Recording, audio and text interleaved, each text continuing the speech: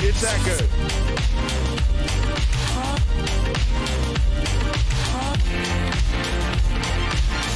I know you're bobbing your head. I see you.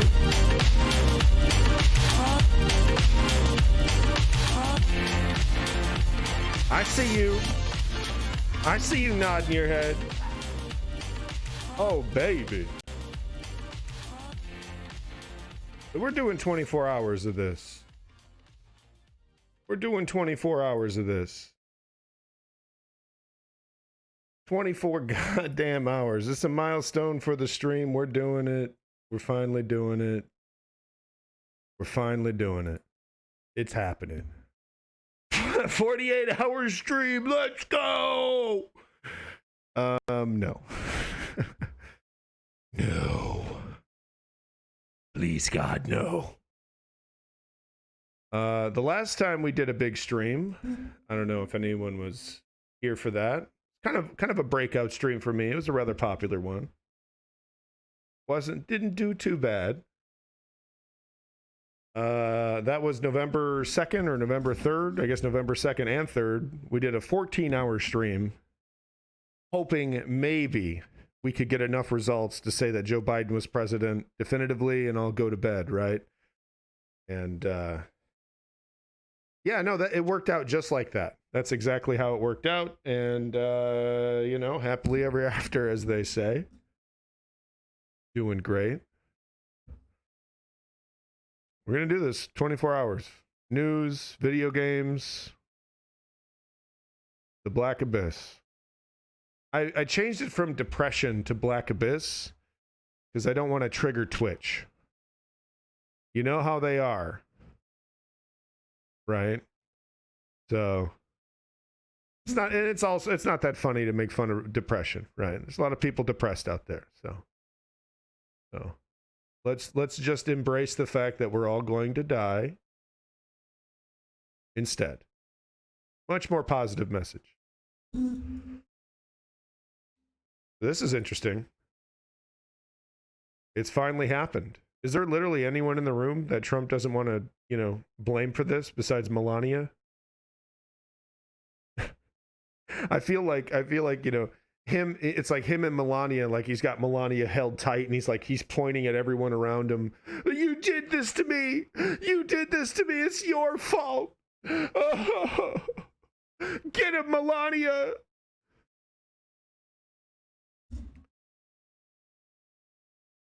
Pretty bad, folks.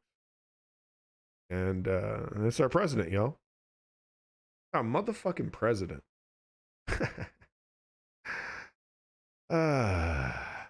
Kill me. Story really is the best. This made my day. President Donald Trump is furious at people in his circle he thinks are not supporting him, Axios reported. That includes Vice President Mike Pence. The outlet said Pence has a habit of not being around for Trump's most damaging moments. Trump thinks that those who are not fighting in his corner are, in Axios' words, weak, stupid, or disloyal, and beneath contempt. Oh, wow. Beneath contempt? What Trump's saying is actually not totally true, because even after it was very clear that he lost, Mike Pence was out there with Trump on Twitter. I know, I saw the tweets with my own two eyes, where he was like, we deserve a full and fair and free inquiry into what happened. The American people need to know that this election was not fraudulent or rigged, and we're going to investigate that to our fullest potential. So he was going right along with okay, what's our line now? Our line is, even though Biden won and it was pretty clear, it was decisive, 7 million or more than 7 million in terms of the popular vote. Fake votes, right? Fake votes. Come on. Democrats injected 10 million fake votes into the system, Kyle. Come on, man. Didn't you see the video? They put the bin underneath the table, and then they put the bin on top of the table, and then they took the bin. Kyle. They took the bin. There's probably 7-8 million votes in that bin. Kyle. Proof. I don't care. 50 could be 500 court cases. Could be 600 court cases, 700 court cases. I don't care. Could be 100 court cases. 100,000.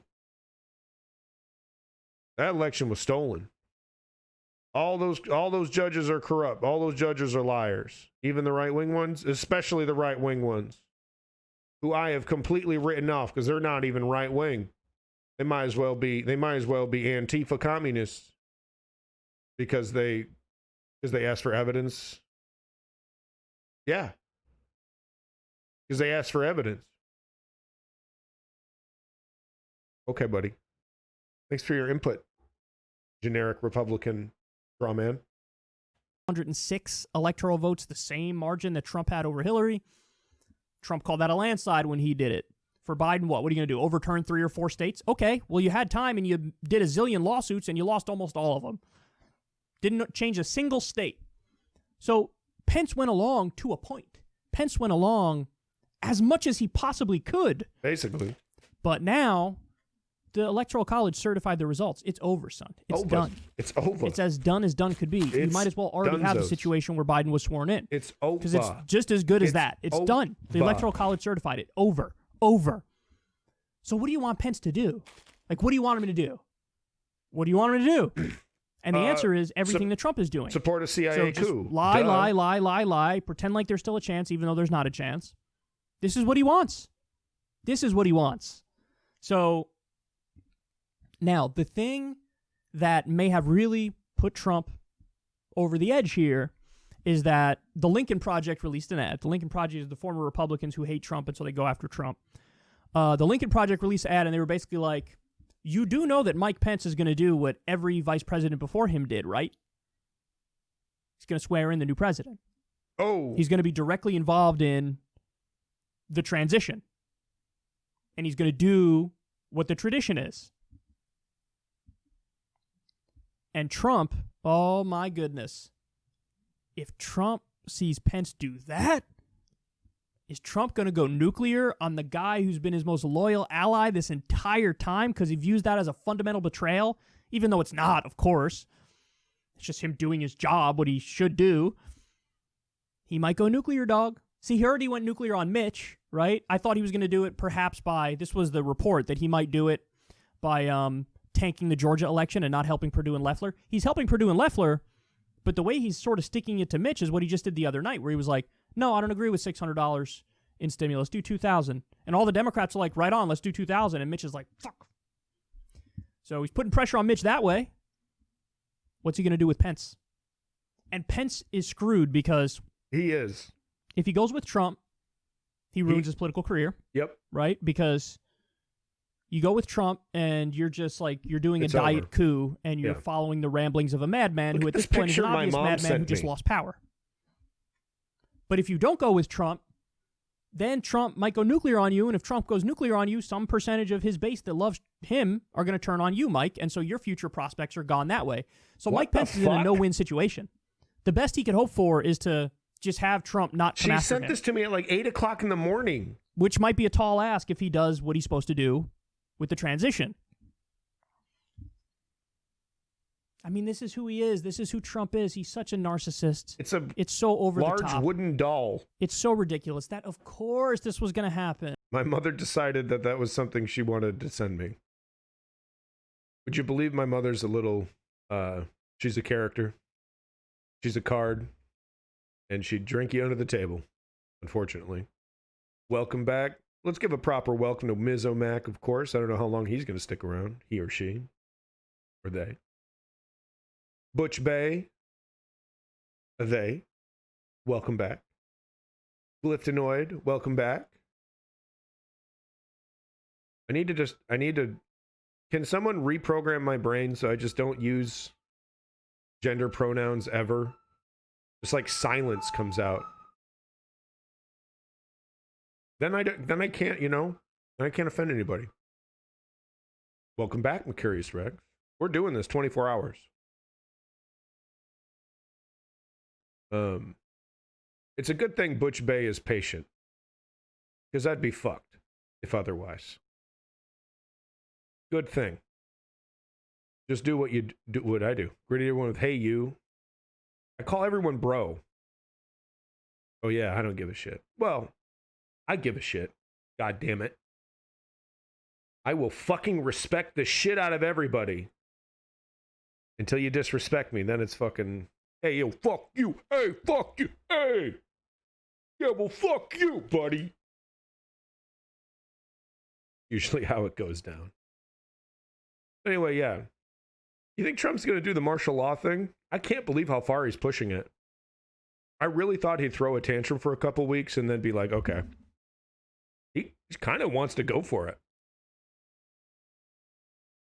Wooden dolls are never a productive combination. Oh, yeah. Well, for nightmares, it is. Michael Flynn got to him. Well, I think, Trump's like, we got to stay. They're stealing it from me. I don't care what we do. Right? And then, well, here's your options, Mr. President. And he would take a flamethrower to his mother's face if it meant saving a little bit of embarrassment for himself. He's all about himself in every imaginable way. Almost to a comical degree. The quality. Yeah, no, seriously, wow, dude, for real? You're the most narcissistic person on earth. That he has, the qualities that he clearly demonstrates are all the ones you wouldn't want to see. All the ones, I've said this before, but like the suburban and look where he housewife. sits. I think It really does say something about where the fuck we're at. The presidency can really be considered like a barometer for the health of this country. You know what I mean? That we would put this man in power. That any of us would. It's shocking. think of people, my mom's not a housewife anymore, but I think of like my mom, and she despises this man because of all of his like character traits, just extreme narcissism, incredibly impulsive, not thoughtful, not considerate of anybody else around him. If you throw Pence under the bus, that guy was so fucking loyal to Trump every step of the way. The entire way. And who knows, maybe some of the people in Trump's base would be like, that ain't right, man. That guy was with you every step of the way. I don't know. I don't know how it would unfold, but it's getting good. It's getting juicy, and we'll see how it unfolds. But Trump versus Pence and a public blow-up would be something else. Oh, man. Sign me up. Sign me up. Watching on Showtime about Comey and Trump. Oh man, that brings me back. It was a couple years ago.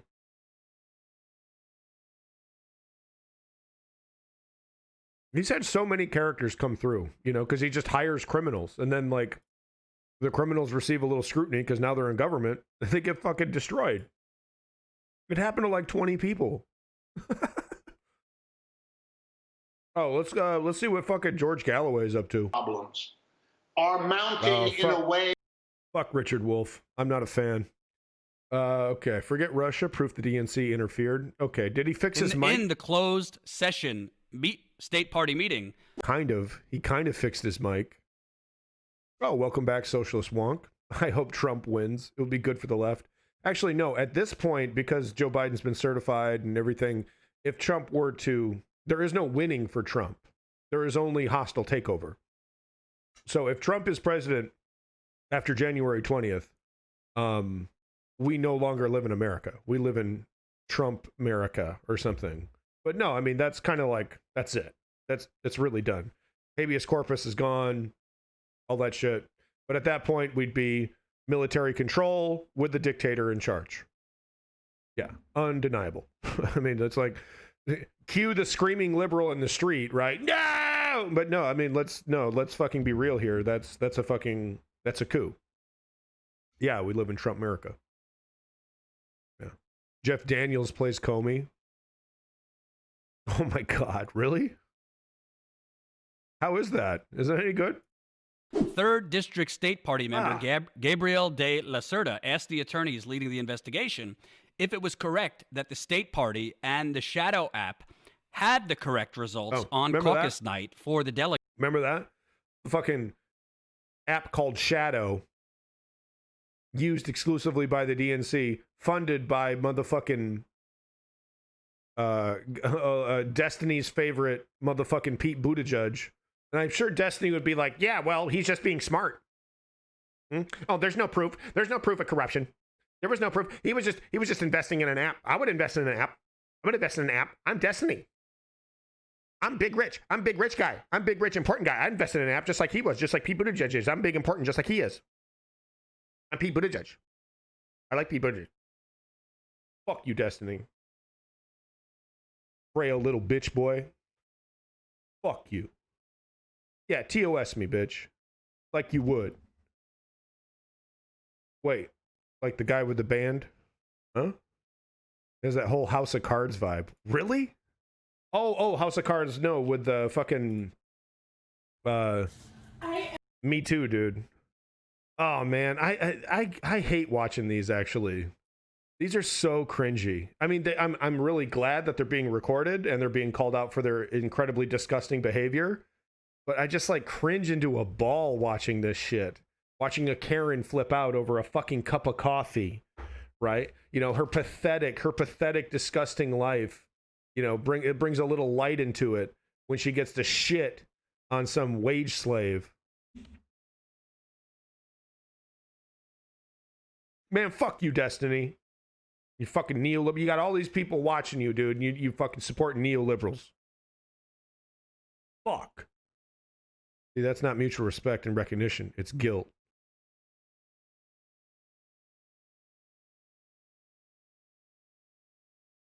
I'm not watching this. I'm not fucking watching this.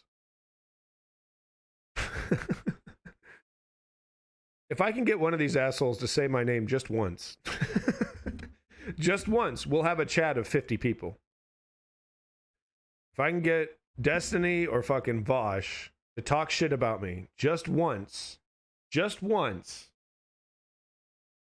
we'll have some more people to slap around in the chat. Just saying. I'm punching up, okay? I'm punching up. Oh yeah, no, I'm gonna go punch down. Who would I punch down on? You know, the 15-year-old retro gamer playing, you know, trying to speed run Spyro like Empoyoville. You know, I host him all the time. He's fucking 24/7 playing Spyro. At least he has permission this time. What are you talking about, Space? Catch me up, homie. Delegates won 26.2% for Pete Buttigieg and 26.1% for Bernie Sanders. and could have reported it if not for the DNC's demand not to. Let me repeat that. The DNC, this attorney told the Iowa State Party members that we actually had the numbers right. We didn't have all of the numbers. Fuck Destiny. He's not Libby. He's neo-Libby. He's a goddamn enemy of progressives. Motherfucking might makes right. Go along to get along. Motherfucker make an argument that, oh, Nancy Pelosi's a fucking master politician. Why? Because she can suck the most dick? Get the most money? Holy shit, dude. We got bigger priorities than big piles of money. Oh, there's a streamer called I'm Really Important. I thought you were making fun of me. Libertarian, conservative, whatever, spaced. Anyone calling themselves a libertarian in 2020 needs to get the fuck out of the way because you're instantly irrelevant. Libertarianism. My left fucking nut. My left fucking nut. Libertarianism, aka I don't want to pay taxes because all of a sudden I have money. My left fucking nut. Flat tax my nut. A fucking nut on your flat tax, bitch. Flat tax. Oh, you got a couple mil in the bank and now all of a sudden you don't want to contribute. Hey, Spaced, speaking of fucking nuts, I got a couple for you, buddy. If you hate libertarians, you're an authoritarian Nazi. Yeah, no. Yeah, no. I hate libertarians because they strut around pretending like they're fucking silos. Okay? Oh, Supermen silos, huh? That don't need anybody else. Horse shit. Horse shit. Bunch of motherfuckers that got theirs and they want to keep it. That's what it is. And then a bunch of sycophants that ain't got shit and want to pretend like they're ballers. Libertarians suck my nuts. But we had enough numbers to start reporting, and it showed a 0.1% difference between Buttigieg and Bernie. Essentially, it showed a tie, a complete tie. But the DNC stopped the Iowa State Democratic Party from releasing that. Fucking neoliberals. Because the DNC had demanded that the Shadow app developed a conversion software that allows them to see the real-time numbers before the public. Space, suck my dick. And because there was a glitch in that conversion app, which, by the way, the DNC demanded a technology company to make 2 weeks before the Iowa caucus. Of course there was going to be an error. They demanded that we don't allow you to release the results. So this Iowa State Party member asked, wait a minute, Mr. Attorney, are you telling me that on the night of the caucus, when the DNC basically blocked the Iowa State Party from releasing results, that the results that we had in at that? Yeah, I know, Gobinist, I know. Jordan often doesn't do himself favors, but you know what? He often also puts in the work. Okay? And the fucking stupid bullshit that got him fired from TYT, hell, they did him a favor, dude. They did him a favor. TYT's Garbo. Holy shit, holy shit. Enjoy the banhammer, pussy boy. Enjoy the banhammer. Jesus Christ. What an absolute fucking puss. The fuck out my face with your weak bullshit. That time, showing only 0.1% of a difference between Buttigieg and Bernie, essentially a tie. Look at him playing the victim. Oh, please stop. Oh, please stop. Oh, I'm gonna report you. I'm gonna report you, and then I'm a winner. Got you off the internet. Big win. Just get out of here. Bye. Which, by the way, were the final results that came in. Gobiness, he's clearly trying to set it up. See mods? See Twitch mods? He's sexually telling me to do things. He's trying to rape me over the internet. trying to rape me over the internet, guys. He's you know, it would be the biggest joy in his life if he could scuttle my 24-hour stream before I even get an hour into it. Right? If he could fucking cry rape, get me banned before I'm even an hour into my stream. Can't you see what he's doing, Gabinist? Jesus Christ, man. Days later, You gotta, because of the try streaming. Try streaming. All the shit I do is against TOS, but if there's a person saying, "Oh, he's making sexual advances at you," you know, that's a pretty bad one. Which I wasn't, obviously. But yeah, no, a bad actor like that needs to go right away. Bye-bye. Not interested. DNC's fuckery. Oh, shit. That could have been Fuckery. reported if not for the DNC's demand not to. Part of the delay was related to the party's promise to, for the first time, release popular vote totals, which proved more difficult than tabulating delegates. Quote, on election night, we knew it was going to be a 1/10 percentage difference between pledged delegates won, De La Cerda, the state party member, said. Kleinfeld, the attorney who was investigating the caucus, conceded, yes, they were, in fact, the same as the results that were finally reported. So I want to explain to you, if you're not following, why that's important. Because I went to New Hampshire next, after Iowa. So... See what I mean? I mean, he's putting in the work. So you do need to respect that.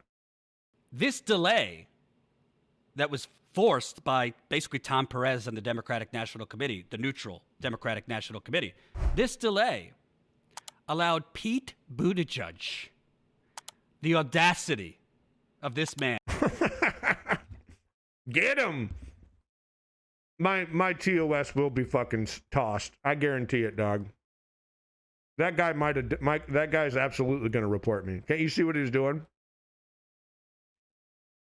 Hopefully you can't clip when you're banned. But yeah, no, I mean, that guy's pretty obvious what he's trying to do. Oh, stop asking me to suck your dick. Please. Oh my God. Is this cyber rape? So, and Twitch takes that shit seriously. So, all right, bye-bye. You know, bad actors, bye-bye. To go out on the night of the caucus when no results were released because the DNC stopped the Iowa State Party from releasing results, allowed Pete Buttigieg to go out and essentially declare victory. You remember that audacious, arrogant speech? Tonight we've made history and we are victorious. Onward to New Hampshire. We'll see, Butch. I'm going all night if I can. I'm going till they stop me. So just for everyone that's here, if you're going to be, you know, I don't expect you to stick around the whole day. That would be insane. But I watch Destiny and Vosh. I know you do. One's a kind of a childish neoliberal, and the other one's a completely uninformed, childish Marxist, I guess. Likes to pretend to be one.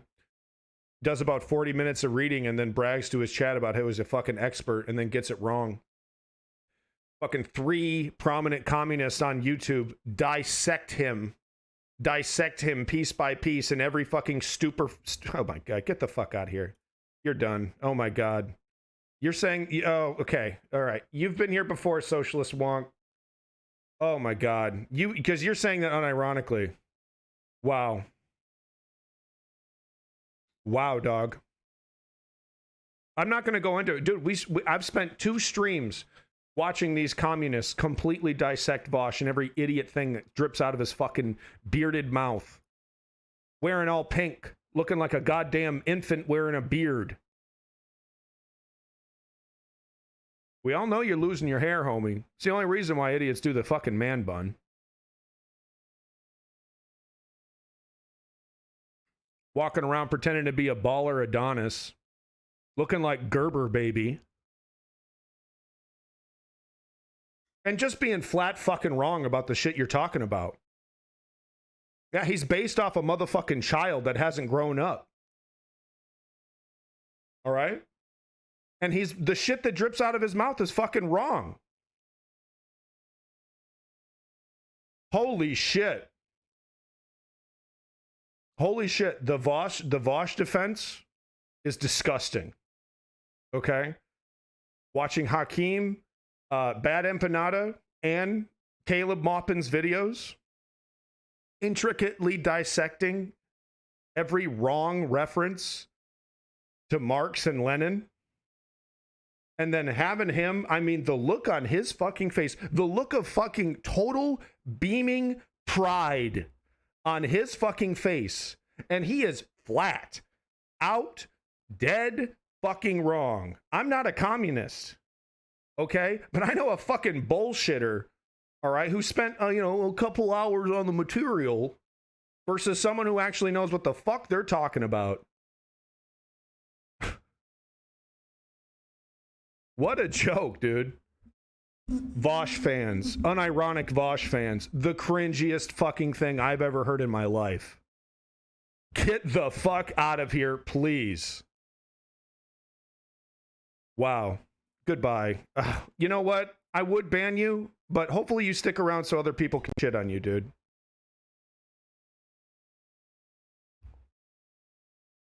Wow. Unironic Vosh fans, everyone. It's really happening. I feel like I have bugs crawling all over me right now. Disgusting.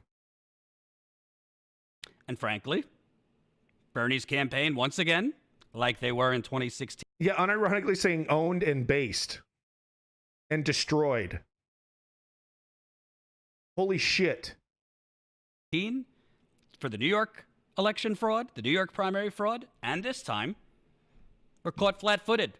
Wow, he got me, guys. It's over. It's over.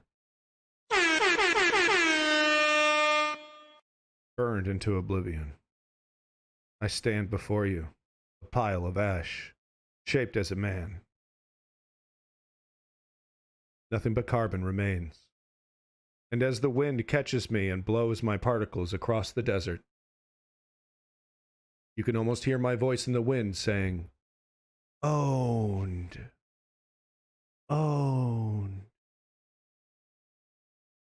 As I drift into nothingness. I'm a journalist. I ain't a political pundit. But Bernie's campaign basically said, we won more votes. We won the popular vote. We're on to New Hampshire. Without actually challenging Buttigieg's narrative. It is a word? Thank you. Wow, you are a dumbass. Unironic. Thank you very much, Butch Bay. I just kind of assumed I was the dumbass here. Unironic. Wow, fuck you, dumbass. Why don't you go hop back on Vosh's dick, dude? Talk about own. Holy shit, self-own. Unironic. Kind of an unironic. Self-own, wouldn't you say? Hey, everybody, and when it comes to anti-Semitism... Cool it with the anti-Semitic remarks. You know what I'm saying? You know what I'm saying? Everyone needs to... Cool it with the anti-Semitic remarks. Okay?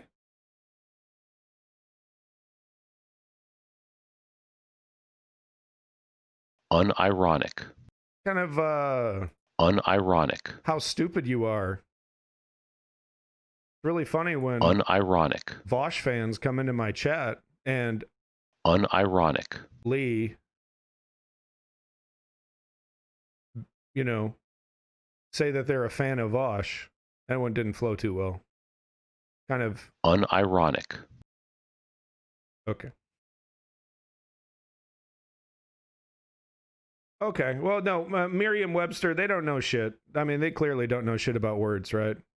They're kind of new to this word game. Right? You suck, Socialist Wong. I mean, you kind of suck, dude. You're not funny. Yuck. I'm kind of actually sick of you now. Thank you. Thank you so much for your participation. Oof. Oof. That he won without actually saying this is fraudulent. He didn't win. We don't even know the results. Let me tell you something. If that was a Republican, if this was the Republican primary, and that was Trump, that was, I don't know, the Republican version of Pete Buttigieg coming out and doing that when there was a delay in the vote, Donald Trump's would be in court in 5 minutes. And he'd be right. He'd be right to do that. Yeah. All my homies fucking hate Shakespeare, dog. Fuck you, Shakespeare. From the grave, bitch, suck it. Shakespeare owned.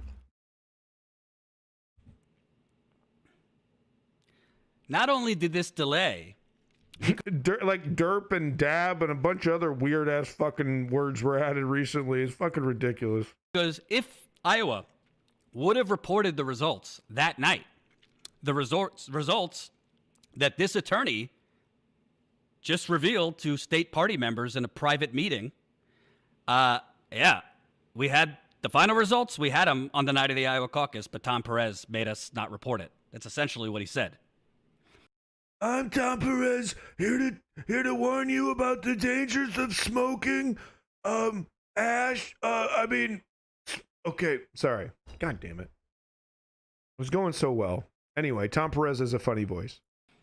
Two things would have happened. A, Pete Buttigieg doesn't get to go out and declare victory because it's essentially a tie. Yeah, the media would have said, oh, Pete Buttigieg outperformed.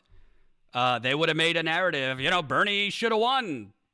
But they wouldn't. Yeah, it's just no fun, Macarius? It's just no fun. Like he wants to kill the vibe of the stream. You know what I mean? He wants to his victory is like kind of making everyone kind of, oh yeah, okay, whatever, dude.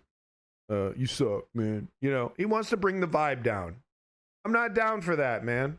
Okay? I'm here to get depressed by the news, but be in a good mood doing it, buddy. We're having a great time learning about the disgusting world around us.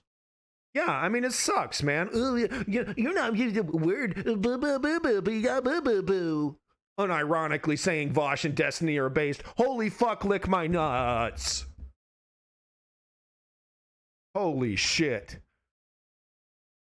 Wouldn't have been a narrative that Pete Buttigieg, won the Iowa caucus, which helped Pete Buttigieg get a 10 percentage point bump.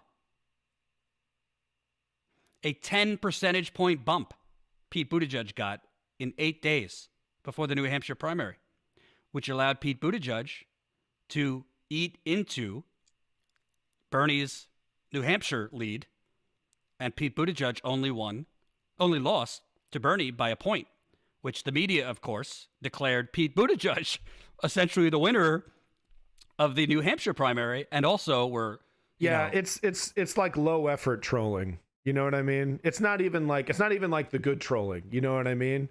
Like, I would actually prefer like Little Nexie coming here and giving me like 12-year-old burns, pee pee poo poo jokes.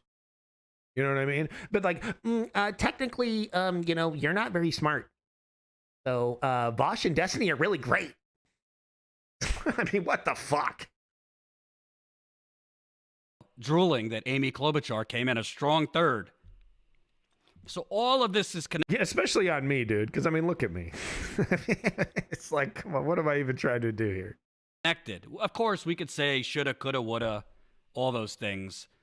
But what we can for sure say is the DNC coffee, fuck yes. meddled. The DNC sowed chaos, and I wonder why. I wonder why.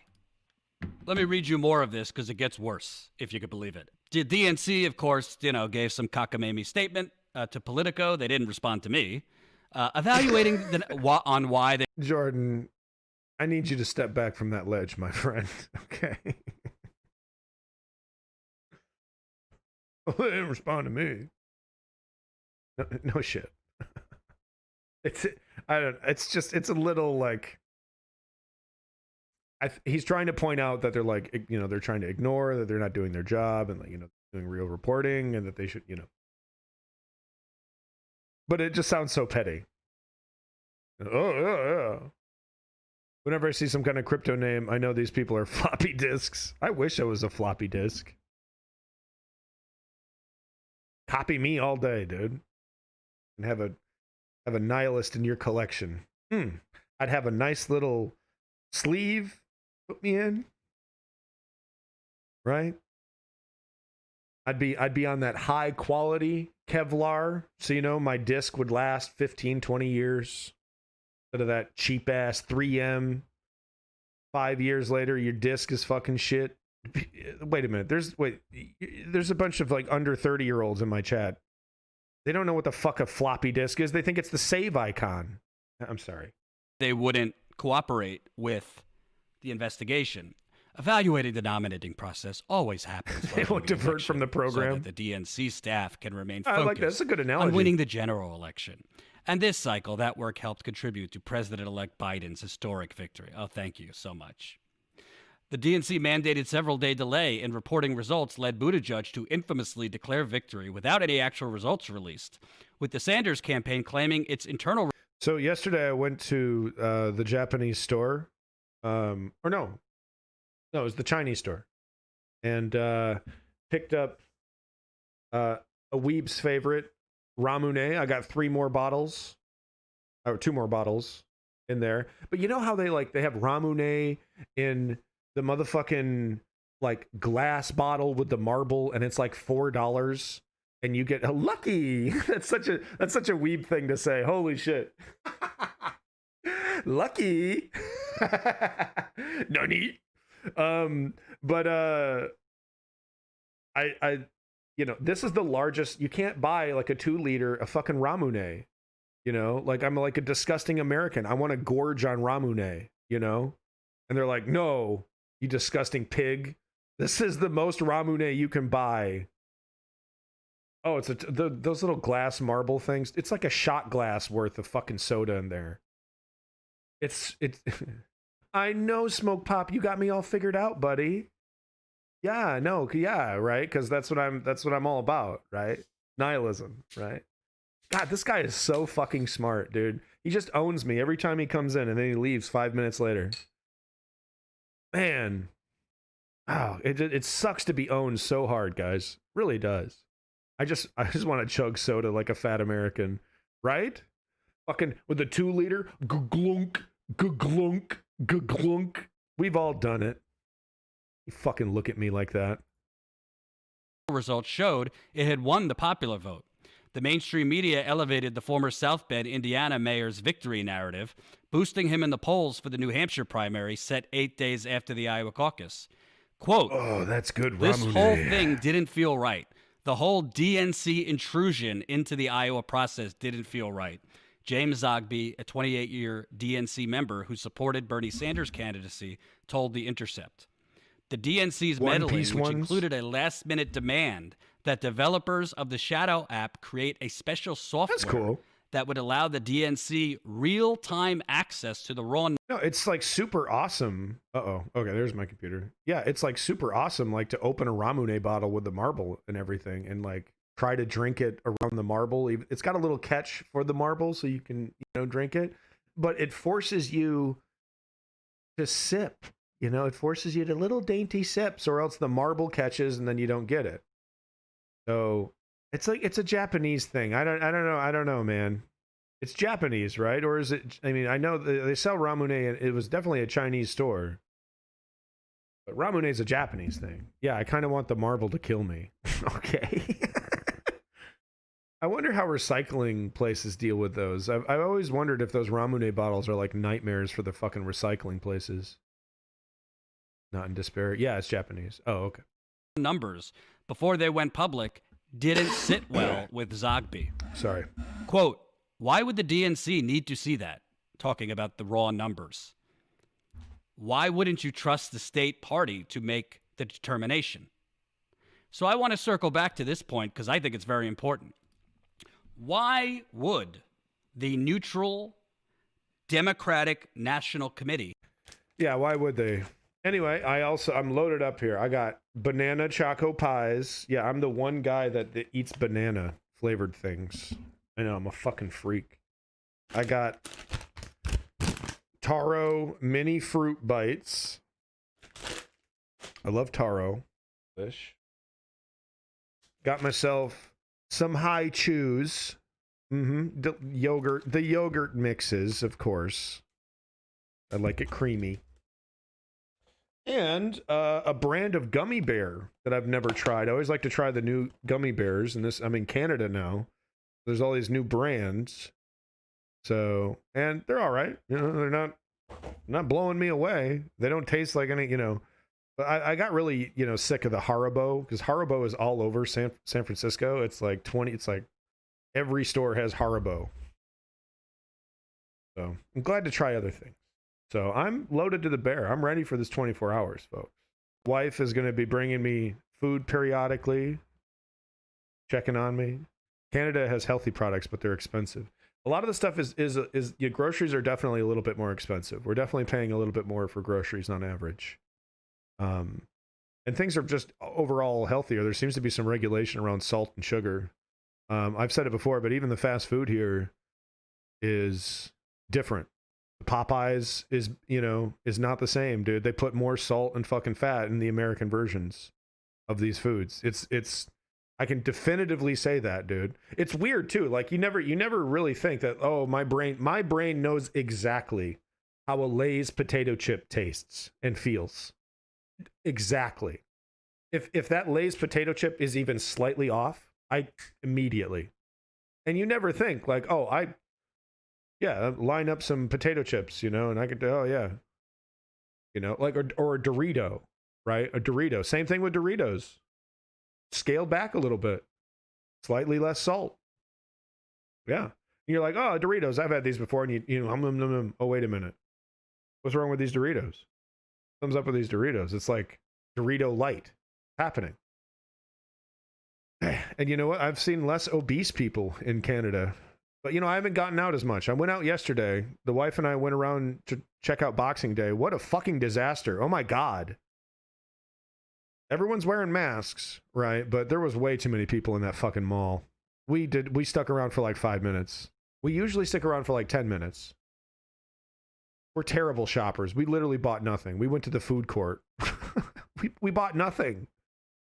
I was telling her, the wife and I were joking. We were like, we're terrible shoppers. We just can't, you know, because it was all skeevy. There's like too many people everywhere. And you're just like, what?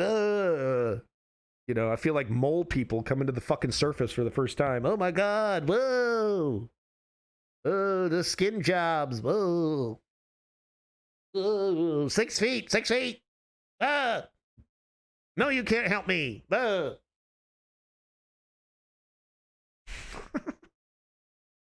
Going to the mall and buying nothing's my favorite hobby. I used to dig it when I was a teenager. It was like a big deal to me, like to be able to like drive to the Lansing Mall, and like we would spend all our money on gas to get there, and be flat fucking broke. Not even have enough for food. We have to fucking, you know, shoplift some candy at a gas station or something to get some fucking food.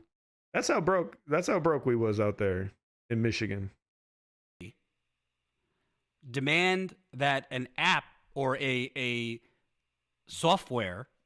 By the way, 2 weeks before the hour call. But curious, it hurts, right? It hurts.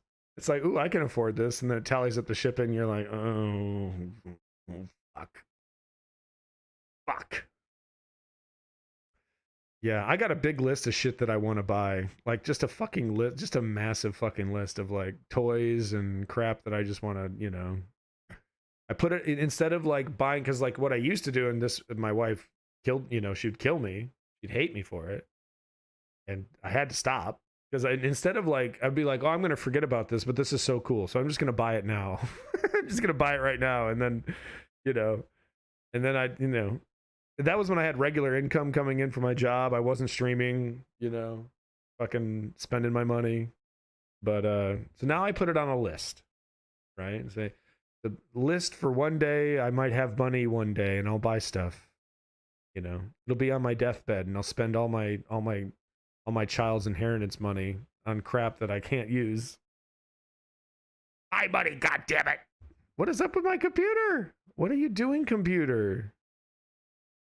It's having these massive fucking hiccups. All right.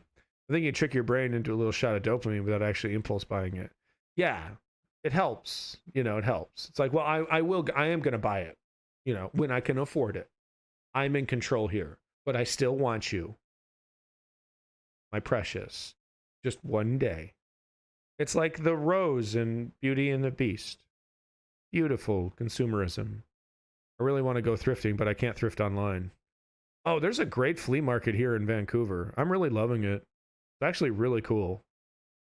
Yeah, I love thrift stores too. And there's so many around here. A lot of the thrift stores there are those fucking, you know, dry as fucking cracker furniture fucking places. It's like, Jesus Christ, you got a whole plate. No one's buying this shit, you know? Sell a fucking Casio keyboard and a waffle maker and some shit, man. What is this? Yeah, you got fucking 700 chairs in here. No one's buying them. Demand that a software be developed to convert the shadow apps run. I'm really good at telling people how to run their businesses. That's like my business. I'm like Nathan for you. I just except I don't convince them to like sell poop. LA thrift store are the worst. Oh, I could imagine, because there's like all those people combing through it, at least for clothing. Probably be like, because there's a lot of those like, you know, very specific like clothing stores, right? Yeah, in San Francisco, like for video games, like all those thrift stores, they were like pick clean, like all the pawn shops and collectors, and you like, so rarely did I have a good find.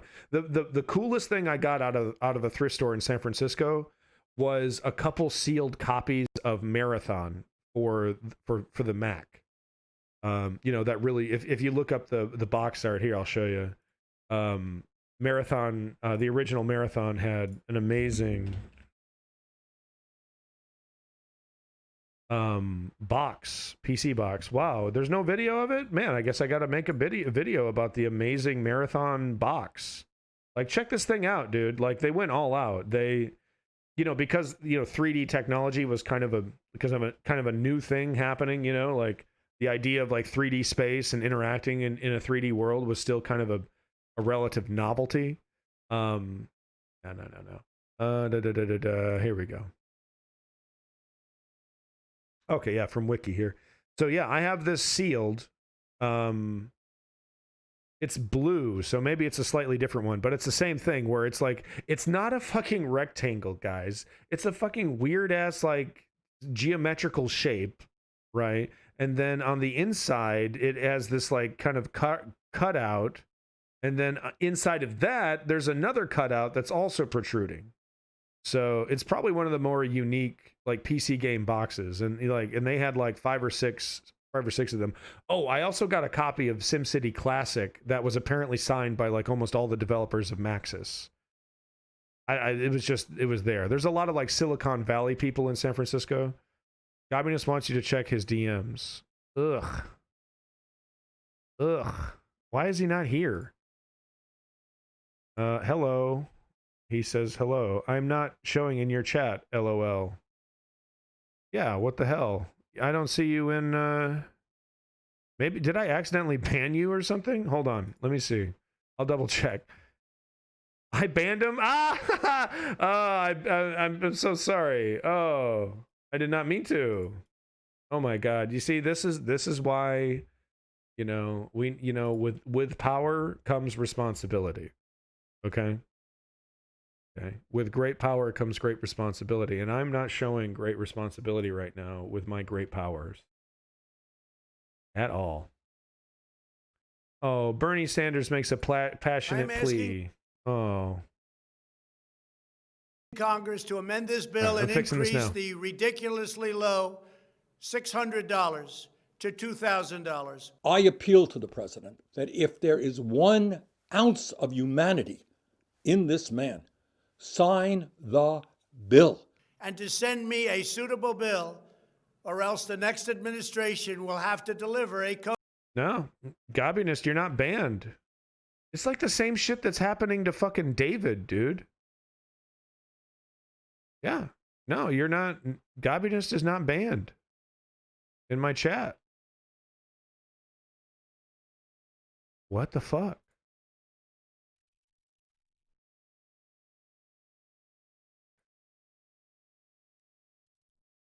Sign the damn bill, you stupid dick. Censorship has started. Spend the damn bill, you stupid dick. Censorship it. Oh man, I sound like a jackass. Oh, what the fuck? What is happening? I don't know. I don't know what to say, guy. But I don't know. I don't know, dude. Let's see. Report. I can add as a friend. I don't even have him blocked. What the fuck? God has been flagged. Yeah. Wow, I have 9 viewers. What the fuck? Oh my God. Why are people? No, come on, guys. We got something better to do with our lives. We can, go hug your mom. COVID relief package, and maybe that administration will be me. If you want to know what pathological narcissism is about, take a look at what Donald Trump is doing right now. We are in a moment in American history where there is more economic desperation than any time since the Great Depression. We're looking at a situation where millions of workers have now lost their extended unemployment. They have no more income coming in. I'm rolling the big debate. Yeah, great. Look, if there was ever an audience of over fucking like 50 people, we're doing a march, okay? I'm not just going to have people in my chat jerking it. Okay? 24-hour stream. Yeah, we're doing it. I have to do some crap today, but I'll be checking it out. Well, thank you, public citizens. Greatly appreciated. Yeah, this is going to be a milestone for the stream. Last big one was 14 hours when we did the, the presidential fucking, November 2nd. And we were like hoping against hope. But yeah, we're doing it. 12 to 12. 12 to fucking 12, boys. We're 1 hour into it. And girls and they, them. All of you. All the kibbles and bits. 24 hours. I exercise while I watch the stream.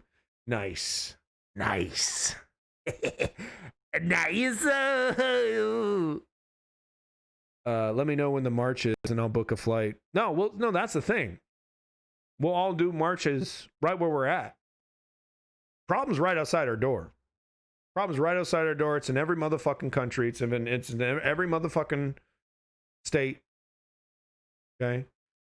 It's human beings versus the machine. Okay? If we want to get real simple. All right? But look, it's really ultimately it's about fucking, it's about like dinner plate. If you want to get super corny about it, it's about motherfucking dinner table values, right? People just want to be left the fuck alone, right? They want to have the room to develop the skills that they want to develop and they want to prosper, right? And they just want to be left alone. Right? And they do want to own things, communists. I'm so fucking sorry, communists. But they do want to own things. Sorry. Oh my fucking God, the gall of people. Possessions? Marx didn't like that. No, I know that's a really reductive explanation of Marx.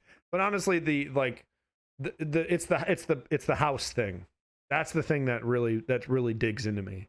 In that fucking manifesto about how you don't really get to own your house. You don't get to own the property on the house. Come on, man. I don't get my castle. I don't even get like a little square to call my own. Just to not, I mean, I get regulations that say, dude, you can't just own 100 acres and just do nothing with it.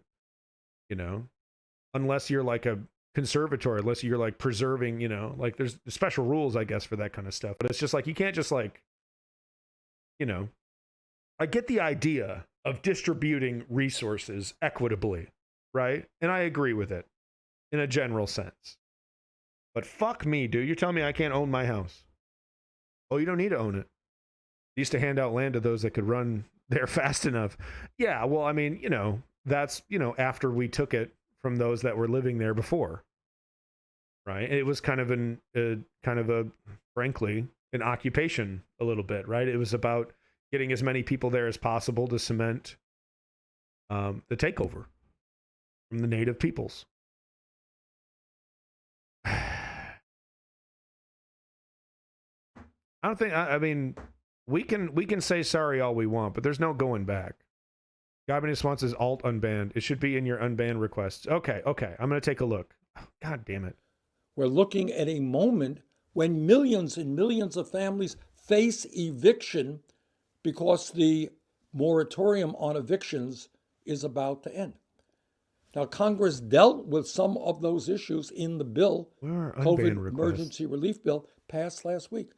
But Trump is refusing to sign that legislation. And by the way, by not signing that legislation, he may cause a government shutdown, which will add to the confusion and misery that people are feeling. Now, you're looking at the guy who has led the effort in this country Oh my God, there's for so much shit. $2,000 checks to go to working class adults and $500 for their kids. That is what we need. But what Trump has got to do now is sign the bill, the COVID relief bill, right now, and get on the phone. Talk to Mitch McConnell in the Senate. Talk to McCarthy in the Come on. Oh, he's talking to Trump telling, okay, that's more realistic. House. Get Republicans on board that $2,000 check. We can pass that on Tuesday, which will be a very good holiday present. Oh, here to we go. Millions of people who are. Oh, I have unbanned requests. Oh my God. Gucci gang. That's cute. And Hashemite wanted one too. Oh, Socialist Wonk asked for one 10 minutes ago. Oh, I'm Gobinist's alt. You were fucking with me, you fucker.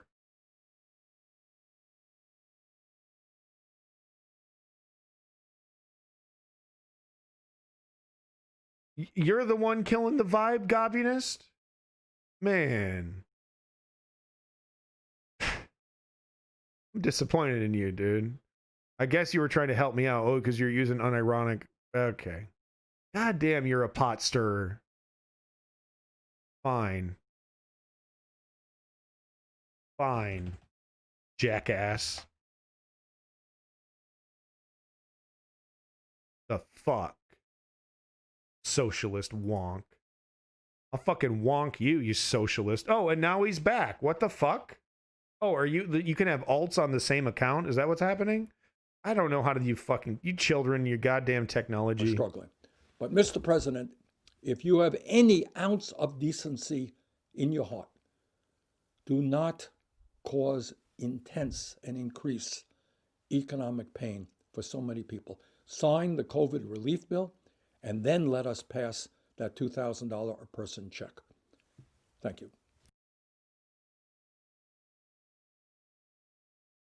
You know what that means? That must mean that David has an alt as well, and that one of the disgusting accounts that I banned was actually him.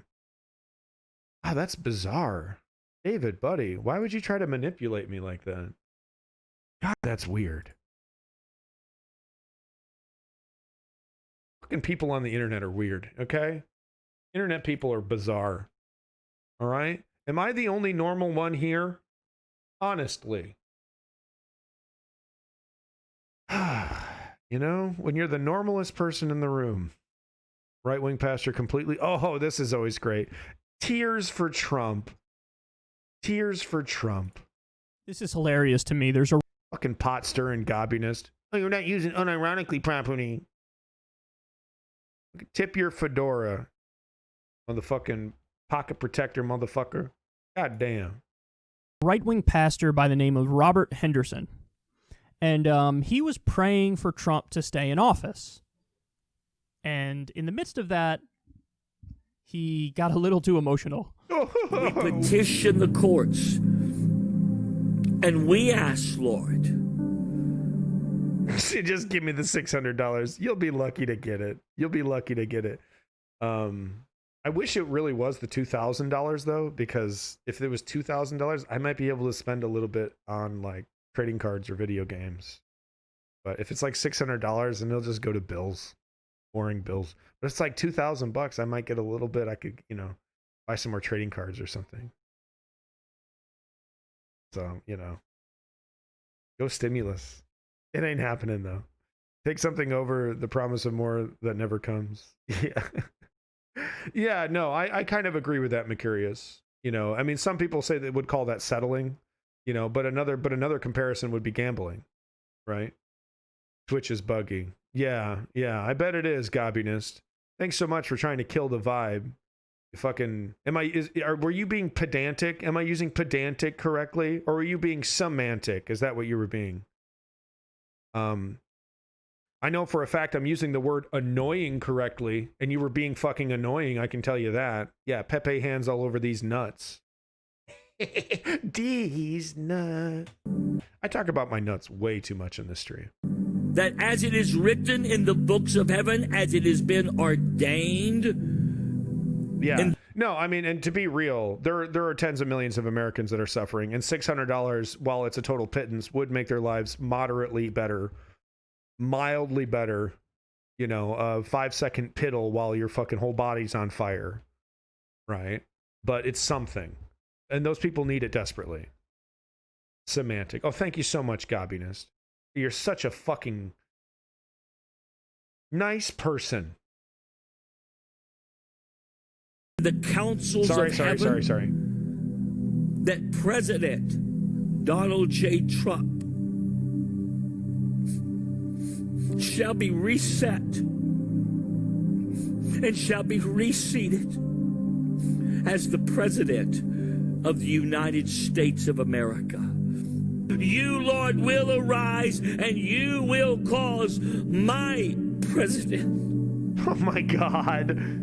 My president, Donald J. Trump, to be reset and to be reseated. Jesus. Would you grant that it would be done, Lord? Whoa. Who added white power shit to the permitted term? What? What? Holy shit, dude. Dakota Killers. You're about to get fired. What the fuck? I think those were real tears. I don't think they were fake. I've seen fake tears before. That looked real to me. Yeah, that did look real. I loved every part of that. It was so awkward with the person like playing the instrument in the background. I don't know if you caught that. Go back and watch. No, it's reband. It's reband. That's good. That's okay. That's okay. Oh my God, I think it was added as a joke or something. Yeah, I'll keep white power on the on the. Wait, that's on permitted. Oh my God. No. Oh my God, dude. I see. No, I can't allow. Oh wow, and wow, there's all these moderation tools. Oh my God, I had no idea I had all this power. Holy shit. Guys, I have even more power than I thought I had. Oh man, I could just like report the user right here. No, we're not going to do that. Nap on stream. Yeah, no, I'm staying up the full 24 hours. It's happening. It's happening, folks. Watch it if you haven't. If you didn't like take note of that the first time, there's a guy just playing in the background, sort of like into the music too, like.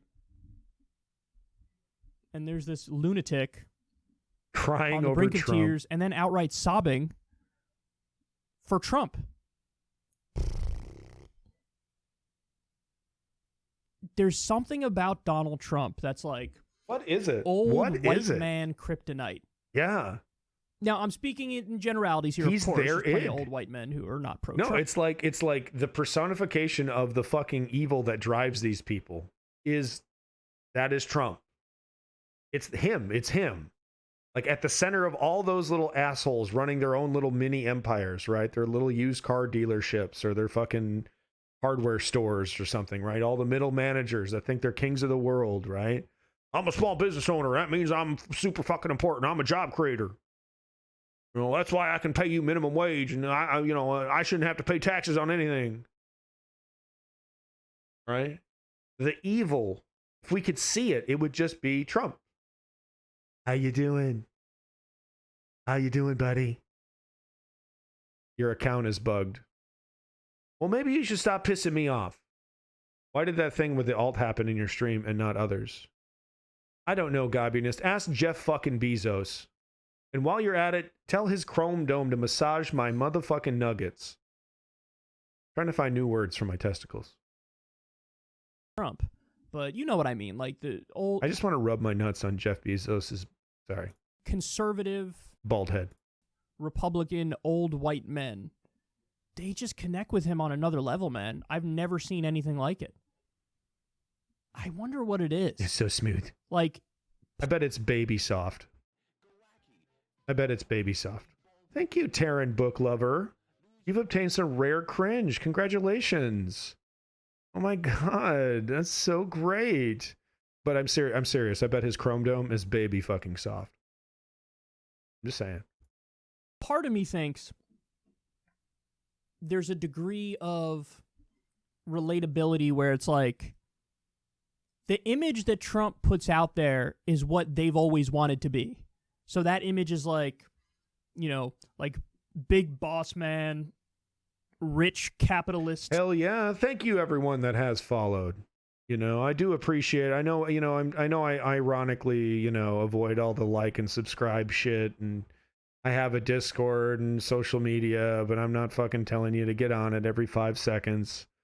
You know, I do hawk my merch, and that has gone really well. That's gone really well. I've sold I've sold 2 things. It's a big success. Yeah, no, I'm so lazy. I haven't even added that. Anytime I see someone doing that, I just do this. I just copy and paste an invite link if anyone fucking cares. But I do appreciate. I do it. I mean, I appreciate it. It's great. It's much more fun when people are here, even if they're super annoying like Gobinist. It is much more fun. I was turning kind of into a crazy person for that first year when I was just talking to myself. At first it was therapeutic, and then it turned really weird really quickly. So I'm glad there's people here now. Feels less alone with my thoughts. Leader who tells people what to do all the time and is in control. It's what they desire. Barks orders at people. No filter. Yeah. They love the no filter part because in their lives they feel like they always have to. I can't be politically incorrect like I want to be anymore. This ain't right, man. Yeah, so I think it's a lot of that. It's words, free speech. The image of like the hyper-efficient capitalist who's the boss. You're new on Twitch. Well, welcome to the sewer. Just looking for some good channels. Found you're excited to explore more. Yeah, so check it out. You're into politics. You're like, well, where's the politics section? Well, here's the dirty secret. All the jackasses that are actually popular that are talking about politics are hanging out and just chatting. So, politics section, I own this shit. Except for the people that are better than me. But we talk about real politics here. We keep it real cringy. But we do talk about politics. Leave while you can. Yeah. No, there's much sexier and funnier and popular people in just chatting that are talking about politics, but are really just masturbating. But it's a lot of fun. Yeah, I'm not saying masturbation is not fun, y'all. But yeah, they're in just chatting. That's what you're looking for. I've been on the site for like 11 years. I'm stuck here. I live here now. You get used to the taste. Everything tastes like plastic at first, but you get used to it. Oh, it's Jeff Bezos o'clock. Jeff Bezos. We got to do the Jeff Bezos dance. Jeff Bezos, the most popular billionaire in the world. Jeff Bezos. Okay, every Bezos o'clock, we got to do that. So, just a heads up. Welcome to Twitch. Who tells people what to do.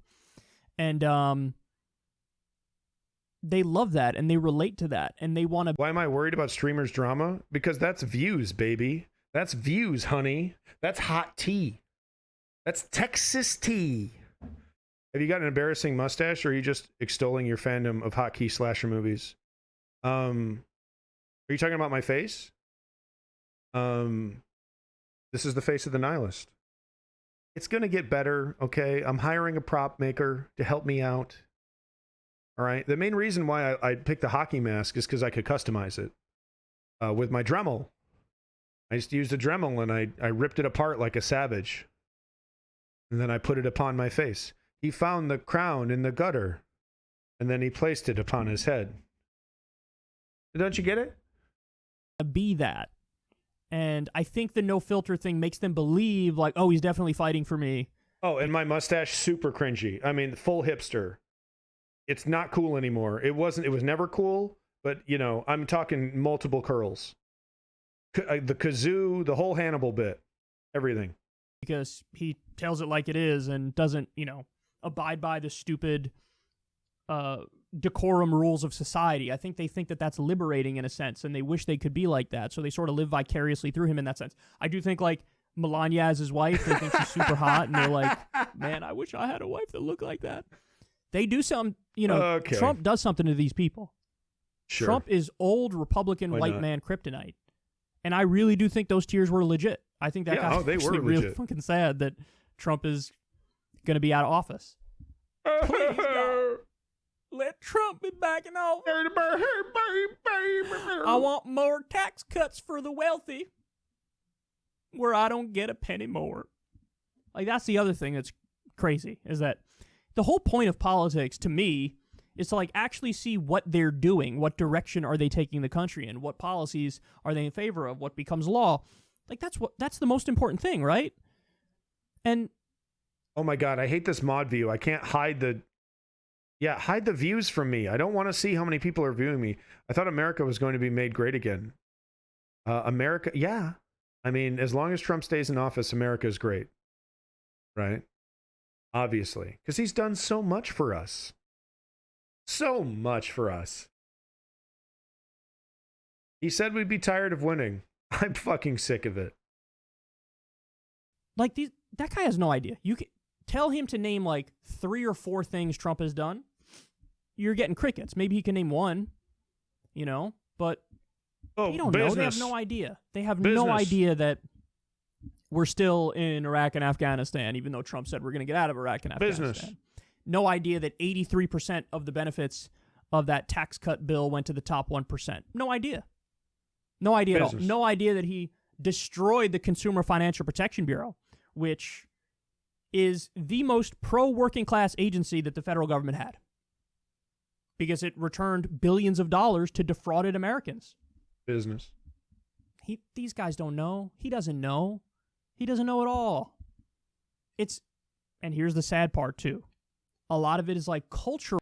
So yeah, no, I'm not going to unban you, David, until you tell me what account specifically, because you were using 2 different accounts and you were saying racist shit with the other account, and that's why you were banned. So yeah, I don't appreciate that. That's some like straight up manipulative shit. Right? So Gobin has changed his shit to socialist wonk, and then as soon as I unban socialist wonk, he comes back. So one of the racist assholes that I've banned is actually David. So unless you fess up and tell me your account, because I sent him a picture of my ban list. Is David?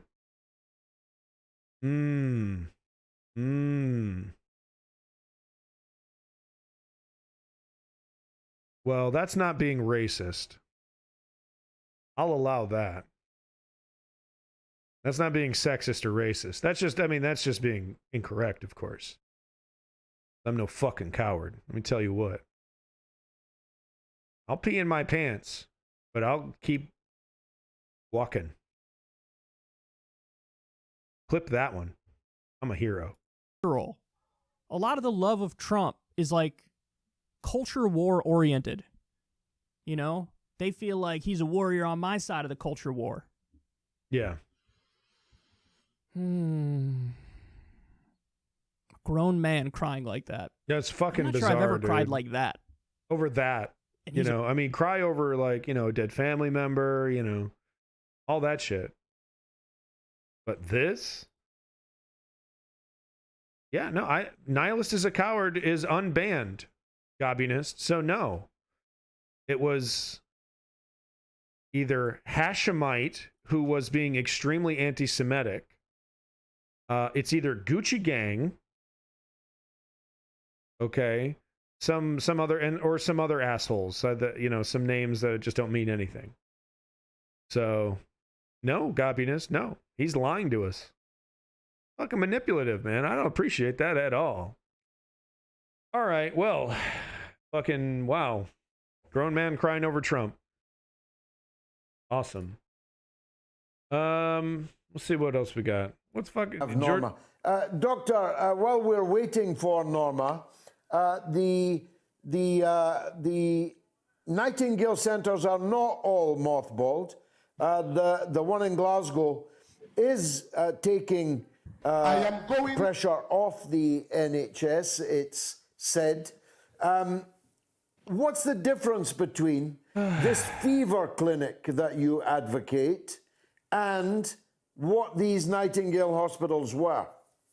So Nightingale hospitals were envisaged as simple, principally, though not exclusively, intensive care overflow. So you're taking patients who have COVID, and once the ventilators are all full within our own hospitals, and remember at the beginning of the pandemic, we had just 4,000 ventilated beds.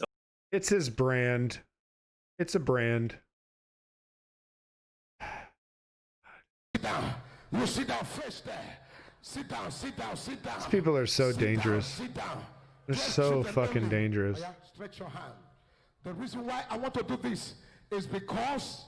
And like, it's the easy way out. It's all these people there, they want the easy way. They don't want to wear a mask. They don't want to worry about it. Oh, come on, man. I am going to China to go and deal with coronavirus. Wow. Hey! I am going Come on, man. Come on. You over here dancing at this news? prophetically to destroy coronavirus. Amen. I am going to China. I want to destroy coronavirus. Amen. Give me children there. Give me children there. Where there's a prophet, people will not die. Amen. When there's a prophet, people will not die. Amen. I cannot be a prophet. I am in this world and China is dying. It's not possible. Ugandan Knuckles has taken a different turn. We each help out in our own way. Some doctors, some dance. Yeah. It's weird though, because these people, you know, when push comes to shove, they'll gladly go to a hospital. They're not gonna refuse treatment.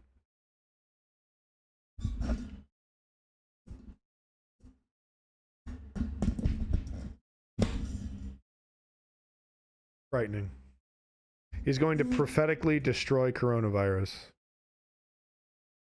Children, sit down here. Sit down. 12 children, sit down here. You sit down. You sit down first there. Sit down, sit down, sit down. Sit down, sit down.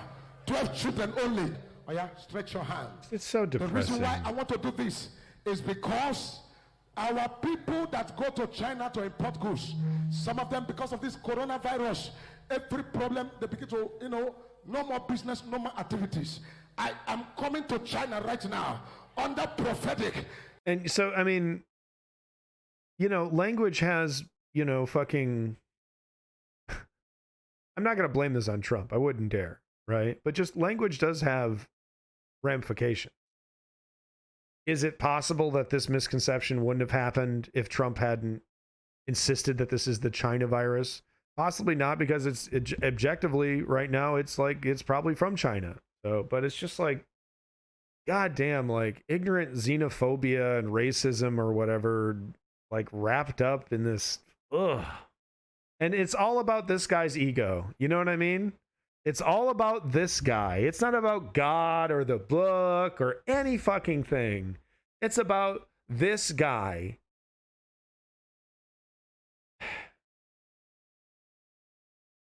Like, nobody wants God or like Jesus to exist more than cynics like me, right? Because how cool would it be if just motherfucking Jesus walks up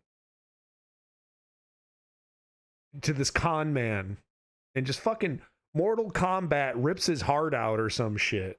Money changes his ass. Remember when Jesus went to the temple of the money changers? Motherfucking money change. Fatality. every spirit of coronavirus in the name of Jesus. Holy yeah, no, and let's look at the outfit for a second. It's like athleisure and clown wear. He's a carnival barker.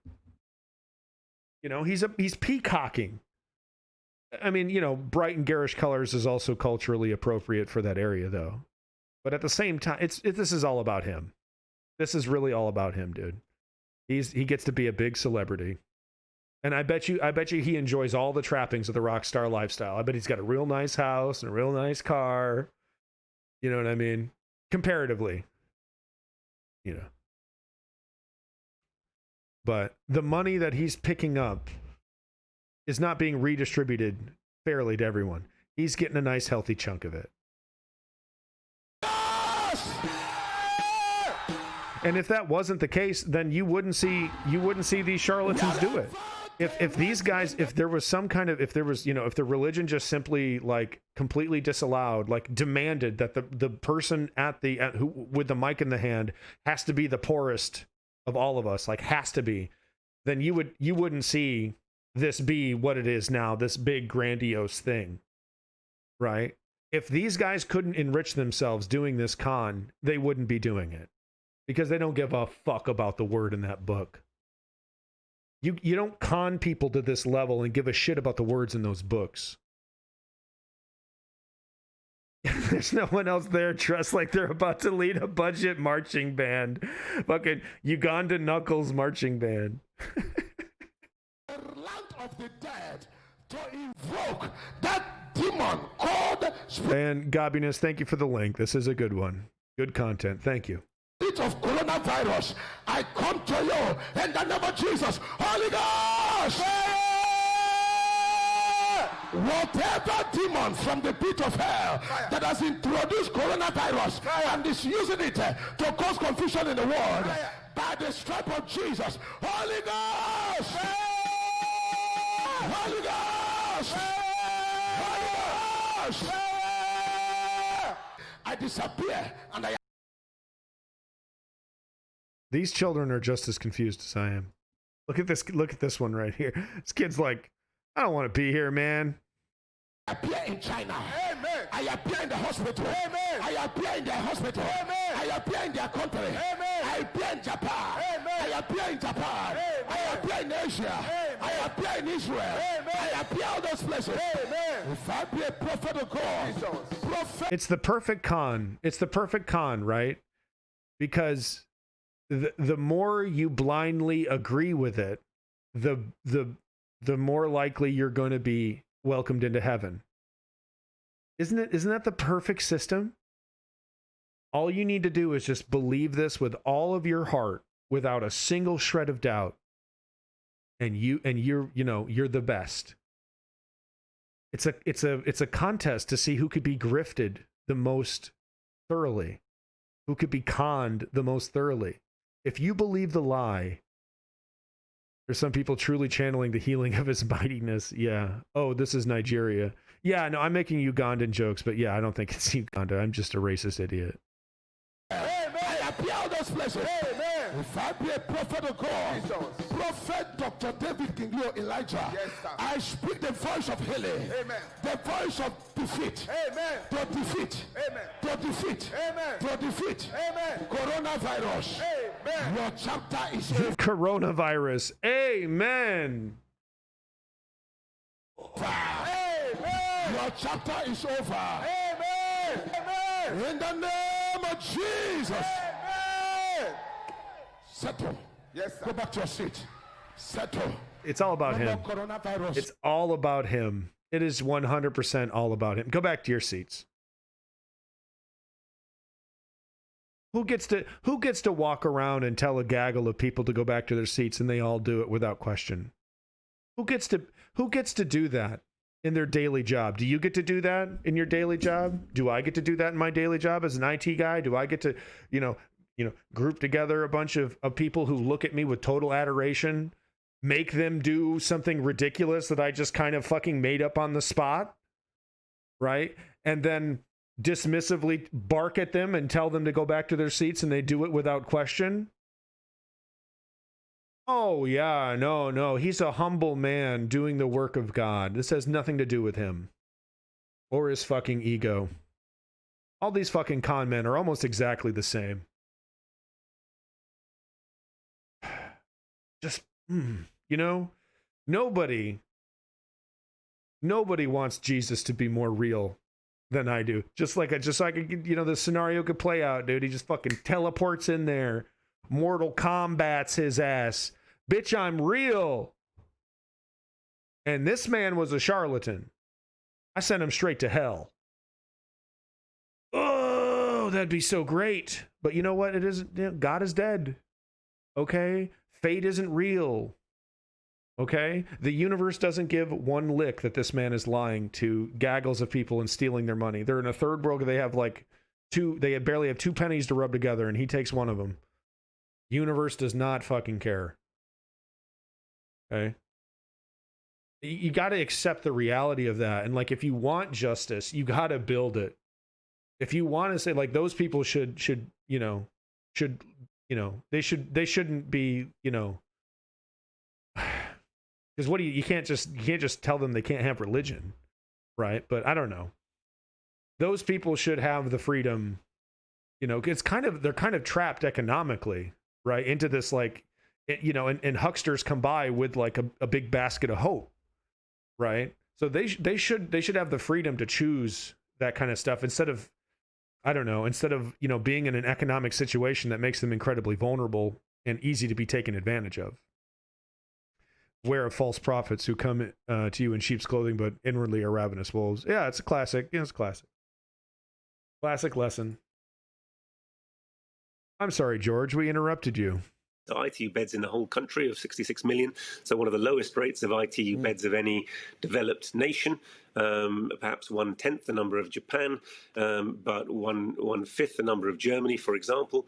That has been expanded, but not hugely, actually. It's been expanded slightly. We've told it's expanded towards 8,000 or 9,000. But that was also including basically all of the operating theatre capacity. So it meant that during the height of the first wave, we had patients in operating theatres which were being used. The operating theatre and the anaesthetic room were both being used as ITU beds, recruiting whatever staff we could to manage them. So that meant that, you know, that the COVID coronavirus infection was rampant within our hospitals, which also had patients who went into hospital without coronavirus. And it's very hard, given the you know, the level of infectivity of this virus, of this pathogen, to stop it being transmitted from... Oh, shit. Was this after he was busted? What, did he get busted with meth with a fucking male prostitute, Kenneth Copeland? Judgment right now. Because we have... In the name of Jesus. Oh, thank you, Jesus. Standing in the office of the prophet of God, I execute judgment on you, COVID-19. Oh, I execute judgment on you, Satan, you destroyer, you killer. You get out, we break your power, you get off this nation. I demand judgment on you. I demand a vaccination to come immediately. Yes. I call you done. I call you gone. You... What? Dong gone? Who's Dong? What? Wait a minute, what? I call you done. Oh, I call you done. Oh, I thought he wanted to lick my dong. Whoops. I call you gone. You come down. Wait, what? Okay, what is what? Wait a minute. Dog gone? Is that what he's trying to say? Demand a vaccination to come immediately. Yes. Yeah, no, Satan is a total bitch. You know, you wave a cross around, he fucking skitters around like a cockroach. Wouldn't that be so cool? God, that'd be cool. I call you done. I call you gone. You The subtitles don't even know what to do with this. They have no fucking. They just whoever did these just totally. I think they. Wow. He's riffing. He's just making this shit up. He's fucking freestyling over here. Fucking freestyling. This guy's his fucking hype man. Oh, yeah, whatever you say. Thank you for the paycheck. I get to be on TV. Ugh. Come down from your place of authority, destroyer. You come down and you crawl on your belly like God commanded you when he put his foot on your head. Right. Well, he just wants to get his paycheck and get the fuck out of there. Right. He's Mike Penceing it up. Garden of Eden. God, he's really bad at this too. Through COVID-19. No more. No more. Wow. No more. It no more. Is finished. Finished. Wow, dog. Wow. Wow. Is this all it takes to fool you fucking religious people? Are you this easy to trick? Is it this easy? Holy shit. Holy shit. It is over. And the United States of America is healed and well again. Saith the mighty Hallelujah. Spirit. Glory. This is they're so bad at this. They've been doing this their whole life, and this is how good they are at this? It's just the easiest fucking grift ever, dude. It's so tempting, you know? It's just all the pretend conversations about God that I would have to have with people. You know? Ugh. I couldn't do it. You know? Of peace, who is also. They would be, Mercurius. They absolutely would be. It's nice they have tissues up there so you can cry for them. Well, instead of crying, you should send them $10.99 a month. You know? Or you can get the Super XL Godly package and do $100 a month, and then that will guarantee your trip to heaven. No joke. They structure that shit like that. The Prince of War. Oh. The Lord Jesus Christ. When oppressive, mean, nasty people attack his. What do you think? Should I do it? When mean, oppressive, nasty diseases attack his people, George. Should I do it? The Prince of Peace takes his place. He does. And he becomes the mighty man of war. Thank you. How are you, sir? We'd just like to ask you about why you don't want to fly commercial. Why have you said that you won't fly commercial? You said that it's like getting into a tube with a bunch of demons. Why do you think that? No, listen to me just a second. Of course. Not the people. The main reason is because of the need. If I flew commercial, I'd have to stop 65% of what I'm doing. That's really the main. Isn't it true that you want to fly commercial so that... That's absolutely hilarious. He goes, not the people. You see, it's a... Well, look, if I had flown commercial, I couldn't be everywhere that I am doing all the good that I'm doing. Oh, whoa, that's not an answer. If I flew commercial... of demons. Why do you think that? No, listen to me just a second. Of course. Not the people. You sure can. The main reason is because of the need. If I flew commercial, I'd have to stop 65% of what I'm doing. Wow. He gets away with that shit. I mean, and look at the smile. Look at that. He gets away with that shit. The religious guys really do get away with just saying some of the most dumb shit, just some of the worst uninformed bullshit, and just completely floating, skating by. That was not an answer to the question. That was not even a good, like, non-politician answer. That was just a straight up, you know, I'm not going to go down that. We're just going to, you know, generic answer and then smile. Wow. Straight to hell. Straight to hell. You know? I hope I'm dead wrong about religion so this guy can fucking get exactly what he deserves, man. This is why I'm so angry.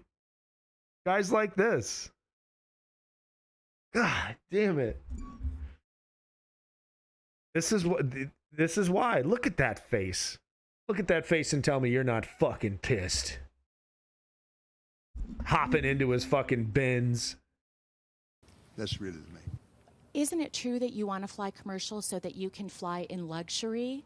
How much money did you pay for Tyler Precisely, Perry's Zeno. Gulfstream jet, for example? Zio. Well, for example, that's really none of your business, but... Oh, he's not good at this.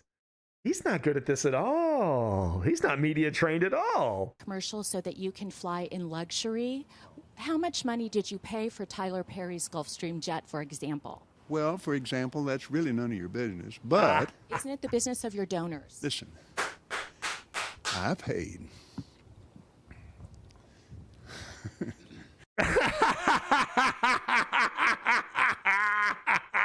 I should have gotten in this fucking truck. What the fuck was I thinking?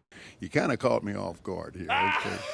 He's so bad at this. Out here, I'd like to give you a chance to catch your breath and have a conversation. We don't want to catch you off guard. I love Inside Edition. You got to get this now. Hey, you listening to me? My wife thinks Inside Edition is, oh yeah. You're demons. I want to kill you. Now, thank you, Lord. Help me. Let me pray this thing. Well, let me just... Wow. He does not know what to do. He's actually a really bad liar outside of his little niche. Actually really terrible at it. Holy shit. He just does the God thing. Just straight up. Everyone just, yeah, God. Why this? Because God. Okay. Wow. Just ask you a really simple question. A lot of people think it's unbecoming for a preacher to live a life of luxury and to fly around in private jets. What's your response to that? Very simple. It takes a lot of money to do what we do. We have brought over 100, let's see. Okay, yeah, but why does it got to go in your pocket? And in the just obscene amounts that it does. Millions, folks. He lives in a fucking mansion it's obscene. It's obscene. He probably owns multiple mansions in multiple locations. The man is a motherfucking multimillionaire based off donations to God. He's the reason people come here. He's the reason people get totally disillusioned they don't even know what the fuck is going on anymore. Because guys like this can succeed. Well, maybe he does have the right idea. I don't know. Maybe he does have it right. My life is miserable. I'm doing all the right things. I'm trying to be a nice guy. You know, I've opened the door for the old lady. I gave $1 to the homeless guy. You know, I'm working 9 to 5. I'm going fucking nowhere. Maybe I should be a con man. The latest figures just came out. 122 million people to the Lord Jesus Christ. Let me give you another example. Last May. Oh, the adrenochrome. Do you think he gets the adrenochrome just injected directly into the ocular veins or something? Those eyes. Just stare at the face for a second. Just picture the frightened child getting the adrenochrome sucked from their body. Oh my God. I was scheduled for Lagos, Nigeria. That's a long ways. Whoa, wow. I had a week off. They're a different color over there. And I was scheduled for Peru. And I prayed about it, and I thought, I'm not missing that dedication in Jerusalem. Without the airplane that we have that I bought from Tyler Perry, and I didn't pay anywhere. And Tyler's one of the greatest guys. He made that airplane so cheap for me, I couldn't help but. Wow. Wow. Wow. There's not a shred of him that we're looking at right now. This is a persona. His mask is so thick. This is not the person we're speaking to right now. This is an absolute fast smile. This is a complete and utter fabrication. Wow. Wow. And you would be able to tell, like a light switch, if this person was speaking real to you. Is there any like footage of him like, hot mic or like, didn't know a camera was on him? Buy it. Well, my question then, okay, all right, but I want to get to the demons. People are very concerned about that comment. Give me a chance here inside. Oh, just give me a chance. Come on. And praise Jesus. Here's what happened. We flew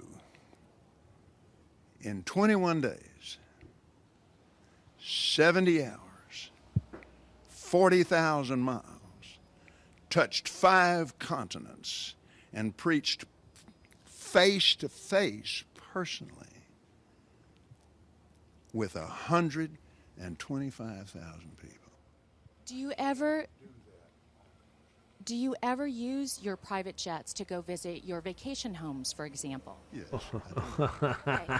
Again, getting back to the comment, you said that you don't like to fly commercial because you don't want to get into a tube with a bunch of demons. Do you really believe that human beings are demons? No, I do not. And don't you ever say I did. Oh, there we go. There's a little, here he is. Look, there he is, guys. Wow. Wow. Happened pretty quick. Can you tell the difference? I can see the difference like night and day. There he is. Kind of peeked right through the mask there, didn't he? Oopsies. Better close that curtain, buddy. Like he's going to back it up. Look at that. Oh, wow. There it is, too. He's exercising the demon. Wow. Yeah. Oh, she's an enemy. She wants to destroy you. We wrestle not. There it is. Okay, close the curtain. Pull it back. Watch that. Let's see the smile. Look at that. See there he is. That's the real. That's who he is. We wrestle not. And there's the mask. With flesh and blood, but principalities and powers. Can you explain what you meant by that term then? Just explain, because it's really simple. You said you didn't want to get into a tube with a bunch of demons. What did you mean? Well, it's I've saved so much money. I couldn't go to places. Well, let me ask you. Do you think that people that fly commercial are He's so bad at this, man. He just should have gotten in the trunk, dude. demons? If you give me a chance to talk, sweetheart, I'll explain this to you. But it's a biblical thing. It's a spiritual thing. It doesn't have anything to do with people. People, I love people. No, Jesus loves I love the money in people's pocket. People get pushed in alcohol. Do you think that's a good place for? So yes, he thinks those human beings on the commercial airlines are demons. Yes. Okay. Yes. Fine. Yes. Preacher to be and prepare to go preach to a lot of people.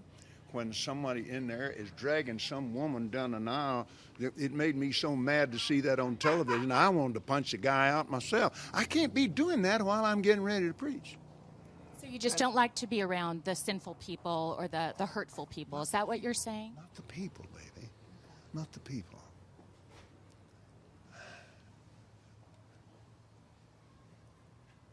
Back during the days that we couldn't do anything else, we had to travel commercial. When I went to Oral Roberts University, I flew for Oral Roberts. I'm a commercial pilot. So I spent a lot of time in airplanes.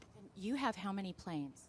We have the Gulfstream, and we still have our Citation 10. It's so funny too, because if this guy were to attempt any amount of violence, you know what I mean? He's absolutely the kind of guy that would like, get him, henchman, and then be like, yeah. Look at that. Look at this man. he wouldn't know what to do. You know, unless of course it's a toddler that he's extracting adrenochrome from. He doesn't extract his own adrenochrome. Come on, he pays somebody to do that. Come on, what is he, a savage? And then we have a little small airplane. But both those are the two ones that we use, and we use them all the time. And other people use them too. We have other ministries that use these. In the book of Ephesians, oh God, I love this. We wrestle not with people, but with principalities and powers, unseen things, rulers of the darkness of this world. Talking about the devil, he's a very real devil, just the same as Jesus is a very real Lord. And I spent a lot of time on airlines. But the main thing that happened was not, that wasn't the main reason.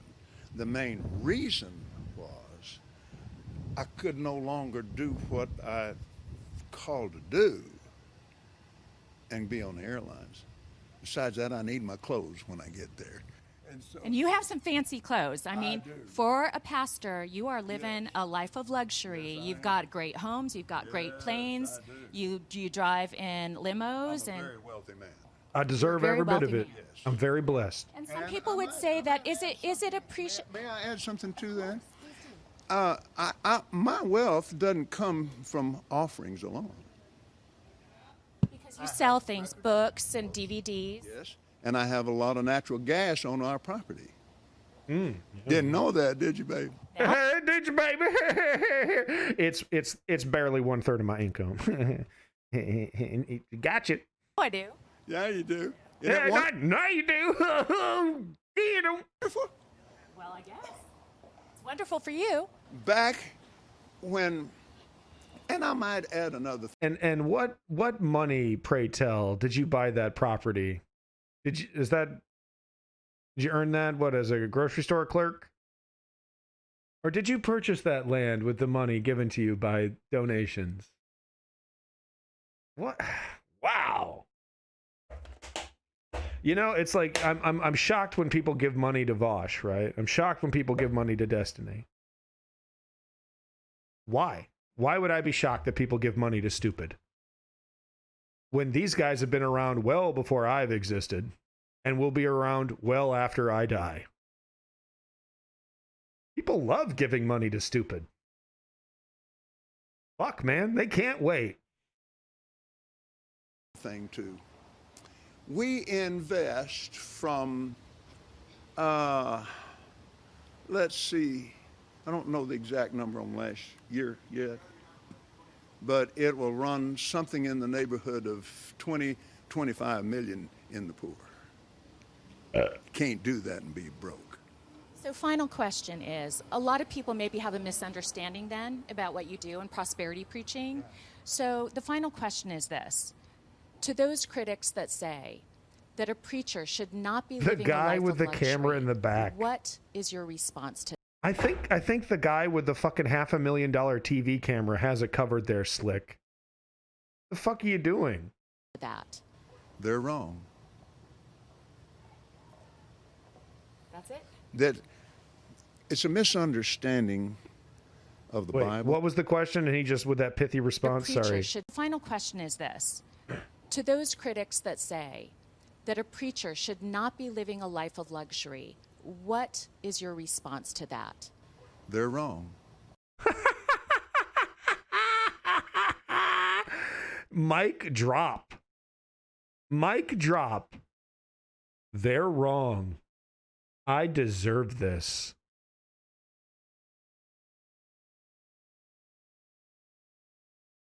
Can we talk about the Botox for a second? Can we talk about the amount of motherfucking Botox on this motherfucking's face? R.I.P. R.I.P. to the realist. Look at this. The man looks like, you know who he looks like? He looks like motherfucking who's that monster from Clayface? From the Batman. He looks like RGB, a little bit, RBG, a little bit. No, he looks like Clayface. from the Batman animated series. This is a tragic tale. Clayface.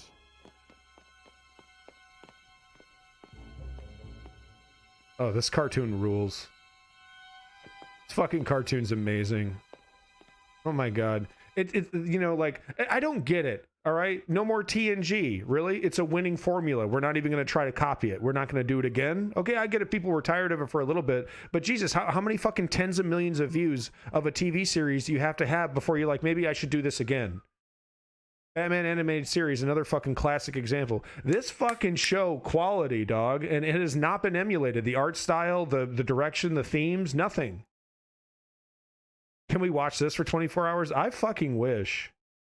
Boy, I'll get DMCA'd into oblivion.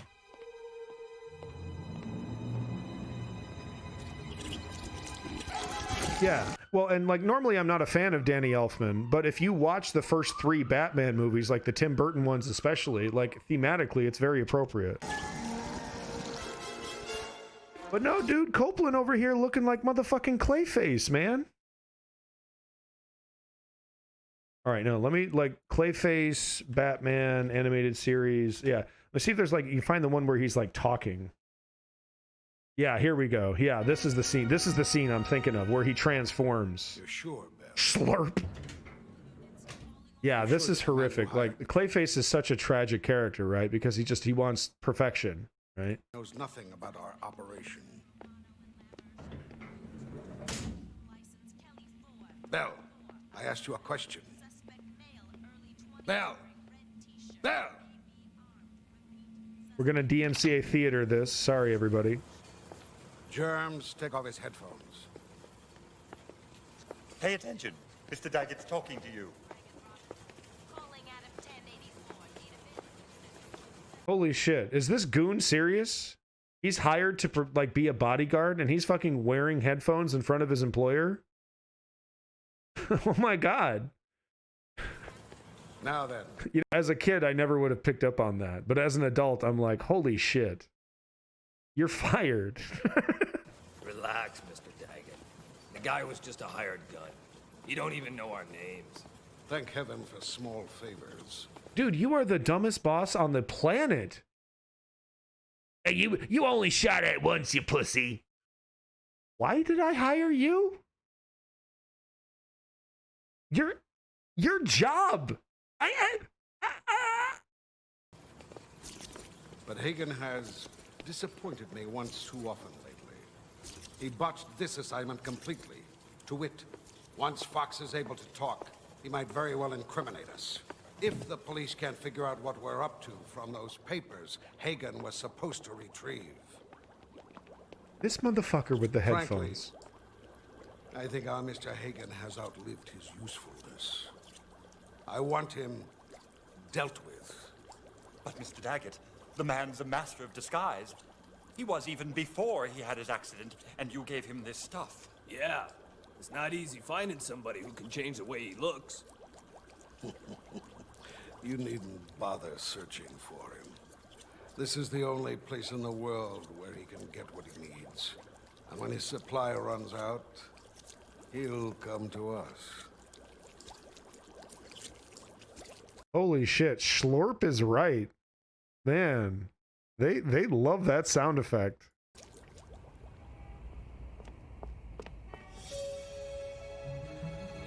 Oh my god, dude. Seriously though. No, look at how that scene opens up. Holy shit. Holy shit. Why are they not still doing this style? This was dropped why? Holy shit, this is so great. This is a fucking kids cartoon? Fuck you. That's so cool. Look at that. Look at this. Come on. Really? We can't do this anymore. Really? No. Fucking Beeble buddies or whatever the fuck. Some fucking CG.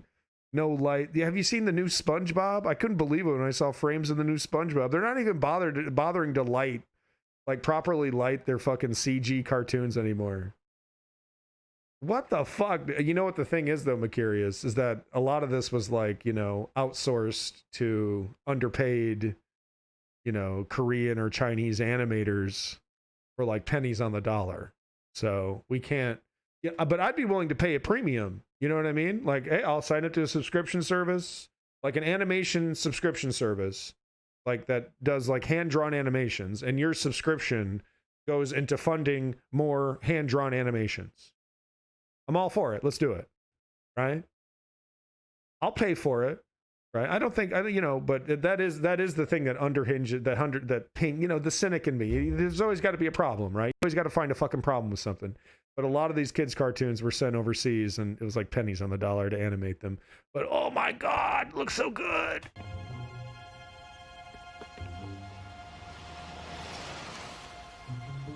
Look at that. Just with shadows. Fuck yeah.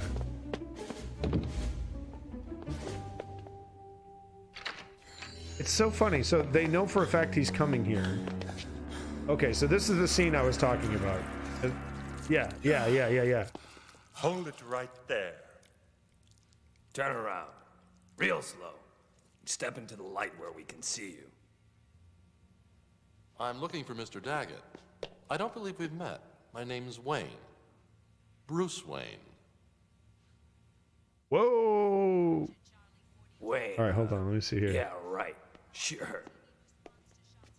Can the garbage, Hagen. We ain't stupid.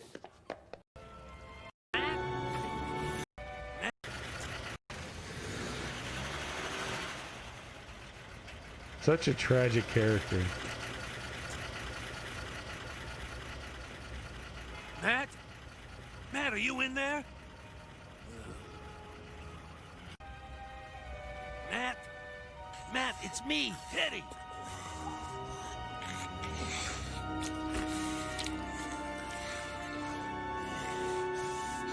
Matt? Oh, Matt. He adjusts his vocal cords to be accurate. How he has a photographic memory of Bruce Wayne's vocal cords is another question, though. Is that you? What in heaven's name did they do to you? Oh, no, Copeland. Poor Copeland.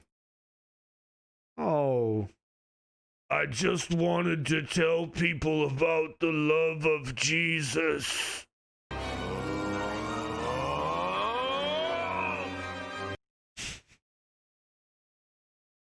I'll do that later. I'd have to like reveal my real name to fill that out. But I should become an ordained minister. Why the hell not? I wouldn't want to ruin someone's wedding with the fucking... Come on. That's what a travesty of a wedding. Don't be embarrassing. Don't be having me as your... Can it be like a fake... I will gladly do like a wedding for like some dogs. Or like your favorite pet frogs. Or some metal cogs. Or the, wooden clogs. But I'm not going to do a real person's wedding. That's what a disgrace to the idea of love. Wow. God, he's just, oh, good. It's the awkward pauses that do it. Not be living a life of luxury. What is your response to that? They're wrong. Okay. That's it? That it's a misunderstanding of the Bible that if you go into the Old Covenant, do you think the Jewish people believe you should be broke?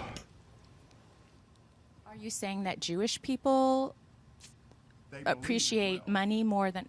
No, they believe in wealth. Some people would find that offensive. No, wait a minute now. I'm not talking about some people. I'm talking about the Bible. The blessing of Abraham. Abraham was extremely wealthy, and he had a covenant with God. It's not the Jewish blessing, it's the Abrahamic blessing. God, I get excited talking about it because I love it. And I started out... I love just making shit up. It's great. People assume that I'm some authority on this, and I just get to kind of wing it. Deep in debt with nothing, which is another story. But anyway. So You say that it's biblical and that, Cool it with the that there's a anti-Semitic foundation remarks. in the Bible for this. Close it with this. I had to learn this, like I said, from the Bible and from my spiritual mentor, Oral Roberts. And I mean, he has no choice, Mercurius. He just simply has no choice. He simply has no choice. Sorry about how loud that is. I'm dialing down that sample. I'm going to be using it the entire day, but I'm going to be dialing it down. Sorry, that volume is way too loud. But he simply has to. Right? It's kind of astounding though at how bad what it shows is that he's never taken to task by anybody. Literally the entire stable of people around him are sycophants. Yes men. Right? And he literally gets to look at them glassy-eyed, right? His head full of lies, his head full of manipulations and how am I going to use this person and how am I going to use that person and it's all just God, and then they do it. It's the magic word and they just do it. I give him my glassy-eyed stare.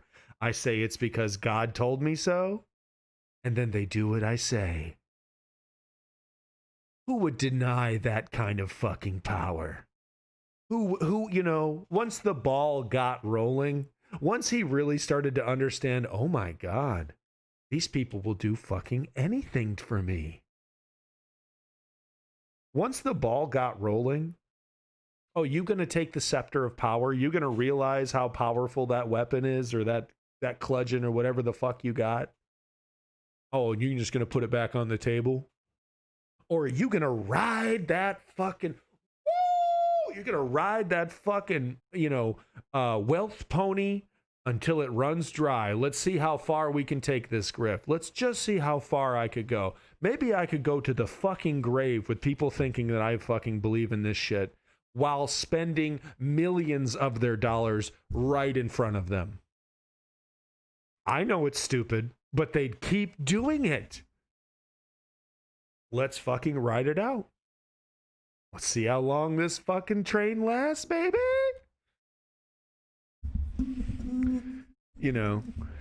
When you strip away the fucking God and all the other mystical shit, and what you're left with is the human being, it's pretty easy to kind of suss out the motivation, right? If anybody's had any amount of power or seen somebody that's been given power and seen how that transforms you and how it is really tempting, the Lord of the Rings analogy, right, is actually more apt than people really realize. The ring represented power, ultimate power, right? That corrupts you to your core, completely transforms you into a beast of, evil. Unquestionably, like there's no one strong enough to handle it. And Tolkien was a Christian who knew this. Yeah. Good stuff. My wife is attempting to read the Similarian. I said good fucking luck. Cheers to all the mono, how do you say that? Monastics. Yeah. Cheers to all the monastics who adhere to the renunicates life. Oh my God, I'm a dumbass. They give up their possessions, they cloister up, not bothering anybody, and they just seek a simple spiritual life.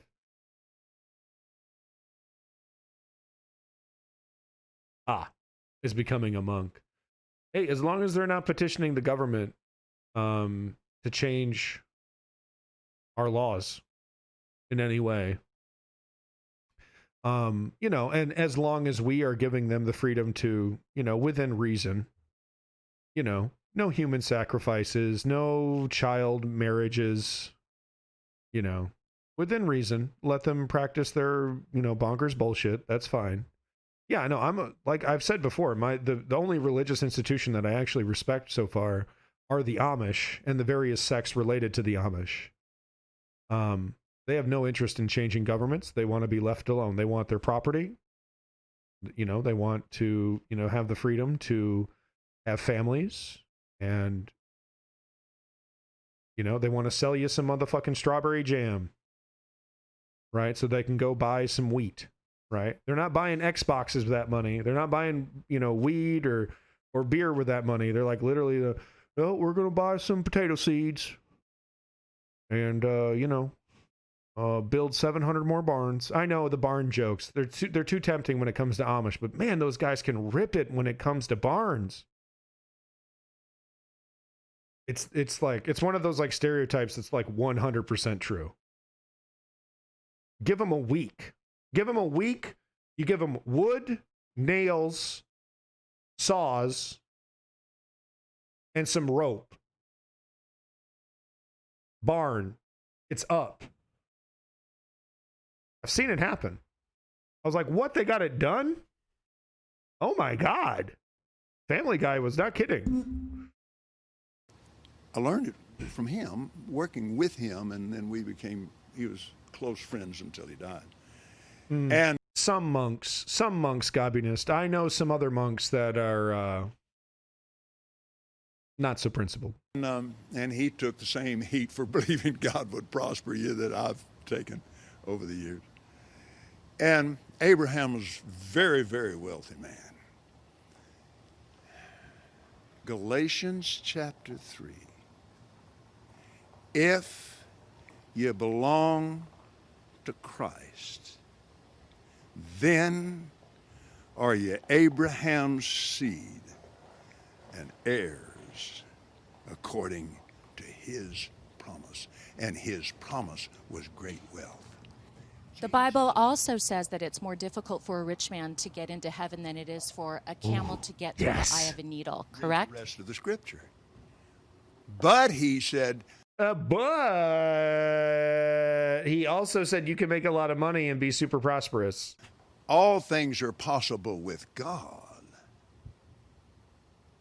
And he said, if you study the Greek behind that, it's trusting in wealth. When he said that, his disciples said they were astonished out of measure because they were wealthy men. They were astonished out of measure, saying, how can anyone be saved? He said, all things are possible. Both of my grandfathers were for the preachers. follow. They were ultra both rare very face poor. reveal. So this is actually me, up the top right there. Yeah, that one's super rare. There's like a 5% chance to get that one. Congratulations. Your stream looks pretty cool. Box, run while you can, buddy. Looks can be deceiving. Okay? Run while you can.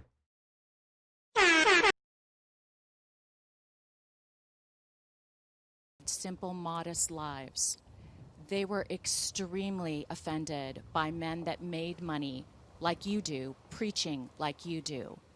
What would your response be to people that think that preachers shouldn't live this? This woman is my motherfucking hero, dude. Who is this woman, and when can I vote for president for her? I love this woman. Wow. Kind of a lifestyle. Thanks again for that follow. Folks like both my grandfathers. And I understand that. I mean, I get it. And I love them with all my heart. I do.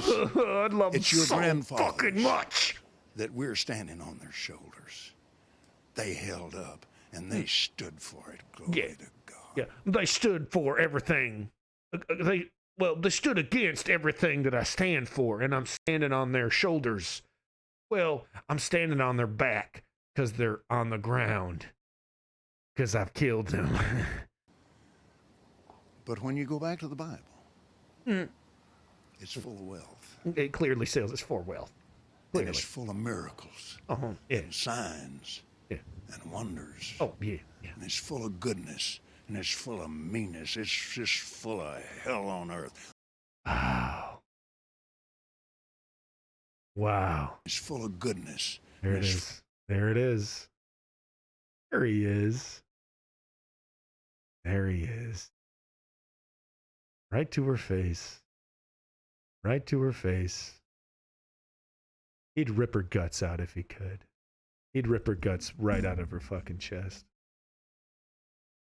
Full of meanness. It's just... Look at him.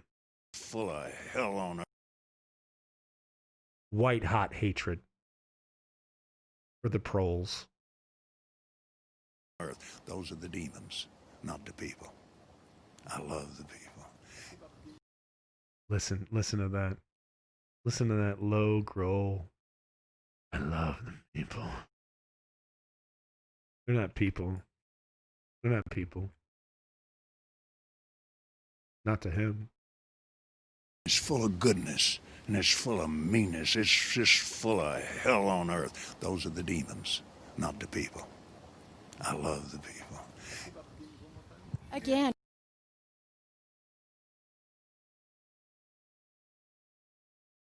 Anyone ever seen Blue Velvet?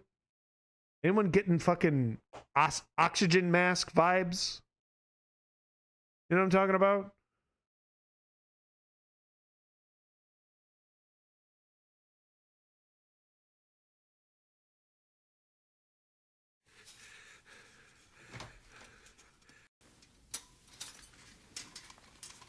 Spread your legs.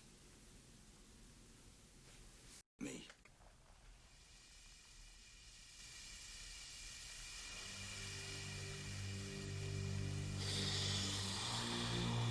Anyone else getting this vibe off of Copeland? Is this just me? Dennis Hopper and Blue Velvet? No? Anyone? Mommy. No? Is that just me? Maybe it's just me. And getting back to the... Sir, thank you so much for your time What's your today. Lisa Guerrero. Lisa?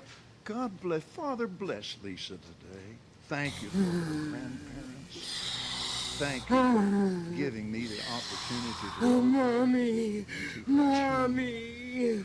And I pray and I believe her peace will be successful. Baby wants to fuck. I love inside the dishes. I love creeping on it. Get ready to fuck! You fuckers, fucker! You fucker! Very much, Reverend. You have a nice day. Thank you very much for your patience. Maybe it's just me. Maybe it's just, you know, maybe we're getting too far into my head. That's probably what's. I'm very sorry about that. That got a little too close to what's actually happening inside my head. I know that's not right. I really shouldn't do that to people. It's not cool. Let's see here. Ooh. William F. Buckley. Seems like. No. Oh, that's great. Oh, man. Oh, this is cool. You know, Ben Burgess is really great. Breakdown live stream. William F. Buckley versus Michael Harrington. I don't know who Michael Harrington is. I'm sure he's a prominent liberal. Flash gets. Well, I'm not going to watch the whole thing, but we can watch a clip from this Flash gets. Sometimes they're funny. Usually they're kind of overtly sexual. Like literally, like almost all the humor is like nipples and, you know, sex jokes and stuff. Whatever. It was all about that Buckley versus Gore Vidal. Yeah. I mean, that was the king shit. Should we fucking, you know what? I think you. I'm so sorry. I think it's, you know, we got all day. I'm going all day. You know, eventually I'm going to get tired of talking about politics, maybe like 12 hours into this, and I'm going to start playing video games. But we're a long ways away from that. So why don't we watch the Gore versus Buckley fucking debate? That sounds like fun. Accused of being a racist by the I word. Sorry, everybody. Cool it with the anti-Semitic remarks.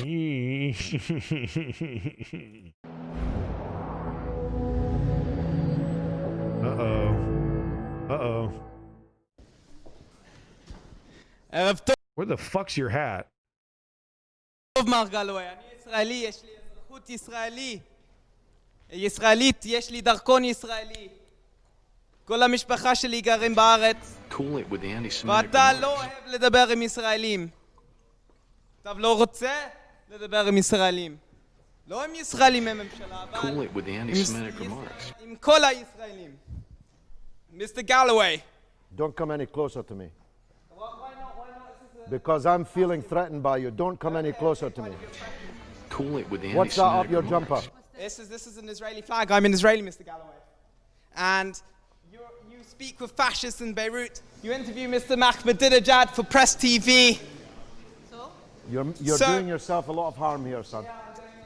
Yeah. I think you did a lot of harm by not speaking to my friend Elon and having a constructive dialogue with him. And sir, I don't have a question for you, as you can see, because I don't debate with racists.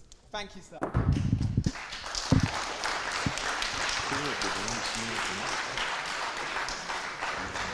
Cool it with the anti-Semitic remarks. Well, cool it with the anti-Semitic remarks. It's funny, the last time I saw that flag was on Saturday. And you can consult innumerable sources on the internet about this. The last time I saw that flag was on Saturday in Bradford, held aloft by the English Defence League. It's there. Cool it with the anti-Semitic remarks. Broadcast on many news bulletins. And I think that it's come to something. That England's fascist formation finds the flag of Israel the most appropriate flag to fly. Cool it with the anti-Semitic remarks. Cool it with the anti-Semitic remarks. Cool it with the anti-Semitic remarks. Cool it with the anti-Semitic remarks. No, I totally 100% agree. I don't know if I totally 100% agree, but I think that's a fucking amazing clapback.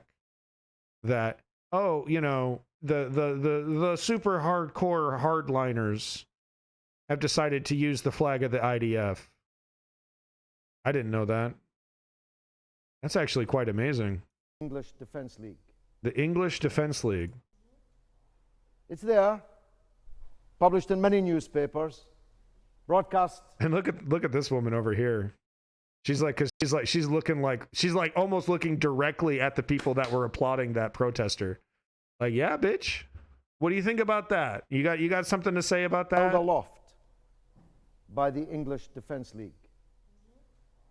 It's there, published in many newspapers, broadcast on many news bulletins. And I think that it's come to something. That England's fascist formation finds the flag of Israel the most appropriate flag to fly.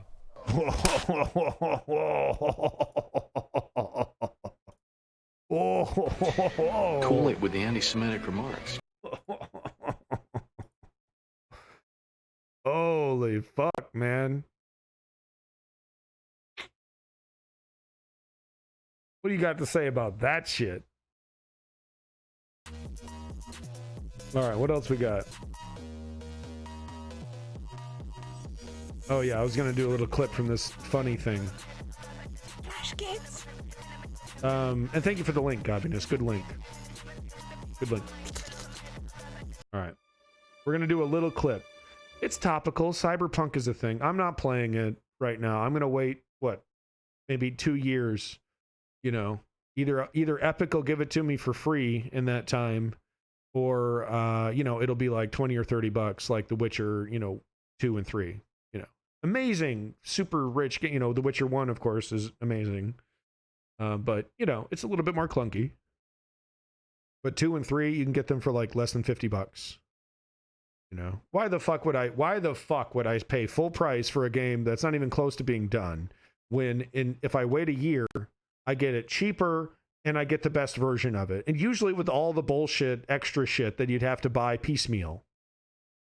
I don't understand. You know, it's like the market, it's FOMO. Okay, I do get it, but I find it really fucking dumb for certain things, especially when it comes to some of these modern software behemoths.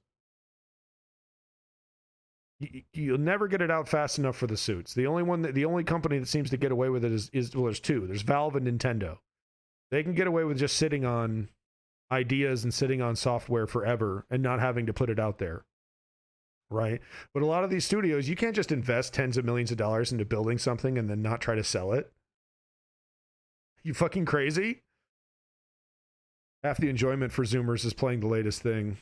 It's just not worth it economically. Yeah, Butch. I mean, it just, you know, especially when it comes to things like, you know, if it's like an indie, like Mega Man, you know, style platformer, or like a Metroidvania, you know, like Carrion, I played day one. Carrion, I played on launch day.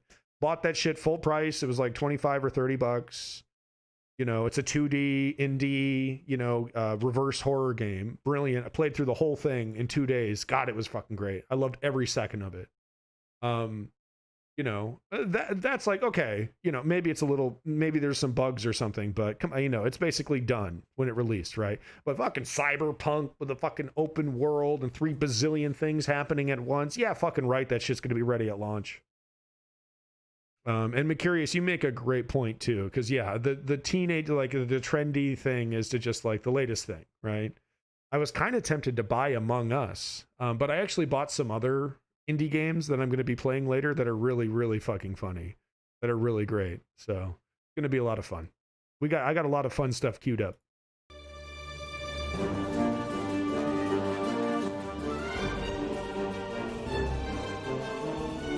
We're going to go, you know, out of respect for the creators and animators, we're going to go into theater mode here. Make sure you do subscribe if you like the content to Flash Gets. Very funny stuff if you're into juvenile humor, which sometimes I'm in the mood for, you know, after 17 bowls. Yes, sir. Yes. Oh, get it because they're Slavs? Get it?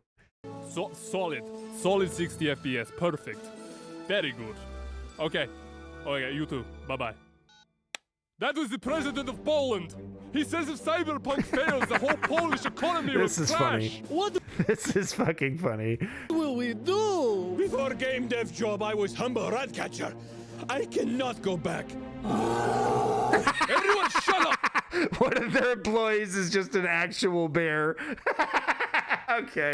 No, this is a little bit better than their average pee-pee and poo-poo jokes. This is actually kind of funny. We have to think of something. What about another delay? What the fuck? What the fuck? Why is this guy? What about another delay? This is hilarious. No, you've had enough delay, Stanislav. Come on, just a little delay. Just a little. For Stanislavi. Don't you get it? There are no more delays. Any more delays and there is no more. This is Flash Gets. They have a lot of, it's all game related Flash, and well, it used to be Flash. I think they do it in a different program now, but yeah, subscribe. Please like and subscribe, like the creators. This guy is fun. This is actually one of their funnier ones. Poland! No more schmigas dingus? No more pierogies? No more evil big booby Slav women? That's right. If gamers see how broken shit Cyberpunk is before launch, they will cancel their pre-orders and plunge Poland into 1,000-year darkness. The entire Polish economy. What if we tell game reviewers they have to show gameplay footage we provide? Then gamers will think game is perfect and keep pre-orders. You mean steal hundreds of millions of dollars from our fans? That is a moral quandary I do not feel equipped to answer. But what do you think, Dasbog? God of the Sun and all of Poland?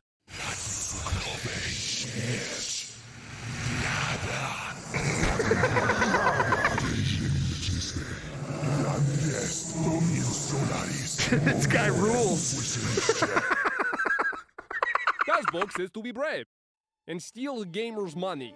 Thank you, Dasbog. All right. Well, out of respect for the creators, please watch the rest of it on their channel. Please like and subscribe. Thank you so much, Flash Kids. I can't wait to watch the rest of this off stream. Definitely funny stuff. Definitely funny stuff. Okay, yeah, some vaccine rollout news from Russia today. Who is this? Just press play?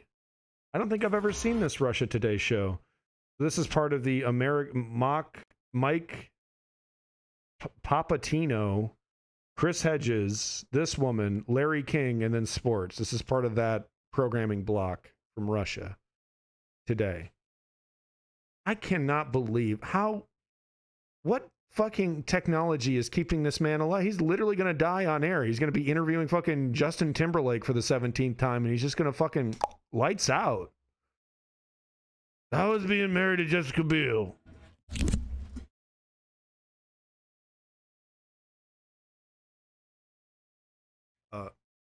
Larry? Larry?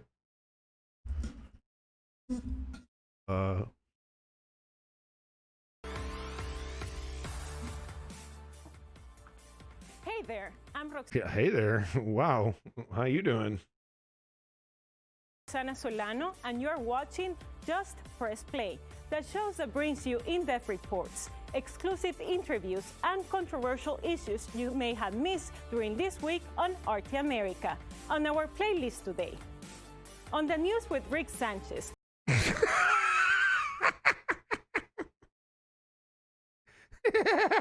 She's not very. She's a babe, but I don't. Maybe the teleprompter fucked her over on that one. You know. RT America on our playlist today.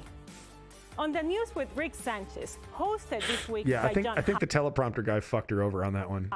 Latest cyber attack against the U.S. ended in federal agencies and private companies being exposed. Plus, Dennis Miller sits down with Phil Rosenthal, who is living his dream and eating lots of food. Dennis Miller, get the fuck off TV, please. Please. I remember watching jokes about how stupid you were fucking in the 90s on Animaniacs. Bro, you getting burned by Yakko, Wacko, and Dot. The fuck you doing on TV? Around the world on his new show, Somebody Feed Phil.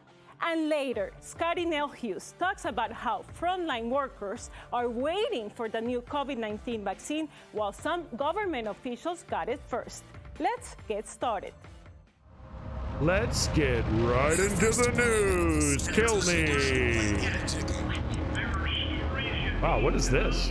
We're fucking jumping into the fucking steampunk Matrix on her show.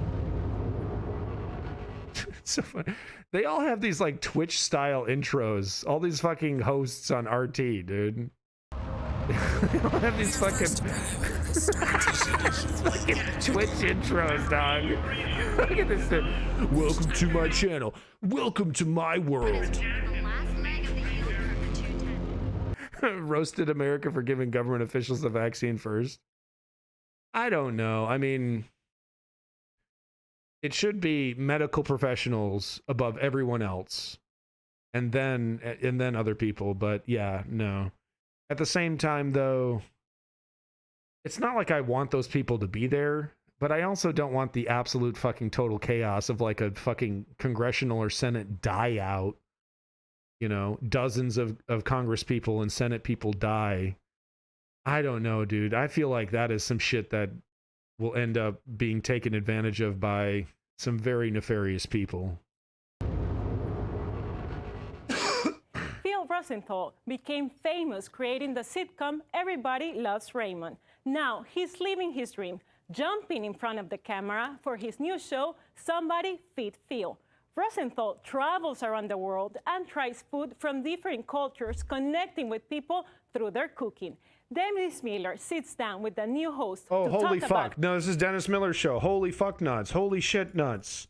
Holy shit, dog. You got roasted by Yakko, Wacko, and Dot, Dennis Miller. Get the fuck off TV, you fucking hack, you ancient hack. You hack from 20 years ago, you were a hack?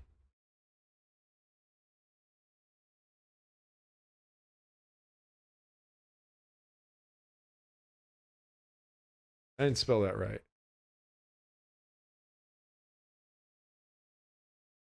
How do you spell Animaniac? Animaniacs.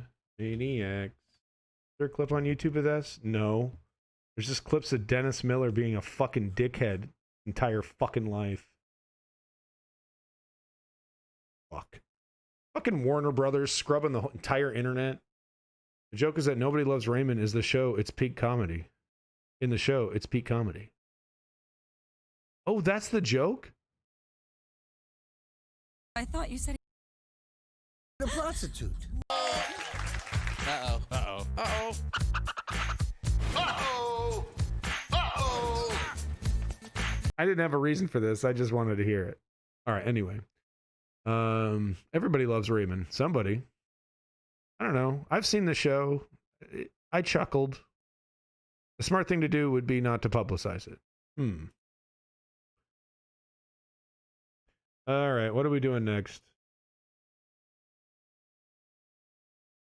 Is this the fucking YouTube show? What the fuck, dude? I need to get some other video sources. Oh, well, this is good. This is interesting stuff. All right, it is our favorite time of the week again. Time for Crystal looking great. Crystal looking so smart in this red blazer. Is this what is females in the chat? Help me out. Is this a blazer? Looking very smart. I really like it. hashtag Rising Qs when we get to answer your questions. Sagar, what is up first? All right, let's throw it up there. What do we got? All right, Mr. Guy. Despite the major loss the progressive movement has taken this year due to the establishment protecting itself, would I think he's going to say Nina Turner Congress seat, push the movement to bigger wins in the coming years, especially if progressives keep picking up local government seats? What do you think, Crystal? What is incredible is actually so if you play by the normal rules, one member. A lot of people don't look good in red. I'm one of those people, and yet I still try to wear it. She's got the skin for it. Congress doesn't mean a damn thing. Right, Gobinist? It's a little unfair. They have so many choices. It's so true. It's so true. You know, guys do have the novelty suit, but then you're the clown in the novelty suit. It's like, yeah, look at my suit. It's all clouds. Ha ha. Yeah, don't get in the photos, though. You'll look weird. But if you're playing by the grassroots outsider rules, one member of Congress who has a real backbone and is a real leader can make a world of difference. And so what have we seen? Look, when AOC won, shocked everybody, was like, that's a one-off. It doesn't make a difference. Then when it was the squad, Nancy Pelosi, I remember saying, oh, their green dream or whatever, they've only got 4 votes, so who cares? Well, that 4 votes is now getting closer to 10 votes that they're able to put together. You have an incredibly narrow margin of the House. So they have... So what's BreadTube's excuse as to why the progressives should shut up now? Is 10 people not enough? If we had 150 progressives in fucking Congress, they'd be telling us, oh, pipe down. Oh, you know, play by the rules, guys. Capitulate. Real power that they can wield if they're willing to. And I think someone like Nina coming in and being able to shift the dynamic, and she has a lot of legislative experience. Yeah, but she has no illusions about Democratic leadership. Yeah, I think that can change, and that bill. Shut the fuck up, Gobinist. You've proven yourself to not be much of an authority on this subject, all right? Don't make me pull this fucking car around and we're gonna be watching fucking 2 hours worth of ContraPoints. Oh, I'm sorry, Gabinist. Chat, I have such a hard time with this. BreadTube defense used for Biden. Yeah. Well, I mean, that's it, right? Well, they really care about our identity stuff. And like, look, it's like the identity stuff is important, right? There are people where it's like, you know, transgender identity and multisexual identities and things like that are very important to them, right? So it's really difficult. You have to actually have a lot of nuance, right, to be able to say, look, identity is important and these things are important, right?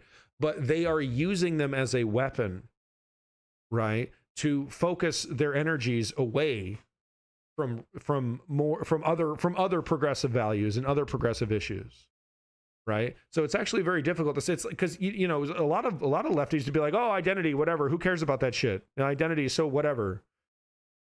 But for some people, it actually is a pretty big deal. So probably as a joke. Oh yeah, okay. Biden said there are 3 genders in some interview, probably as a joke. They said that he's progressive now. Yeah. My left engorged nut. My left pupating nut. I know. Sorry. Joe Biden a progressive. Great. Words don't mean a thing anymore, guys. Words are fucking meaningless, okay? I'm a I don't know. I'm a train conductor, guys. Toot toot. That momentum does build. I'm a grilled cheese engineer. Heathcliff. I'm a Heathcliff on my way to the cement factory. I'm gonna go take a fart on my way to the ferry. Words don't mean anything, so I'm just gonna say what I want. I like kitty litter in my butt. Where if other people are out there and they see what this group is actually doing and the way that they're coalescing and the way that they're wielding their power, yeah, that will inspire more people to run. That will inspire more people to give and donate and volunteer and all of those things. So it has the potential, I'm not going to say it's inevitable, has the potential to create some positive momentum in that direction. Yeah, I know. We'll see. I certainly think that, look, more representation is always generally better. Yeah. And especially in terms of forcing a lot of these narratives within leadership itself. And I think that's actually probably the most important thing. Absolutely. All right, second one. Saagar, if Senate Republicans actually care about accomplishing anything, why don't they choose a different majority leader? Well, your question presumes that they care about accomplishing anything. Well, Solstice. So that's I would turn it around on you, which they don't. Well, to the extent that they do. And this is why you got to give a little bit of more respect to Saagar than your average, conservative on TV. Is there a motherfucking hack conservative that would answer a question like that? Republicans. The answer would be, oh no, Mitch McConnell's doing a great job. And he's a strong, efficient, he's getting the Republican agenda complete. And he's an ally for the Republican Party. That's the answer that you'd expect from the hack. But Saagar gives it, this is why you got to give him a little bit more props. And this is why you got to give Crystal a little bit more props when people are shitting on, oh, you got Saagar next to you there. Oh, don't you just agree with Tucker Carlson? Why? Because you're a simpleton? People be sleeping on Crystal Ball, dude. Actually care about accomplishing anything, why don't they choose a different majority leader? Well, your question presumes that they care about accomplishing anything. Well, Solstice. So that's I would turn it. Oh, but you're saying Godbiness, like during the next 4 years, he could be someone from the Senate could ask him to speak on the Senate floor. Oh. As a citizen? Oh, that would be great. That would actually be legitimately hilarious. I would turn it around on you, which they don't. Well, to the extent that they do, they get exactly what they want out of Mitch McConnell. He protects them from tough votes on economic issues. He gets the judges through. By and large, will get their pet concerns around some sort of like corporate whatever donor thing come through. And this is another thing people underestimate him. That man is a god at raising money. He actually is very good at raising money. He's very good at recruiting picks in different places and funneling tens of millions of dollars to their campaigns through his, majority. That's a Mitch McConnell impression. PAC or whatever. And so people are quite satisfied. This is the thing. Don't presume that a lot of these people want to do anything. And when you understand that, it all makes a lot more sense. Yeah, Mitch McConnell is a genius at power. He has no ideology. He has no ideology other than power. And he's very good at that. And guess what? There are a lot of other members of the Senate, both Democrat and Republican, who feel exactly the same way. So he is at that thing, he is way more effective than anyone on the Democratic side. Exactly. Yeah, no, all right, he Saagar, is. what's the last one? No, that's what's frightening about Bitch McConnell, is that he's a fucking ruthless vampire goblin. And it works. Oh, great. Question. What's your guys' favorite show to binge during quarantine? That's a tough one. I don't know. I've binged too many. The fuck? What the fuck? Well, let's hear what Crystal's answer is. I'm not a huge TV watcher, as you know, but I did actually very belatedly watch the entire series You. Oh, yeah. That's great. And okay. Thanks so much. Don't care. Wow. Volume?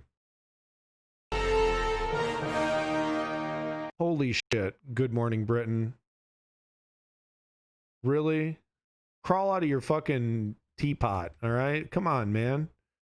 It's a morning news program. George Galloway joins us now. Tottenham fan Lord Sugar is amongst those who Oh my God, out George. the Formula. Holy shit, dude. From the depths of the abyss, here's George Galloway. Holy shit. No wonder he wears the hat. He's seen some shit. Okay. Those eyes are traumatized eyes, man. A Labour MP, calling him a racist and a piece of trash, and he joins us live from his home. Oh my God. Woo! This is actually quite spicy, man. You'd never see this shit on The View. Oh, and George Galloway's got the burns. All right, strap the fuck in. Gobbinist with another one. All right, Gobbinist. Like I said, man, just when I got that urge to straddle you like Homer did Bart Simpson, you pull the hits out. You get the goddamn hits, man. You're like the DJ at the club. It's got the hits. In Essex this morning. George, if you had just stopped before making mention of the Israel... He wants to respond to her immediately because he basically was just called trash by her. Look at that face. If you had just...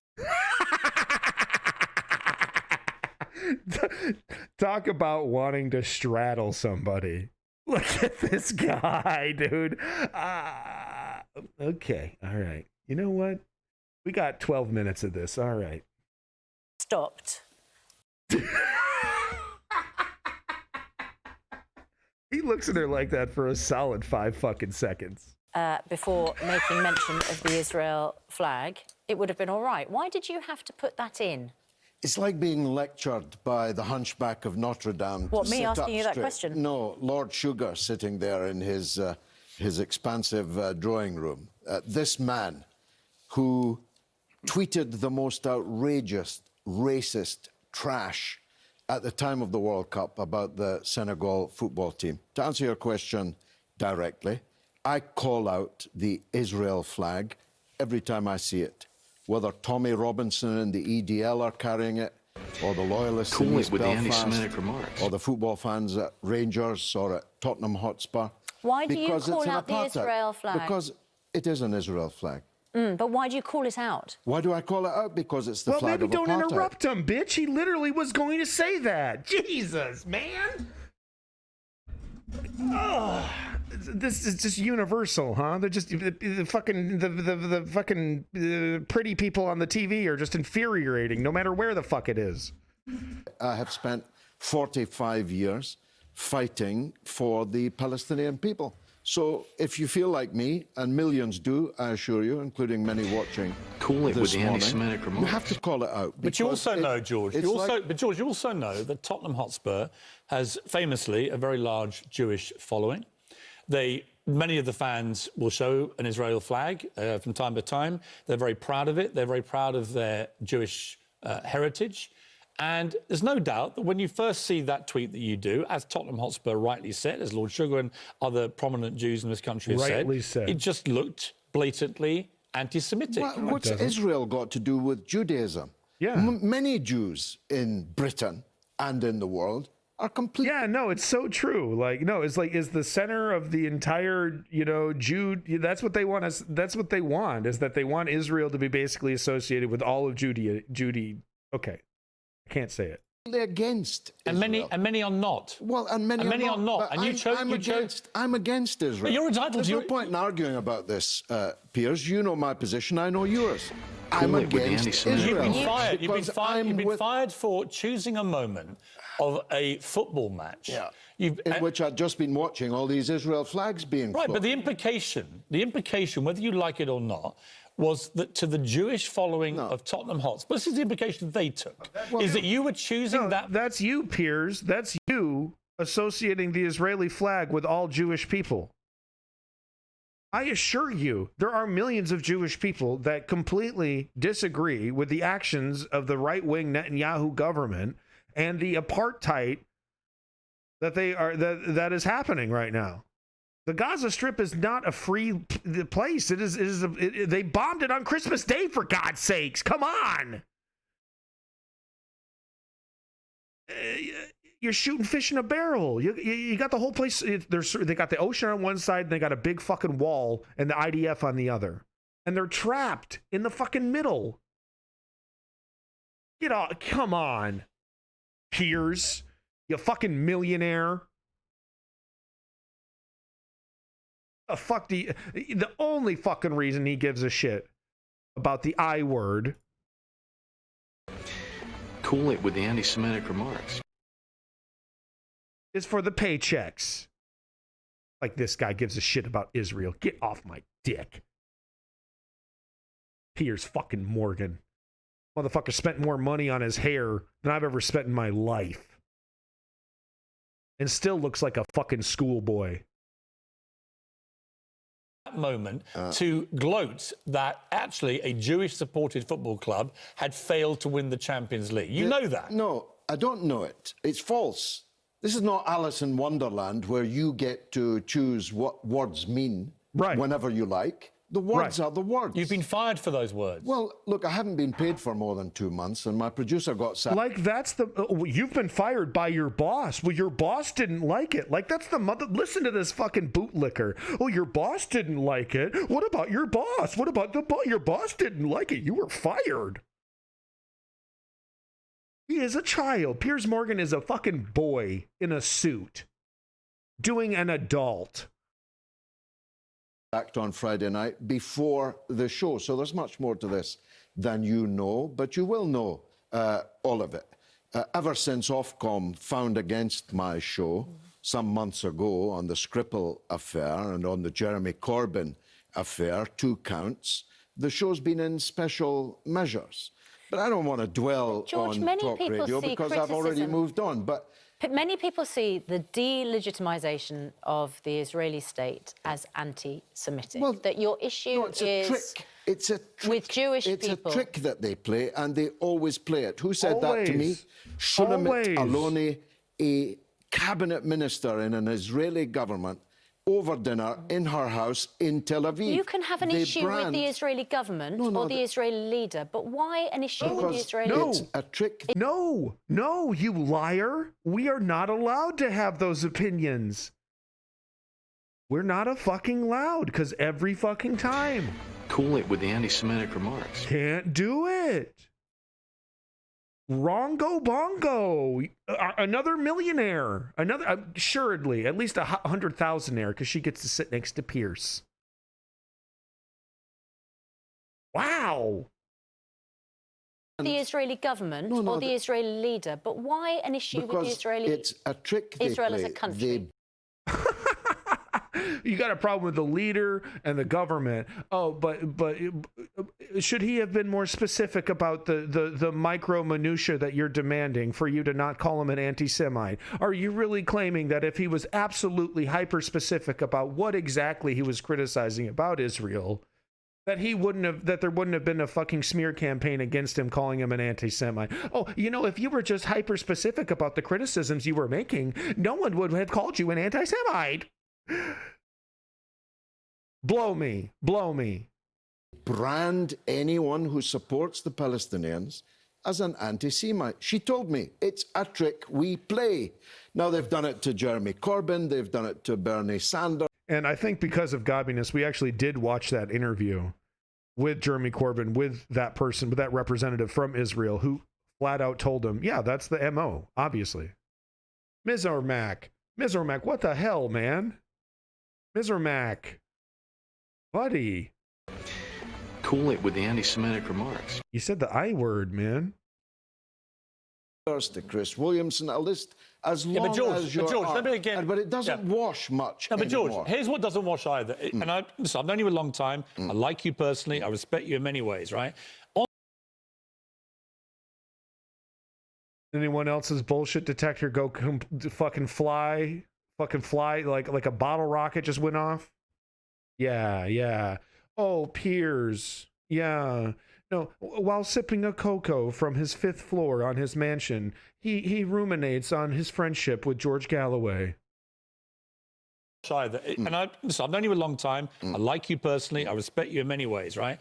On this, as an Arsenal fan, I've got no truck with Tottenham fans whatsoever, except this. Arsenal has a large Jewish following too, right? We're 2 North London teams. The whole argument hinges on your misconception that anything Israel is everything Jewish. Your entire misconception hinges on that incorrect misconception. that anything to do with Israel has everything to do with Jewish people. In areas with lots of Jewish people living them, right? I was offended on behalf of Tottenham fans. I was, because actually there was no need for you to make a political point about Israel in a hashtag about a football match. No, because and actually it looked like you were delighted. Well, why were they waving? You weren't delighted that Tottenham had lost because they played badly. Holy fuck. This man is 7 years old. This man is a wonder of science.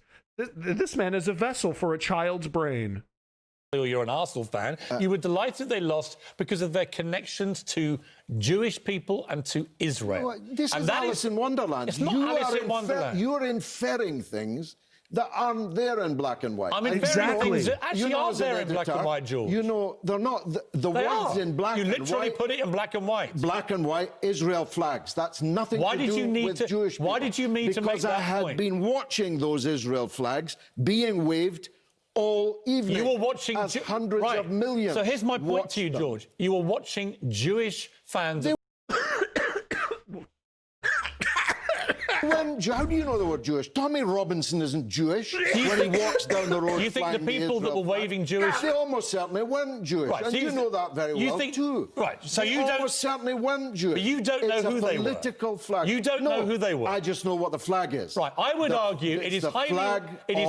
Apartheid. Right, yes. I would argue it is highly likely that the people that were putting up Israel flags in the Tottenham crowd were probably Jewish, right? Well, and therefore, it flies in the face of all evidence. Well, it kind of does, though. Are you Jewish, Piers? You don't know. You have no idea. You don't think they were? I read Lord Finkelstein on this very subject. He says that the great majority of people singing what they sing, shouting what they shout, waving what they wave, are not Jewish. But I don't care if they're Jewish or not Jewish. It doesn't matter, okay? The point that Piers is so desperately trying to avoid is that there is an association between apartheid-style violence against an oppressed group of people and the Israeli flag. And that is because they are committing crimes against people, the Palestinian people. And this whole argument hinges on Piers, disregarding that the disgusting barbaric actions that is happening to the Palestinian people. Right? The whole thing depends on ignoring that and denying that. That's not really how they're defending themselves. This is a defense thing. This is yeah. No. You put people in a cage and then shoot at them for your own defense, Piers. That's how that works. The whole thing hinges on a lie.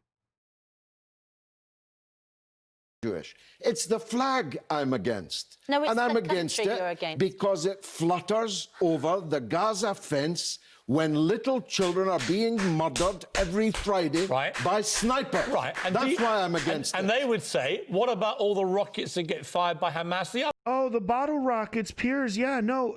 This man literally was told they are killing children. And then Piers go, yeah, but what? What about? Excuse me. We're gonna, but what about the killing of children? Really, Piers? What about the bottle rockets that don't kill anybody? Surely that's a justification for using a fucking 50 cal from half a mile away. Professional sniper shoots a toddler. It happens, folks. You fucking bet your bottom dollar it happens. Oh no, those bombs we dropped on Christmas Day were fun bombs. Dropping joy and Christmas cheer. Santa Claus upgraded. Piers. This millionaire would have us believe these things. This fantasy. Right? Also, he can cash a fucking check. Other way, and what do you say to that? Because they were killing those children before Hamas ever existed. But you have a position. They've been killing them since 1948. You have a famous. Why don't you let him speak, Piers? Isn't that great? Piers asks these questions in the hope that the person would be speechless and not have a response.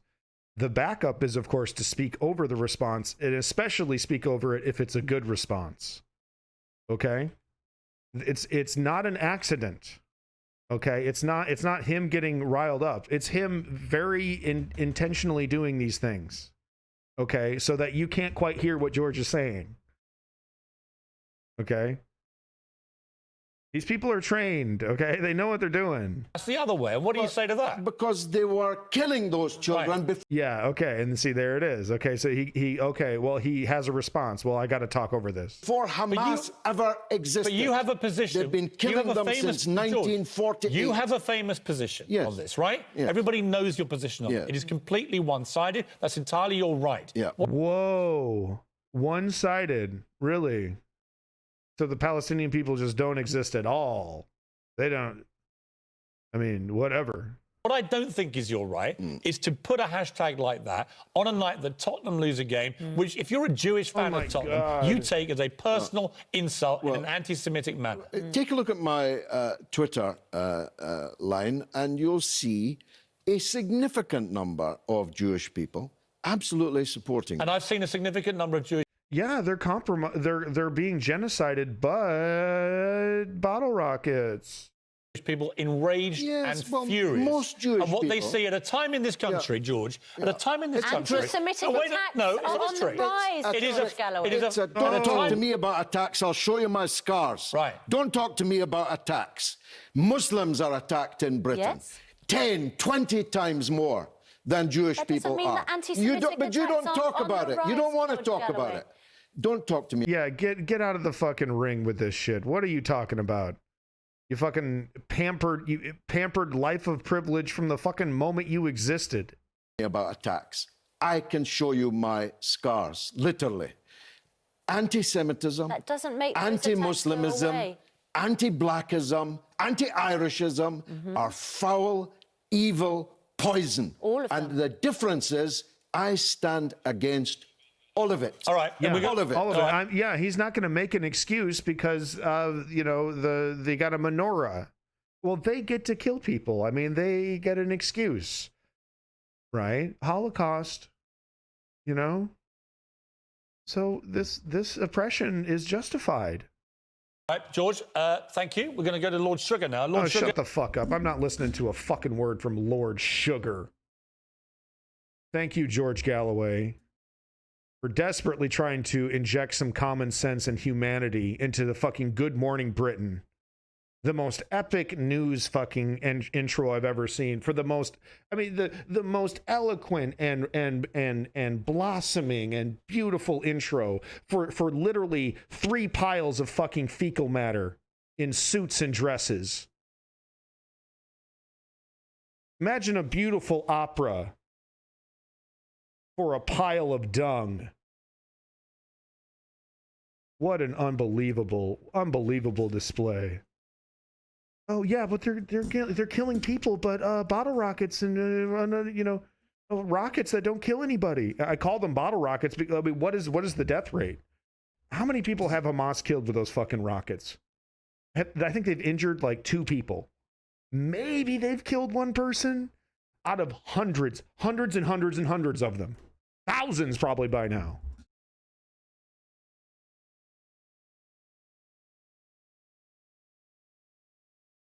So this is amazing. My mom actually lives out in Hawaii, but she's not in the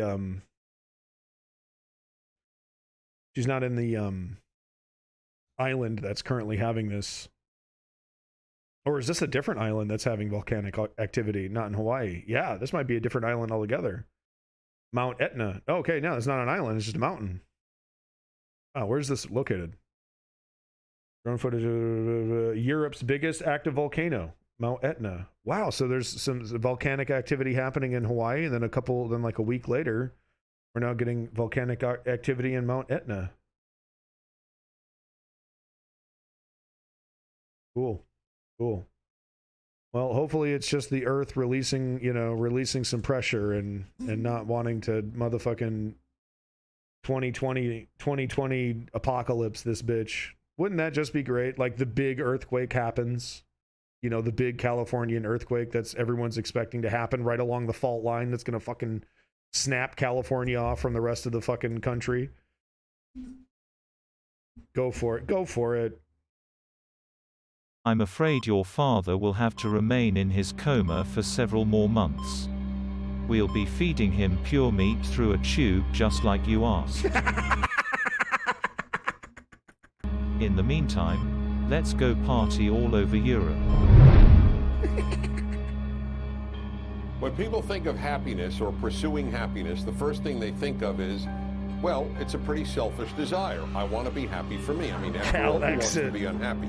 But I'm here to tell you that, in fact, happiness... Oh my God, look at PragerU and look at his audience. This is far, far, far more than a selfish desire. It's actually a moral obligation. Whether or not you're happy, and certainly whether or not you act happy, is a very, very altruistic endeavor. Yes, indeed, we have a moral obligation. Happy people make the world better. Unhappy people... Respect for the artist, yada yada. Make sure you like and subscribe. We're gonna go into theater mode so we don't get the whole experience. But this is Ammon Animations. Please like and subscribe. Check out the creator. Very funny stuff. Been going through this guy's catalog. Very funny stuff. Tend to make the world worse. There's a scene in Pinocchio where Geppetto wishes on a star, right? And what it means is he lifts up his eyes beyond the horizon to something transcendent. And so he lifts his eyes up above his daily concerns and he says, what I want, what I want more than anything else. Oh my God. He really did bust into tears describing Pinocchio, didn't he? It's, you know, we're human beings. We're all very complicated people. You never know what will get you to pull tears, man. Is that my creation will become a genuine individual, right? He does. You know, I'm not a medical professional, I guess, or like a professor, whatever the fuck Jordan Peterson is, right? But he certainly gives off a lot of the warning signs that you have when you're around, you know, if you've ever had an unstable person in your life or a person who's going through some mental problems, you know, there's definitely some parallels there. Heroic gesture because it's so unlikely, and that catalyzes the puppet's transformation into a real being, and we start as puppets. And so the trick is to get rid of your goddamn strings. I want to be like you, Mr. Peterson. You're that person, Butch Bay? That's, you know, yeah, you know, you never know, right? Whatever it is, dude. I was listening to Steal My Sunshine by Lem, or whatever the fuck it's called. You know, I got pretty worked up because, you know, that was like, you know, it was just another one of the songs that came out during my high school days, but I don't know. It really does capture something. Only a memory I have, you know. It tickles that cockle. Please tell me how to live. I want to get into this because this is I think now he's in the Joe Rogan oven. This is a fascinating thing with you personally. This is the worst set I've ever seen in my life. I was burning Kyle Kalinske for his little set upgrades with his little green tribal shit, but no, Joe Rogan. Did he get Kanye West to design this? It's the worst. It is utterly it is just so bad. Really, Joe. Really. The Hellraiser, we're gonna go Hellraiser. Hellraiser nightclub.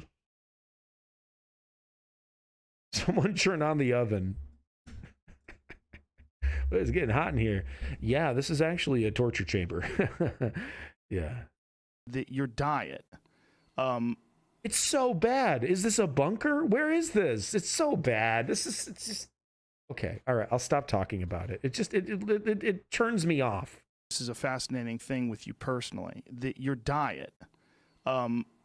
You're on this carnivore diet now. This is what I mean. What's fascinating to me is I love how ape-like they got him here. I haven't heard any negative stories about people doing this. Well, I have a negative story. Okay. Okay. When we restricted our diet and then ate something we weren't supposed to, the reaction was absolutely catastrophic. What did you do? What did you switch to? Well, the worst response, we had some apple cider that had sulfites in it, and that was really not good. Like, I was done for a month. You were done for a month? Oh, yeah, it took me out for a month. Bro, your fucking digestive system's so fucking sensitive. You drink a glass of apple cider and you're shitting your fucking brains out for a month. Sign me up. Awful. Apple cider? Like, what was it doing? Sulfites in it. He's slowly turning into a bat creature. What is happening with Joe? What was it doing to you? Oh, it produced an overwhelming sense of impending doom.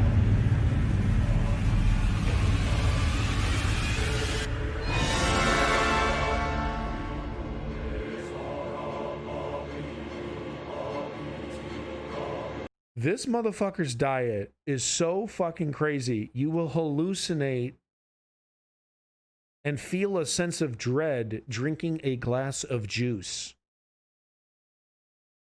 People want to live like this. People want to live like this. This is the man we emulate. This bonkers Looney Tune man. Oh my God.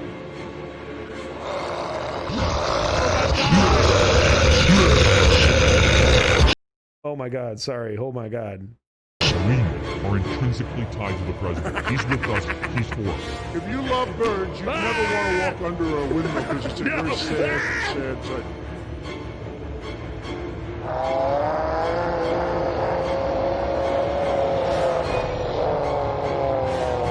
Jesus said, take this cup. I want to leave Jordan Peterson's brain immediately. This is my Oh my God, no!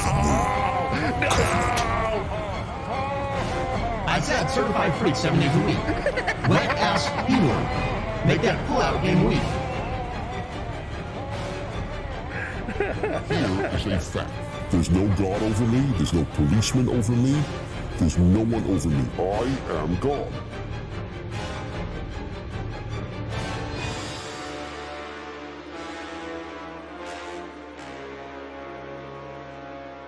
Fucking cider. Oh, I didn't sleep that month. I didn't sleep for 25 days. I didn't sleep. Shut the hell up, Jordan. Jordan Peterson needs to shut the fuck up. And please, and anyone who is unironically telling me I need to listen to this man, seek help. Seek help. At all. Oh my God. Oh yeah, not and good. this is from fucking cider. From cider. That's what we thought. Yeah. I mean, look, again, I don't know what the hell I'm talking about. You need to wake up, Dr. No shit. Peterson.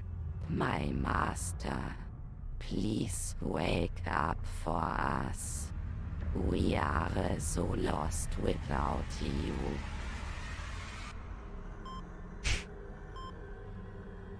Oh, is that his hot ass daughter? She's a 7. She's a 7 out of 10. Okay, but that's being sexist. 12 more rules. What is natural must be right. Eat your meat and worship might. Stand up straight, listen carefully, accept your place within the hierarchy. It's Pinocchio.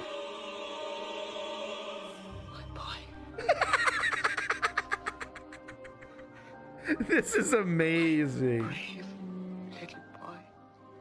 I'll go back to it one Clean second. your room, pray to God, obey your lords with 12 new rules. Pinocchio! Oh, Pinocchio! Think of all the cash, think of all the suits. Don't you think the world needs 12 more rules?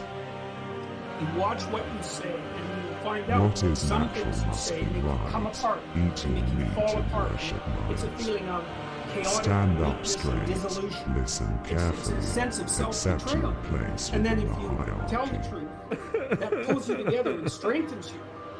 12 more rules. 12 more rules. Amazing. 12 rules.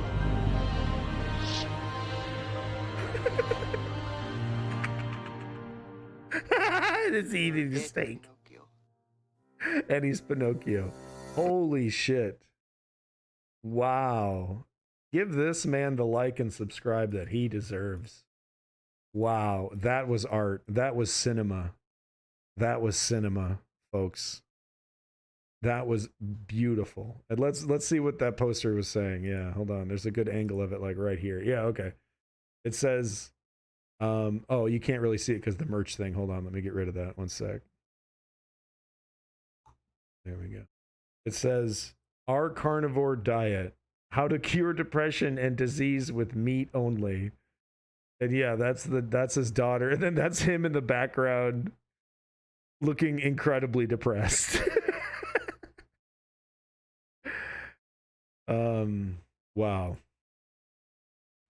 That's all I got to say to that. I want more. I want 100 episodes of that, please. I would watch a 2-hour movie of that easily. Oh, do we want to see what fucking Max Kaiser is talking about today? A solar punk Christmas? Do we actually want to see this? Okay, gabbiness. Okay, you're gonna make me want to smoke some pot, my friend. Why you gotta do this to me? Do you think it's just hilarious that Americans and Canadians smoke so much weed? It makes us weak, right? Some people smoke meth. Some people smoke crack. Some people snort coke off of Ricky's ball sack. Yeah, my buddies back home in Michigan love this song. Don't get me wrong, the best high there is comes from a bone. I like smoking pot a lot. I like getting stoned alone. You fucker, you're gonna make me smoke some goddamn weed, all right? Don't do this to me, okay? I am not the weed. The weed has not become me. It's become me. I am not my vice. I'm kind of my vice. The people that do like make marijuana part of their identity, a little obnoxious. But you know, I say that about everybody. I'm the most obnoxious person in the world. Okay? Let's get that straight. People that make pot as their identity, they're a little obnoxious. Not nearly as obnoxious as I am. Let's make it clear. The sad thing is, and you may disagree with her, but here she made the point. Angela Nagel. Batman and Robin. She said, nonetheless, correctly, I think, is how this new populist right, they behave in the form of their behavior, not content. They behave in this pseudo-subversive way as once the radical left did. And here, now what to do? You will probably not agree, but my crazy solution... Okay, by the way, this is just if you're having, this is Zizek on Trump, populism, Marxist critiques, Lenin, history, and modernity. I know I didn't say that right. Is what if we adopt, or at least to a point, the language of moral majority? No, not that Nixon moral majority. Look, when I had that unfortunate debate with Jordan Peterson, and afterwards I spoke with him for a couple of minutes, and he admitted to me privately that he doesn't have a good answer to my point. I said, okay, tell him, Jordan, okay, you're against postmodern historicism, relativism, irony, and so on. It's working, Gobinist. It's 100% working. I'm more disillusioned than I ever have been. Like, the only thing I'm positive of is that I want to give people health care and, and figure it out as we go along, but I don't know, dude. I know it ain't communism, and I know it ain't pure capitalism, and I know it ain't the Venus Project, and I sure as fuck know it has nothing to do with Lenin, Marx, fucking Putin, or Trotsky. I mean, of course, there are ideas and theories, of course it does, but I'm talking about, like, you know, I'm an idiot. I don't know. Okay. You see what I mean? He's turning me into a fucking schizophrenic. Wait a minute. Trump is the absolute postmodern, historicist, relativist president that you have. Right. You know, it's typical Trump's answer to one of those right-wing groups who call for violence. No. They ask him, what's his stance towards them? And he said, no, they love America. Whoops. What's his stance towards them? And he said, no, they love America and they like me. That's what matters to me. He didn't even enter, you know, this topic, but is it right what they are saying? So I think that I would risk this. It's a risky move, I know. But to say, sorry, we understand you if you are an ordinary, even Christian guy, believer. Sorry. No, Trump is the ultimate relativist, decadent, postmodernist. And that's what I like about Bernie. If there ever was a common, decent person, it's him, you know.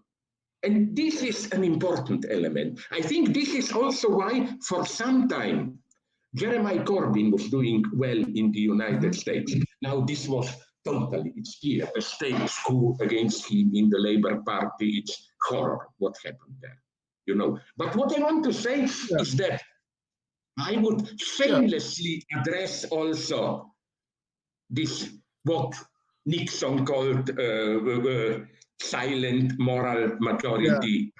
Bernie knows this. It's crucial to get them, to tell them that no, this new right, Trump, these are the true nihilistic postmodern decadents or whatever. Yeah, Sorry, I I talked too much.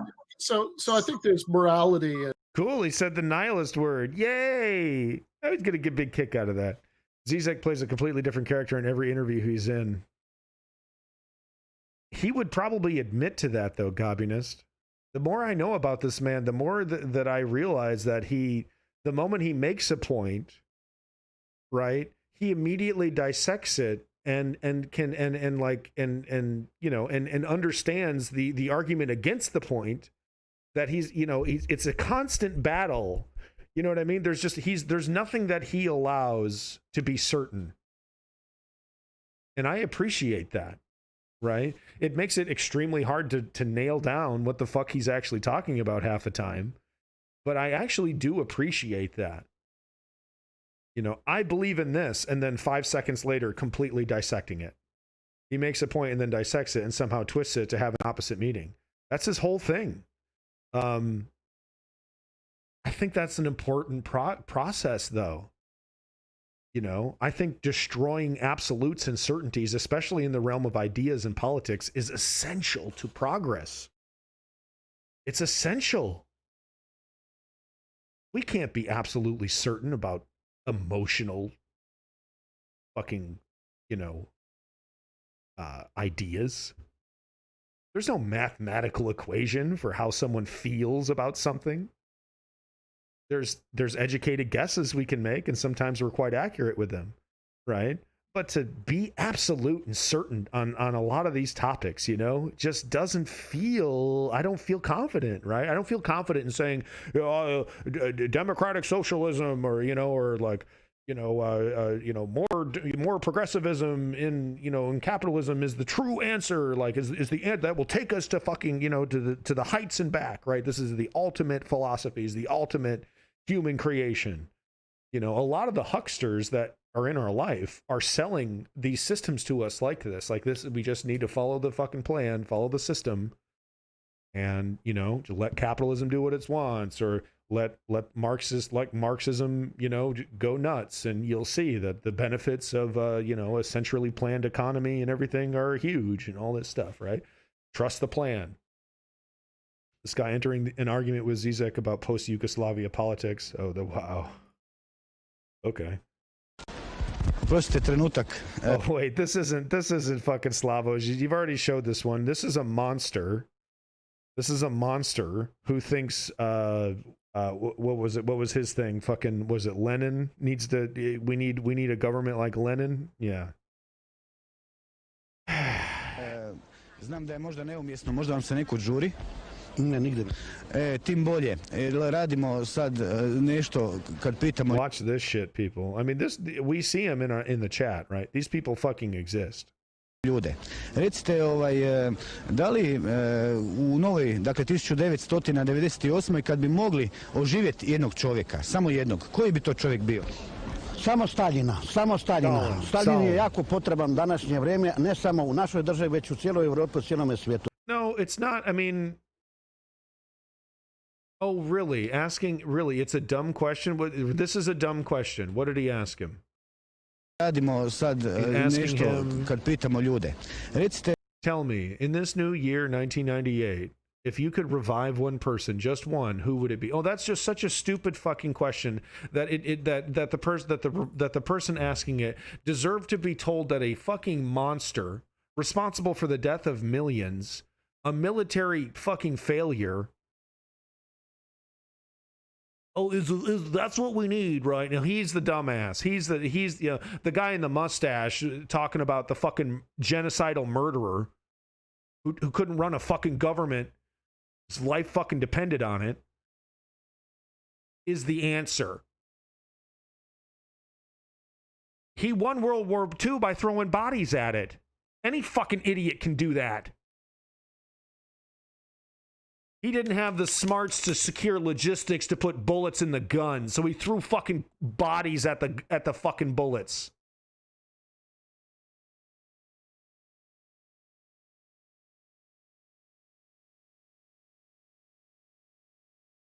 Gee, wow. I'm sure that's going to be unbiased. That's going to be unbiased. But yeah, no, let's hear the response. Yeah, sure. No. I would like to hear why the Russian, why this fucking failure happened. And I would like to hear the excuses of the fucking failures that threw bodies at people because they had no choice, that allowed the fucking Nazis to almost defeat them after working with them. Only thing that saved that fucking country was the fucking winter.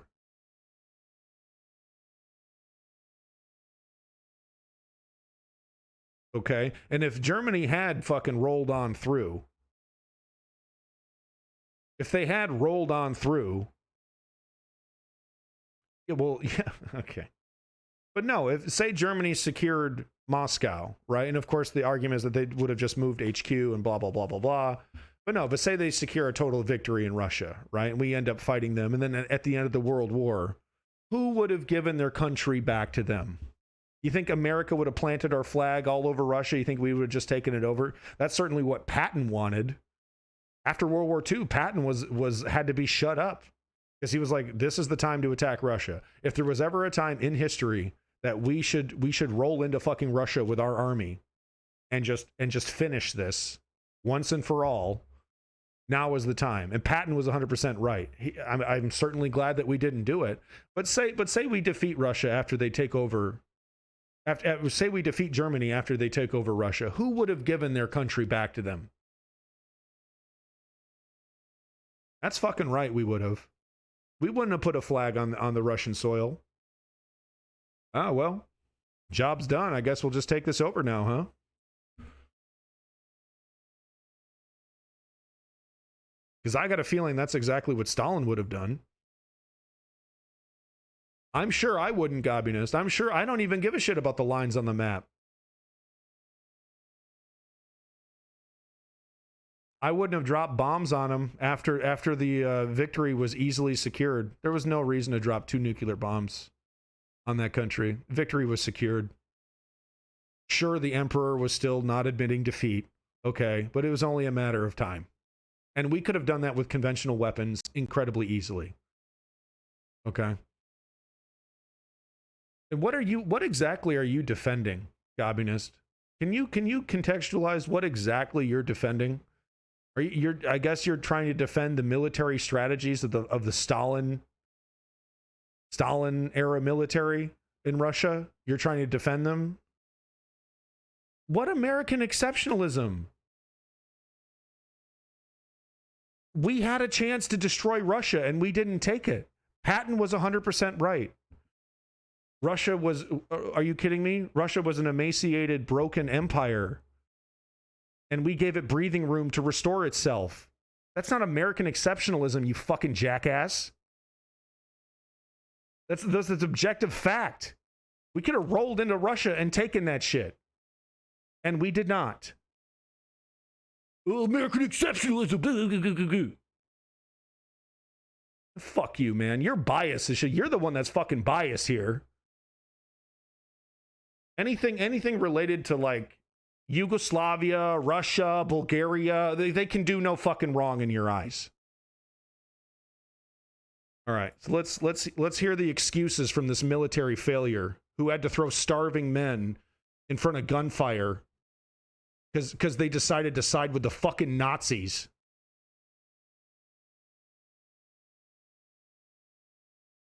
Gobbiness, you know for a motherfucking fact that I'm generalizing here, and you're the one that's trying to be hyper specific in a way that's, oh, I'm calling you out. All right, thank you so much for your contributions to this stream, Gobbiness. You have yourself a good one, buddy. I had so much fucking fun. So much fucking fun having this debate with you. Such a motherfucking pleasure. Have a nice day.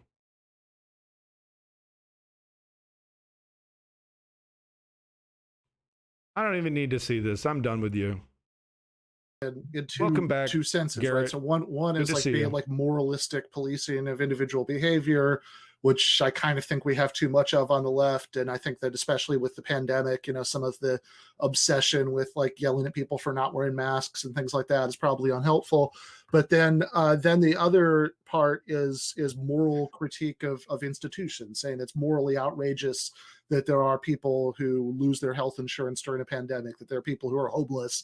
And I think Bernie Sanders is very good at that, at sort of channeling that moral outrage at the at the workings of the American economy. Yeah, and this is what I would but I call... can tell you what, it's not going to be fucking it's not going to be 24 hours of me arguing with Gobbiness. And with him, you're not, the Soviet Union did great. And always these defenses of these fucking, and like, nothing gets that asshole triggered more than Stalin. I swear to God, the fucking rock hard boner that asshole has for that genocidal fucking failure.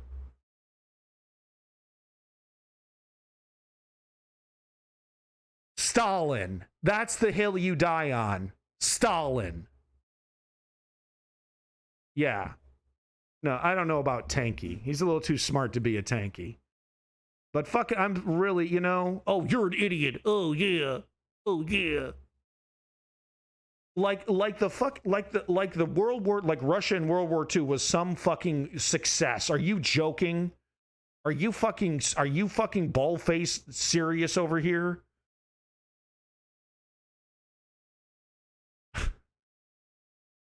Oh, American exceptionalism. Oh, they weren't strategic failures. They only got their ass handed to them immensely by multiple empires. Squeaking out a victory just fucking barely. Fuck Russia, World War II, okay? They didn't fucking, it wasn't a fucking brilliant military success, okay? It was a war of attrition that they almost lost. And millions of people fucking died. Millions of people fucking died. Because of strategic failures. Oh, it's American exceptionalism. Oh, yeah. Okay, buddy. Yeah. Oh, it's my ignorance is showing. I don't know anything. Russia, the true moral victors of that fight. Yeah, fucking right, dude. Bulldozers pushing hundreds of bodies into pits. That's what the victory of fucking Russia's World War II attempts were. They got a lot of people killed and didn't achieve jack shit. Holy shit. The motherfuckers that defend Stalin still. You fucking right, Crimerica. We're doing 24 hours. 24 hours of shitting on Stalin. You fucking right. effective critique of ideology. That we have an outrage, but how we experience this outrage depends on ideology, how we channel it. Here it's the key trouble, which is why, again, same here, Crimerica. People wrongly think my problem with political correctness, it's moralism. It's a fake, false moralism. You know, this apparent extremism. It's just a cover for very compromising stance when you really look at the details. For example, I've written about it, you know, which is for me the most disgusting example. You remember how easily a big corporate company, when they catch some of their usually minor or mid-level executives making a racial slur or whatever sexist remark, with all the pomp in the media, they discharge him and so on and so on. And what then? They nominate another guy, and then the same system goes on. In the same sense, there is something like, I call it ironically, in a very brutal way, corporate feminism. You know, they think that all that matters is that, okay, we...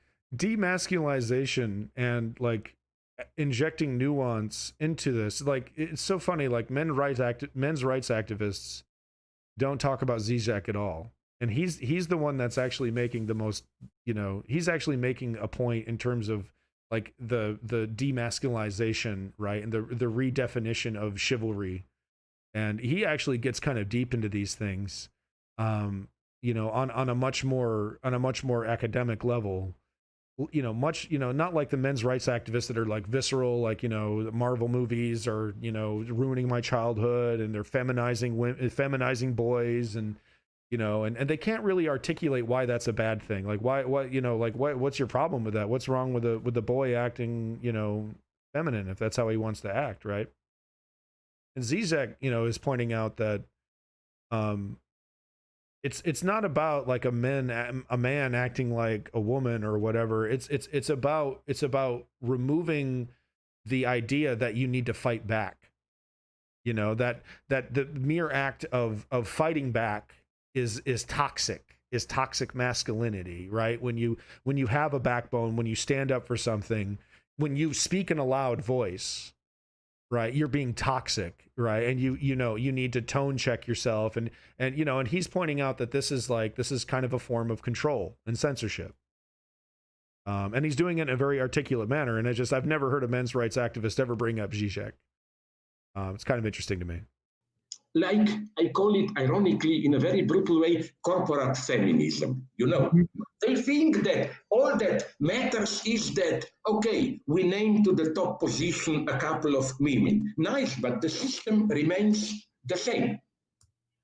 This is where we should refocus in a way, you know. And again, I think that it was some of the manliest shit in the world to wear a fucking full-on wig with tights and a goddamn like fucking like a skirt ridge and shit and fucking frills on your neck. It was the absolute height of manliness to be looking like the fanciest dandy boy you've ever seen. It's so true. For me, precisely what many people perceive as a danger, new populism and so on, and even this panic with Bill Gates and so on. Now everybody wants to be some kind of a soft humanitarian socialist. It is a panic on their side. They are aware that. And their makeup was like laced with lead and mercury and other shit, and wrote the fucking case. If anyone should look up Mozart's a song about licking ass, about licking and eating ass. It's absolutely hilarious. Mozart eating ass. See here, yeah. So it's called "Lick Mine, I'm Arsch." Literally, lick me in the arse. This is a song from Mozart. Lick mich, I'm Arsch. Leck mich in Arsch, lasst uns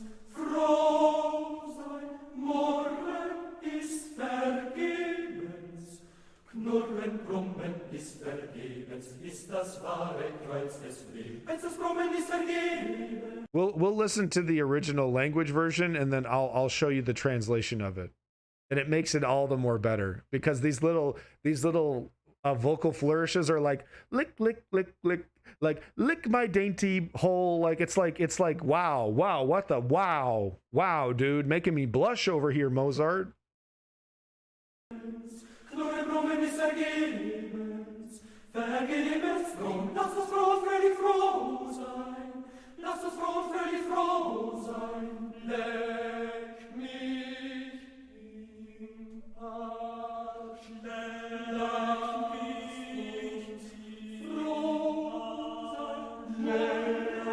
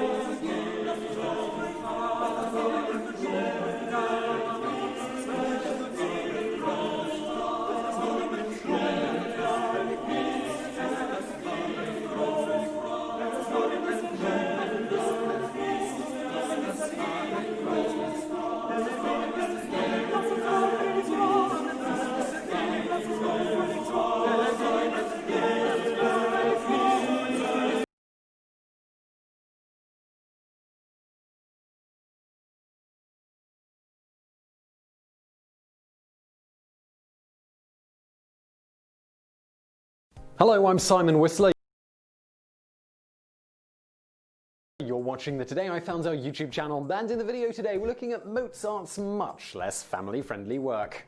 Just before we get started, I should make a quick little warning on this one by necessity, because this video contains a lot of profanity and vulgar references, so you might want to give this one a watch first if you normally share these videos with— Trigger warning for content from the fucking 1700s. A trigger warning in 2020 for something created hundreds of years ago. We got a long way to go, folks. I get it. I know it's just being courteous to an audience. I get it. It's just kind of funny, right? How far we got the motherfucking child pedophile cell phones. Thank you, Vosh. Trigger warning. Something Mozart said hundreds of years ago might blow your fucking mind. Humans of the particularly youthful persuasion. Alright, so let's get started. Wolfgang Amadeus Mozart is famously known for being a child prodigy and one of the greatest musical composers of all time. Eine kleine Nachtmusik is one of his most famous compositions, while Leck mir den Arsch fein recht schon sauber is a much lesser known work, and I do apologize for my German pronunciation there. For those who do not speak German, prepare to have your mind blown. And let me translate that latter one into English. It says, lick me in the arse right well and clean, with the lick my arse sentiment being somewhat equivalent to the modern English kiss my arse. On that note, something they don't typically teach you in school about Mozart is that he displayed scatological humor in many of his letters to friends and family, and in a few recreational compositions. For instance, in a letter to his cousin Maria Anna Theckel Mozart, who is thought to have been a love interest, Mozart wrote, "Dearest Cosmas, I have reprieved your highly esteemed writing biting, and I have doted thy my uncle Garfunkel, my aunt Slant, and you too are well Mel. We too, thank God, are in good fettle kettle." You write further, "Indeed, you let it all out, you expose yourself, you let yourself be heard, you give me notice, you declare yourself, you indicate to me, you bring me the news, you announce unto me, you state in broad daylight, you demand, you desire, you wish, you want, you like, you command that I too should send you my portrait. Eh bien, I shall mail fail it for sure. We, by the love of my skin, I shit on your nose so it runs down your chin." And in another letter to her, written in November of 1777... Oh, we're going to watch the trailer for the Amadeus movie. If you haven't seen it, it's an absolute treat. Mozart laid it on even thicker.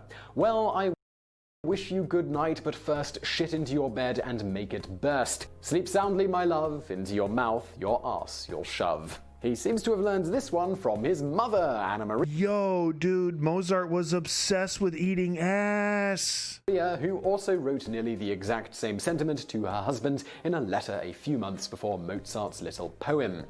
Keep well, my love, into your mouth, your arse you'll shove. I wish you good night, my dear, but first shit in your bed and make it burst.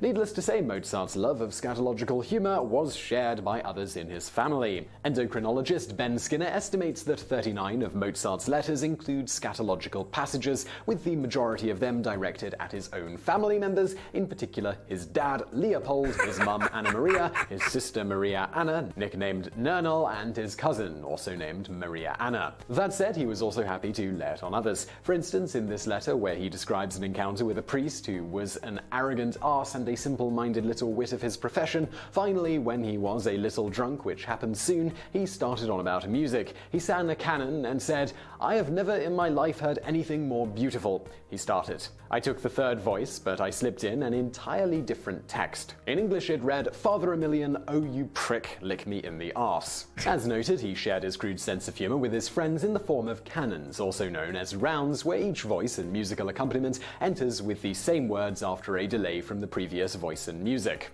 In Mozart's time, canons were very popular forms of music sung amongst friends in recreational settings. An 18th century composer by the name of Wenzel Turkner, whose compositional specialty happened to be canons, had two of his compositions misattributed to Mozart for nearly 2 centuries until 1988, when Wolfgang Platz corrected history. The confusion started in 1800 when Mozart's widow Constance sent the works as part of a bundle of canons to the publisher Breitkopf and Hartel. They published them in 1804 as Mozart's work.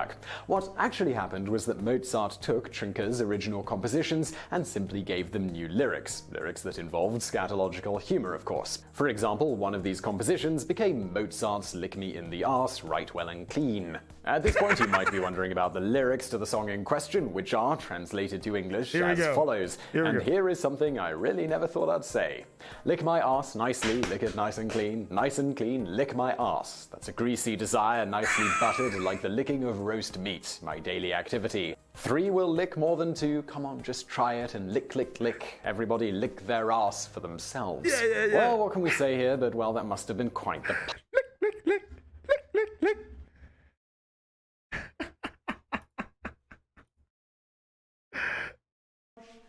Lasst uns froh sein, morgen ist vergebens. Knurren, brummen ist vergebens, ist das wahre Kreuz des Lebens. Das Brummen ist vergebens, Knurren, brummen ist vergebens. Vergebens, drum, lasst uns froh, fröhlich froh sein. This is a nihilist suggestion to you and yours. Next time you're up to some butt stuff, turn it on.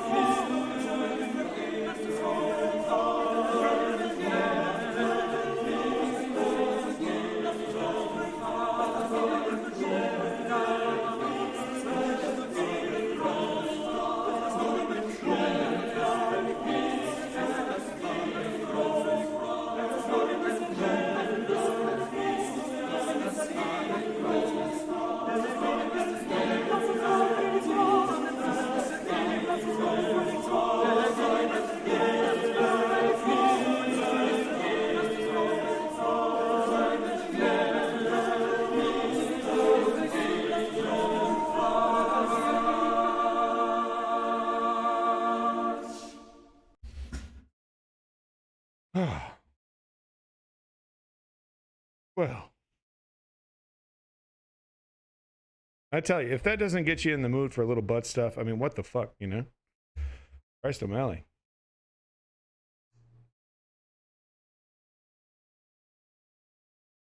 Jesus. My asshole tingles. Such a good song. Oh my God. It was so good. The tendency is towards some kind of... welcome, conscious question, by the way. I see you over there. Hello from the divided states of embarrassment. Ain't that the fucking truth? Ain't that the fucking truth? I fucking left the country. My entire life, I've seen nothing but, you know, it was like Clinton, you know, Bush and Obama. I've never seen an America that I wasn't almost completely ashamed of. So yeah, I agree. I call it, sorry for the term, communism, although, again, it is in Marxian sense a tendency. It may provoke Marx, Marx says the same. The actual effect of the falling rate of profit may be that the reaction to it will be so strong that the profit rate will even raise more. I mean, nothing is predetermined here. Yeah, well, okay, so first of all, just a parenthetical note, was happy and surprised to hear you mention the Barber paradox. I actually, you know, you asked me about this earlier. My PhD dissertation was actually about logical paradoxes, so that's man to me. But as far as... Oh my God, did you print it? Your dissertation? No, it's actually being adapted into a book that might come out next year. I could send it to you if you want. But more to our topic so that we don't... Oh, Ben Burge, what? That's an honor. That is an honor, straight up, dude. Slavoj Žižek wants to read your motherfucking dissertation on logical paradoxes, homie. Send him that thing immediately, dude. That's an honor. Fucking straight up, that's an honor, dude. Agree or disagree with Slavoj Žižek, man. You got to give him props. He's written, I don't know, over 10 books, you know, about, you know, various subjects related, you know, to the topics that he talks about. I don't know. That's just a lot of respect. I'm happy for Ben. Lose time. You know what? Look at it. Look at the smile on his face too. He's like, that's pretty cool. He loves it. Interest me. What's your basic? So I hope you didn't buy Russell's solution, which is through this classification into different levels, you can get rid of them. Yeah, which actually I liked. There's actually a graphic novel called Logic Comics about Bertrand Russell and Russell's paradox and all of that. And there's a good line in there where they're talking about Russell's theory of types, and they explain it by using the Barber paradox. And they say that you imagine a caste system where people can only shave people in the caste above them. You'd have a very hairy lowest caste. But no, I didn't. I don't buy that. I think that you know, I think basically that you can have like different versions of set theory that don't you know, that have different axioms, and none of them are actually describing something that really exists.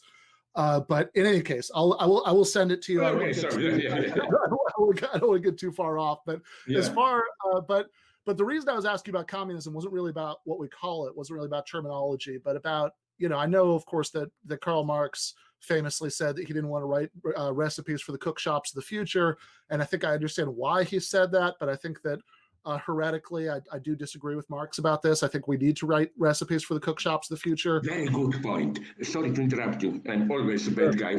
I'm a living Barber paradox. You know why it's important to say this? Because people praise this, as you see, Marx was not a dogmatic and so on. I'm almost, it will be very brutal once I tempted to say, yes, that's why we had Stalinism then, you know, because Marx left it so abstract. But one thing to say for Marx, nonetheless, he was not naive here. He was open to history. For example, many subtle readers of Marx noticed that till the Paris Commune, He was much closer to a traditional centralist notion.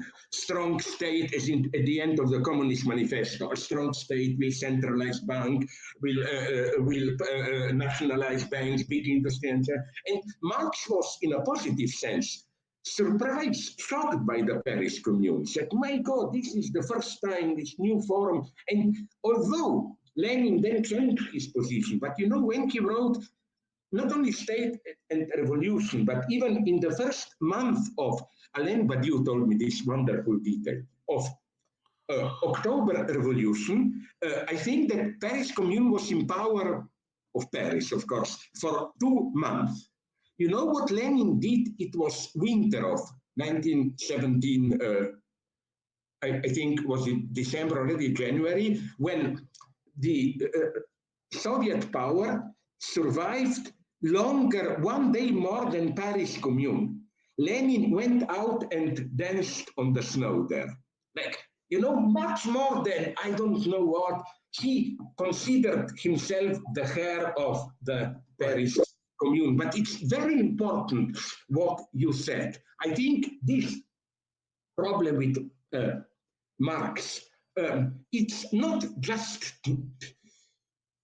a simple failure. Many theoreticians, pro-Marxists, but critical of Marx, notice that Balibar has shown this and others, that Marx didn't have a good, proper theory of political power, authority, how do these things reproduce themselves. And that's, we know more than ever, we need today. Because here, I think, as I write in my volume 2 of Pandemic, which you can order it, but only a sprint of demand. It will be out in a month or 2 in bookstores. You know, usually we had leaders with dignified mask, and then you have obscenities behind the mask and so on and so on. But Trump introduced a new logic where, you know, we don't need a child who says the emperor is naked. Trump proudly displays his own nakedness. And the mystery is, nonetheless, he retains his authority.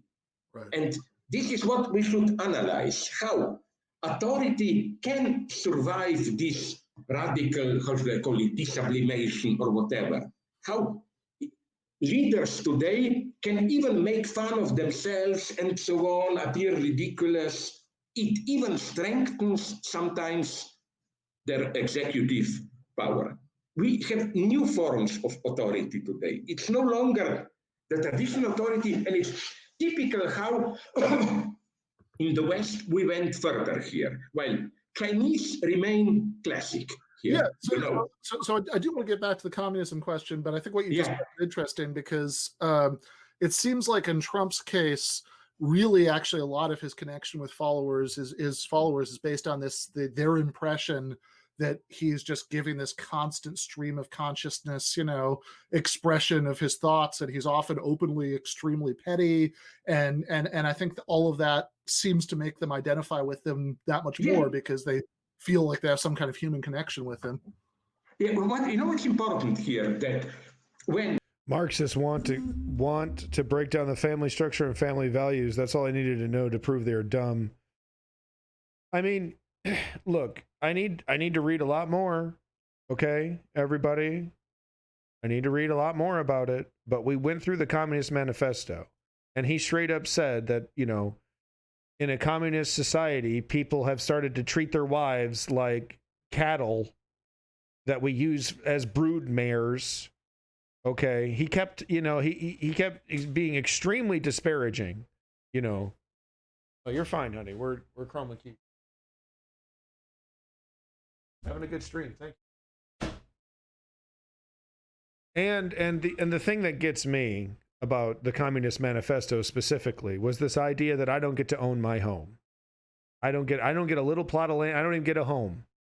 They're going to tell me where to live, and they're going to tell me what to buy.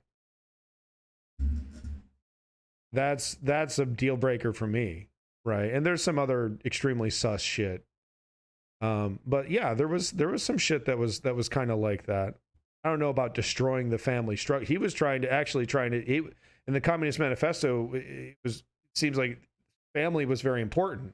And he was trying to make a critique that actually what is destroying the family is the capitalist system, bourgeoisie, right? Basically turning the act of marriage and turning the act of coupling into a transaction, into a monetary transaction, and then treating women like things and objects instead of like wives, right? So I don't know if wants to break down the family structure was really his goal. I just think he had a different interpretation. Marxism tends to run socially conservative. Yeah, like traditional family value shit. Yeah, it's pretty important. So it's a little, I don't know, it's a little oblique. I don't know, I don't think it's accurate to say that Marx wanted to destroy the family unit. I don't know if that, but I need to read more Marx, right? I've just read the Communist Man. Well, we all watched an audiobook together. That's okay. All right. Welcome to Twitch Politics. Oh, you expected academia?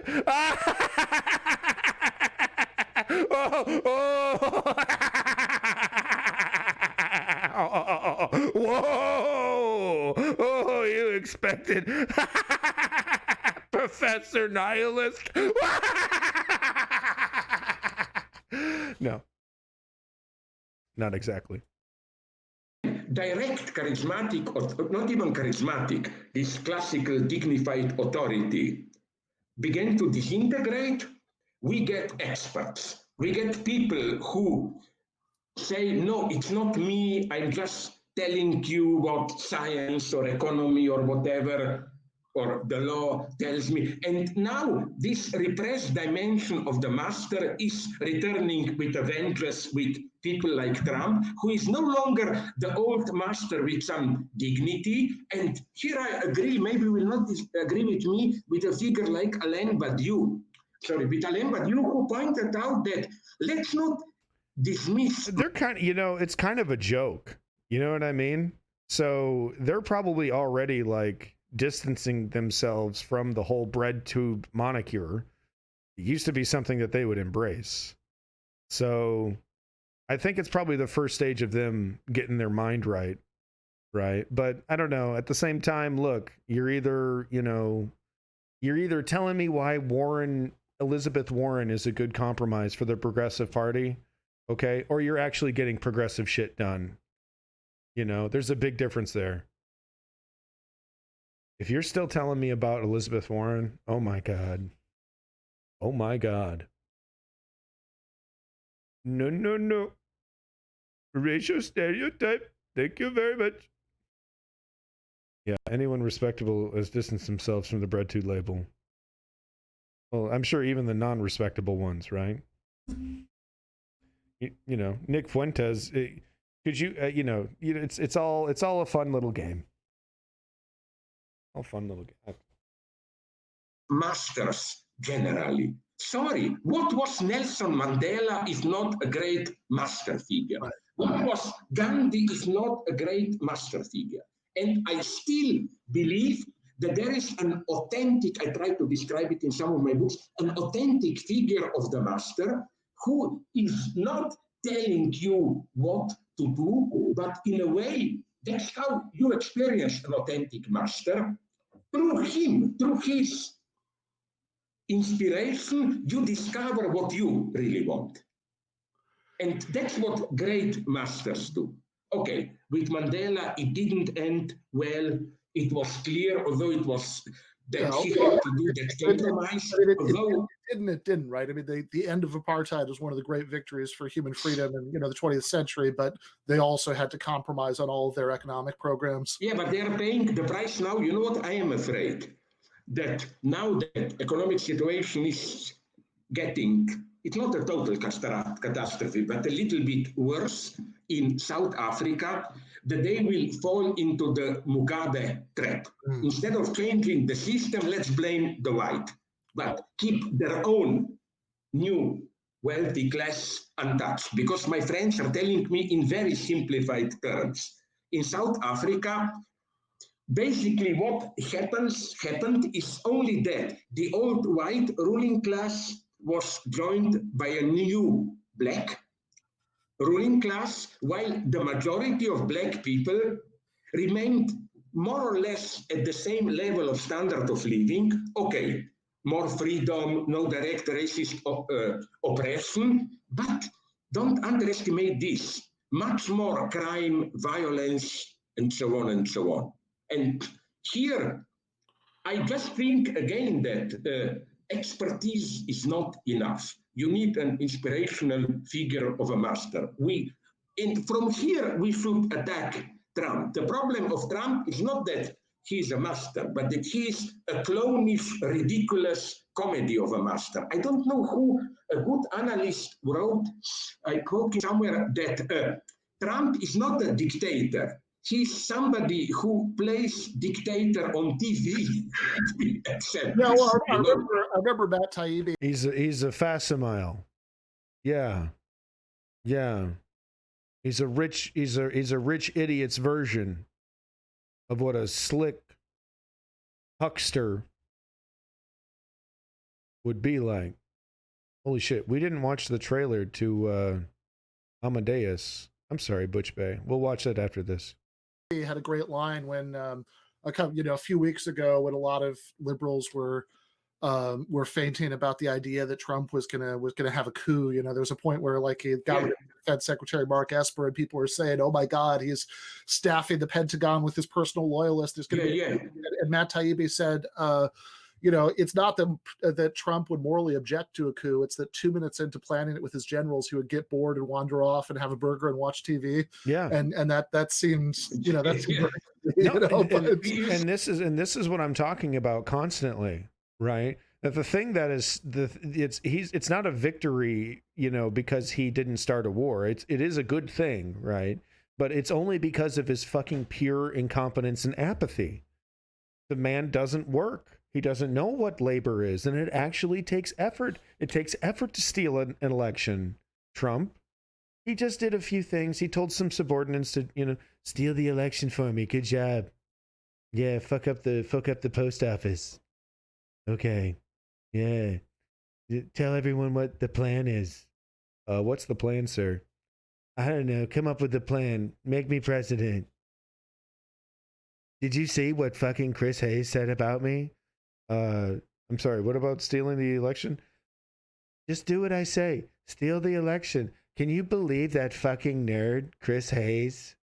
Can you believe fucking Chris Hayes? What he fucking said about me? I gotta steal the election, sir? Just tell the fucking tell Mitch McConnell he's gotta steal the election for me. Fuck. I'm the fucking president. Why do I have to do all the work around here? Oh my God, plan a coup for me. Oh my God. Starting a coup and overthrowing democracy it's actually hard work, straight up. It actually is. Playing golf and getting somebody to ghostwrite a book is where it's at, right? He's lived his whole life like this. Just let someone else do it. Pay him. Once you understand who this fucker actually is, right? Like, it doesn't really surprise you, because it's not like we haven't seen a Trump before. I mean, it's like we haven't seen people like Trump, right? Trump is absolutely unique, right? And his people's attraction to him is very unique and all that.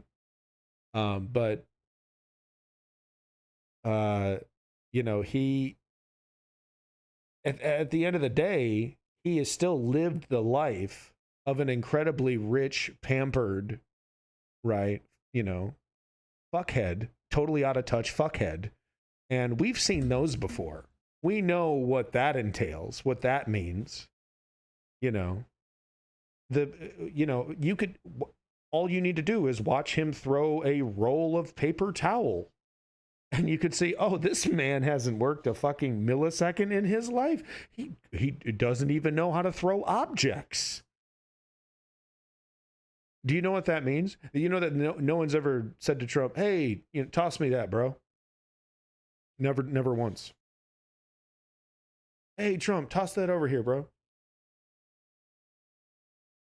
Excuse me? Are you asking me to do this for you? You come here and get it. Okay? He absolutely 100% believes that the expenditure of energy is the expenditure of your life and refuses to expend energy outside of the mandatory necessities, right? Zero exercise. Why would he exercise, right? He's got a fucking, it's like Mega Man, right? He's got an E energy meter, Trump meter. Quick, I need a Big Mac. Fill my E meter. Excuse me, sir? Have I not fired you? Get out of here, pleb. I'm the Trumparello. Goddamn pleb. I'm champ. See, that's why, although I don't underestimate the danger of Trump, I never liked this quick short-circuit Trump a fascist. It's a totally different structure. You never get a fascist which openly behaves in such an obscene way, making fun of himself and so on. No, exactly. No, it's okay. So once again, you know, I call it fascist. Some of the moves are fascistic, right? But it just isn't accurate to say it's fascist, and right, and like Slavo, of course, bringing an academic point of view to it instead of the jackass's point of view. So maybe I should stop interrupting him. A fascist. It's a totally different structure. You never get a fascist which openly behaves in such an obscene way, making fun of himself and so on and so on. It's another type of authority. It's. I also don't think my Israeli friend Yuval Kremnitzer developed this nicely. How I don't think that Trump really wanted to overthrow democracy. It's true, he did feed distrust into established ritualized democracy. He did flirt with this people's power, not ritualized election, all the committees, procedures. But nonetheless, he never made this step of, okay, let's be a fascist and really take power, because I don't think he really had a determinate plan. He lived in this in-between area of no, he's in this in-between area of now and 5 minutes from now. That's it. Criticizing the corruption of the system, and here he sometimes almost sounded as a kind of a leftist, you know, our democracy is not really representative and so on. Almost, yeah, almost, yeah. But he never really wanted to overthrow it. I don't think he had this potential, if you ask me. Do you think that really? No, I don't think he did at all. In fact, I don't even think that when he ran for president the first time, I don't think that he particularly even wanted to win. I think that he wanted to be in the spotlight. He probably wanted to get to get better TV deals and so on, and that he was enjoying the experience. But I mean, he didn't. I think he was more surprised than anybody was when he won. All right. I don't know. You know, I can't look away. Our modern Diogenesis fascinates me. And I think that is an accurate description of Slavoj Žižek. If you don't know who Diogenesis or Diogenesis is, or I'm sure I'm saying that wrong, you know what? We got all the time. First of all, hold on. Let me get this. Let me get the fucking proper pronunciation down. Yeah, let's do an introduction. In this lecture, we are going to investigate the life and ideas of the ancient Greek philosopher Diogenes the Cynic. Diogenes. See, there we go. See, I knew I was butchering that. All right, but we got to see the Amadeus trailer. It's great. It's great to literally have all day. I have 20 more hours I got to fill, folks. So. Are we going to appall you? Content, sir. Do you have some content? With something confidential and disgusting. Let's hope so, because that is what you really like. Unconfessed crimes of buried wickedness. If that is what brings you to us, the prospect of hearing horrors, you shall not go unrewarded. I don't believe it. The whole city is talking. You hear it all over. What a story. What a scandal. What a comedy. What a tragedy. Incredible. I don't believe it. Who can believe it? What horrors have you heard? Tell us. Tell us. Tell us at once. Tell us about Wolfgang. Amadeus. Mozart. Mozart? Holy shit, did they know how to party back then or what? How good is he, this Mozart? He's remarkable. Is an unprincipled, spoiled, conceited brat. I'm a vulgar man. But I assure you, my music is not.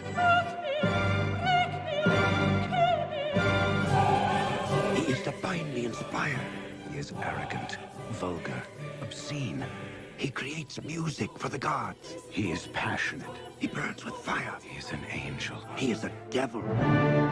He claimed he'd been poisoned. Some said he accused a man. Some said the man was Salieri. Salieri? Salieri. I don't believe it. It's not true.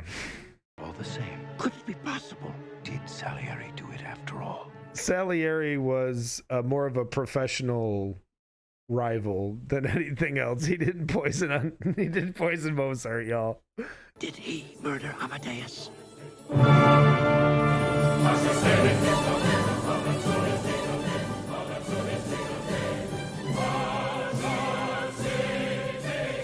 Whoa! Oh my God! Am I allowed to show this on Twitch? I'm fucking sorry, Twitch. Holy shit, guys. Keep it in your fucking pants. Alright? I shouldn't be freeze framing on this right now. Oh my God. Oh my God. Is she showing all of that ankle to the knees? That's a fucking garter belt right there. Oh boy. Oh, I'm just gonna need a minute, baby. Turn off this camera. Oh fuck those knees. Oh my God. Those knees. TOS. TOS. TOS. TOS.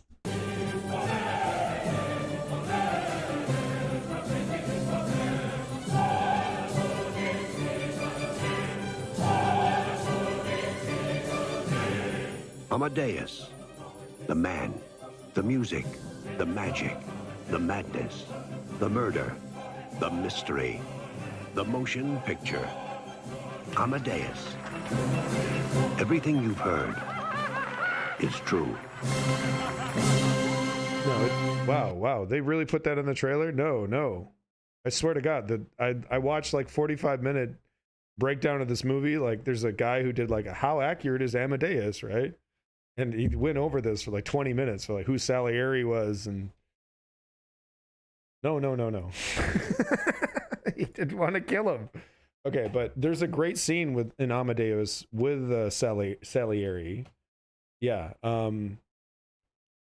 where he reads the sheet the music, right? He just comes upon like I think Mozart is showing some of his music to somebody. Right, and Salieri just comes upon it and starts reading it, and it's actually a very breathtaking scene. So we're gonna watch that. We'll see if we can get away with that. All right. Gentlemen, good morning.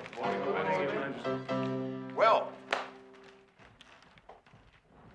what do you have for me today? Your Majesty, Herr Mozart. Yes, what about it? He's here.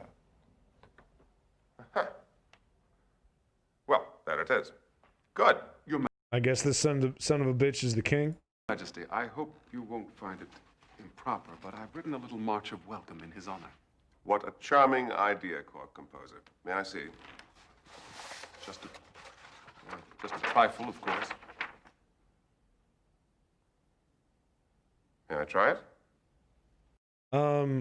Well, you do break TOS if you start to hurt your own health. And I guess super technically 24 hours without a nap or whatever is like they don't suggest it or whatever, but usually they're cool with the 24-hour streams. But if you push a little farther beyond 24 hours and you're not pussying out and taking like little cat naps and shit, then they usually will shut you down. So I think they'll let me get away with 24 without being like, oh, you're hurting your health, But like I said, Majesty. Let's have some fun.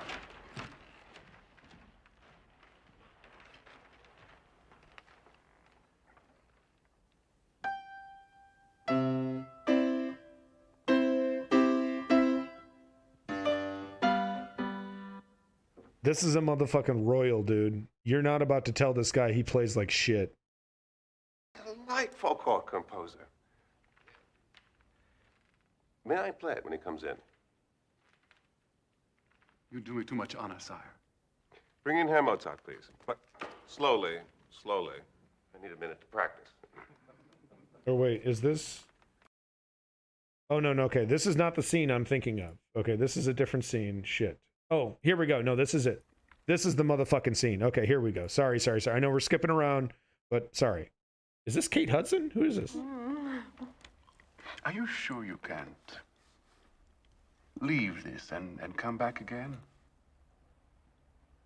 Who is that? It's very tempting, sir. But it's impossible, I'm afraid.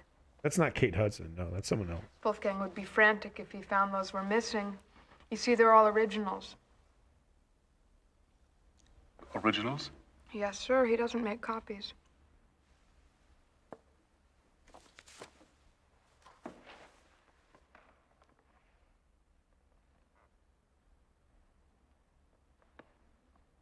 These are originals? Mm-hmm.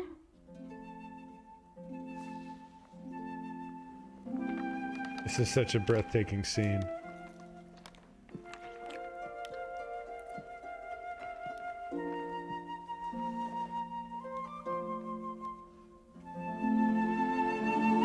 He can hear it.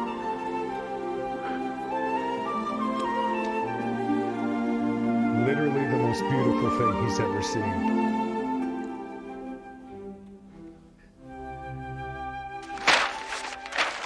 Completely outclassed him. It was beyond belief. These were first and only drafts of music. But they showed no corrections of any kind. Not one.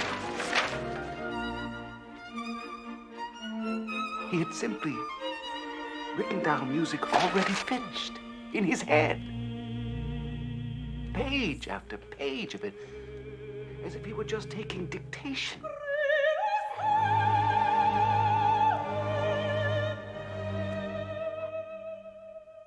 And music. Finished as no music is ever finished.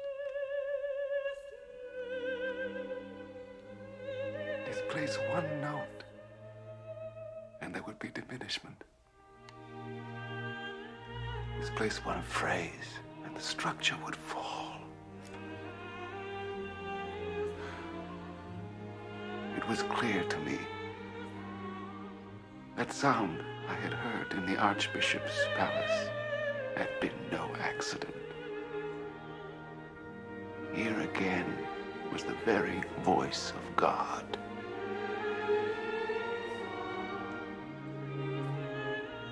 I was staring through the cage of those meticulous ink strokes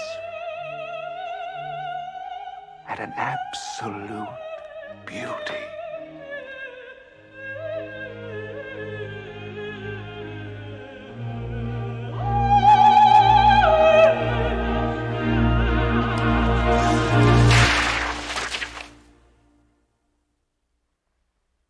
Is it not good?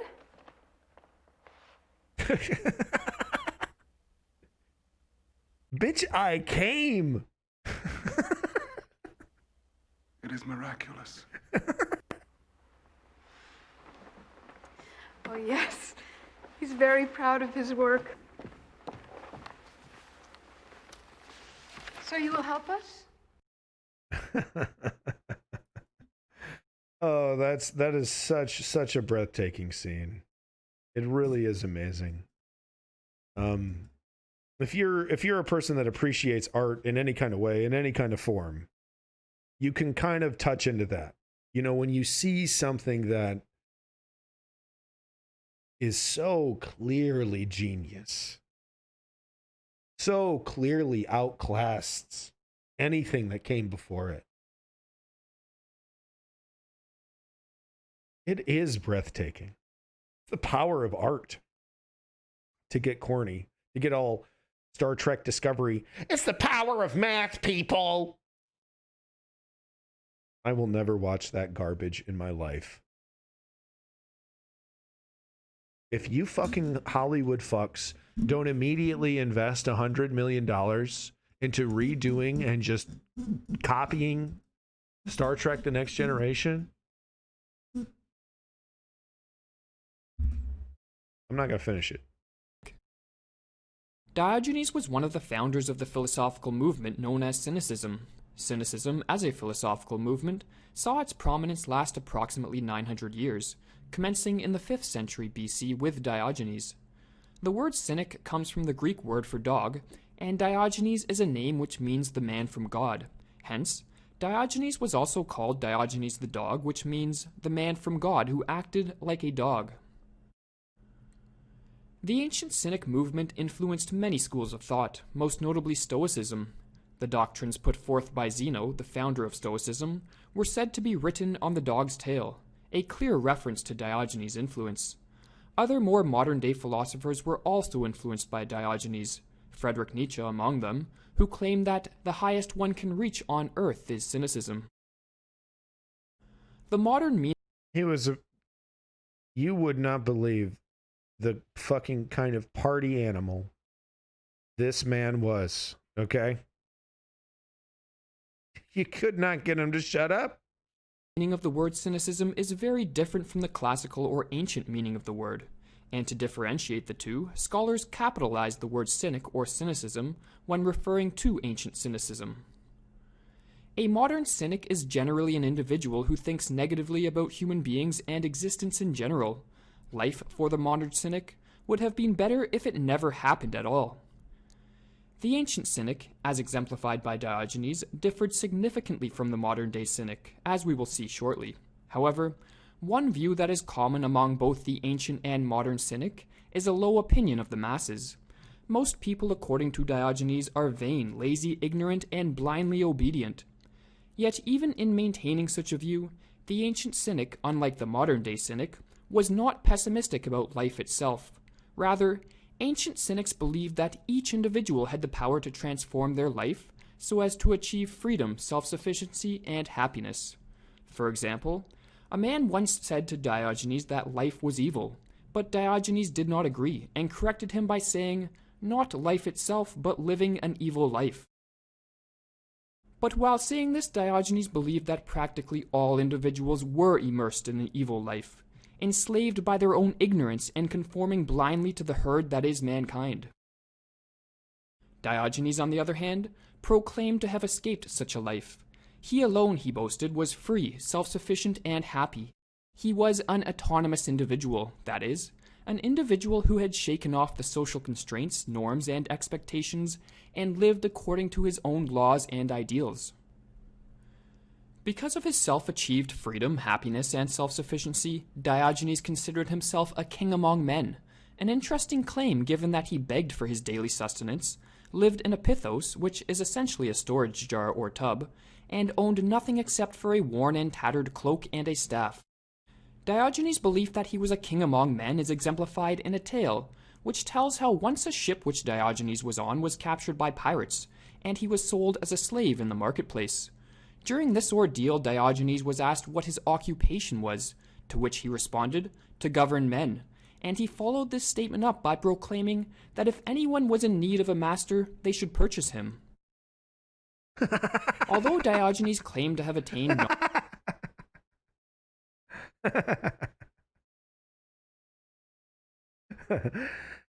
What is your skill, sir? What is your skill, slave? Me? I govern men. Hit me up when you need it. When you need someone who needs a master. Baller shit. Knowledge as to how to live the proverbial good life, he didn't express this knowledge by writing a philosophical treatise or developing an expansive ethical system. Although it is thought that he did write a number of essays, Diogenes primarily expressed his ideas through his actions and in the conversations he had with his fellow citizens. He, perhaps more than any other philosopher in history, Socrates included, epitomized the Greek ideal of philosophy as a way of life. A great example of the way in which Diogenes' actions expressed his ideals is found in a story which describes him being surrounded by a number of philosophers who were arguing that motion does not exist, a position most famously held by the pre-Socratic philosopher Parmenides. Diogenes, upon hearing their carefully thought out and detailed arguments, simply got up and walked away, thereby proving without saying a word that motion does indeed exist. Central to Diogenes' philosophy was the conviction that Could you imagine walking, just like, like having a political interview or like a conversation, a philosophical, whatever interview, right? And not saying a word, walking up and walking away. You do that in such an expertly timed manner. You literally don't have to say a word. You literally walk out, and that actually proves your point 110%. I mean, how often do you get a chance though to speak to somebody who literally motion doesn't exist? What? Philosophers, bruh. Philosophers. it is pointless to concern oneself with abstract contemplation or metaphysical speculation. Instead, the sole concern of one's attention should be with the concrete here and now, for it is only in the here and now that one can attain happiness, and thus philosophy should be concerned only with the present. Any abstract speculation divorced from the here and now, about whether motion exists, for example, only distracts one from this all-important concern. Damn, dude. Yeah, so he was basically saying, you motherfuckers are wasting everyone's time talking about why is a raven like a writing desk? Like, what are you accomplishing? Diogenes thought that when one turned their attention away from abstract speculation to the concrete here and now, they would soon observe that most human beings are, to put it in the nicest way possible, quite pitiful creatures. Oh. In one of the more famous anecdotes about Diogenes, it is said that one day he went into the marketplace in broad daylight with a lantern saying, "I am looking for a man." He never found what he was looking for, that is, self-sufficient, free, and happy individuals, but instead found only ignorant, obedient, and worthless creatures. Diogenes treated others with the disrespect. What did he say? It is said that one day he went into the marketplace in broad daylight with a lantern saying, "I am looking for a man." He never found what he was looking for, that is, self-sufficient, free, and happy individuals, but instead found only ignorant, obedient, and worthless creatures. Diogenes treated others with the disrespect he thought they deserved. One day, when a few people were throwing bones at Diogenes as they would to a dog, he got up and urinated on them. He thought that if the human species should go extinct, there should be as much cause for regret as there should be if flies and wasps should pass away. He even went so far as to try to quicken the rate of the extinction of mankind. When Diogenes was begging on the street, a man started to mock him and said, "I will give you, but only if you can persuade me," to which Diogenes responded, "If I could have persuaded you of anything, I would have persuaded you to hang yourself." While Diogenes was certainly a misanthrope who ridiculed and condemned human beings, he did not think human nature was corrupt and to blame for the depravity which permeates mankind.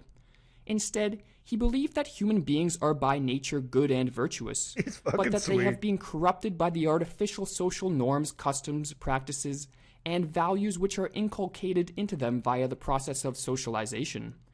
These artificial social constraints are conforming forces, which turn potentially strong and independent individuals into obedient sheep. In fact, Diogenes made it his life's mission to debase or destroy these social norms, practices, and values which he believed weakened individuals. To do this, he attempted to display through his actions how ridiculous and arbitrary many of them are. Yeah, let's go ahead and take a little break to give props to the creator here. This is Academy of Ideas. Do like and subscribe. Please do like and subscribe, folks. Support the creators of the content we show on this channel, please. Very cool stuff. Once, when the city of Corinth heard news that they were soon to be under attack, the citizens went into a panic and began preparing for the coming battle. Diogenes, oblivious as to what all the fuss was about, began rolling his pithos, or tub in which he lived, up and down a hill. Well, I think the difference between Diogenes and your average homeless crackhead is that he actually had something important to say. I wonder, though, if Diogenes were to exist in 2020 and had the access to the insane drugs that people have access to nowadays that can completely fuck you up from head to toe. I don't know. But gosh golly and gee there, Don. You sure are a cynical fella. Let me guess though, Don. Those homeless people though, of course, are human beings and they should be treated with some modicum of respect by society, and maybe society should actually do something about their pain and torment. Or maybe just hand them some bootstraps. What do you think, Don? What of Greece, Diogenesis asked Alexander? Yeah, I know, this is great.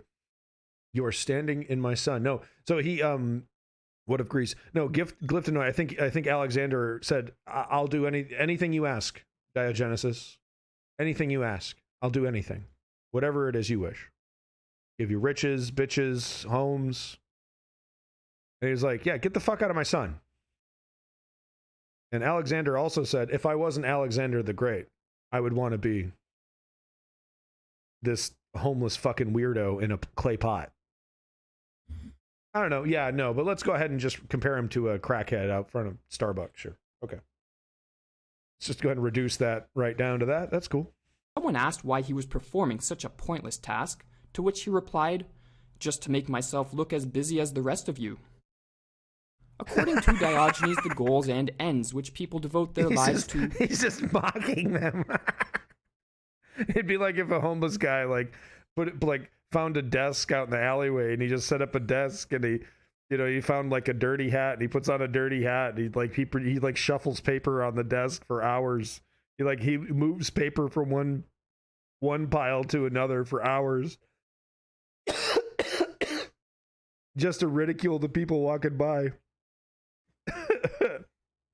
That'd be awesome.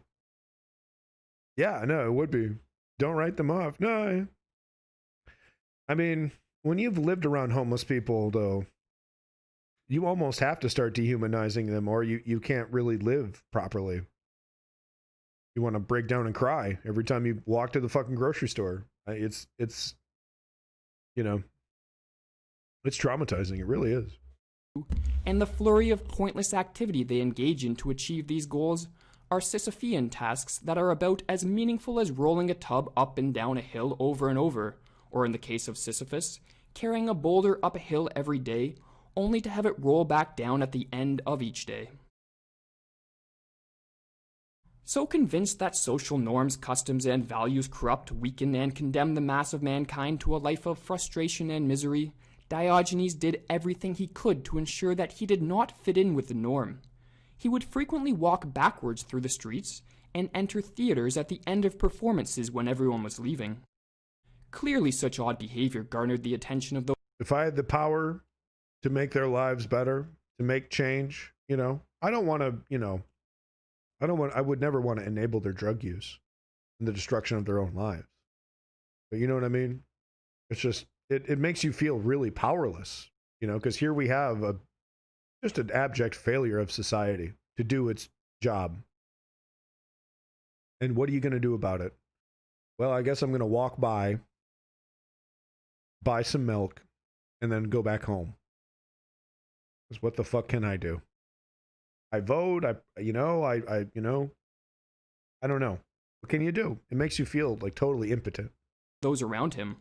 When someone called him mad, which must have been a pretty frequent occurrence, Diogenes replied, I am not mad, it is only that my head is different from yours. Normality and conformity, Diogenes believed, is no standard for mental health. Diogenes' ruthless attack against social norms and customs was not an end in itself. Oh my God.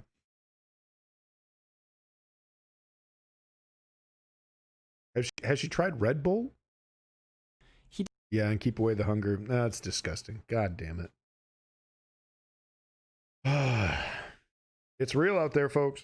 He did not want to destroy such customs solely for the sake of destroying something. Instead, he viewed such an attack as a means to an end. That is, he wanted to help individuals break free from the chains of social constraints so as to enable them to live a happy and free life. In order to achieve this, Diogenes thought it was necessary to disregard all social norms and instead live according to nature. He thought that happiness could be attained not by satiating the desires driven into one via the process of socialization, such as the desire for wealth, power, social acceptance, and fame, but instead by living simply in the present moment and embracing the simple pleasures which the natural world has to offer. There's a story that Alexander the Great... Yeah, but this motherfucker never got to play Super Mario Brothers on the Nintendo. Don't be telling me to hang out in an apple orchard or whatever, dog, when Super Mario Brothers is on Nintendo, dude. Shut the fuck up. Come on, dog. Shut the fuck up. I want to play some Super Mario Brothers. No, I don't want to hang out in the goddamn apple orchard, dog. I'm sick of this. Can we play some Super Mario Brothers? No? Okay. All right. Oh, no. Oh. Did you ever watch Reign the Conqueror? No. What the hell is that? Heard about Diogenes and paid him a visit in Corinth, where he was resting in the sunlight. Alexander, proud as can be, walked up to him and said, "Diogenes, ask of me whatever you want." Diogenes looked up at Alexander the Great, annoyed that someone was interrupting his rest, and said, "Stand out of my sun."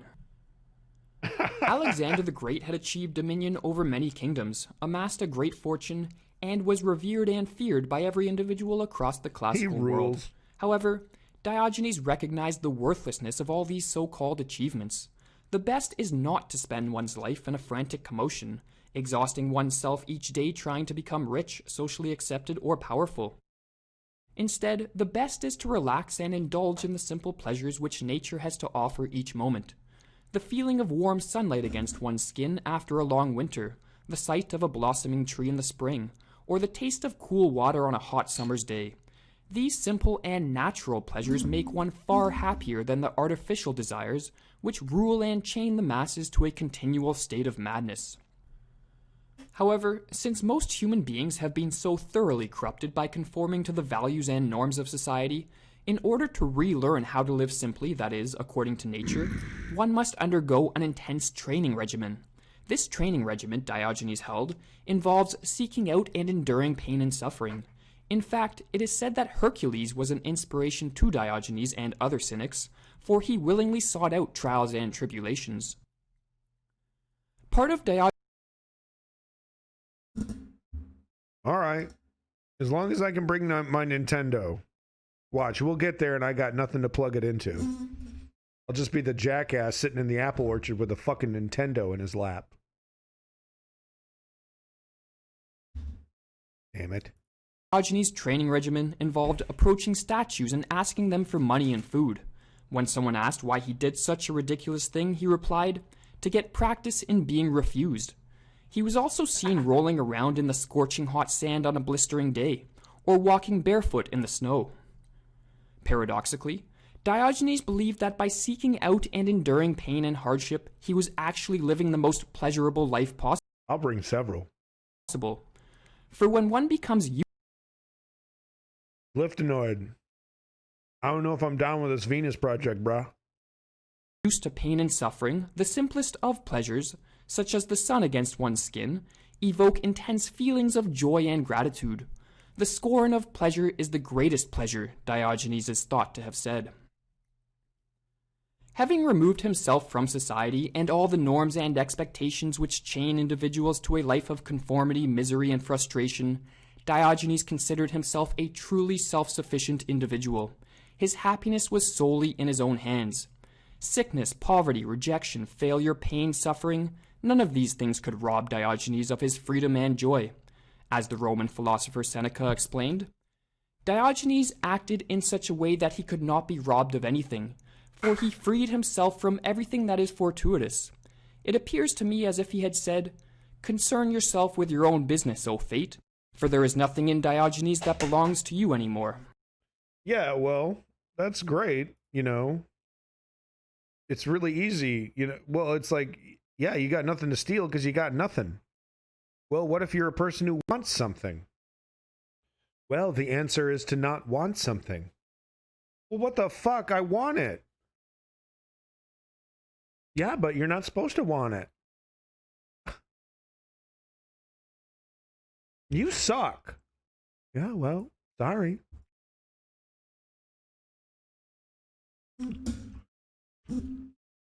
There's some Caleb. Let's watch that. Now, Nicaragua is a country in Oh shit! What the hell's going on here? Central America, and in the 1950s, 60s, and Consumerism 70s, has had a ruined me. brutal military dictator backed up by the United Yeah, me too. I really like shit. I like stuff. I like video games. I like toys and trading cards. I know. I'm the fucking capitalist devil. I get it. States called Somoza. Somoza was the dictator. He allowed Nicaragua to remain impoverished and underdeveloped, mass illiteracy, mass homelessness. He worked for Wall Street and for the Pentagon. He was a puppet of Western capitalism. Right, Butch? And there was a horrendous earthquake in Nicaragua. And this earthquake took place and it killed 11,000 people and it left 300,000 people homeless. And at that point, Nicaragua's population was only 2.8 million people. So among a population of 2.8 million people, 300,000 people being homeless, that's massive. So this earthquake left Nicaragua in shambles. So all around the world, many countries donated very generously to the people of Nicaragua to help them out. There was a baseball player from the United States who was raising money and eventually died in a plane crash. And the government of the United States gave millions of dollars to Nicaragua, and people all across the planet donated money to help the people of Nicaragua. And in the aftermath of this earthquake that left so many people behind, and all this money was donated, the money that was donated to help people in the aftermath of this earthquake was stolen.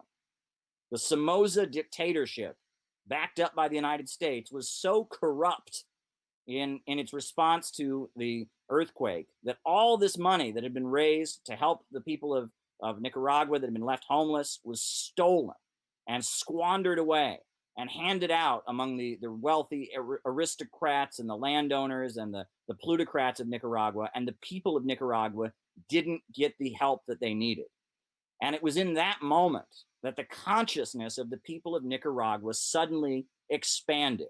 And that moment in 1972, when a natural disaster was so badly mishandled and the aid that was meant for the people of Nicaragua was squandered and mysteriously stolen and handed off to a bureaucratic capitalist regime, it was in that moment that Nicaragua began to move toward a socialist revolution.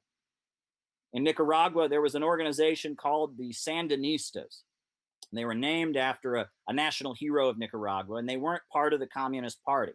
They were a left-wing Marxist reading group. Some of them were Christians. Some of them were Maoists. Some of them were Marxist-Leninists. They were just a group of people in Nicaragua who opposed capitalism. And they were an illegal organization. And they actually had a newspaper, and it was called Issue 1, Volume 1.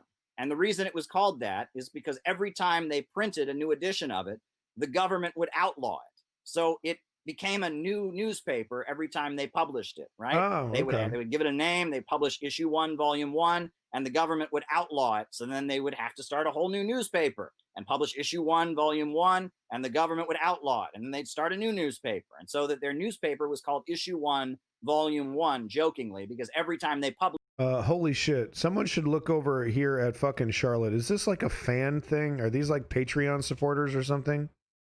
I've been looking at Charlotte here. What's up with this? It, they had to have a new name because the government would outlaw it. And they were a Marxist reading group, and they were not in the Communist Party of Nicaragua. And because of that, actually, the CIA, thinking... So in cynicism, living and writing are two components of ethical practice. The Diogenesis.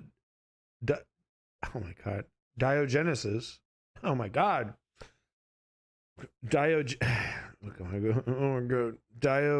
Okay.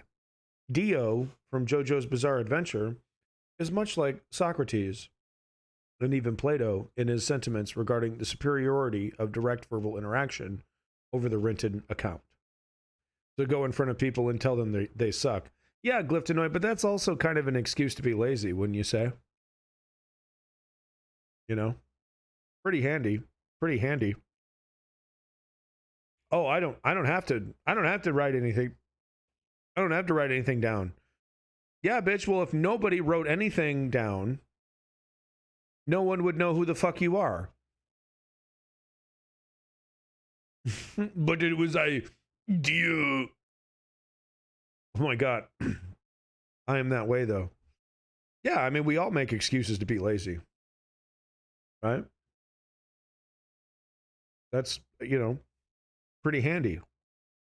If everyone was like him, though, no one would have written his shit down, and no one would know who he is, and maybe that's what he would prefer.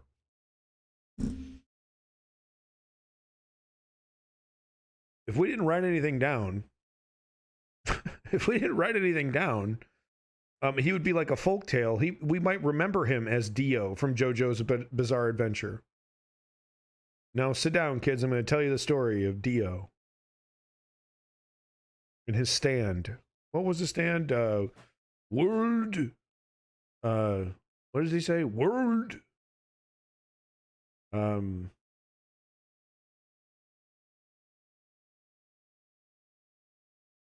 Yes, thank you. Zuwardo. Right. Oh my God. Oh my God. RT puts this on their air. I had no idea that this is happening on RT. Guys, make sure you bust out your simp cards and keep your boners in your pants. We're going to go full e-girl on Russia Today, apparently. The art of not giving a fuck or being based. Some might call that nihilism. Front lines of the culture wars in 2020, not everyone gave up on the practice of insulting everyone and not caring. These rare beasts are called based.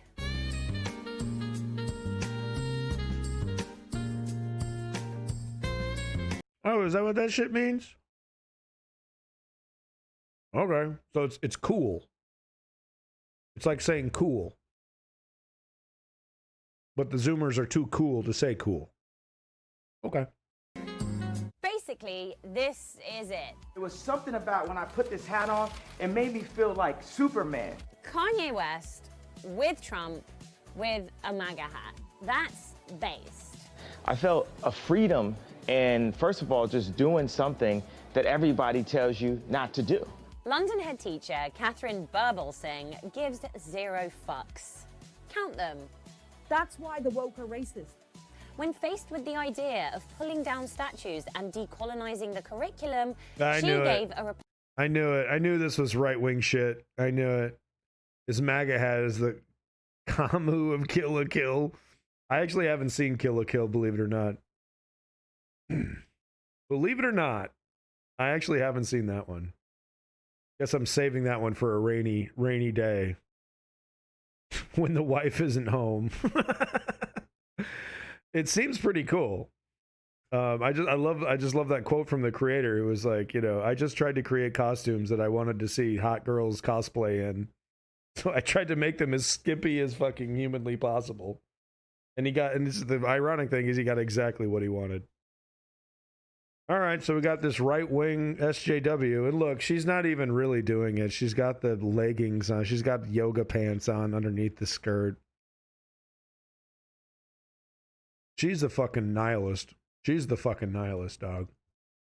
Reply that came straight from your granddad. And now we're talking about decolonizing the curriculum. It is not about decolonizing curriculum. It's about getting good behavior in our schools. How can you spot a social justice warrior these days? Well, just check their knees.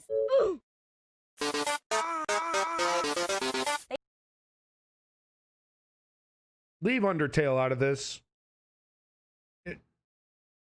Fucking nothing is sacred. I'm triggered by how half-assed this is. Yeah, I know. This is totally half-assed. This is fucking slop house. They spend so much time kneeling down against racism that there's hardly any skin left. Checking so guess boxes. What happened when basketball legend Charles Barkley said, You know, Greta, this is a very slippery slope. I think, because does it make you a bad guy if you don't kneel? This led to quite a few of those caring people to get up off their knees and declare Barkley a racist who was only speaking up for his white golf buddies. Yeah, look, I don't agree with those people, but I also don't agree with this dumbass's mischaracterization of the entire movement. Because she's saying, oh, well, these dumbasses said something stupid. They're the entire movement.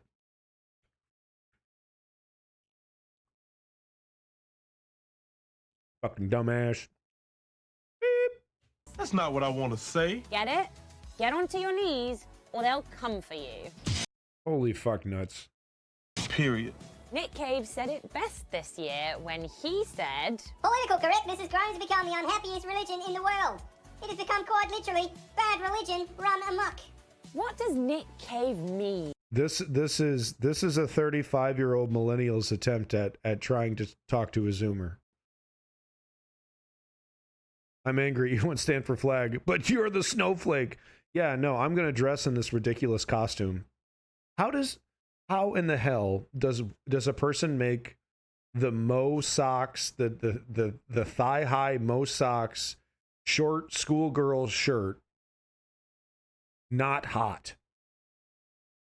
She has sucked the sexy out of this costume almost to a negative degree. It's like negative sexy. This is like mom accidentally put on my fucking sex costume. Moe. Sorry.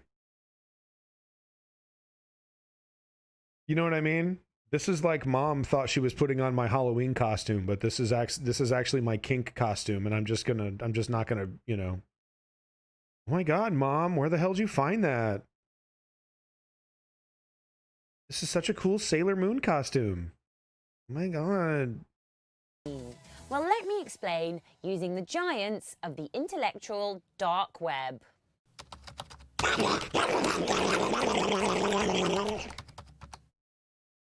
When mega podcaster Joe Rogan moved his show over to Spotify earlier this year for something like $1 gazillion, people at the company said that they were so upset that he wasn't being censored and that they were alienated by his views.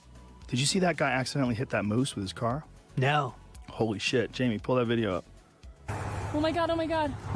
Oh my god. They demanded repeated meetings with management. You know, this is probably overinflated, all that Spotify stuff. Is this just complete fodder? They have literally said nothing to me about it. There was a similar story for lobster botherer Jordan Peterson. Reportedly, staff at the company that was publishing his latest book were so disturbed that it was being published that they all ended up crying. MMA scrapper turned actress Gina Carano, who frankly you would not want to get into a fight with, has been expressing the wrong kind of politics. She doesn't think the elections were fair.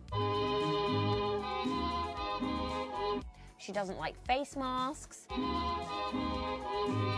She doesn't like Democrats.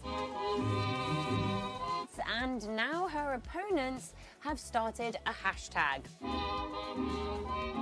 Hashtag Fire Gina Carano.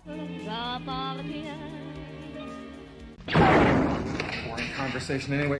The bitch won't wear a fucking mask. You're fucking fired. What the fuck? What are you spreading fucking COVID around? What kind of point you trying to prove? Put a fucking mask on.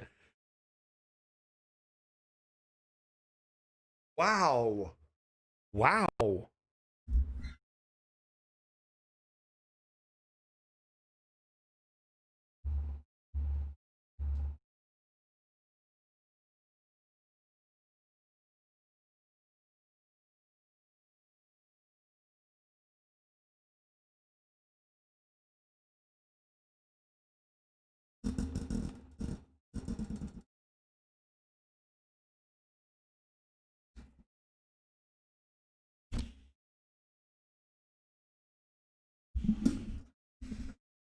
Uh-oh.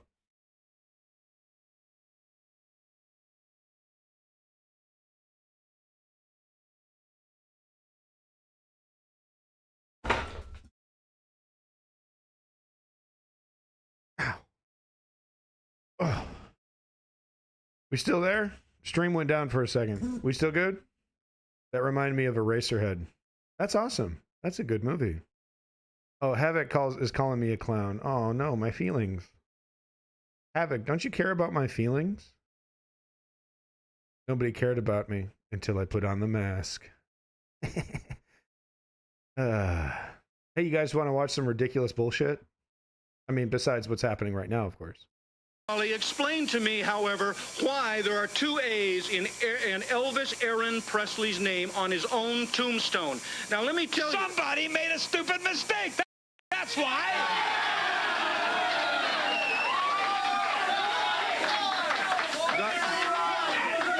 God forbid something should happen to anybody that we know and love, such as Elvis Presley. Right, you answer me this, Larry. I'm trying to make a point, Wally, and you're going to make me angry. Oh shit. Okay, Watch let me out. make you angry. Oh shit. You really want to be angry, Larry? I'm going to read the rest of my point. Wait a minute. Oh, here we go. Tough guy alert. Tough guy alert. Get him. No holds barred. Censors the censors have been censored. Okay? The bars, we don't hold them. Clown nose. Hong Kong. A Wally George look-alike. Can you believe that? Boo. It's just a pedophile. Oh my god, all these super like hot like 80s strippers and porn stars that he had on his show, it's fucking sweet. I know you do. Do you really Wrestling glamour goddess, fucking awesome. do you really think that men find wrestlers like you romantic? Fuck yeah. Hell yeah. Ha. Yeah, you're on the wrong side of this one, Wally.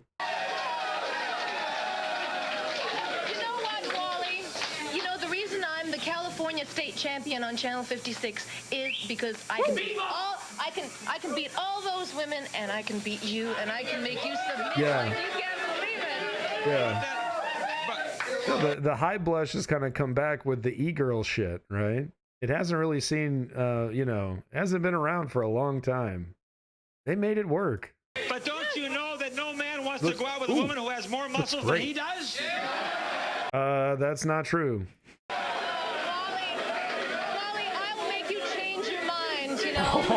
Wally, I love you so much. Break them off something.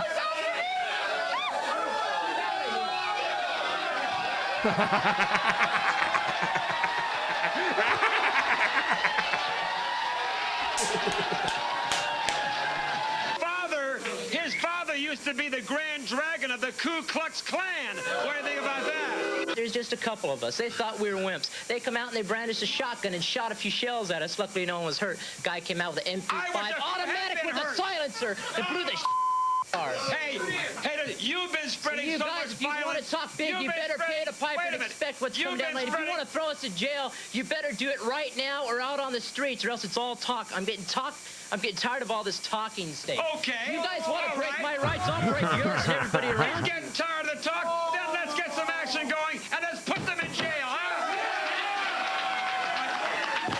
Now, what do you want to say? Go ahead, skinhead. I got a couple questions that might be hard for your little brain, but don't get smart, Adolf Hitler lover. If everybody's so equal, listen. If everybody's so equal, why does the government have to lower SAT standards so blacks can go to college? And if everybody's so equal, why does the government implement programs like affirmative action and stuff like that? You're always for hiring. And why does the government lower standards for blacks to become doctors? Wait a minute, Nazi. Hold on. Wait a minute, Nazi. Now, number two. I will agree. Wait a minute. I will agree with you. Well, then you're a racist too if you agree. No, hold on. Yeah, you are. I will Come on. agree with you. There are people who are not equal in this country, and you are not equal. People You like are not you. good enough to even be called an American, and all of you are out of here. Yeah, no, man. Nazis, get the fuck out. I'm prejudiced against Nazis, all right? If you're an unabashed Nazi, proud skinhead, classic skinhead, okay, no, oh, I know, big controversy. Big controversy. Yeah, no, I completely disregard you.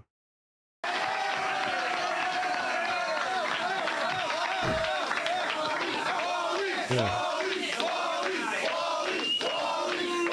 God, I hate to agree with Wally on anything, but he's dead right on this one. He's dead fucking right on this one. Oh, is this the last Wally hot seat video? Say it isn't so. All right, let's see here. Oh my God, there's so much Wally George content here. No fucking way. All right, so we got best of... Okay, so he only did 4 of those. Wow, he should have made way more of those. I would watch those for forever. But we'll just, wow, look at all these, this is, all this guy's content is here. This, like, all these interviews. Oh, I knew it. I fucking knew it. Look at this. Plenty of white people with bad SAT scores, and a lot of them believe in the same shit you do, man. Basically in response. Yeah, no, like, it's a very complicated subject, affirmative action and all that, right? But that's not that, you know, that's not an excuse to, you know, to call for the eradication, you know, because it's not like fascists call for, you know, oh, we don't like them and we just want them to leave us alone. No, they want eradication of the other, whatever other they've defined. So why don't we check out this classic Wally George moment with Poor Man from Bikini Beach Show. It's time. And I want you to remember every segment where Wally George is like, oh my God, the naked female body. The naked female body. How dare you show off your dirty naked body?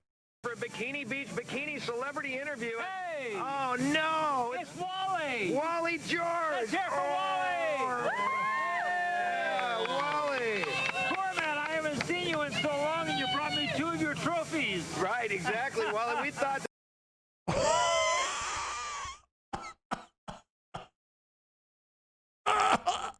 that somehow you should be able to live vicariously through our show, although in real life we know there's just no way Wally could get women like this, right? Are you kidding me? I turn prettier girls away from my door every day, poor man. Now, I am the sex symbol of Orange County. what do you think of our show? We're called Poor Man's Bikini Beach, and it's just bikini girls. They're 30. I want to tell you, I have watched it, and I would love to tell you how great it is. I'd love to tell you how great it is, but I'm afraid I can't tell you how great it is. Wow. Is he on ketamine? Is he on some kind of horse tranquilizer? What happened to him? Is this just old age? He appears to be inflating. I'm joking, poor man. I'm joking. Okay, this is incredibly awkward. All right, okay. All right, should we finish this? I'm kind of cringing out of my fucking pants here. What's for people who couldn't afford the nudie box? Oh, what, the fucking bikini show? It's a great show. You know that I've been on with my hot seat show for 17 years? 17 years. Let's give it up for Wally George. 17 years. And poor man was on my... Please get me away from here. Please, I don't. He's holding me still. show about 12 times. And this guy threw me off his show like every time, right? And because I brought in girls in bikinis. He used to bring in girls like this on the hot seat. And you said it was disgusting. These girls are all American girls. And they're for Wally. They're for America. Yeah. Are you for Wally, honey? You want to come back to Wally's place, baby doll? For a good time? Yeah? They're for morality and decency, and they hate guys. They're for morality and decency while they're slob amana. Like this guy doesn't ask for Roadhead. Like you, poor man. My autobiography is coming out next month in September, and I want you all to go out and buy several hundred copies. It's great to see you, poor What's man. it called? You never looked better. You look fantastic. Thanks. What's your autobiography called? It's called Wally George, the Father of Combat TV. She's kind of had enough. I've been on television for 50 years. Really? Seriously. I started out when I was 14 years old, and I'm now about 105.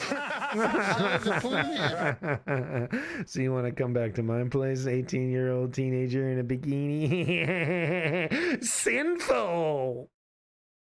I gotta go right now. Take it easy, guys. Thanks, Wally. See you, poor man. Okay, the girls, you can stay, girls. Well, I guess they're not going to stay. He's for wholesome living, okay? He's for wholesome living. All right, we're definitely going to do more Wally George later in this 24 hours of fucking... Oh my god. Oh my god. My dog is just having a fucking... Oh, it's 5 o'clock already? Oh, I guess we've been doing it for 5 hours. I started at 12. Wow. Well, I'm going to walk the dog in about a half hour.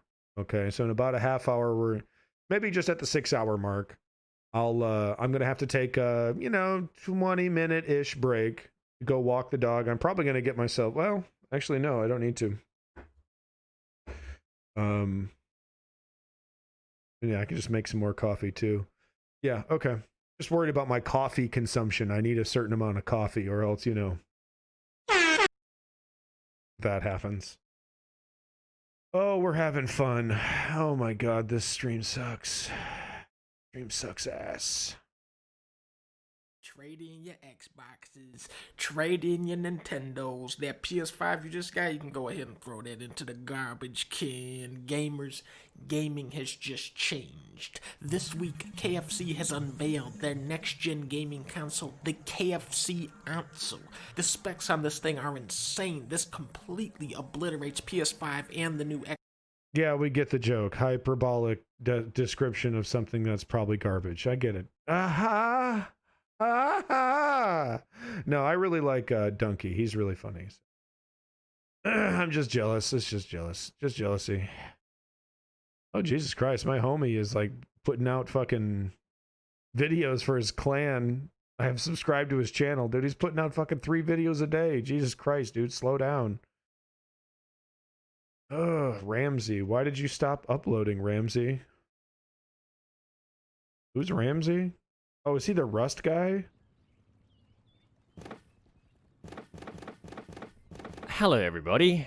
How are you? Hi. Long time no speak. Yeah. This is Ramsey, if in case the voice is too far gone. But I'm here today to share with you some things. Considering the length of time that it's been, I felt for quite a while that this was something that needed to exist first before returning with proper content. In the past, I know I've talked about some things at the ends of videos and I just don't think it ever ages well. And I would prefer all of it to be here in one place so that the content remains the content. And the answers you seek, it's been going on for me in the past 2.5 years, how I'm doing now, and gracing your eyeballs in his base, and it was very nice later. But anyway, let's get... Where the bloody hell have I been? To answer this question does open a can of worms and get into detail. At the same time, not speaking out about challenges and things that we deal with, especially as someone in my position, someone with a lot of people who have looked up to me in the past. I owe it to you guys to be honest, and if what I say, that's worth... Didn't help me. One person, that's worth it to me, because being silent, it just doesn't really... It doesn't help anyone. What is it? What the fuck did you do? So first off, I'm going to put a word out there, and this word is crucial to understand. Holy shit. Dangerous word that can ultimately lead to destruction. Bro, you just play Rust. What did you do, man? What did you do? And that word is perfectionism. Yes. Did you I know. cheat? Did you just tell me in the comments? What did he do? Someone in the comments. My family man is sucking in the voice. Does anybody know he's talking about?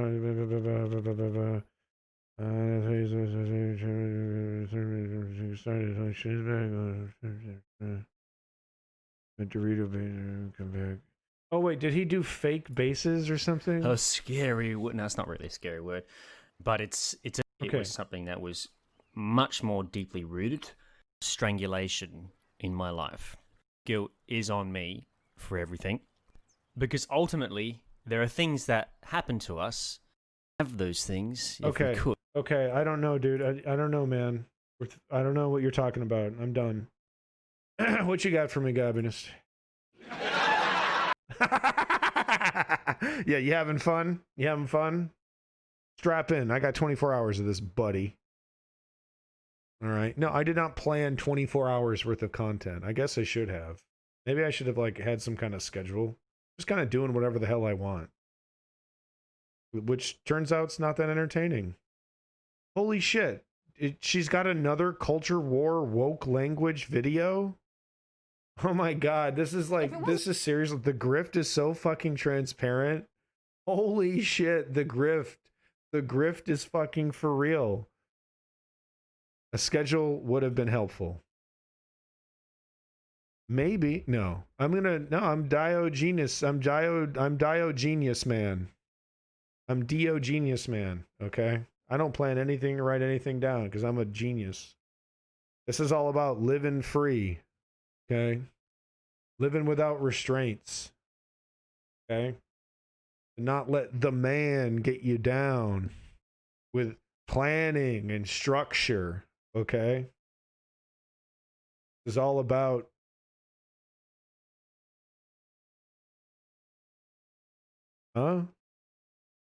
let's watch wait. Oh, I know what we're gonna do. Duh, okay.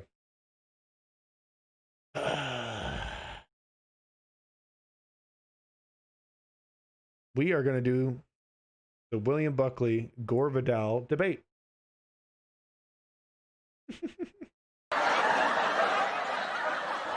Gabiness, if you're not happy with the level of entertainment you are receiving from my content, 1, suck my hog. 2, leave. Who even? Living on a prayer. Living in a barrel, pissing in the street. Yeah, I'm Diogenes man. Okay? Zuwardu? Okay. Where's the debate? Gore Vidal versus William Buckley, Democratic Convention, 1968, debate 2, part 1. The battle begins. Oh my god. Can you just have a video with the whole thing? Christopher Hitchens and William F. Buckley. Ooh, that's good. Buckley on death. Ooh. Here we go. Debate 1.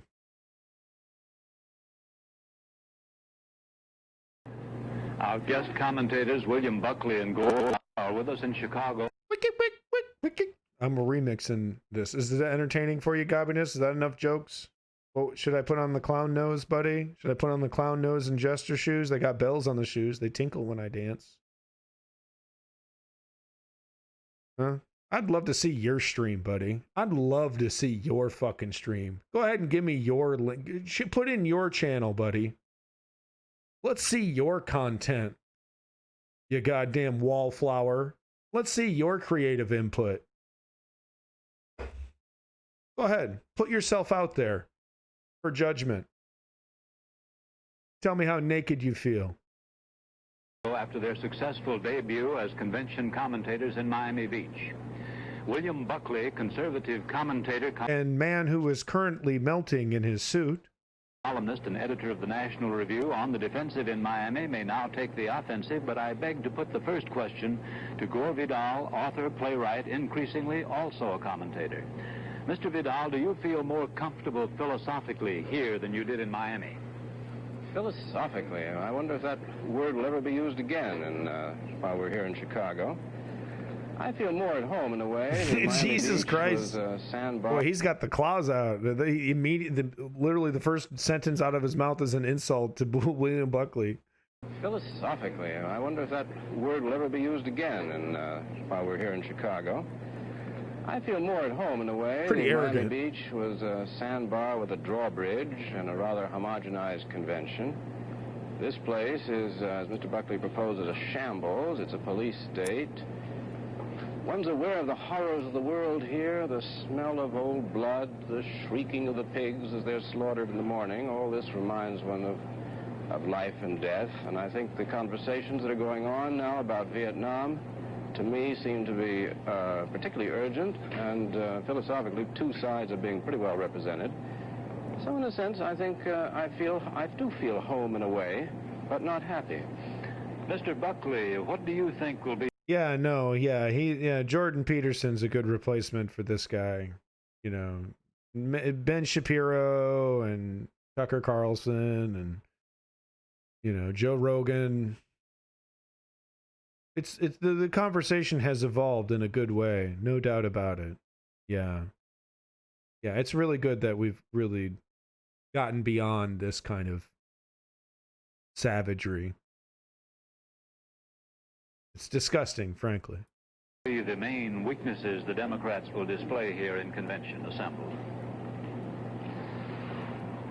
I think that the principal weakness of the party at this point is the collision between its ideology and the practical consequences of its ideology. In other words, if they have been able to show to... Whose username? I see you. Very funny. America, that in return for having elected a Democratic president 4 years ago and a Democratic Senate and a Democratic House, something was done to greatly speed America along its way to help America achieve stability and a sense of security, then there would have been a different attitude here among the Democrats. But primarily, I think what's bugging them is that they don't really know what to do, and under the circumstances are clutching, as so many people do under the circumstances, at ideological straws. What effect, you mentioned the Czech crisis a while ago, what effect do you think the Czech crisis is going to have on the two parties?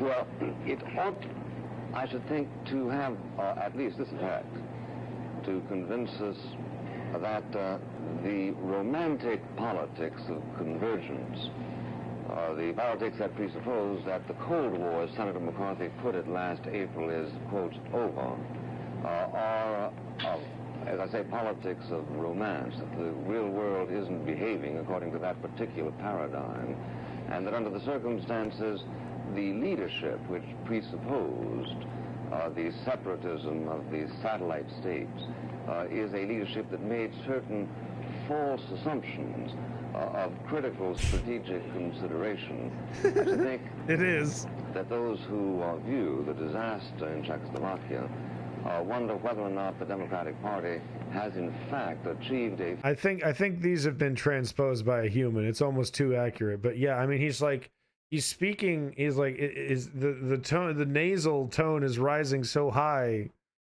it's almost illegible. I can almost make it out. Foreign policy, which has aided the humanitarian impulses of the liberalizing forces behind the Iron Curtain. Mr. Vidal? Well, in actual fact, there's nothing that the Democratic Party can do about the Czechoslovakian affair any more than there's anything the Republican Party can do about it.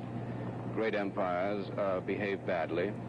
I think you could equate, if you wanted to, the Soviet intrusion into the affairs of Czechoslovakia with our own caper in the Dominican Republic when we moved in there against a government, a possible government of which we thought we might disapprove and didn't want it so close to home. Empires behave this way, they behave very badly. I don't think anybody's happy about what's happening in Czechoslovakia, but the Democrats can do no more about this than the Republicans could do anything about Hungary, despite John Forster Dulles' great talks about opening wide his arms for all defectors from the East. The one good aspect of the Czechoslovakian thing has been, in the last 5 days, the defection of the French and the Communist parties from Moscow, and I suspect this, in the long run, is a good deal more important than the sad affairs of one country.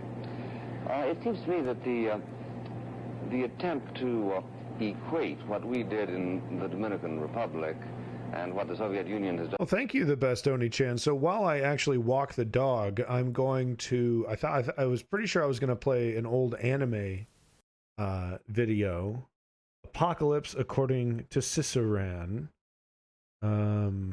English subs. Oh, what the hell is this?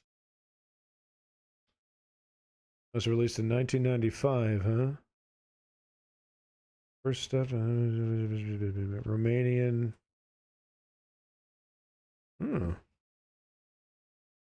Hour long.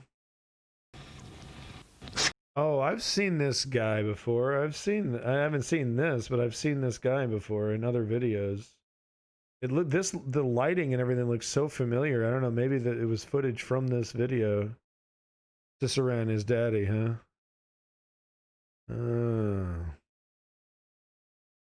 I don't know. Well, I'll let the chat decide. Okay, I gotta go walk the dog. I'm gonna take a little 20-minute, 30-minute break. Okay, I was gonna throw on either a 1980s, 1990s OVA, some obscure OVA anime, Depression Daddy, or if you like, we can go ahead and I could leave this on for about a half hour, or we could just we watch the rest of it when I get back.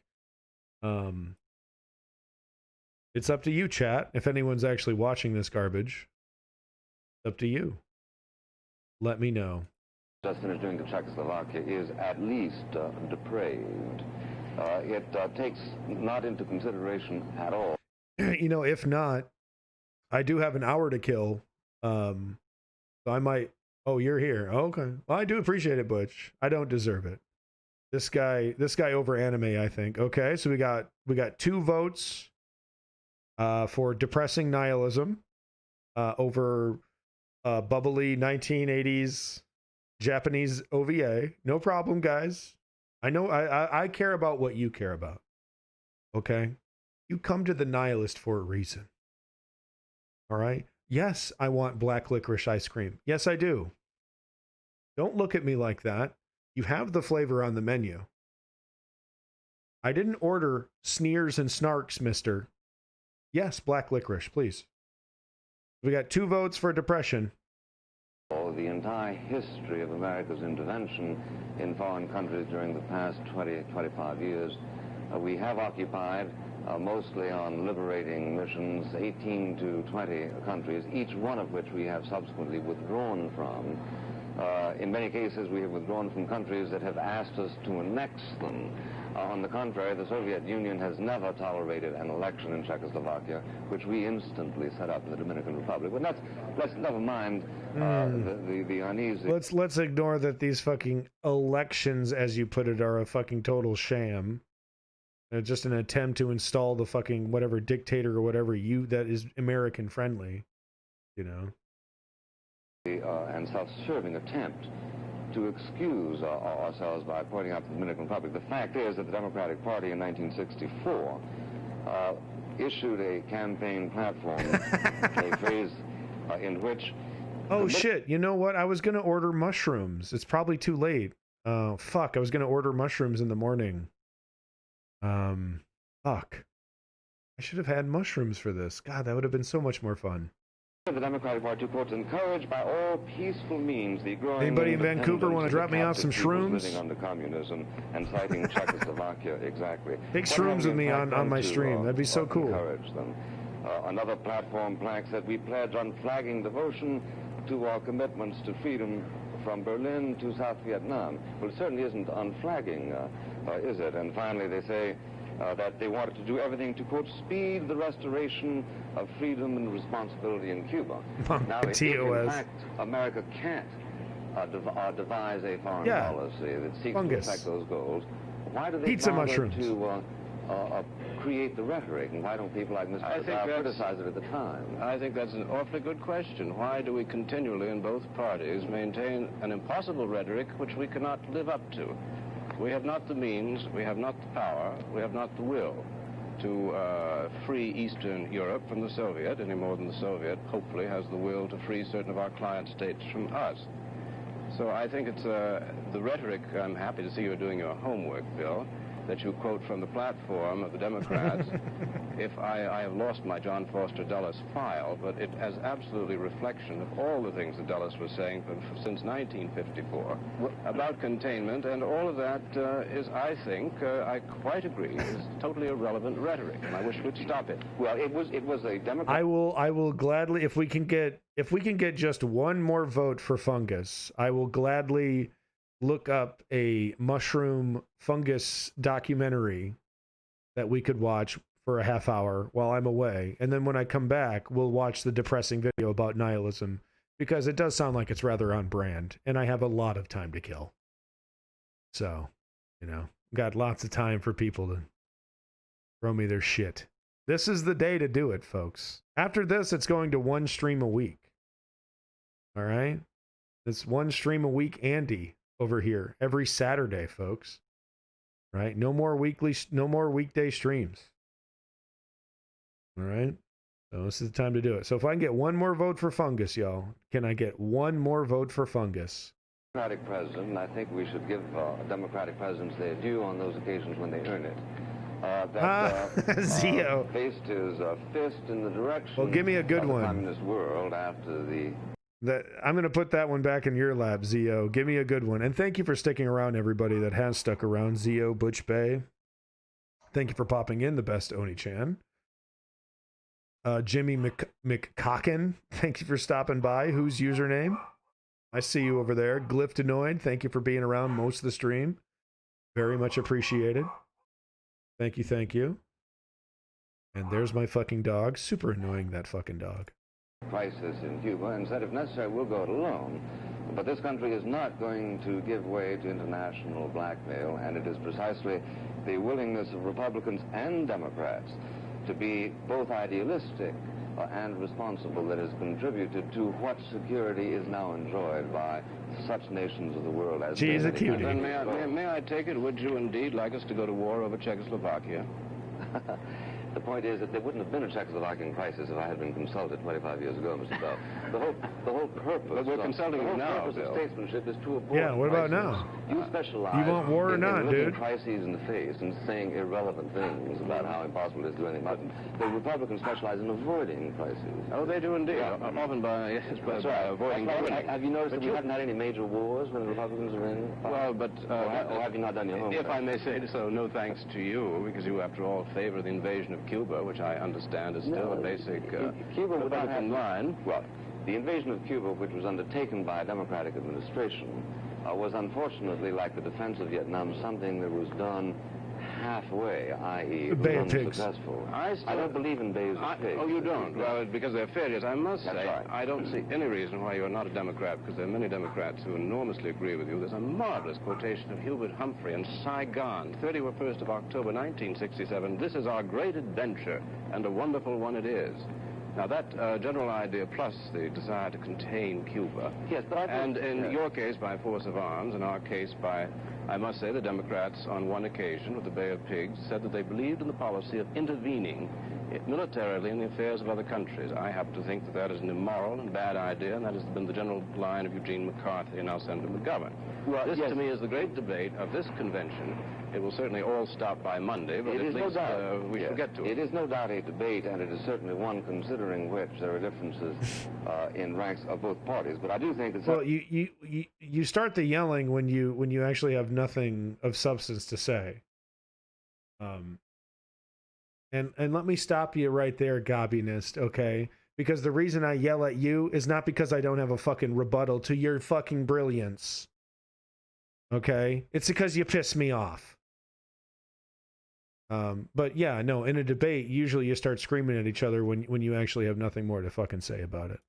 Senator McCarthy did himself lasting damage by his total insouciance to what happened in Czechoslovakia. Oh, said he, if I had been president, I'd have had a couple of extra glasses of iced tea and thought about it tomorrow. Really, there was no particular crisis. The crisis of Czechoslovakia precisely is the falling apart of the democratic aspiration of the politics of convergence. It shows that the Soviet Union is still there, still cares naught for world opinion, and is still going to press for its old recidivist imperialism. Well, I think it's safe to say that they are behaving as stupidly as we've been behaving in Vietnam. You cannot expect a moratorium on stupidity on the part of empires.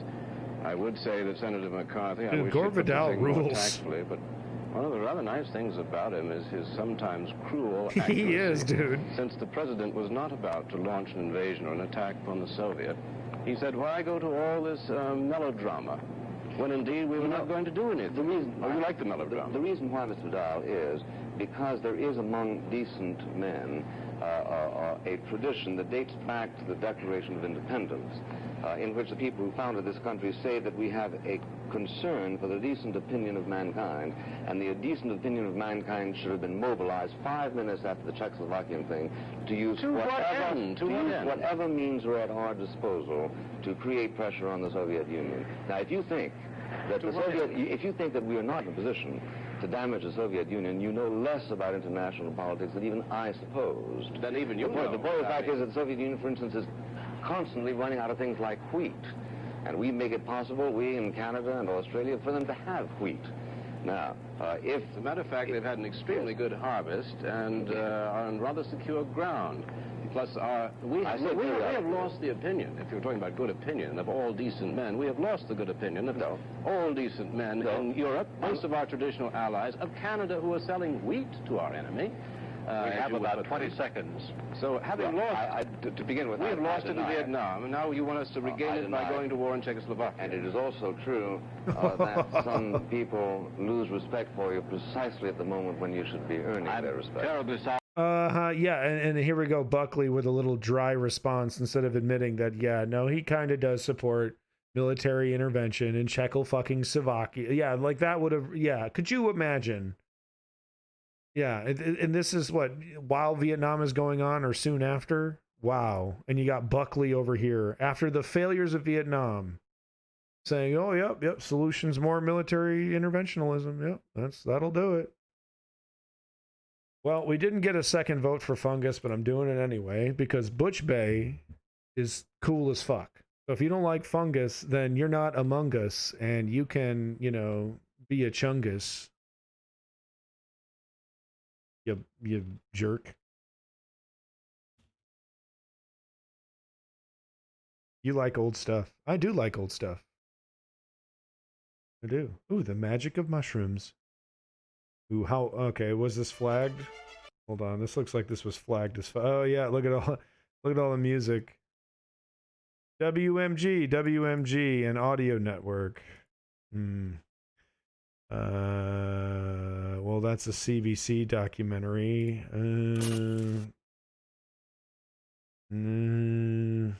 Probably the coolest documentary I've ever seen.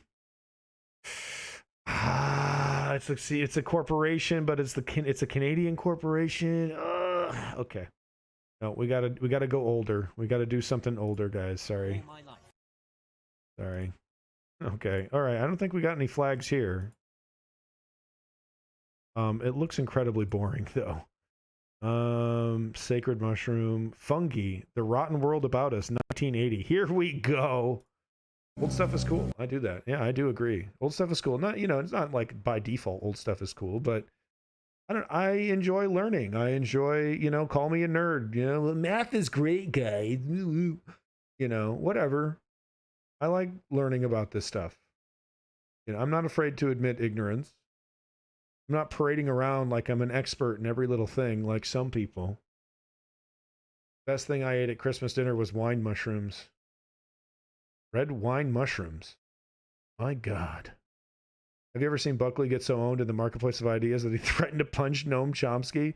We're going to watch more Gore Vidal, or more Buckley, because Buckley was really kind of the last conservative intellectual. I consider him to be, at least. You know, the last conservative I could really truly try to take seriously in some way, right? As he got older, he got more and more repugnant, of course. But okay, let me just go through here. Oh yeah, there's a lot of really cool footage and shit going on in these thumbnails. Okay, yeah, this is the winner. 1980s, Fungi, The Rotten World About Us. You're going to enjoy this documentary if you so wish while I go walk my dog, take a leak, you know, get some fresh air. He said he would punch him in the face if he insulted him or something. Oh, because William F. Buckley is such a tough guy. When I think William F. Buckley, I think rough and tough, man. Him and Charlton Heston right next to each other, shoulder to shoulder. That's what I think of. Well, not really shoulder to shoulder, because Charlton Heston, you know, it'd be like hip to shoulder, but you know what I'm talking about. Short people, jokes. I'm sure short people really enjoy the jokes, right? As a tall person, I'm really kind of privileged. And we are flying right off the rails. I mean, we are skyrocketing right off the rails, buddy. We were talking about fungus, and now we're talking about privilege for tall people. What are you doing? Wait, am I saying these things? These are words that are coming out of my mouth now. Oh, serenity now. We're not even 6 hours in, big boy. Not even 6 hours in, okay? Maybe don't lose your mind, you know? Try not talking to yourself. Maybe you shouldn't talk to yourself on stream, buddy.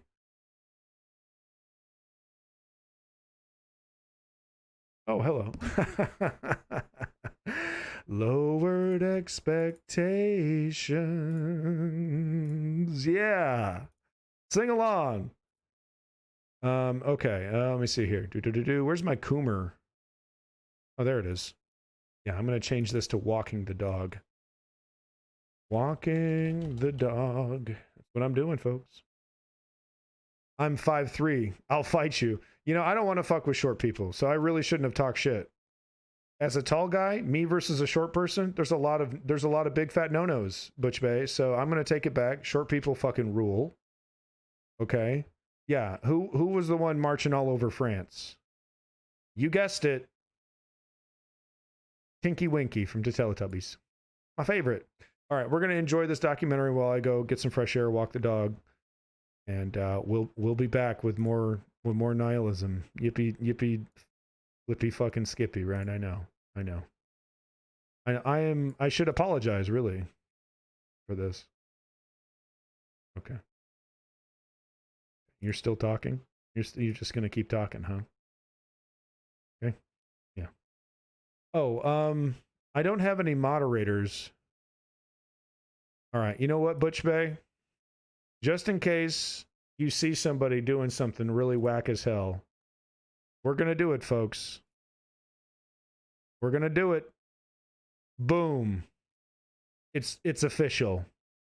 Butch Bay now has the power to kick your ass.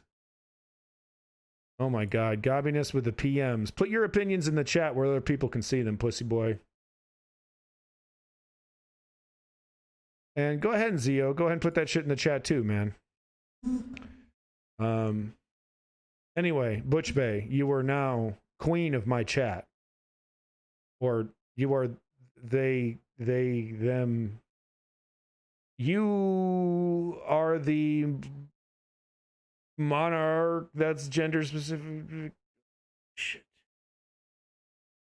It's a good word for this. God, the sword. I am. You are now mod. If you see anybody fucking around, go give them timeouts. If they're really fucking around, go ahead and give them bans. What am I putting in chat? Sorry. Oh, you're sending me links over private message there. Just saying, if you want me to show something on stream, I'm not watching my private messages 24/7. I'm trying to, watch the content and comment on it. And there's an attempt happening. I know it's barely recognizable, but there is an attempt happening. Oh my God, why is that no song playing showing? There we go. God, what a mod. Not king, not queen. Primarch? Are you cool with being a Primarch? Butch Bay? That's a good word, right? For a mod? Primarch. Sure. Okay. All right, excellent. All right, Butch is the Primarch. Okay. It wasn't work either. All right, she's the mod. Fuck with her, I dare you. All right, we'll be back. I'm gonna walk the dog. All right. Oh, some places are hot links in chat. Yeah, no, I mean, you know, if you're posting whack links, I'm not gonna click on them. You know, but you know, I'm a grown ass adult. I can handle it. You know, if you're risky, you know, if you're risky, I'll just turn it off and check it first. And if I don't like it, then I don't get another link by you. It's just that simple, folks. It's really easy for me because there's not a lot of viewers. Anyway, oh my God.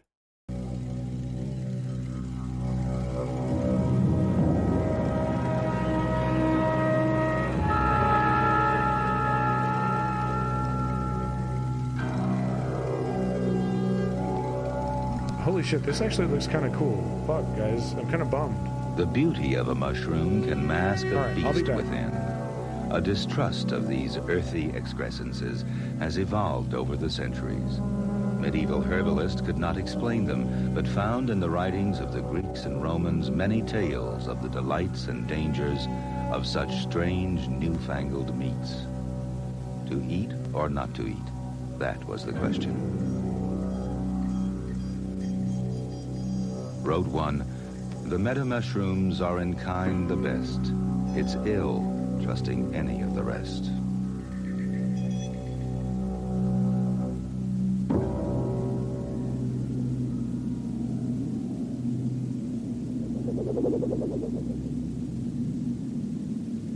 To the superstitious medieval mind, the phenomenon of fungus seemed supernatural. The toadstool readily accepted as an occult symbol, central to a mystic world of devil's spit and devil's bunions, toad's cheese and witch's butter.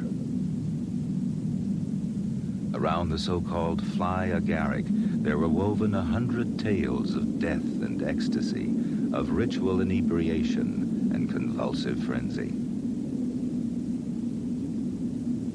To a fertile imagination, so elegant a structure must be possessed of magical powers, a magic to be seen in all these venomous fruits, and in the inexplicable suddenness of their coming.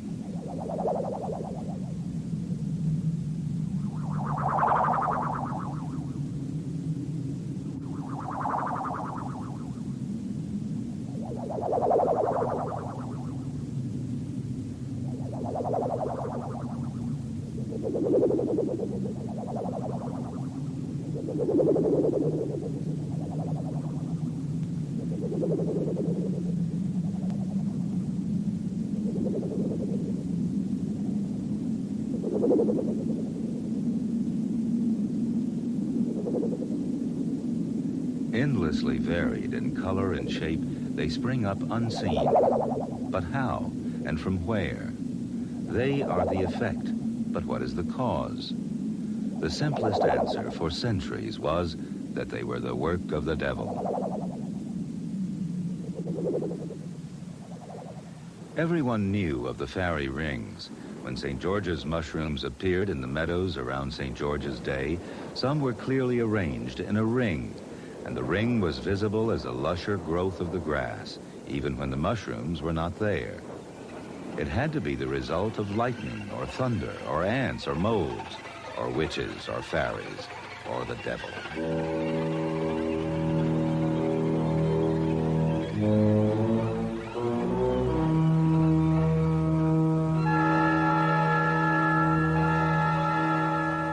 Who could possibly have guessed back then that beneath the ring some unseen organism might be stimulating the grass to grow?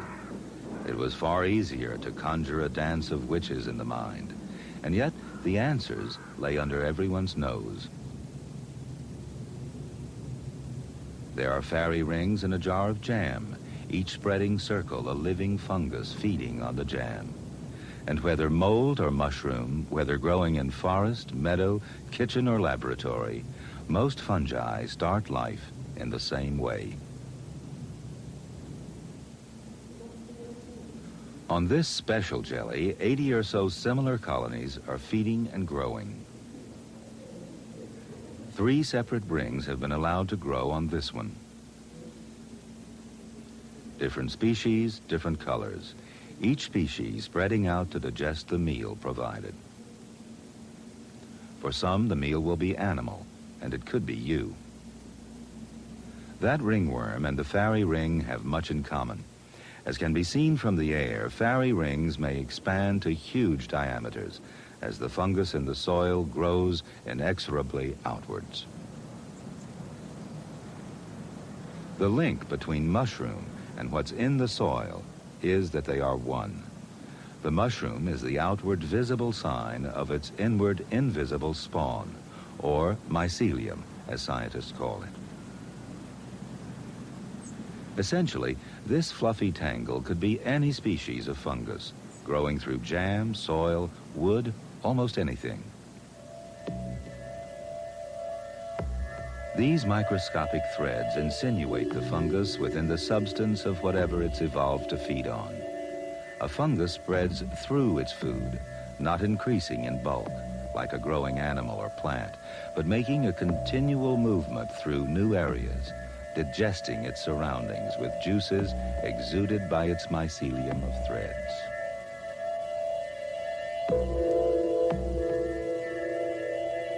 Inside these tubes streams its living protoplasm, absorbing nourishment from the very decay it causes. When one mycelium meets another of the same species, they may join. Sometimes such a mating results in the making of special devices, either for a sort of hibernation or for spreading the fungus away from the parents. If the food supply is exhausted or the surroundings are becoming hostile, it's essential that a seed-like structure called a spore be grown, so the fungus can evade the hazard or get moved elsewhere to start a new colony. In this mole, the survival capsule or spore is forming at the junction of two threads. It'll be protected by a thick wall and those spiky outgrowths.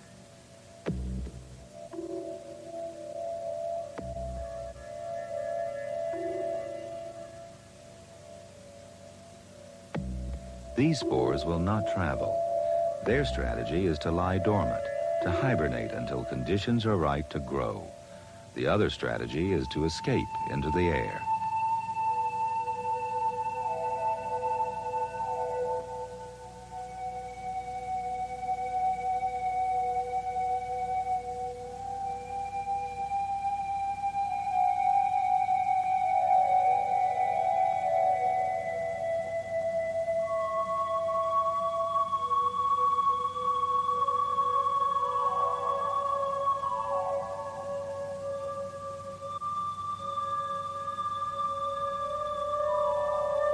Mushrooms of whatever form are simply devices for producing and distributing spores. Emerging from mycelia that have met and mated, they carry developing spores aloft, and from the convoluted areas of their so-called gills, release them in a blizzard of unbelievable proportions.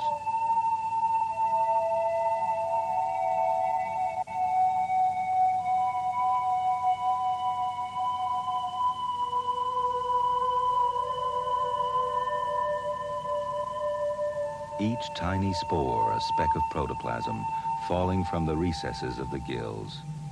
Each face of every gill is covered with budding spores.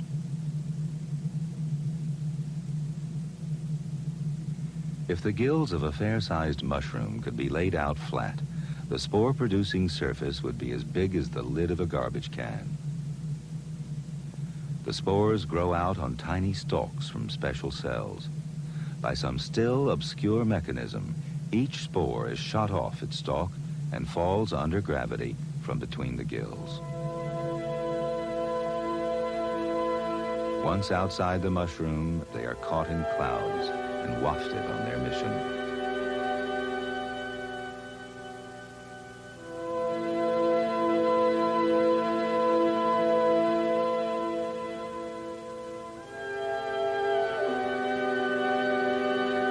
Invisible, they float away, perhaps on epic journeys in the upper air, perhaps to fall quite soon to Earth. From a multitude of launch pads, such voyagers set out.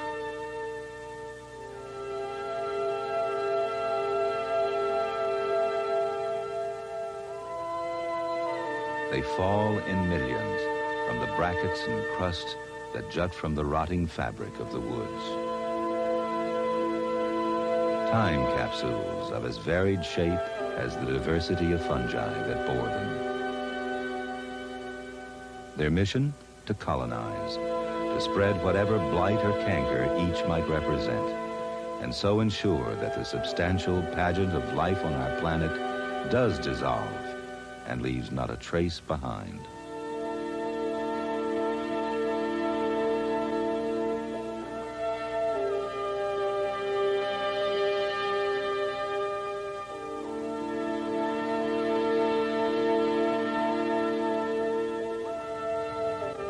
And besides this drift of invisible smoke from precisely oriented gills and pores, there is, among another kind of fungi, a more explosive way of launching spores.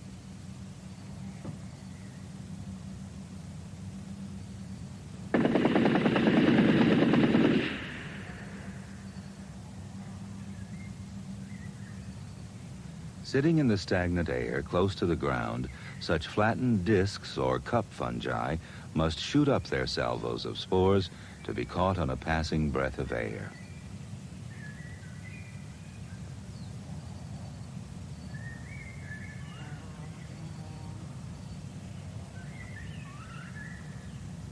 Cup and club fungi of astonishing variety share this explosive technique.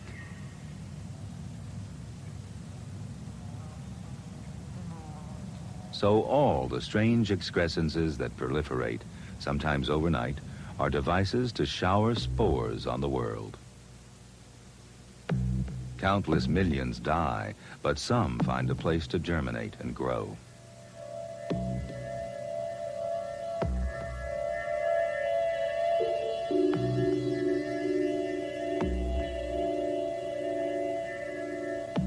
And so the inexorable cycle moves on, and the pattern of fungal life is seen more clearly.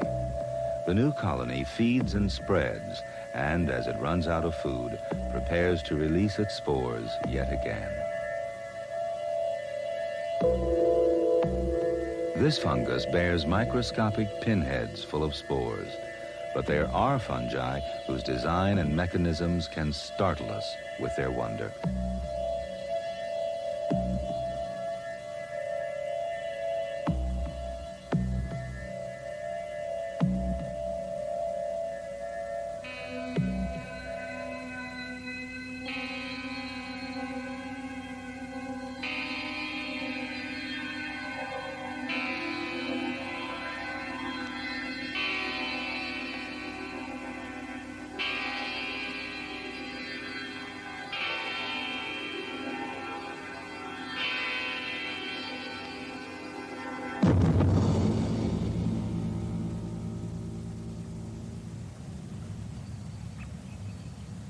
Climbing out of the soil, or whatever the mycelium of the fungus is growing in, is half the battle.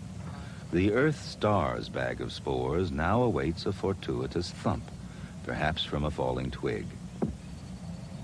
It can do nothing more on its own.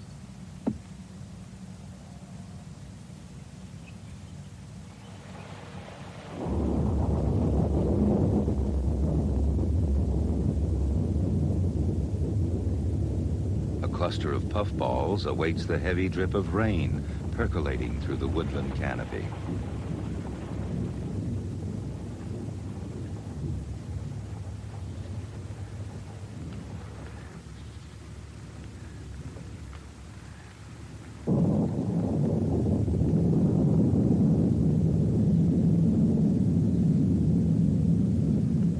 Raindrops are also vital to what's called the bird's nest fungus. It's hard to believe that these cups are a form of fungus at all.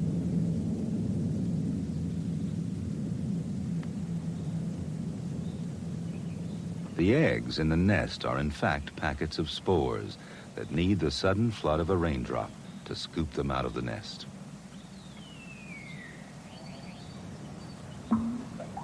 Nearly out. And there one goes. The packet will dry and perhaps be nibbled by insects, and so release the spores. the heavyweight champion of the Third Kingdom, the giant puffball. If each of the several billion spores in this fungus were laid out side by side, they'd stretch around the Earth 4 or 5 times.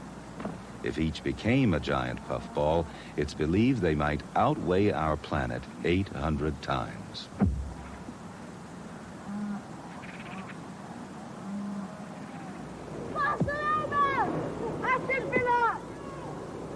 Thankfully, most of this dust will not survive. This is a game they even played in ancient Greece.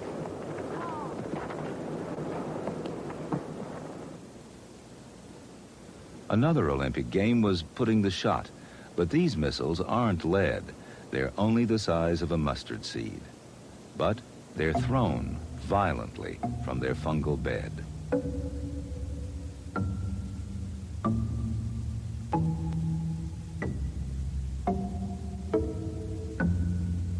The sphere-throwing fungus needs no help to fire off its spore balls. It's literally a gun, a mortar discharged by sudden flexing of a membrane, like a catapult. It's said to make a slight sound, giving it a reputation as not only the largest and most powerful, but also the loudest of all the fungus guns.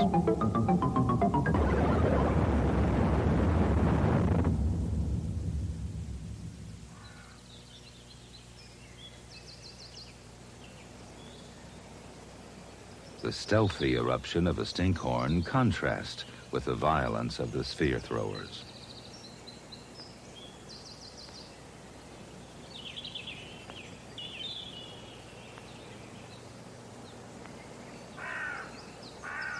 The honeycomb-like stem expands in about an hour and carries the spore-bearing head clear of the surrounding litter.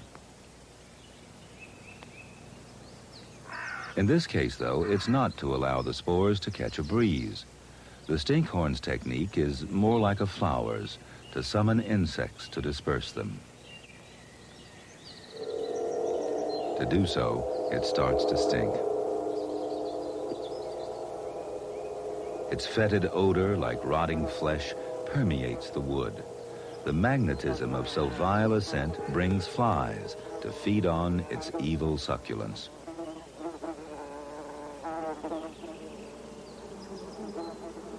Each fly sucks up the slimy brew of spores, and spores get stuck to legs and bodies. On innumerable wings, the stinkhorn's progeny are spirited abroad.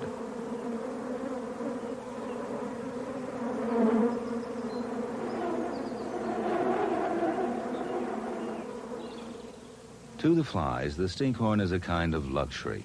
They can survive without meeting one. But there are insects completely reliant on a fungal friend. This ambrosia beetle is one. The beetle lives in dead timber. It's an efficient borer and burrows deep into the dead trunk.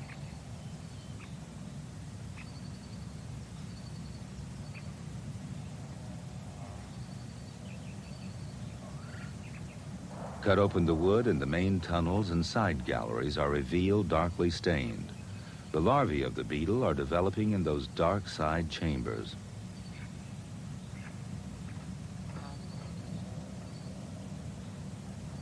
The dark stain is caused by the growth of a fungus on the walls of the tunnels, a fungus that was brought into the tunnels by the beetle.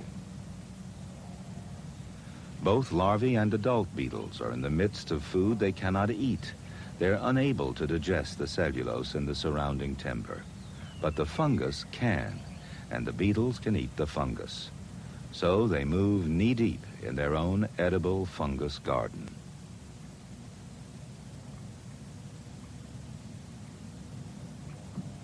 This micro-undergrowth was once thought purely fortuitous, like ambrosia, the food of the gods, and that's how the beetle got its name. The spores of this fungus, which grow on the very structures that the beetles browse, are caught in pouches on the beetle's body as it brushes past, and so are transported. The beetle needs this fungus, and the fungus needs the beetle to inject it deep into the dead timber, where it flourishes on the byproducts of the beetle. Of course, only the fruits of the fungus are found in the tunnels. Its thread-like mycelium is out of sight. It's branching through the tissues of the timber in true fungus style, rotting the dead wood away.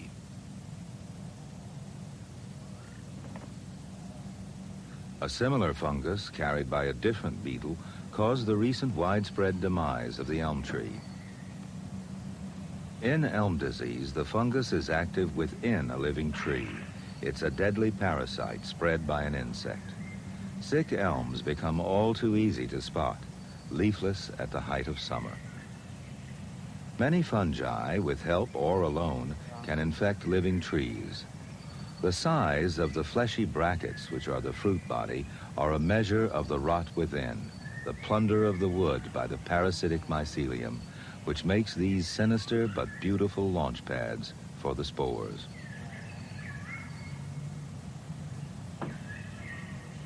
All fungi need their food pre-packaged. They can't make their own as plants do. These parasites conveniently take their food from the leaf that makes it, and then they may kill the hand that feeds them.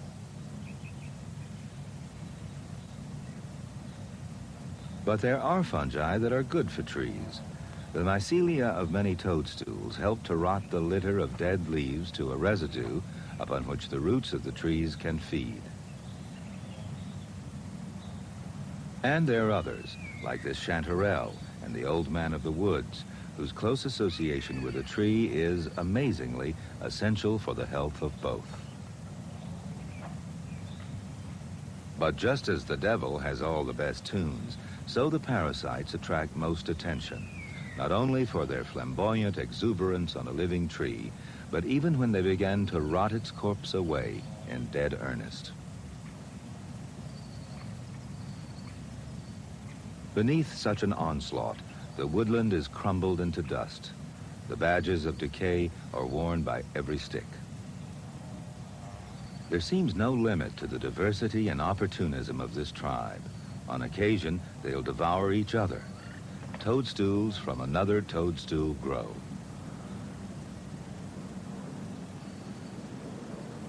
The mysterious lichen is a fungus trick, for within its fabric there hide the green cells of a lowly plant, an alga, that sits there and makes a meal for two in the sunlight, thus keeping both itself and its supporting fungus partner in good shape.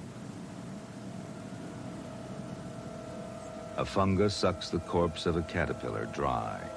Another kills a luckless fly, permeates its body with its threads, then scatters spores abroad, perhaps to claim a further victim on the wing. Fungus can even digest the tough chitin of an insect's frame.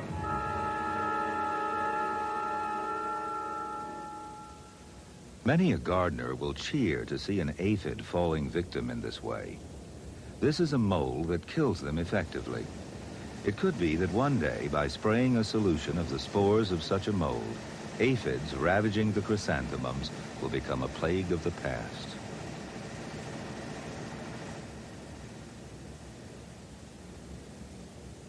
But while we may laugh at that success, behind our backs and under our floors, the notorious dry rot muffles and consumes our homes.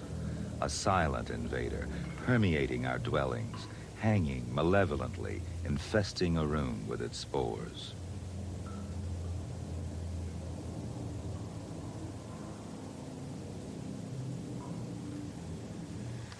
Our camera, too, is vulnerable, for there are fungi that can scratch a living on the apparent desert of its lens.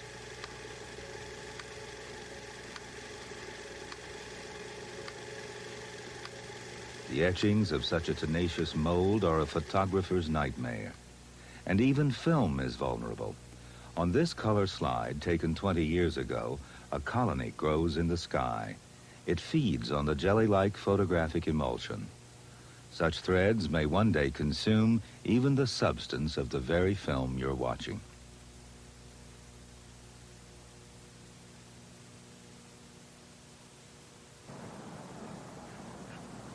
But on the plus side, consider dung.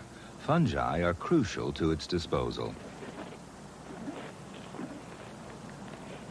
And not only cows, but dogs, cats, horses, mice, in fact, every animal is potentially covering the world with dung. And yet, it does disappear. There's an orchestra of organisms performing the symphony of its destruction. And not only those that fly in.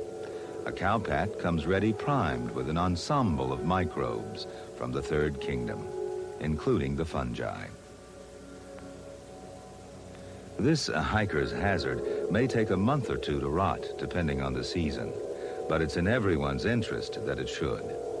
Cow dung is largely undigested grass, and the rotting cycles its remains back into the grass. The dung is shot through with the ever-spreading threads of different fungal colonies. They grow mini-cups and micro-mushrooms, a kaleidoscope of forms, in succession shedding spores that drift from this dungscape to another.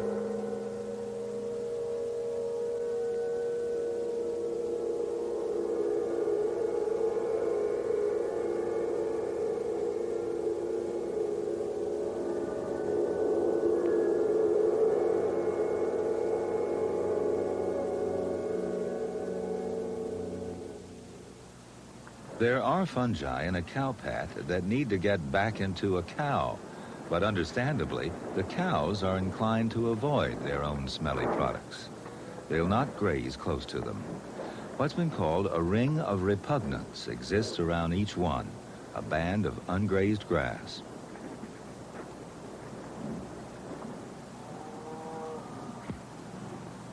But this fungus must get its spores eaten in order to get back into fresh dung. It uses tiny guns to shoot its spores across that repugnant gap onto grass that the cow will eat. Those black caps full of spores will be shot away on jets of fluid when those transparent bubbles burst. Sensitive to light, they actually bend to shoot their caps through spaces between surrounding plants. Seen speeded up, each gun grows and fires like this. A cowpat may support an artillery of these water pistols firing in concert, hurling their caps to fresh pastures.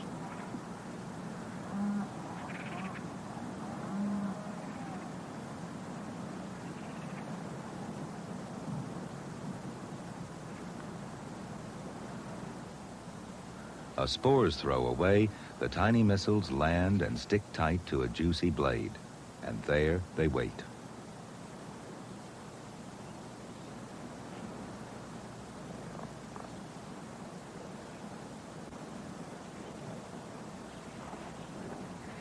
Ahead lies an internal journey, but unaffected by digestive juices, the spores will pass through to reach fresh dung. And there's even an odder story here. A mass of microscopic worms consumes this mess. Nematodes, or roundworms they're called. Some are parasites of the cow, and there's one type, a lungworm, that exploits the mechanism of the cap-throwing fungus. It shares that need to get back into a cow. The juvenile lungworms must climb the fungus gun. They're probably moving up towards light. They'll then hitch a ride within the cannonball of spores. As the cannons fire, the worms inside the caps will also be hurled beyond the ring of repugnance.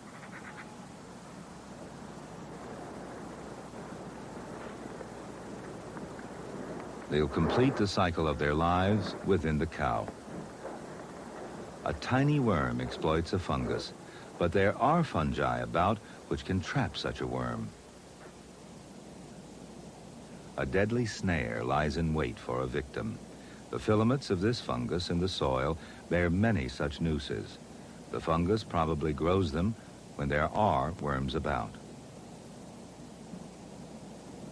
Each noose consists of just 3 cells that undergo a remarkable change when triggered by contact with the worm.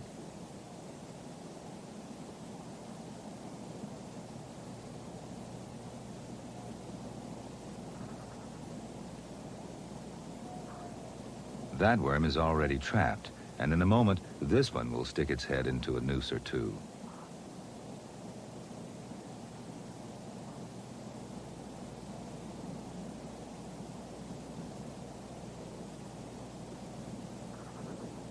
Once held, there's no escape. The inflated cells constrict the body in a deadly embrace.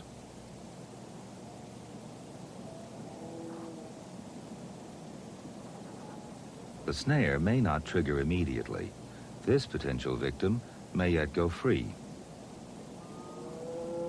But watch the ring closely. It triggers, swells, and grips.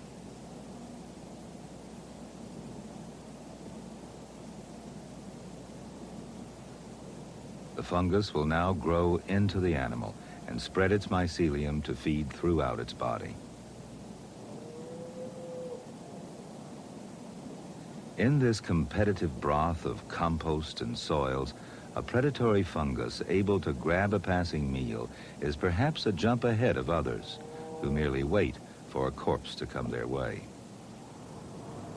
Likewise, the fungi can get a jump ahead of us. The mildews grabbing our roses, the blights shriveling through our greenhouses, flourish on the bounty we provide. Any crop-loving fungus can reap its own harvest faster than we can. The smuts and rusts that can blight everything we grow are constant reminders that this third kingdom preys on us.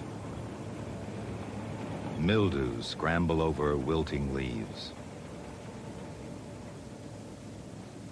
But the so-called rusts plunder deep within our cereal grasses, sapping their vigor. In time, they erupt on the surface of leaves and release from gaping pustules their infectious powder.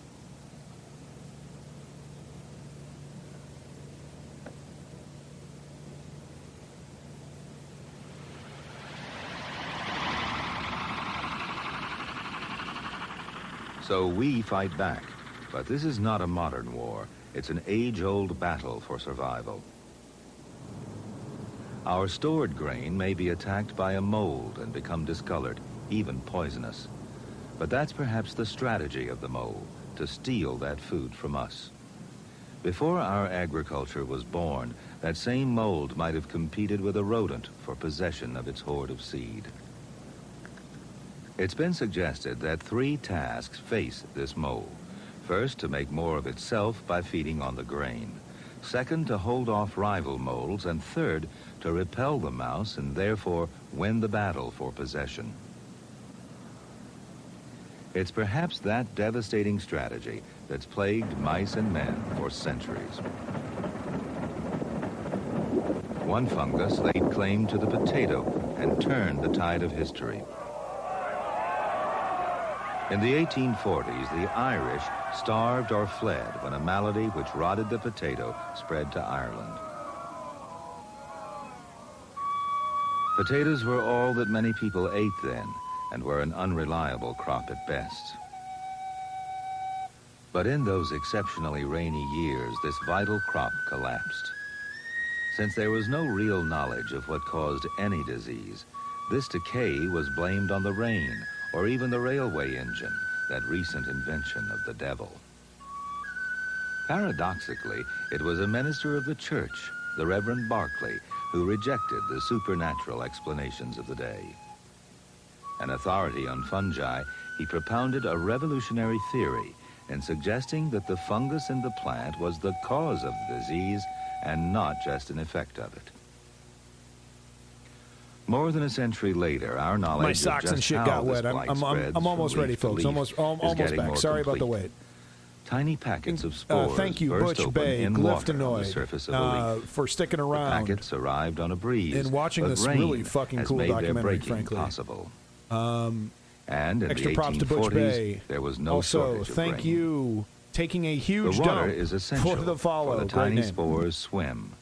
Soon they'll aggregate into a ball. Now they germinate, and their threads infect the tissues of the plant. A tragic tale for Ireland, but one that gave New York an Irish cop on every corner. A blight once fell upon the British Navy, too. The forests were cut to build these wooden walls, and the toadstools followed their green timber to sea and frequently rotted them to the bottom.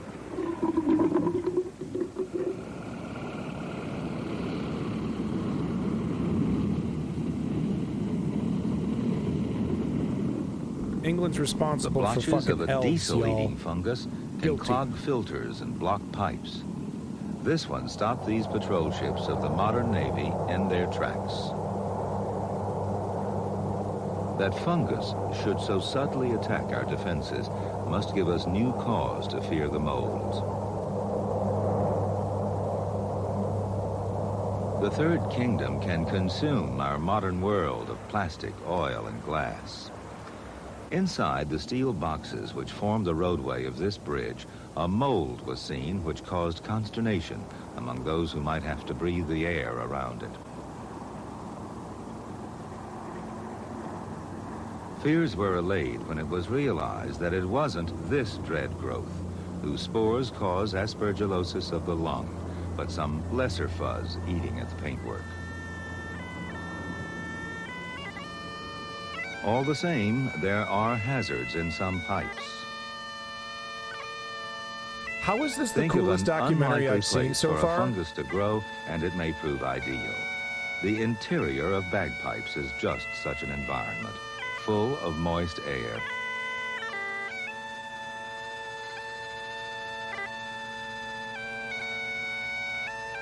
Moreover, the bag is customarily kept airtight by lining it with a sticky liquid, inevitably supplemented with spit.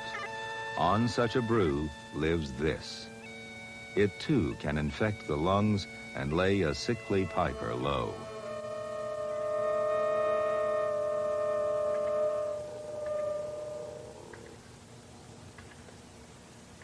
It's said we start to die as soon as we are born, and certainly there are fungi ready to rot us before we go. That athletic itch between the toes is this mycelium when it's creeping through the skin. Quite dull to view, but on the toenails grow these colorful delights.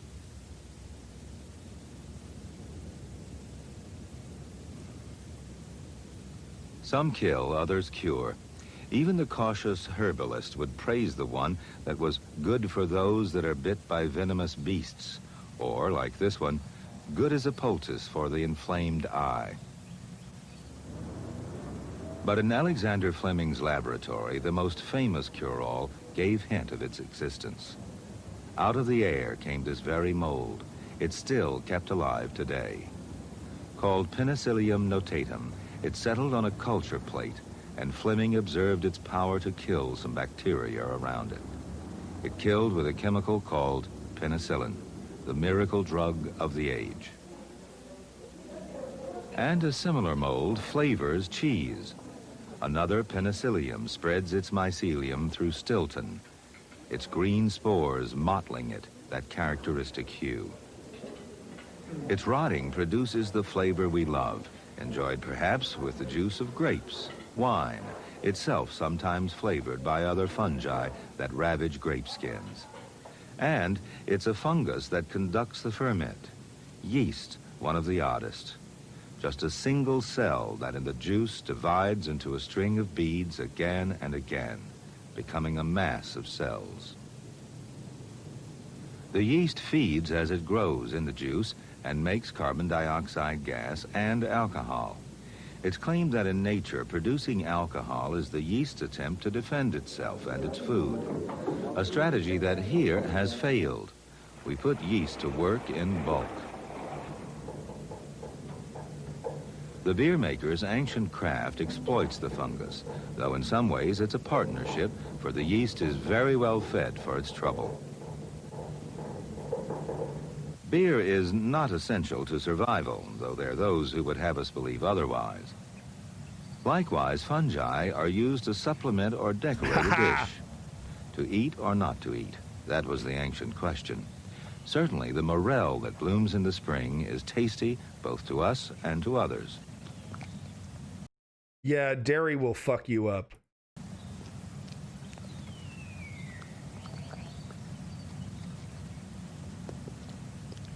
The fact that other animals will eat what might be poisonous is no guide to safety. Neither the fly agaric nor this death cap is for our eating, so you can forget the old wives' tales. For their What do you mean I can't eat the death cap? Their tests suggest this poisoned toadstool is safe. All right, folks. For real. I know it's a cool documentary and all, but honestly, if you're still here after that extended break that I needed to take, Butch Bay, Glyphtonoid, anybody else that's lurking, if you're still here, you rule.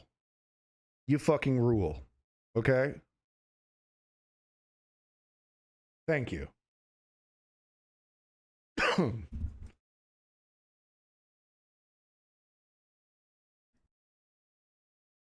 Thank you so much. And I want to do this for Butch Bay and Glyphtonoid. If you are comfortable, if you so desire, please send me a personal message with what you want from the Garbage Fuel store, what size and color. Make sure to look at the website. All right? And I will get that for you. I'll ship that out to you personally. Because you guys sticking around during my stream when I go offline and take a break and come back, and you guys are still here. I see you chatting.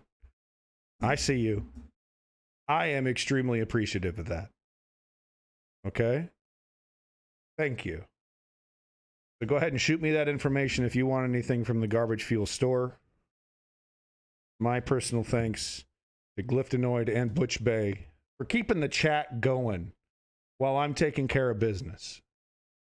It means a lot to a streamer. You guys wouldn't know, maybe, if you haven't streamed, but it means a lot to a streamer. Should we finish it? Let's just finish this bitch. True safety lies in mushrooms cultivated by experts. These grow where once they mined stone to build the city of Bath, England. Yeah, no, and if you're not comfortable with that, that's perfectly fine as well. No problem. Now they quarry mushrooms from their beds by the ton.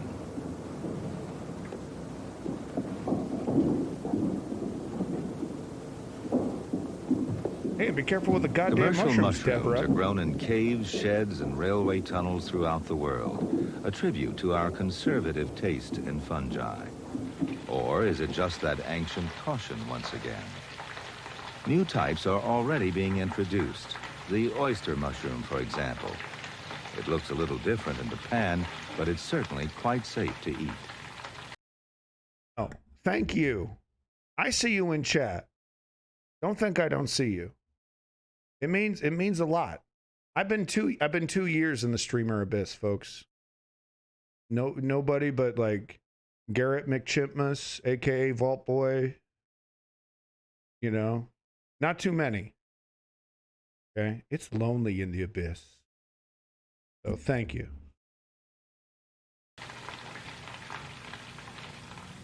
Fuck, dude. Did they talk about morals? Please tell me they talked about morals. Oh, sweet Lord, please tell me they talked about morals.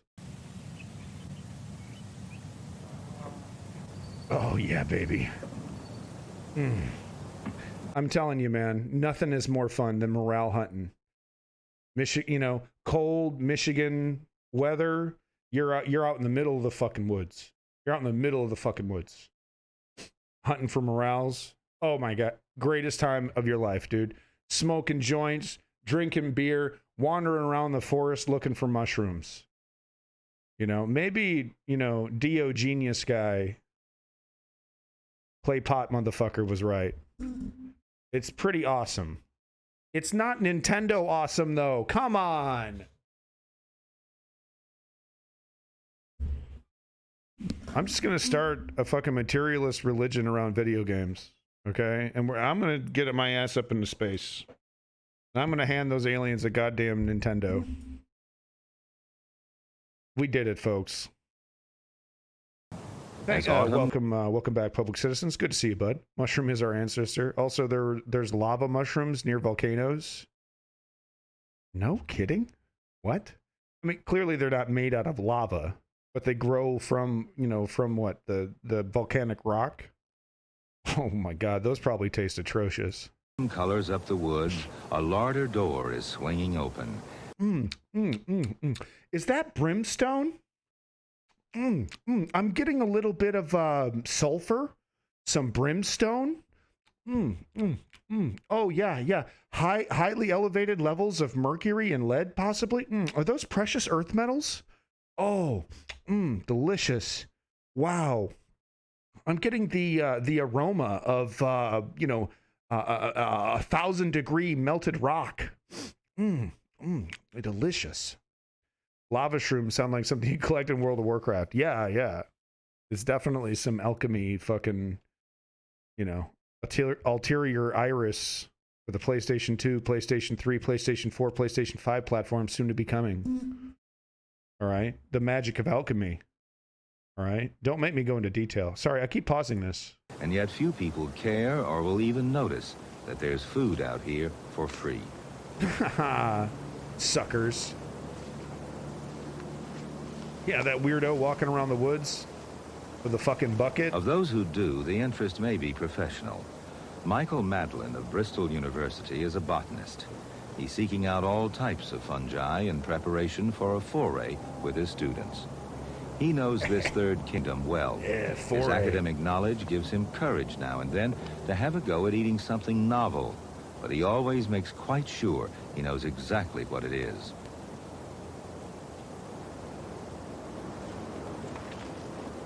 Give that a click once this documentary is done. There are others in the 8 woods minutes. who look only for the unusual foods. They hunt with a confident knowledge born more of tradition than training. Fritz Kish and his wife Lilo are Czechoslovakian by birth, but for many years now they look to British woods to provide delicacies for their table. There's no better way of building confidence at mushroom hunting than by swapping hunters' tales, but it's well worth heeding the warnings of the dangers. Michael Madlin. This one, which unfortunately has been damaged in collecting, is the most lethal fungus that you could possibly find. This is the death cap. One of these is probably enough to do in a couple of people if they Oh, had wow, this no shit. Mushrooms that look just like this grow all over fucking Michigan. completely.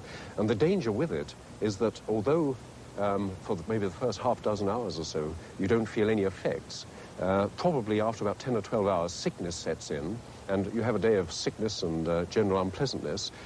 Then there may be signs of recovery, but what has been happening in the meantime is that the toxins in this have been attacking your liver, and probably by the third or fourth day, you're liable to become seriously ill and usually die as a result of liver damage.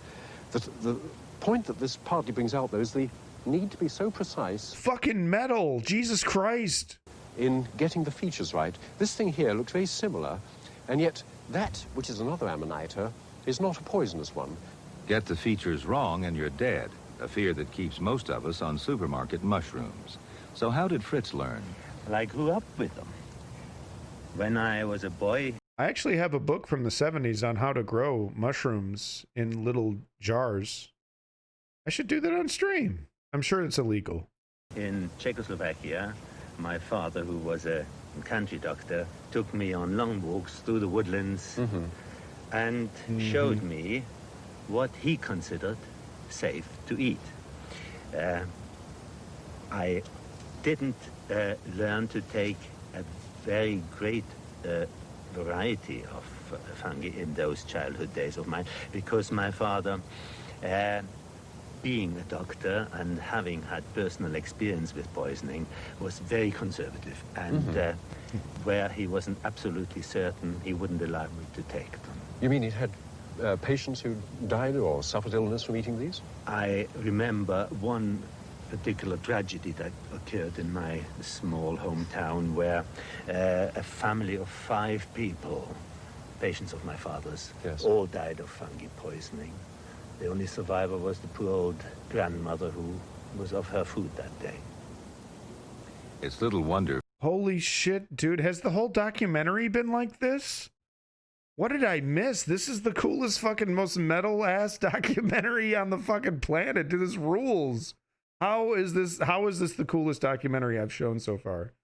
This is 50 minutes of rock-ass fungus information. Fritz sticks cautiously to those he's sure of, such as this Boletus.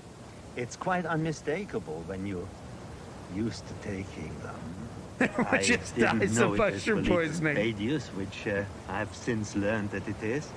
But it gives you a kind of thrill when you see it in the distance, standing on the floor of the woodland. Yeah, but I'm fine. Of course, it isn't absolutely definite when you only see the top of the cap. When you gather it, turn it over, you see the pores underneath, typical to the Bellitus family. Yes.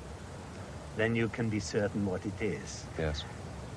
In this basket here, with a mixed assortment of fungi, there are some other edible ones. I wonder whether, in fact, you've tried these, Lilo. This is a beefsteak, which I've tried. Have you ever had this one? No, I've tried. Oh, beefsteak. Oh, that's a popular one. Very obvious reason. Look at that. It's a bracket where it's been split open. If I cut this across here, look at that. It's just like a slice of raw liver. Yes. It looks very meat-like, but the taste is really quite unexpected because it's slightly acidic, rather like fried apple, if you can imagine that. I can't say it's one that I enthuse about, but it is edible. You haven't had that? No, I've never tried that, no. What about the parasol fungus? The No, I'm afraid I've never tried that either. No? I knew about its edibility, but I've never risked putting it to the test. Yes. We shall certainly try it now. Of course, the worry with this is that seeing that ring around it, immediately you're liable to think, is it an ammonite or is it poisonous? But they're very distinctive, and if I break the stalk off, you're left there with this rather beautiful, it's not going to break, this beautiful cap, which is very good eating, cooked in butter. It's delicious. It looks worth having, too, of that size. Yes. Despite such talk, no doubt the old attitude of unbridled fear will last, as it should. In short, unless you're 100% sure, don't eat wild mushrooms. There remains within this realm one more sinister surprise, one further testament of decay. A mold that moves, slowly and with uncanny ease, slipping into almost animal form, engulfing all it meets. Awesome. This is so fucking cool. Yes. Extremely fun, guys. Okay. Get this documentary, simmer the fuck down. Holy shit, this rules. What the fuck? Oh my god. Oh. Oh. Awesome. No roots, no stem, no leaves, no flower, no legs, no head, no eyes, no mouth, just a scarcely perceptible ooze. Oh, yes. Oh, look at this time lapse. A slime mold moves, digesting the world with a rhythm all its own. Awesome.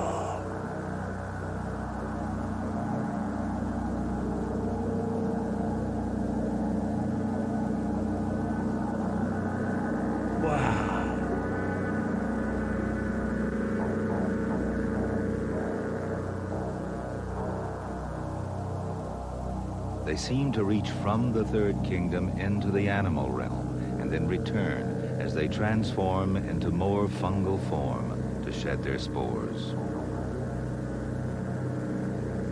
Whoa.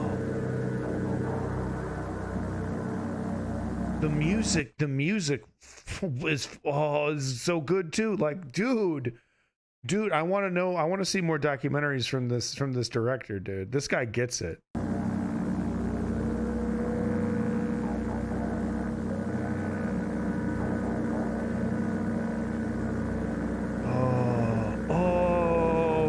What the fuck?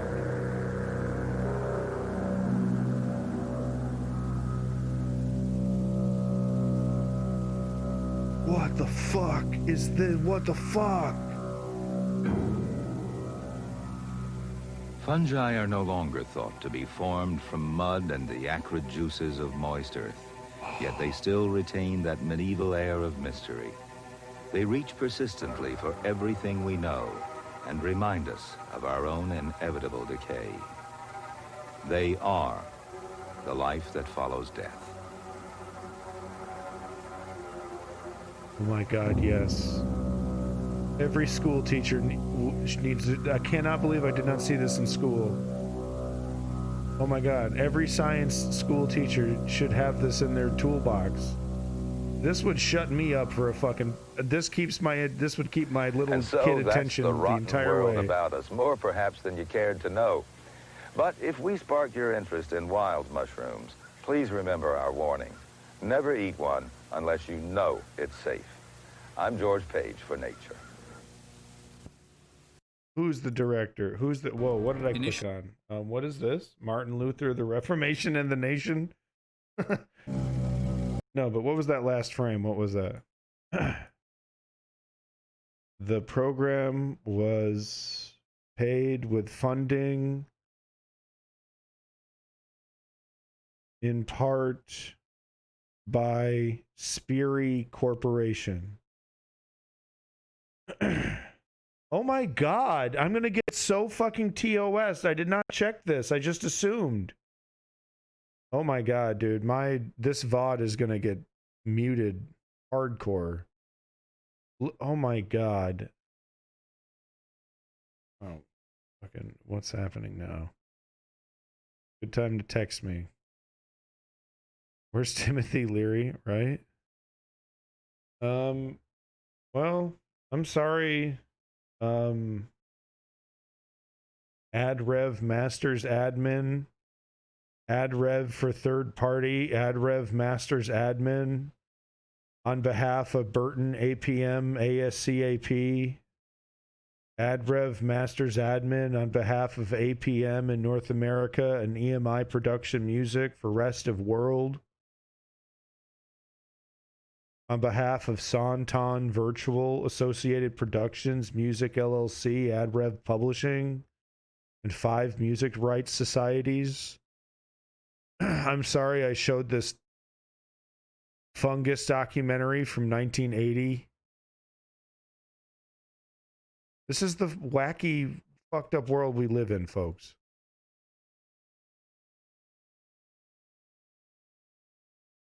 All right.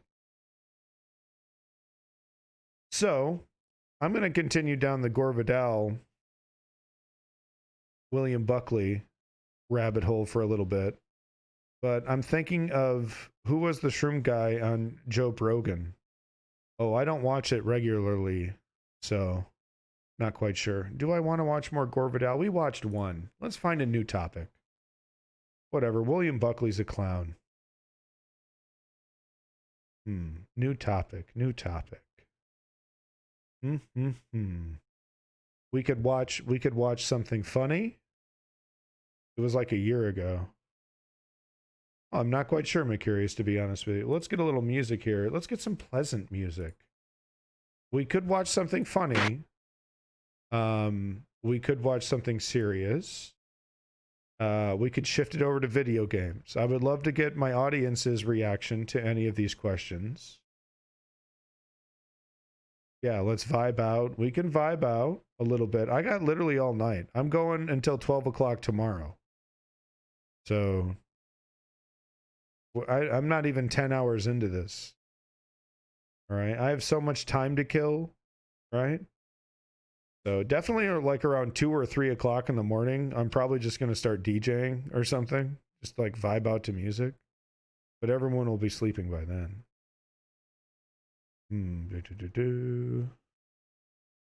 Americans confused after Tennessee bombing. Yeah, what is this about? Oh, in 14 hours? Ah, fuck off. I need a jam to wake up. I don't think that far. Okay, wait a minute. I need to stop. Okay. Chip, here we go.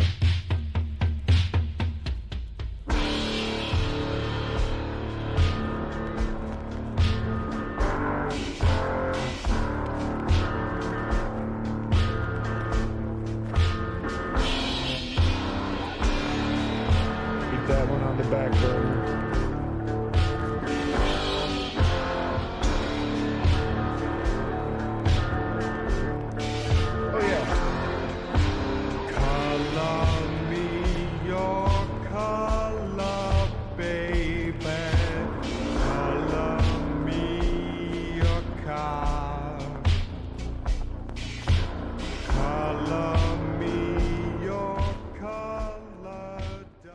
Yeah, I was really surprised by this one. Sometimes the algorithm gives you pure gold. Never heard of these people before. But I did enjoy this fucking album. So now YouTube fucking recommends it to me every week. Call me on the line. You can call me any. It's a little plotting. I want you to imagine. Okay, so this is interesting here. Driving. Why do we need ideology? So this is interesting. I want to hear this, right? We're getting down into the deep shit. Lefties are starting to get down into the deep shit. We're getting down in there. We're getting close to some kind of shift. I don't know about a revolution, but we're getting close to some kind of awakening. Because, you know, I'm starting to see a lot of people digging in and being like, okay, what are we actually doing about this now? I'm actually starting to see that quite a bit. Right? Like, are we going to do something about this or fucking what? Yeah, YouTube only recommends me anarcho folk punk, so I guess that's all I listen to now. The algorithm my algorithm gives me beats made by 15-year-olds and they put on YouTube from SoundCloud. Ideology on all fronts. What do we do? Well, let's see if Caleb has some answers for us. Down the highway. You're driving down the highway. Maybe you don't drive, so you're riding your bike down the road. You're driving down the highway. When you're driving down the highway, you know where you came from. You know where you're going. On top of that, you know how fast you can go. You know the speed limit. You know what your next turn is going to be. And so you keep driving.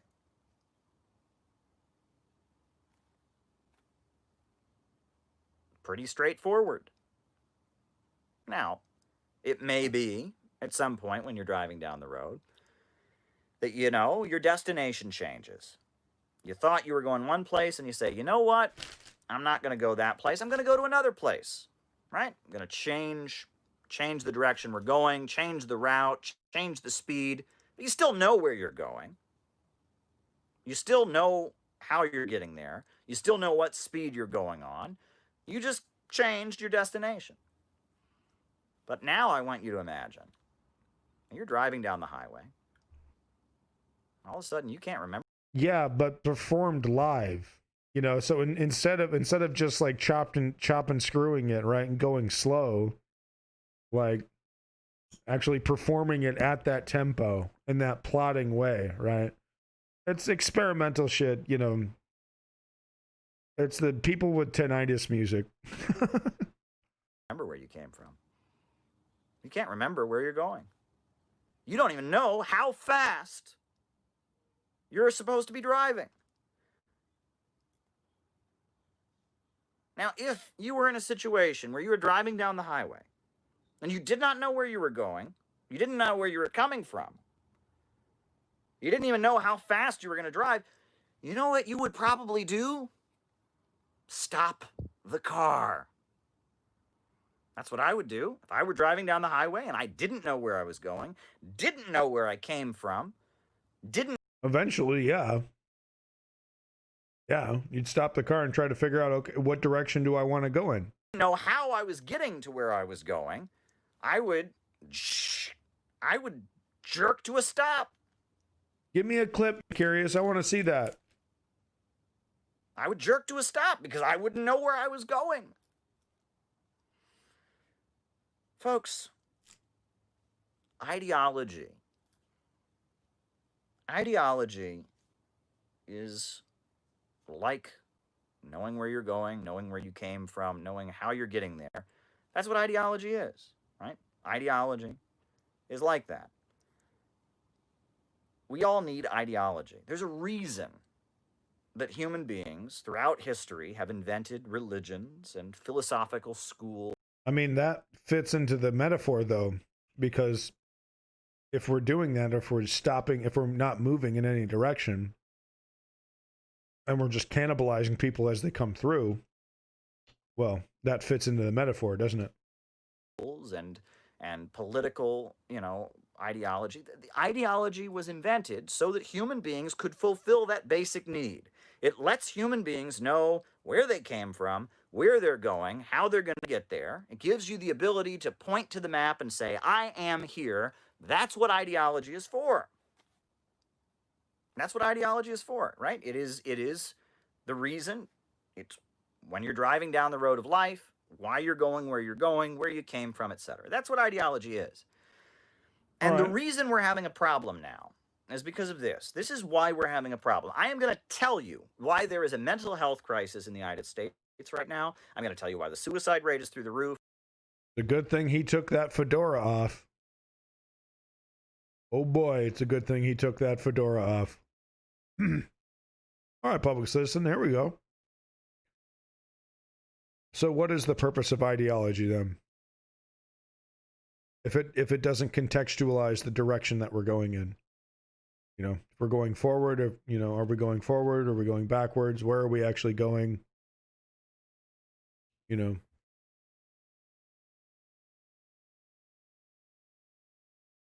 disagrees strongly. Lay it on me, public citizen. Why drug addiction and alcoholism are through the roof. I'm going to tell you why it is. I'm going to tell you the very simple reason that this is happening.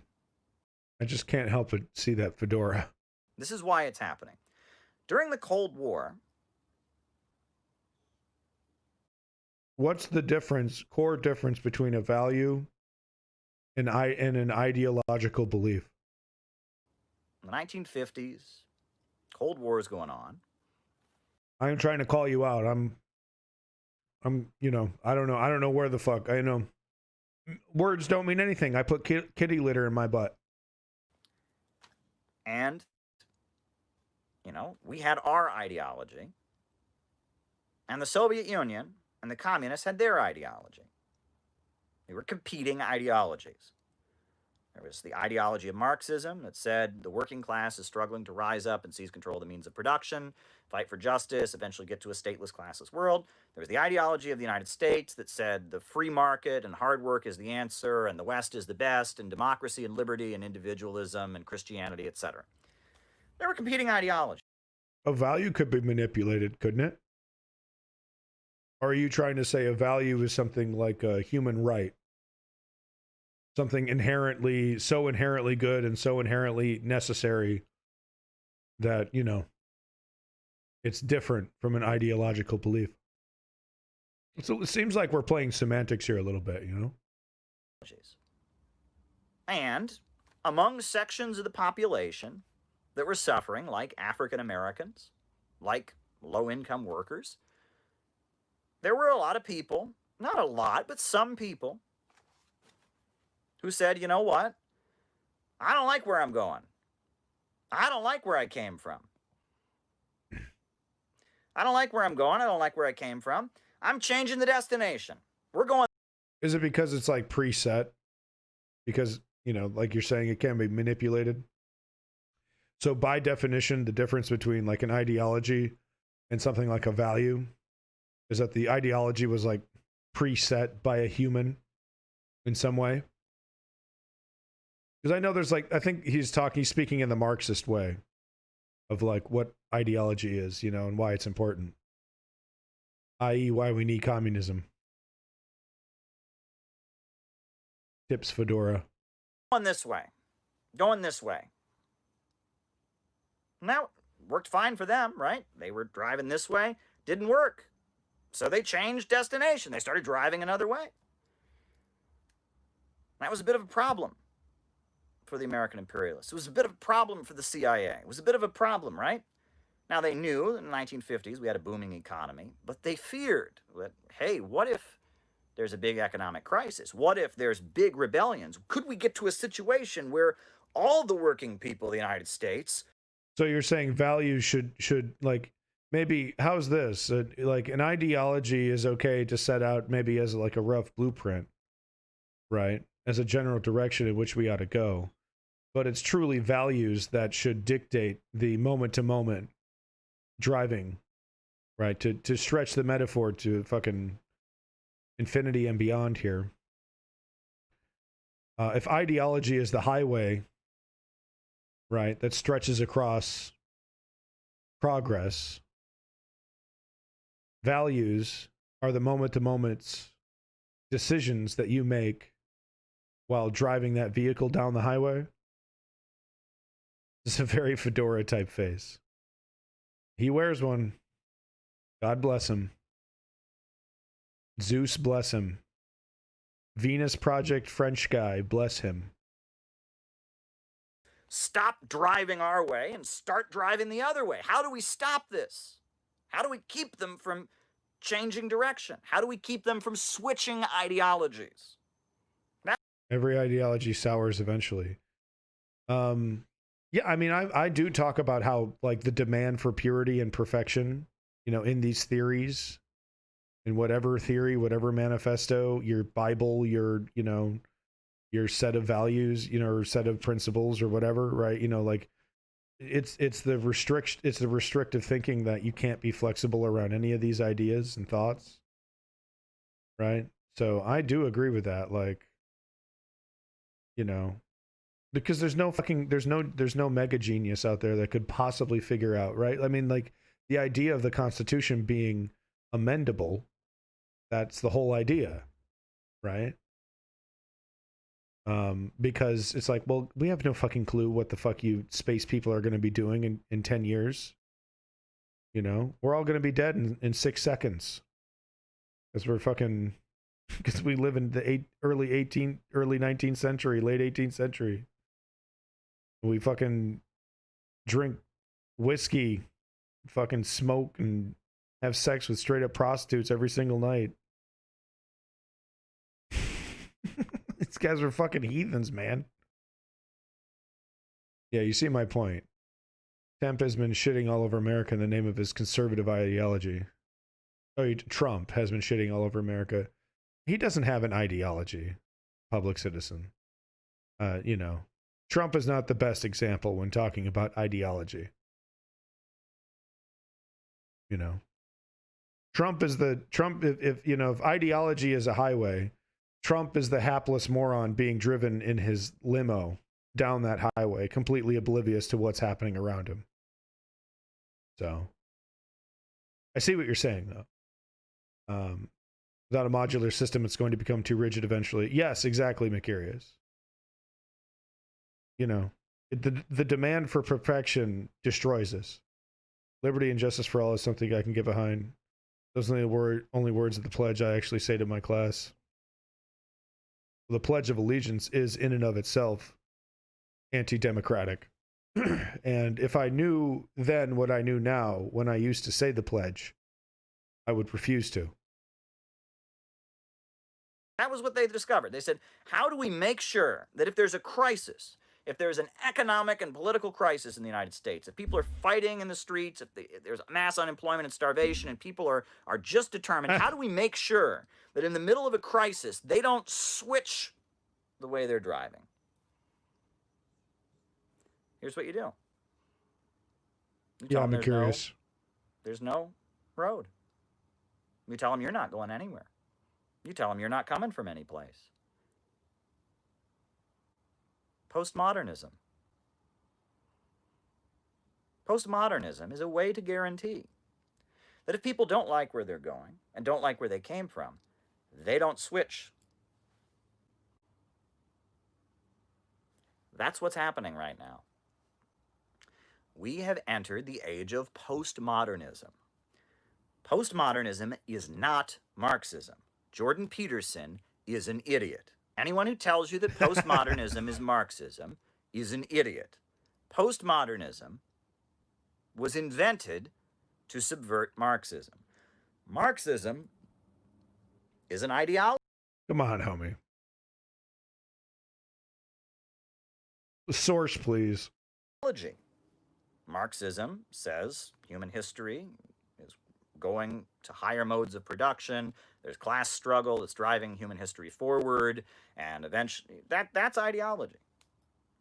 Postmodernism says that there is no grand ideology, there is no grand narrative of human history. There is no ideological truth. It's about deconstruction. So we've entered this period. Now you go back to the 1950s. Americans were pumped full of ideology. Right? Americans were pumped full of ideology. Interesting. In school, Interesting you were stuff. taught Okay. that in 1492, Columbus sailed the ocean blue, and No, because I am seeing a defense from Caleb for rigidity, which is an absolute fedora tipping thing to say. Oh, well, you don't know what's good for you. I know what's good for you. This system is best for you. No shit, huh? And the Pilgrims really loved Thanksgiving, and the Native Americans danced with them, and it was really great. And America's the greatest country in the world. And if you don't think that, you must be crazy and brainwashed, because everybody knows America is the greatest country in the world, and we have the greatest system, and communism is pure evil and slavery, and America is the best. And that's what people were taught in school. Ideology, right? It was the American ideology. Well, fast forward to 2020. 70 years later, that ideology has been debunked. The United States was founded on genocide of Native Americans. The United States was founded on slavery and the international slave trade. The United States has engaged in brutal, ugly wars around the world that have killed millions of people. Yeah, no doubt, Macarius. It's the whole point of what I'm fucking talking about. No doubt about it. The United States is a society that is greatly unequal. We're a small group of billionaires and bankers, have all the money and the wealth, and most people don't really have influence over how society is set up. The American ideology has been refuted. At this point, most people in the United States don't really believe in the American ideology.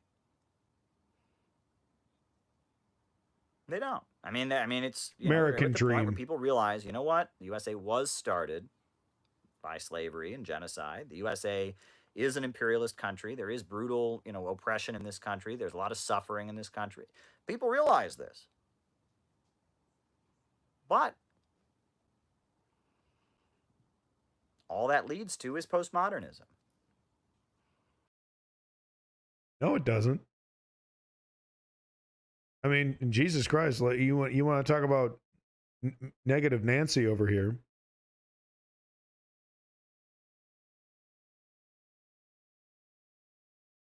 The system is fucking reformable, repairable. The ship's direction can be corrected.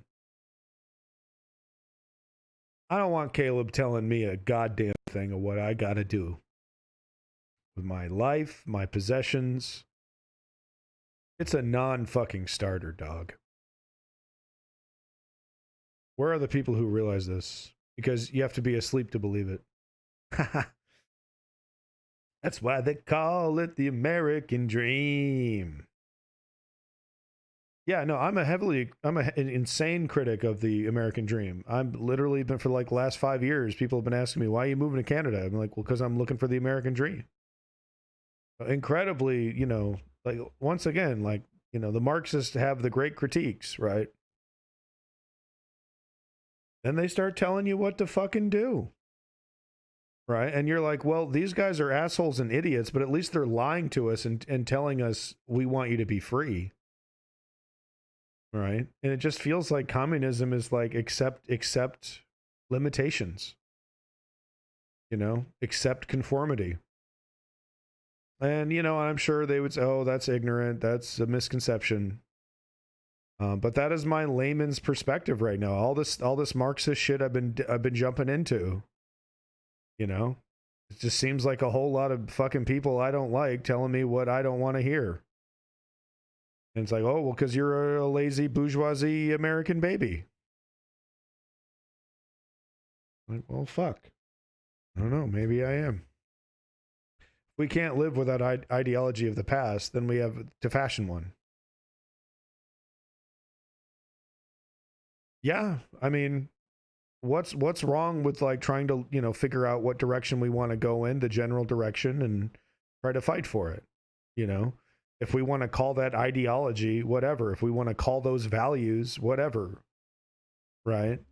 But, you know, making a prediction 100 years ago and then, you know, somehow trying to stick to that weird ass prediction 100 years ago for some fucking reason or another doesn't, you know, basically what I'm trying to say is like following a rigid system created, you know, without the context of the present and following that, you know, in a rigid manner.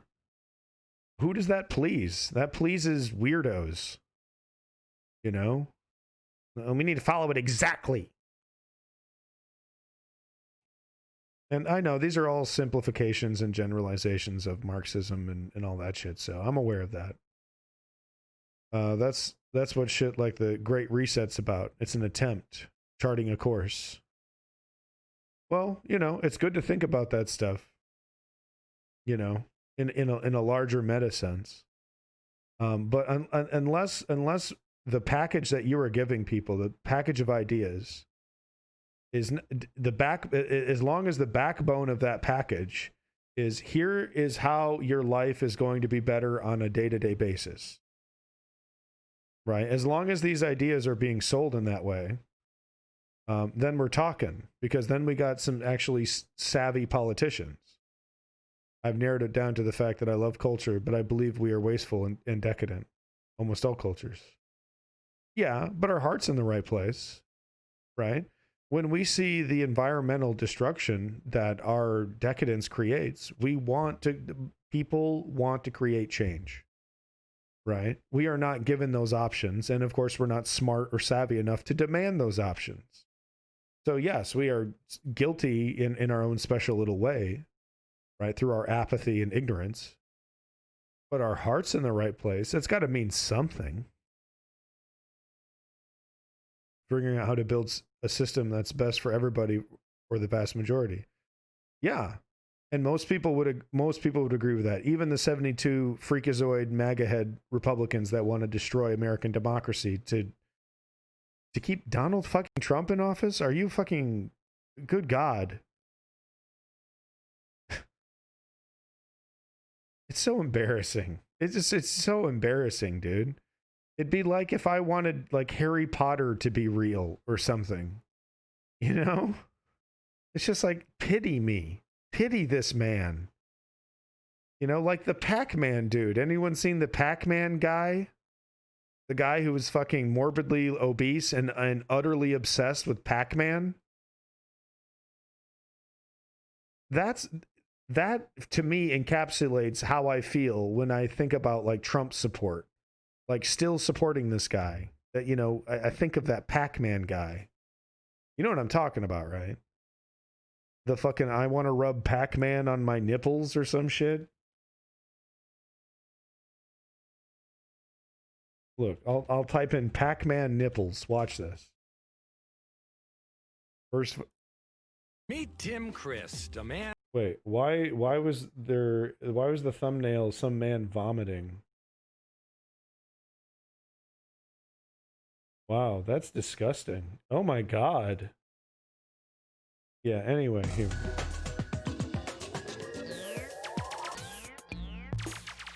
Meet Tim Christ, a man obsessed with Pac-Man. After all this time, he's still there, he's still yellow, he's still perfectly round, he's still eating things. I feel as if his glowing light is always protecting me and guiding me and making all my enemies blue and edible. Behold, This man is married, by the way, I believe. Got a Dreamcast, Microvision, game. Oh, he's got a game.com. Got a game.com there, or Gamecom, as it's called. Man, if I had a toilet for a driver's seat, would I get arrested? I mean, no, if it's up to code and everything. Yeah, so anyway, the way that this man is currently making you feel is how I feel every time someone unironically supports Trump. I am Pac-Man. Pac-Man just gives me this feeling of giddiness, like there's all these tingles running up and down my nipples, and it's just this wonderful thing, like, hey, look, it's Pac-Man. For the past 20 years, Tim's life has been consumed Oh, an Atari Lynx. by Pac-Man. It looks like what he has is a scattering collection. He looks like he has some kind of random mishmash collection of various consoles that Pac-Man has been featured on. Look, it's Pac-Man. For the past 20 years, Tim's life Oh, has been it's a Sega Nomad. Ooh, man, he kind of has good video game taste. Fuck. He's got some good shit back there. consumed by Oh, but good. Did he decide to not take a shower for the TV interview? Pac-Man. If you've never played Pac-Man before, it's a little something like this.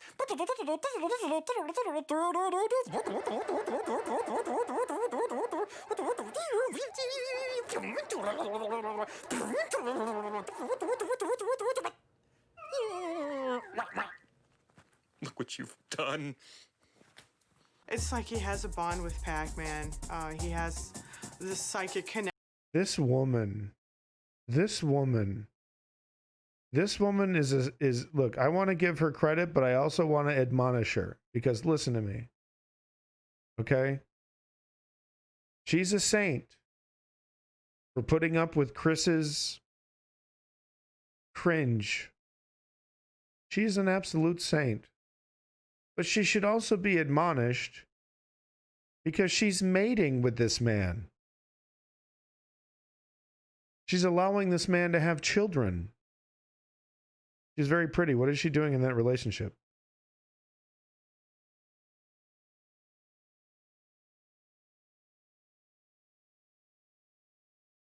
You know? And people complain about not being able to get a boyfriend and girlfriend, you know? I get it. It's hard, okay? But you know what? If you ever need like a pick-me-up, being like, oh, I'll never get a girl. I'll never find somebody. There's nobody out there for me. If you ever get hopeless, okay? Remember the Nipples Pac-Man guy got married. Connection with Pac-Man. Pac-Man. I get kind of an Look at this lumbering behemoth. oddball little Pac-Man feeling when I get the Is it Pac-Man fever, Chris? Do you get Pac-Man fever? impression that he may be nearby. And there he'll be, you know, his golden yellow light just off. Hi, Pac-Man. The drool will be there, and he'll be reaching in his pockets instead of for a condom. He'll be reaching for tokens. Quarter. This man is...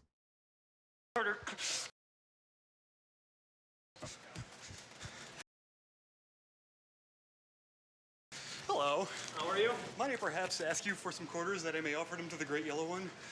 Certainly. Keep the great yellow one from going through my wall again, right? Sorry about that. He's really hard on the buttons. I feel bad for the machine. You know? Thank God I'm not a Pac-Man machine. Right. No, don't. Okay. Be nice to destroy you with my Pac-Man now. Okay. Tim has spent $10,000 in quarters alone, playing every day on his lunch break. Yeah, he's possessed. Yeah, he's possessed. Yeah, absolutely. In spite of playing Pac-Man since he was 7 years old, Tim has yet to master the game. I mean, there's no mastering Pac-Man. Okay, I can't do it. Still not as cringe as most streamers. Oh, public citizen. You're harsh. That hurts. You stream as well, though, so you're making fun of yourself as well. Come on, man. This is beyond Markiplier levels. When the holy semicircle of life. This is like Ali A. This is like cringe Minecraft 12-year-old. It's his demise, the melting way he does. It always brings me a feeling that maybe I could have done something more. Maybe I could have turned left instead of right. No, dog. It's because you're gonna die someday. And this is it. This is it, man. I literally say that as a motherfucking wall of video games sits behind me. And this guy basically is the same shit going on. He's just more specific about the video game. Oh my God, I'm this guy. Pac-Man! No! Clyde tried to bite Pac-Man. Clyde bite Pac-Man! Why Clyde bite Pac-Man? Pac-Man was made for 20 different game systems, and Tim has every one, enabling him to play in every room in his home. It's very frustrating trying to play Pac-Man with Tim. You have to avoid them. The trick is to not run into them when they try to... You see, game over. Now you don't get to play anymore, and it's all me. You get to watch me play. I think It's just a total exercise in futility for me because I'll be waiting 15 minutes for my turn. Pac-Man wants us to... Pac-Man, eat you now! How's that? I'm gonna cry. Oh, what? No, don't cry. Okay, hold on. In 2001, Tim put his passion for Pac-Man to music in a song called Pac-Man is Naked and So Should You. Are you ready for Pac-Man? Here comes that new go! What's wrong with you? Tim, what's wrong with you? The best way to Pac-Man is to use the game. You move the joystick and you eat the dot. There should be counselors involved. Sometimes you just gotta bring the message to the people. Occasionally I'll be driving around and I'll pass somebody who doesn't look like he is... There were several full joysticks made for the Sony PlayStation. ASCII made a great one. Sony released an official one. You know, it gives you the full arcade experience, you know, on the PlayStation 1. They're not bad. They're not bad. Invited the full glory of Pac-Man into his life, and I feel the need to, you know, convey to him somehow that he really should. Pac-Man! Pac-Man! Pac-Man! Lest the public forget about Pac-Man, Tim goes out every week to remind them. Pac-Man!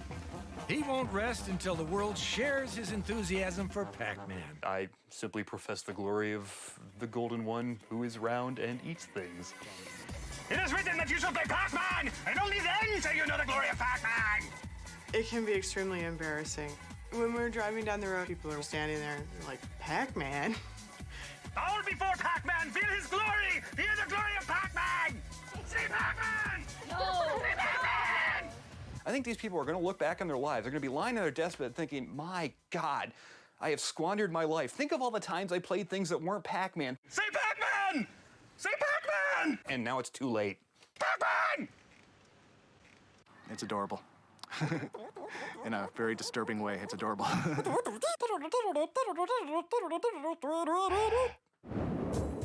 I'm Fred Willard, and that's... You are Fred Willard. And you're responsible for this, Fred. Sometimes Pac-Man is the only thing keeping you from being swallowed by the abyss. All right, let's go back to the fedora tipper. The Trump people, the Trump movement, is desperately trying to hold on to that ideology. That's why the Proud Boys, the white supremacist Proud Boys, what do they chant at all their rallies? West is the best. Sure, West is the best. I They're think trying that's fair to to say. pretend that that's not true, that the American ideology is Do you agree with that one, Public Citizen? I think that's true. real. Well, they're wrong. I mean, it's not true. The American ideology has been debunked. But the creation of the synthetic left and the fake left has led Americans to this new place where, sure, the American ideology isn't true, but all ideologies aren't true. We're at a place as a society They're totally cringe. where we've stopped. The fucking Boogaloo boys. Man, Boogaloo these nuts, man. What the fuck? Oh, I get it. Everything's ironic, right? Even your massacres. You gonna laugh those off next? We're not driving one way. We realize that where we came from, where we're going, that's a lie. We don't know it. We don't know it. But the only option we have when we've come to this conclusion is to stop driving, to stop the car. That is what postmodernism has done. Postmodernism has gotten Americans into a situation where they realize that the ideology they grew up with and the ideology that this country is built on is malarkey. But they cannot, in the name of anti-totalitarianism, in the name of freedom of thinking, in the name of individualism, in the name of postmodernism, they can't start driving another place. And in fact, the American... I mean, I kind of agree with the metaphor that they're stuck in their ways and they want to go a specific direction. I don't know if his reasons as to why. I guess, I mean, I do agree that nihilism is a big part of it, postmodernism, right? Basically giving up ultimate cynicism, right? Well, we can't go any further, so we're not going to go any further. but we do know what to replace it with. Yeah. At least we think we do. What do you think his point is? Well, I think his point is that we need ideology, but we need a different ideology, right? But we'll see. Let's go through the rest of it and actually see. We got 5 more minutes of it. Let's see if he gives us any kind of conclusion.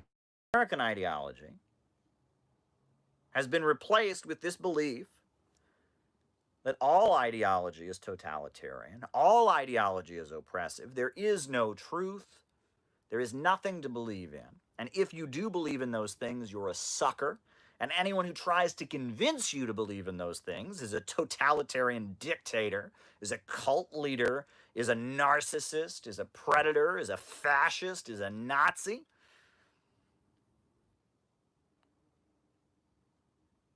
So at this point, a lot of Americans are stopping the car. They're stopping the car. They're just saying, you know what? Okay, well, I can't believe in America anymore. And I can't believe in anything else either, so I guess I just stop the car.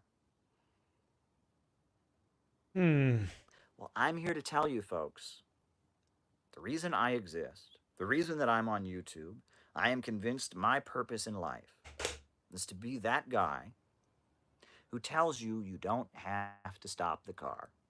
Well, I mean, public citizen, look, he's attempting something very difficult, which is attempting to contextualize the zeitgeist. So I think we should give him a little bit more credit here. I am here to stand against American chauvinism and American imperialist ideology, but also against the synthetic left, against the postmodernists, against the deconstructionists, against the chaos death cult. I am here to say to you, you don't have to stop the car. There is truth in the world. You did come from someplace. You are going somewhere. You came from the greatest class in all of human history, the proletariat.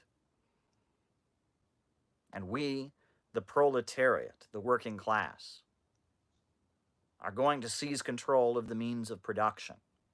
We are going to reorganize society so that poverty can be eradicated, so that scarcity can be eradicated. We are going to have a rationally organized economy so that we can get to a higher mode of production. We're coming from someplace and we're going someplace. Human history is marching onward. You don't have to stop the car. We got to move forward with your dusty ass, fucking crusty ass motherfucking manifesto. The fuck out of here. We realize that America is wrong. We realize that American imperialism is wrong, but we don't have to stop the car. There is another road. There is another destiny. There is another ideology. And if you think that makes me a Nazi, and if you think that makes me totalitarian, if you think that that makes me a cult leader, a megalomaniac, a narcissist, you go ahead and think that. No, I think it makes you a communist. So, and a little bit of a narcissist. But hey, I mean, look, it takes a little bit of narcissism to stick a camera in front of your face and, so that's excused. But I'm here to tell you. I'm here to tell you, you don't have to stop the car. There is truth in the world. There is a way out of this nightmare that we are living under. There is a historical mission that you can be part of. There is right, there is wrong, and that essentially history has offered us a challenge. We, the working class, the greatest class in all of history, now have the job of eradicating the system that puts profit above people. We have the task ahead of us of ending the system of chaos and free markets and putting the people in control. What if I got Zizek right, the first half of the book will be about how awesome ideology is, and then the second half will be how stupid ideology is, with like, I don't know, some fart jokes or some shit in there. Control.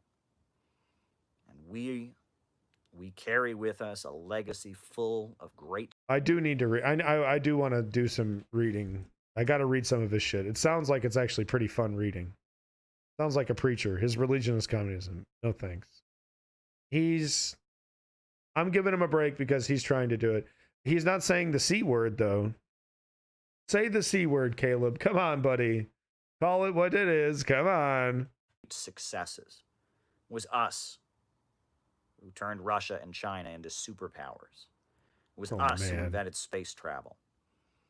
It's because of us and our ideology that Cuba has a small island, has a medical system that's admired all over the world. It's because of us and our ideology that Egypt is fully electrified. It's because of us and our ideology that Libya once had the highest life expectancy in the African continent under the leadership of Muammar Gaddafi. It's because of us and our ideology that China is the second largest economy in the world and has raised hundreds of millions of people out of poverty. It's because of us. It's because of us that so many great achievements for humanity have taken place. We carry with us the legacy of the greatest historical project in all of human history, the project to transform society, end exploitation, and build a world without suffering and coercion. The struggle to... Okay. I like you, Caleb, but I'm really glad you made that video. You know, I'll catch Caleb from time to time, but thank you so much, buddy.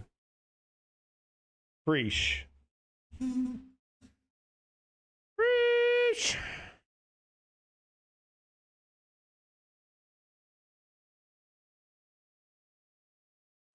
Well, John, a couple of hours ago there was a small rally, perhaps about 200 people, behind me here in George Square to listen to a group of political speakers, including the Scottish socialist Tommy Sheridan, but it lacked oomph.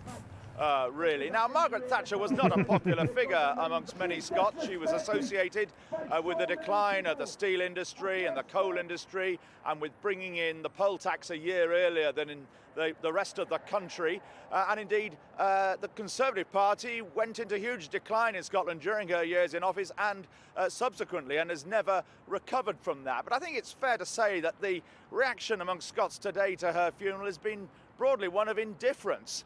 There were one or two protest events, parties, wreath layings around the country, particularly in the mining areas. Local councils couldn't make their minds up. Around the time the funeral was starting in London. Rained quite heavily all morning in Glasgow, and we found just half a dozen bedraggled protesters here in George Square around the time the funeral was starting in London. Do you think she did any good? Not a bit of good. Not a bit. I put a stake through her heart and garlic around her neck to make sure she never come back. Whoa!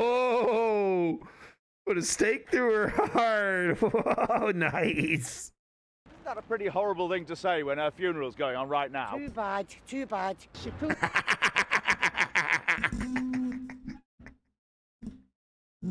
the ladder up behind herself and never helped another woman ever. So but didn't she show that a woman could become Prime Minister? Nobody'd done that before. Do you want a woman like that that's a warmonger and rips the heart out of a country? Is that what you want for a Prime Minister of any sex? Oh, what you got to say about that one, homie? Later in this... nice cut. Nice fucking cut. Well, I'm really glad that they put that in the piece, right? You know, most American journalists would be like, ooh, she burned me. No, I don't want that one. Famous Glasgow bar, punters didn't seem that interested in the funeral coverage. Nah. A group of Thatcher fans. We have just toasted the Prime Minister. You just toasted her? Yes. Yeah, all right. Why not? We put glasses together. Yes, I liked her. Okay, base rates went up 17% when you had your business went up 21. How pissed are these motherfuckers? Not mad, but drunk. How many do you think they've had? Is it their second or third? But never mind that. I think she deserves a lot of respect, and I think it's a sad day. Well, Scotland hasn't quite finished with Lady Thatcher. The Scottish Parliament... Bed level. They've pissed the bed. Bed level. Fuck Margaret Thatcher. Let's see who this is. Let's see. This is interesting. Uh-oh. Better make sure that there's no fucking death or gore in this real quick. This looks awesome. Man, you know, I haven't been to a fucking barbaric fucking bonfire in a long ass time. You know, you just fucking, you're drunk and you're shirtless and you're wandering around, you're fucking... Ugh.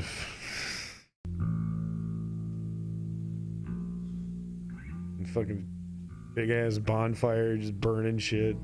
Yeah. Yo, this rules. Who gave this to me? Macarius Rex. Dude, this fucking rules, man.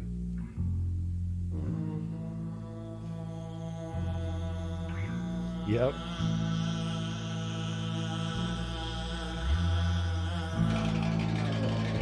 I love this.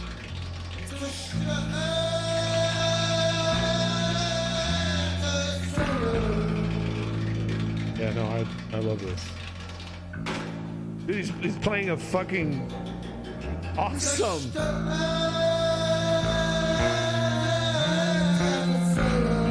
He's playing a fucking grocery cart.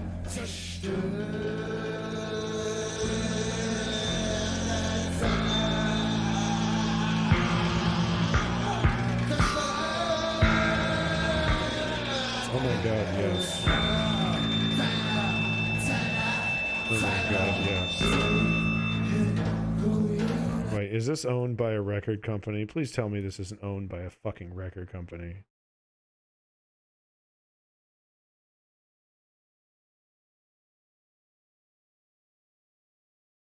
Well, I don't see any licensing information.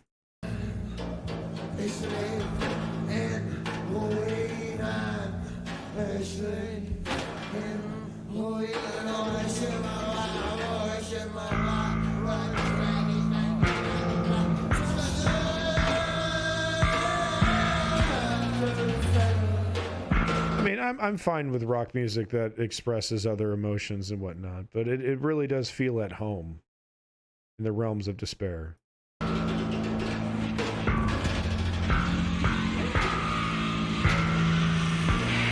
my god, this is fucking torturing that guitar.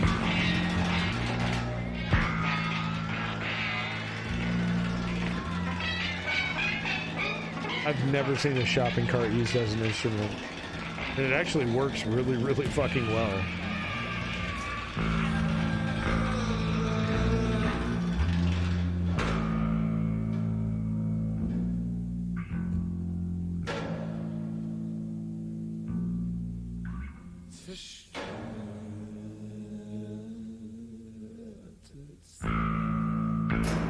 Oh my god.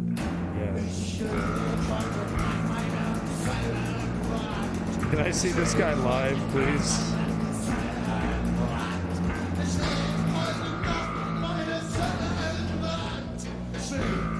Oh, no kidding.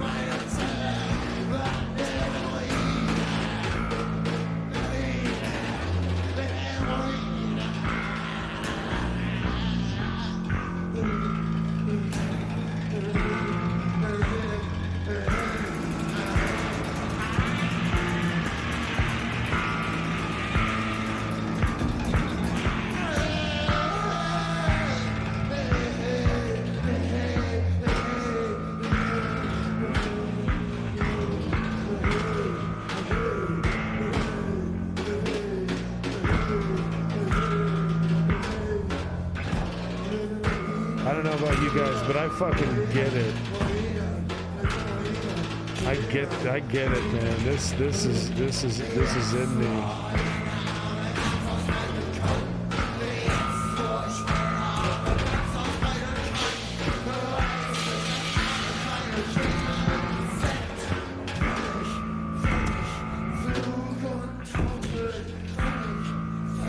Oh my God, is that a strap of leather?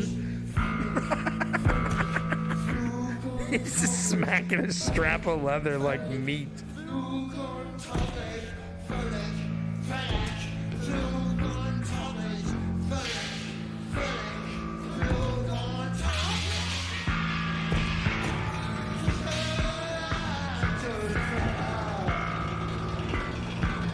Yeah, it looks like it's a strip of leather. And he's like using a brush.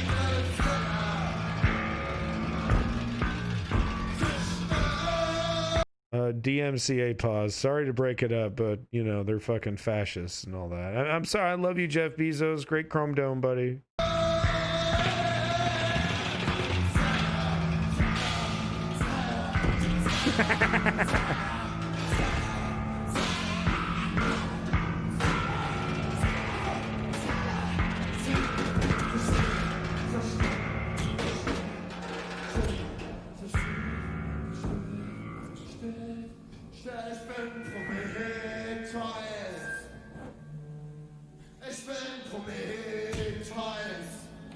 Hey, you don't have to be depressed necessarily to listen to this kind of music, you know, very competent, content and happy people have the need to brood. Okay? And you need good brooding music, okay? I have to brood at least once a day. I have to look out my balcony on the second floor and brood.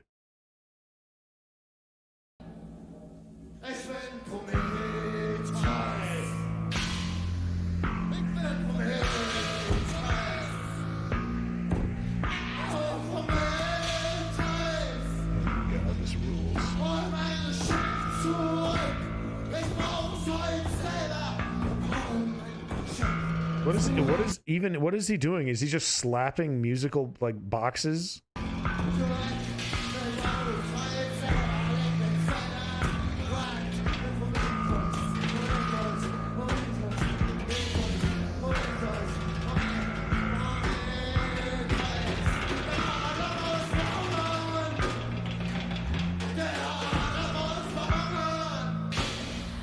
What are we looking at? We're just looking at scrap metal.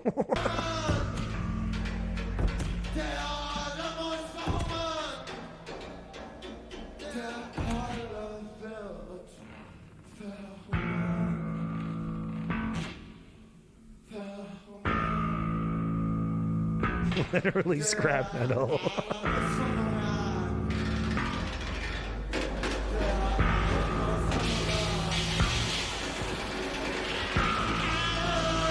Dude, seriously though, no, that percussionist rules, dude. This guy fucking rules.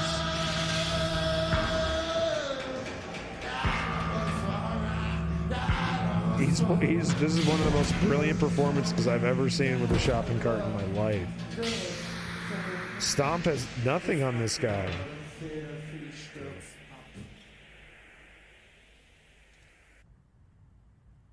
Whoa. Okay, the song's over, and now we have a mini vignette after the song. Is this his house? Does he just live in the open space amongst the debris? Does he crawl out of a hole? Oh, yeah. Oh, yeah. I get it, guys. Get it? Oh my God. No, that fucking ruled. Thank you so much, Mercurius Rex. That 100% ruled. I want more of that in my life. I'm actually going to keep this so I can look up this discography, because that is some music that I need to look up. That is really something else. And we got some Throbbing Gristles. I mean, the problem with Throbbing Gristle is that they're absolutely owned by a motherfucking record company, for sure.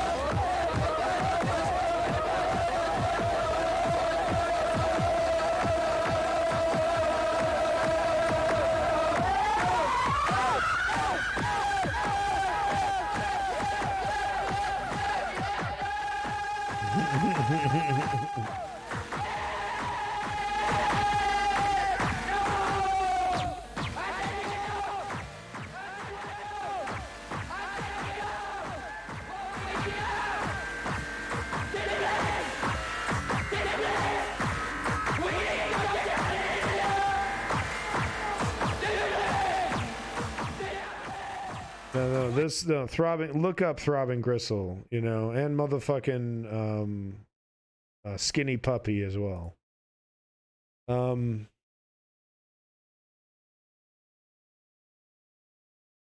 There's the other side of noise that I also enjoy, though. Guns, guns. The attracting target. The attracting target.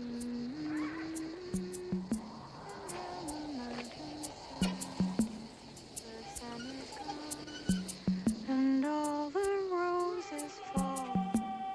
Guns. No, the cabinet. No.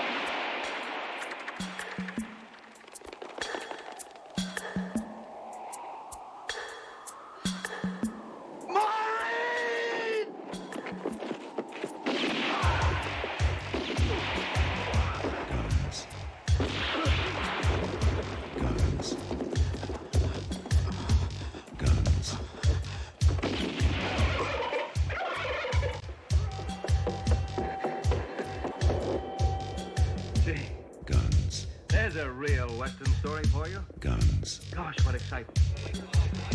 Guns. Gee. Let's get out of here. Don't move for that door, either of you. That's Hickok's voice. Hear it? Yeah, that's kind of their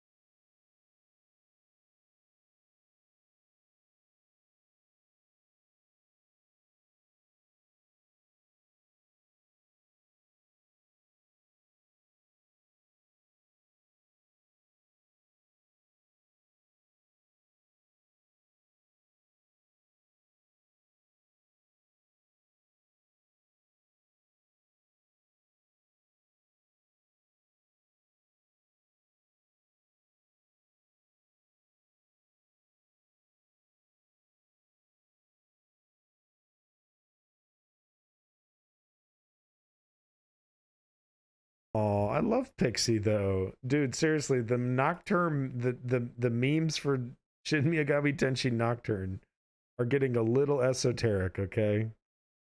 Might want to reel it back in, guys. Oh, there's a new review from Seth from Zez. That's awesome. Oh my god, do I really have... Oh my god. I'm actually getting tired and it's only 8 hours into this. Wow. Holy shit. Stole Katana's outfit from Mortal Kombat. I beat all those. Really? I haven't had the time to beat any of the Shin Megami Tensei games, but I love them a lot.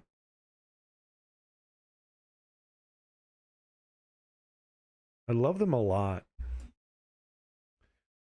All right. You know what? I think it's time for some video games. I think it's video game time. If you're here for politics, that's fine. I'll be going back to it, but I don't know. What do you guys think? Do you think 8 solid hours of politics is enough?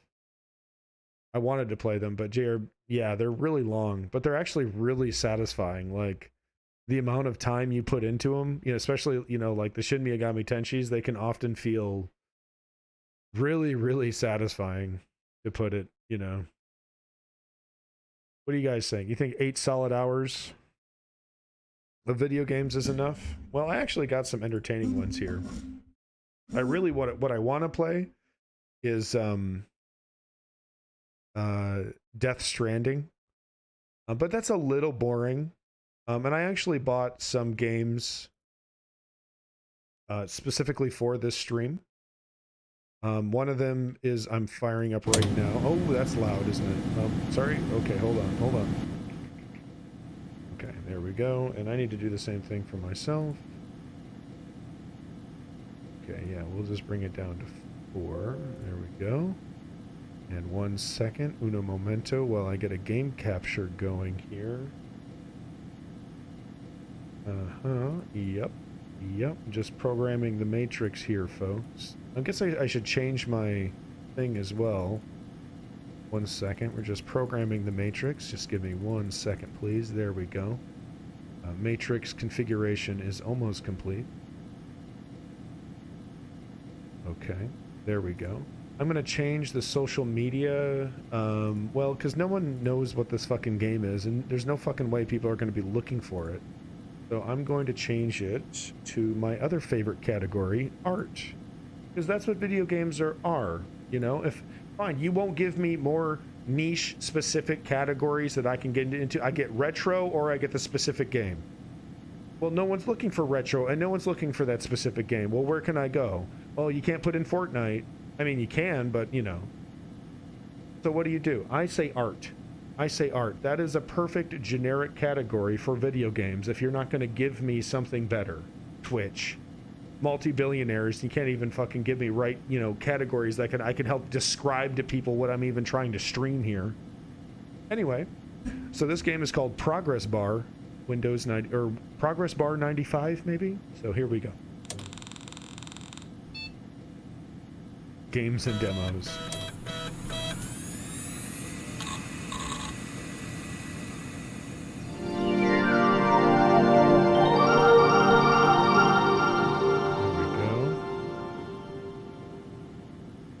Progress bar 95. Do you begin a game? Please tap begin button. Okay. Ooh. New game. At least I think it still exists as a category. Games and demos. Oh, does it? Okay. That's a pretty good generic. I like art though. It's really pompous. Games. Oh, games and demos. Yeah. Is that a better one? Do people hang out on games and demos? Here, we'll try games and demos out. That is a pretty good one. Action, adventure game, fighting, comedy, stand-up comedy. Sure, we'll say stand-up comedy. There we go. You're updated. Thank you. That's another one. Okay. All right, here we go. New game. Okay, level 1. Here we go. I subscribe to it. Okay. All right. Thank you, Mercurius. Move your cursor to the move panel. Okay. Oh, catch this item to fill the progress bar. Okie doke. Oh my god. Oh yes. Oh man. As an IT nerd, this game. Oh wait, why is it not showing up properly for you? What is that? What is happening? Hold on, hold on. There's a problem here. I'm sorry. Hold on. You guys can't see this. Okay, fixing it. Fixing the problem. Hold on. This game's lame. Hold on, fixing. There we go. Sorry about that. I had no idea. Okay, yeah. As an IT nerd, this game really, I like it. Red items are bad. Okay. Okay. Oh my god, look at the defragmentation over on the right. There's a countdown for defragmentation. What does yellow do? Is that bad? I don't know. That doesn't look good.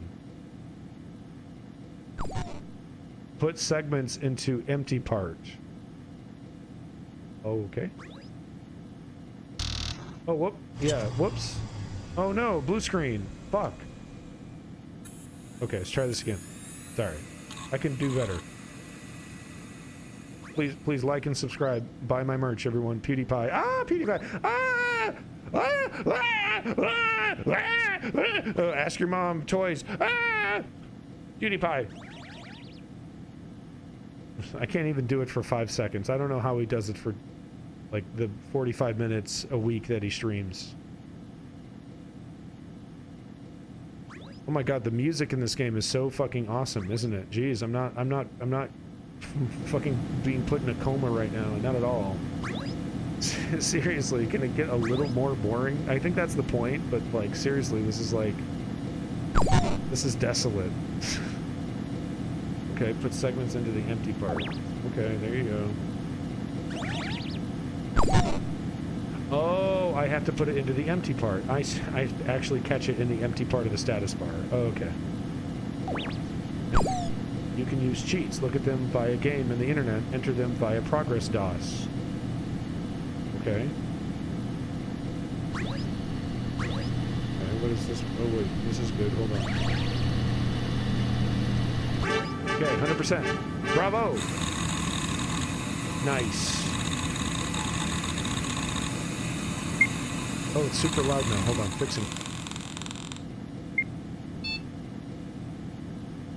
Thank you.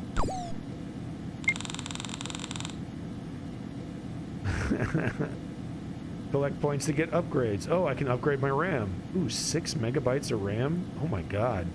What am I, Rockefeller? I don't have $400. Collect upgrades to get systems. Ooh. Ooh. Ooh. Upgrade my progress bar 95. Ooh. Ooh, look, I could install a PB-DOS shell. Progress bar. Ooh, I could get... I'm currently using version 95, but I could install version 3, 98, XB, Wista, 7, Longhorn, Chi-Town. What the hell? I want to install all these. Put one game on your Drive Zero space left. Feels. Yeah, this game is like, yeah. It's weird because it's like, it's gamifying and I know, kind of being nostalgic over like UI elements in fucking operating systems. Ooh, I get to change my desktop wallpaper. Yeah. Okay, perfect. Level 2. Okay. Annoying pop-up. Close that. Okay. And this, oh, what's pink? Pink good? Minus. Ah, pink and minus. Okay. Oh! Yeah! Catch your dog. I got a Chivo. Oh my god. Seriously, where's the music? Hold on. Guys. Oh, fuck you. What the fuck is happening?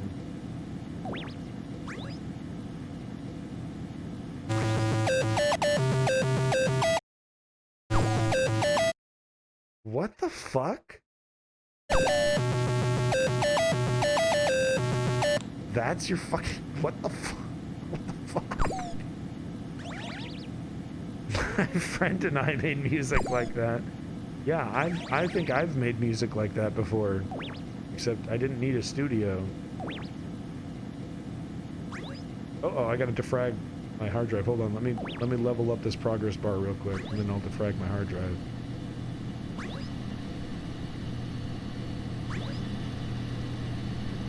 Okay. Get extra percentages. Nice. All right, I gotta defragment. I gotta tap the green fragments. Oh my god. Oh my god. Oh shit.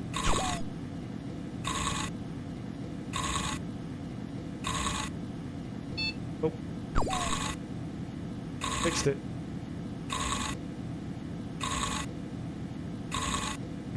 Dude, next time I do IT for somebody, next time I'm just gonna, when they're out of the room, I'm gonna fire this game up, and then when they come back, I'm gonna let them think that I'm fixing their computer. Oh, I'm working real hard. I'm fixing it. I'm defragmenting your hard drive right now.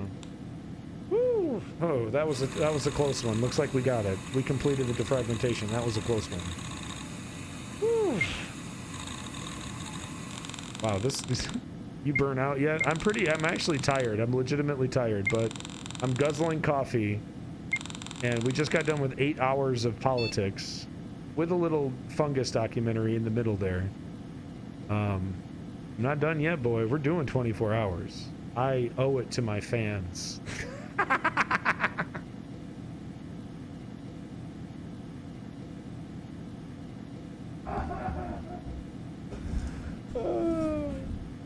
Fans of the Nihilist. Ooh, upgrade my RAM. Nice. Oh my, oh, I upgrade my GPU. Oh, fuck yes. Oh, 1 megabyte SVGA. Oh my God, yes. Oh my God, please tell me this is actually gonna change the screen. 256 colors. The fragging just proves how inferior the products were. Well, you know, it's the best they could do at the time. Fat 16, you know, pre-fat era NTFS. Okay, we got to get a bigger hard drive. Oh yes. Oh, this new video card rules. Oh, dude, we can upgrade to Progress Bar 95 Plus. Yeah, we just got to get the right system requirements. Oh, thank you. Oh, you're welcome, Ms. Ormac. You know, you don't often, you'll make a comment and then I won't hear from you for hours, so I just assume that you're like gone, but it sounds like you lurk a little bit, which I do greatly appreciate. So if you're out there lurking, just know that Jesus loves you, and welcome to fucking Q. Suckers. Are we good friends? Of course, you're my best friend. Recycle bin. I don't want to piss the recycle bin off. Excuse me. I don't want to piss the recycle bin off.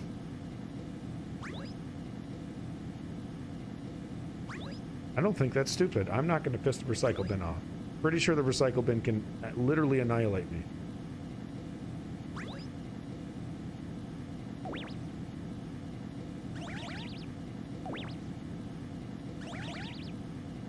Okay. Uh-huh. Oh, electricity.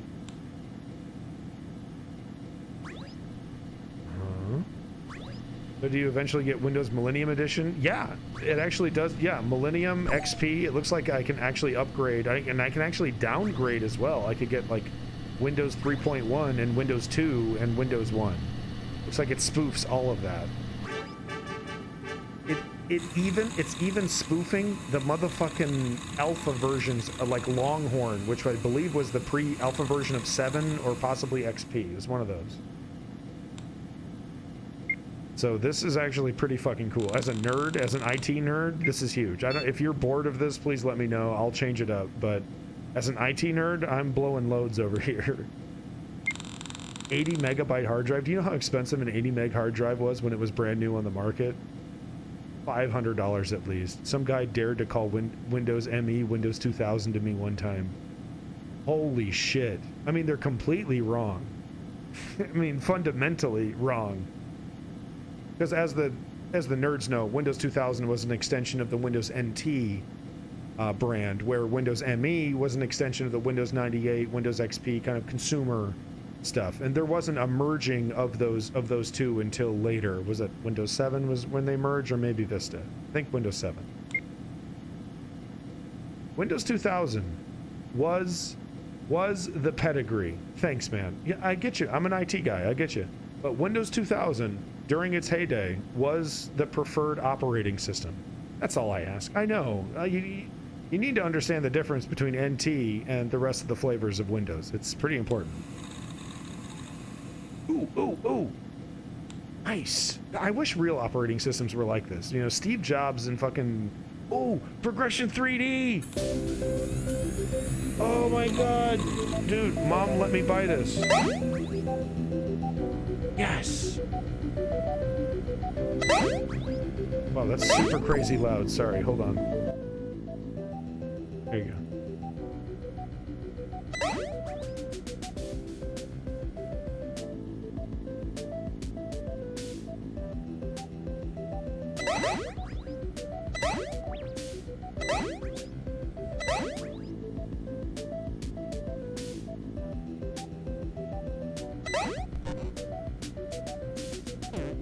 Oh.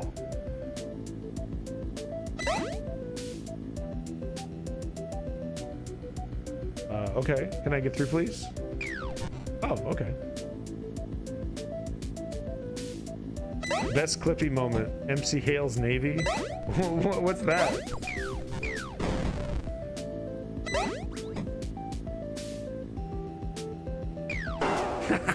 Take that, you fucking paperclip. Yes! Oh. Oh! Oh, dude, that paperclip has a gun!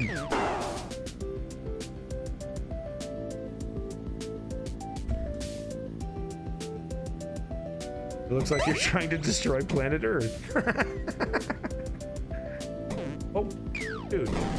Yo, Clippy. Yo, Clippy strap, dog. Okay. Clippy strapped, alright? Don't be fucking with Clippy. Oh, oh, oh.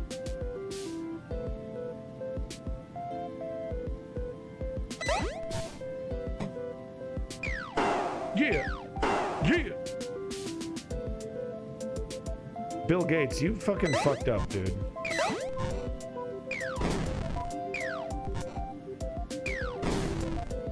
Bill Gates fucked up. This should have been some of the default shit for Windows. Alright. I'm trying to get to the end here. Oh god. Oh, the pink is bad. Oh!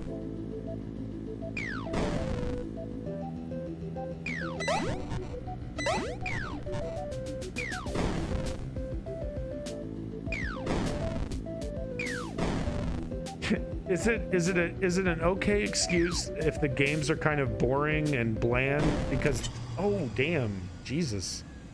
Is it okay? Is that a good excuse for this game because the games are a little dry and boring and bland? But it's because the themes of the game, it matches the themes of the game. Is that okay? Oh, now there's just no music. Now it's just the sound of fucking silence. This is the game I should play at 4 a.m. You're tuned in 4 a.m. I'm just gonna be silent playing this.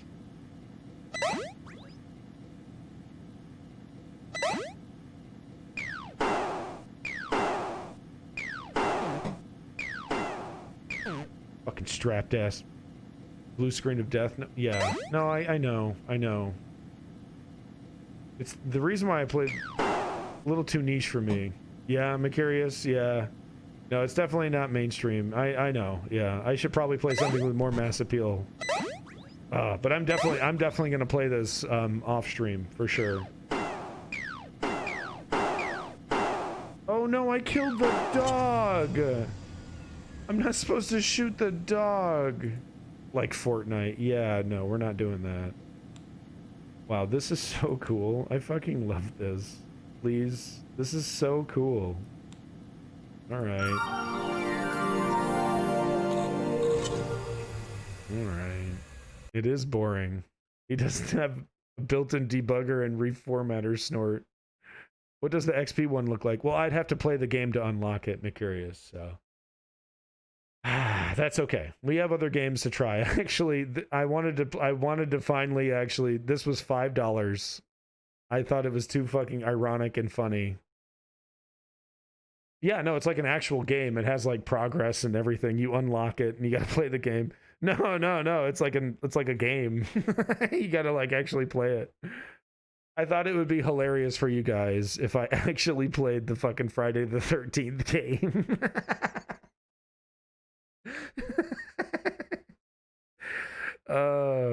Hopefully you can appreciate how fucking funny this is for me.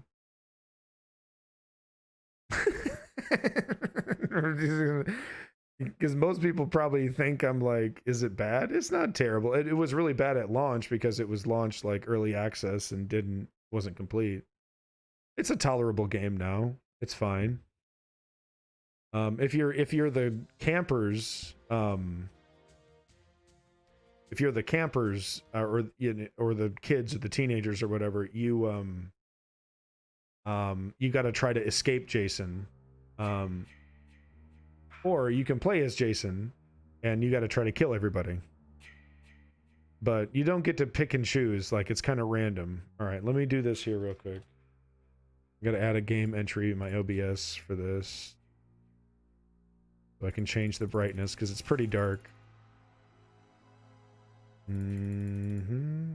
Most people think I'm a Jason guy. It's funny. It's like Dead by Daylight or something, right?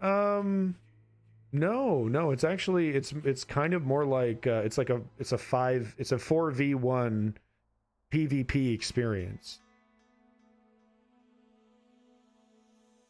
Yeah, I don't know about mundane. I mean, I think it tries to be interesting. It really does give it a good shot. All right, hold on. This is literally the first time I fired this up. So hold on. Gotta make sure vertical sync is on. Yeah, this is all good. Resolution. Oh no, yeah, no, just 100. That's fine. Yeah, that's fine. That's fine. Okay. Let's go, baby. See what I'm saying though? Like, I gotta get away from the hockey mask. It's time for me to get away from the hockey mask. You know, I need an original mask. It's time. It's time. And that will definitely be something that I work on while I work on all my other shit. Oh my god, please don't be racist.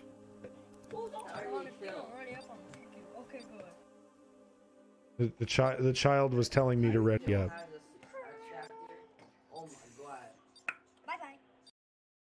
Oh my god, sorry. Sorry, Twitch. I know. I'm not allowed to show that. I'm only allowed to show that if I actually have those on my body. Sorry. Only I get to look at this.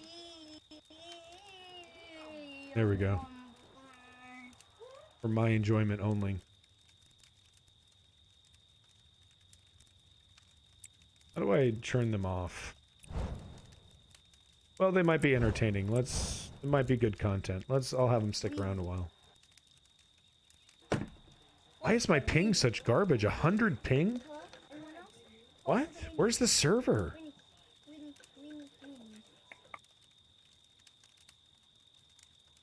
How do I speak to these kids? Let me see if I can talk to them here. Counselor, blah, blah, blah, blah, blah.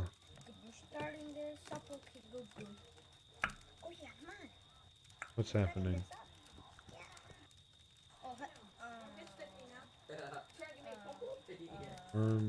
Oh, here we go. Press to talk T. Okay. Oh, okay. I just saw your thing. You smell like you fought. What the fuck? People stream this game and no one censors anything. That's the joke, Ms. Mag. Oh! Holy shit! Oh my god. Who gets to be Jason? Yes! Dude, I get to play Jason. Hell yeah. Oh, there's my mom. Make them remember what they did to us, Jason. Okay. Kill them. Oh man, you know, this really does bring me back. I notice how dark the game is, so I'm just gonna do something for you here. And there you go. And it's a little washed out, but what can you do? Let me know if it's too washed out. Okay, so I have magic powers. Okay, that's the car. Let's go over and check out the car. Oh, shit. I can fucking teleport here? That's cool.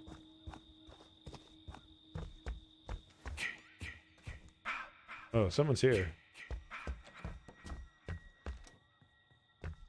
Oh, yeah, they're here.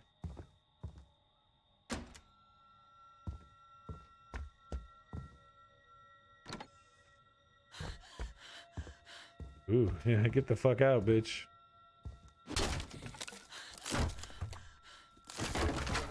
Oh, she's not in there.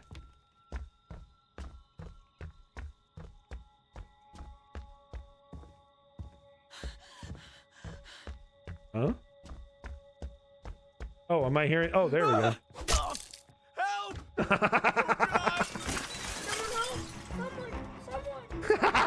It's the noisy one.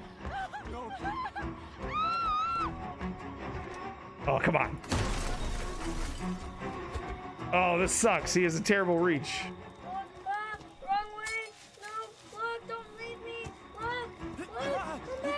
Oh, I gotta kill this kid immediately. Kill him! Yeah! That's my Jason. That's my special boy. They want to hurt you, Jason. Don't let them. They want to hurt me, Mama? They want to hurt me? Oh, whoops. Whoops. Hunt them down and make them pay. You won't be needing that.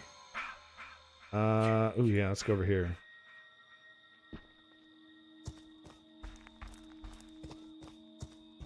Where they at? Where they at? Where they at? I wanted to see if they're getting away in the car. Okay, there they are. Okay. Oh shit, I can't teleport. Okay, that's the power. Yeah, they can fight back a little bit. They're like, you can fight back, like, and you can actually destroy Jason, but there's like a convoluted way. You have to go to Jason's cabin and get Jason's mother's head, and then you turn into like a hero character. Oh good, he ran into my bear trap.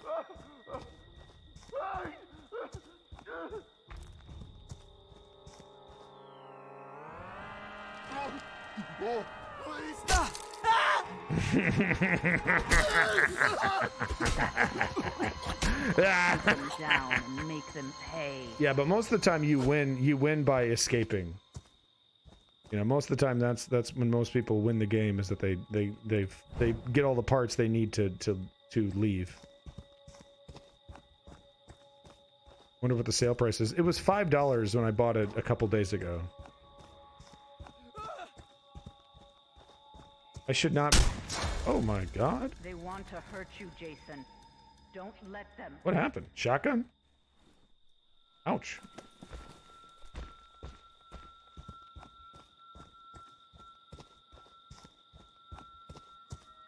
Sniped. They take axe swings like champs. Yeah, they can only take two. What up, Dakota Killers? Good to see you.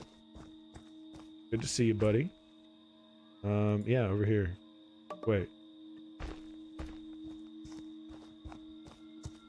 Wait, is this the right spot? I don't know. Oh, I can grab him. My birthday in an hour. Ooh, happy birthday. Gonna get anything good? You in there, buddy?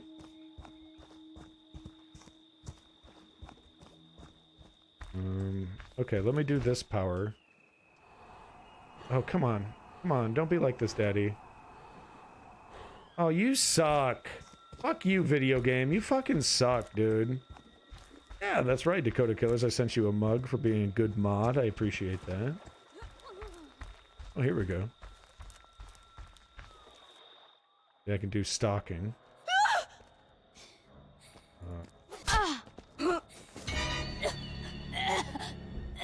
Is this an NPC? What the fuck? Yeah, please. Can we? I don't want to waste any time here. There we go. Oh, sorry. Sorry, man. Very gruesome stuff. Stop, Jason. They deserve to die. Mm-hmm. Make them suffer like we did. Yeah. Oh, hey, look at that.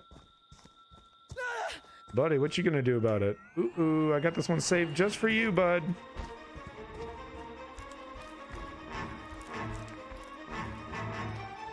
Right in the vagina. It kind of was right in the vagina.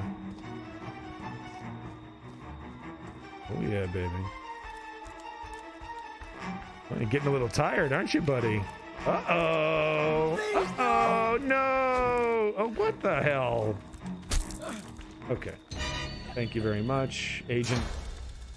What happened? What did he do? Oh. Ouch. That tickled. That fucking tickled. Where'd you go, buddy? Where'd you go?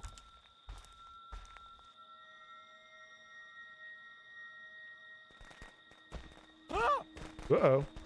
Someone help! I'm gonna kill you for that fro, dog.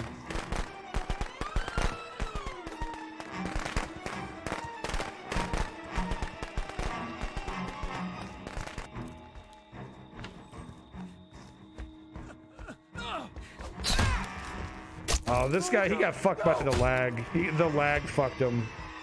Come here. Come here. It's over. Oh, he knifed me again. Know what your gift is. No matter what they do to you, you cannot die. I am a gifted boy. Never die. I'm a gifted little boy. Look at him run. Come here, bitch. You. I want you. All right. I'll take you. He's coming. Help! Oh god, this is embarrassing. This game is still not finished. What are you chopping? What is happening? What are you doing, dude? You were literally just standing there? Broken as fuck. Yeah, this game is still not done. Is this a trick? Is he trying to draw me in? Is that why he's waiting?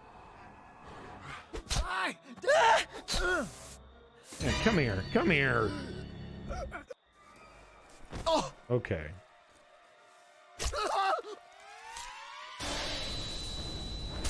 Job well done, folks. Is that it? That's my Jason. Oh, thank you, Mama. That's my special boy. Oh, thank you, Mama. Are we good, or...? Oh, no? Okay, let's see. Ooh. Uh-oh. Take you from me, Jason. Don't let them. Just brush it off. Come on, buddy. Walk it off. Mm-hmm. I see you. I see you. You're gonna run through the house.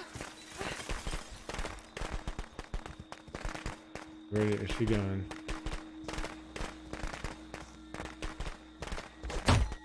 Oh, come on. This is so lame, dude. I can't jump through the fucking glass. I'm a fucking behemoth. Where she goes. She's not doing anything right now. Where you going? Where you going? It's just you and me, baby.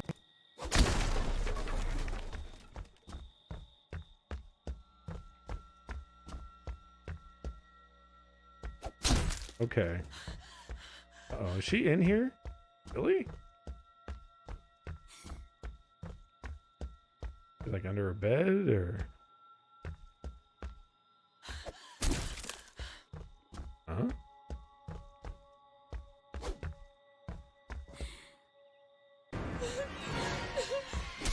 Oh!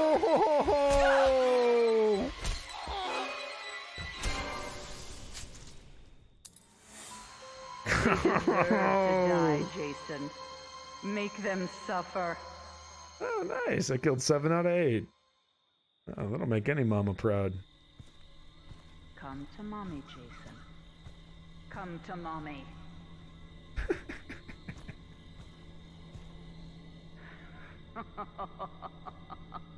He's got the sweater and the pants. It's pretty cool. Pretty cool. Jump on in, man. I'm gonna play a few more rounds. Hopefully, I'll probably get a camper next. I don't think they give you Jason every time. They probably gave me Jason because it's the first time I played the game, and they're like, "Yeah, no, people want to play Jason. Obviously, that's why they're playing the game. Like the first time they play the game, they should get Jason." Should be a poll in chat to decide if you nap on stream. Oh, I'm not gonna nap. I can stay up 24 hours. I know that's a fact. I might not be my chipper, bouncy self by the time we get there, okay? But I will get the 24 hours, no doubt about it. It's not crossplay. Oh my god.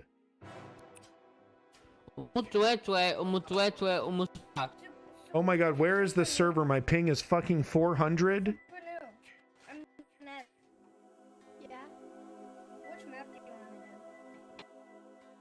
The server's on the moon, dude.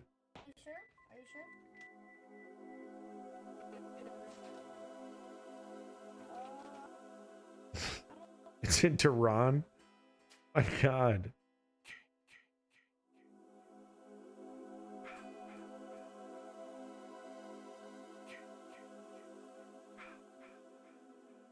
This fucking server, dude. My ping is 300 milliseconds. Half of those kills that I got were from people who were completely confused in what direction they were going in.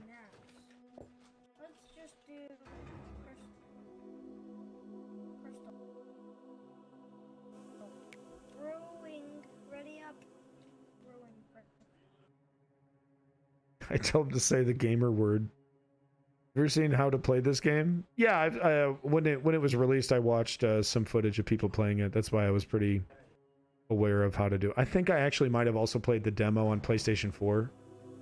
I think I might have also done that. So that's why I knew how to play it.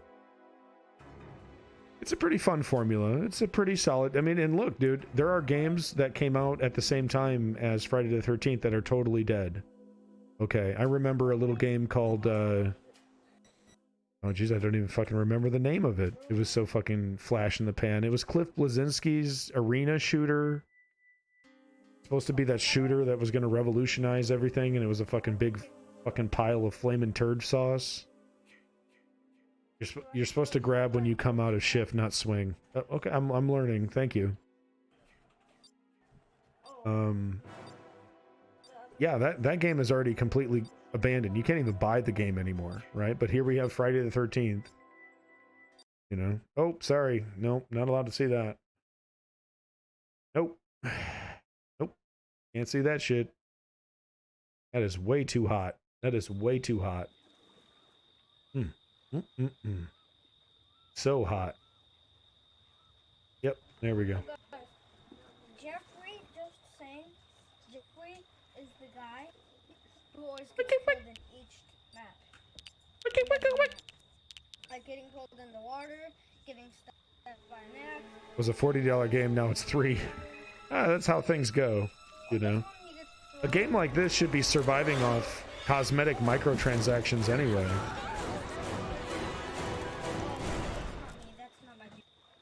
Jim, can Jim shut the fuck up for fucking 5 seconds? He's got that kid problem where he just is literally talking at all times. You know how kids do that? Like they're literally at all times need to be talking. I'm gonna get killed immediately. There is no hope for me. What's this? What's this do? What's this do? What's this do? What's this? It's a map? I don't want a fucking map. What the fuck's a map gonna do? Is it? Will this allow me to fast travel? Oh, it's first aid. That was shaving cream. I thought we were gonna play like an epic prank on Jason. Oh my god, the field of view. It's way too close.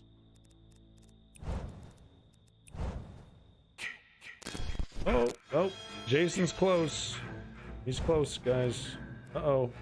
Oops. Is he right there? Yeah. Kind of. Still there?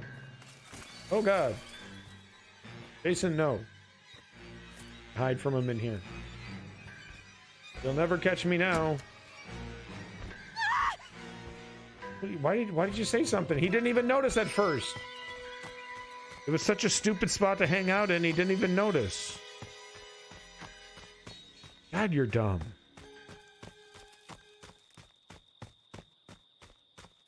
Hey, here we go.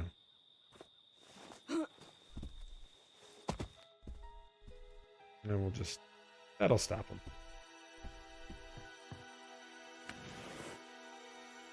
Nothing. The field of view is so fucking close, dude. I'm gonna get sick.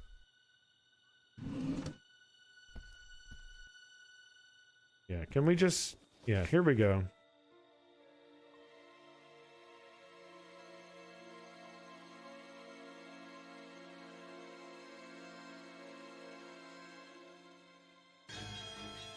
This is how a real horror movie would go. I know, it's not very entertaining. I literally just get into bed and just fucking leave. I go take a dump or something. Oh, hey, there's a baseball bat here. Well, that'll do nothing.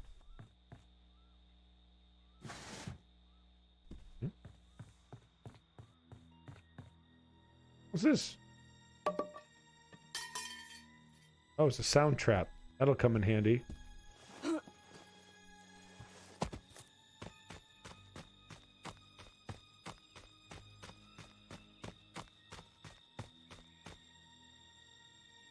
Come on, I'm hitting the button.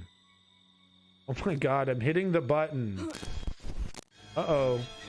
It's the J-Man. Ooh, machete. Can you just not scream your fucking head off, please? Here, just...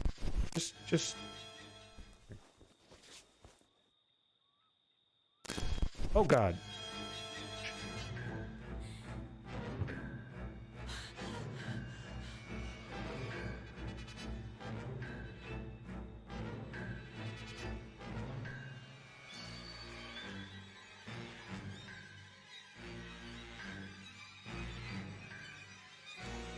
Oh god.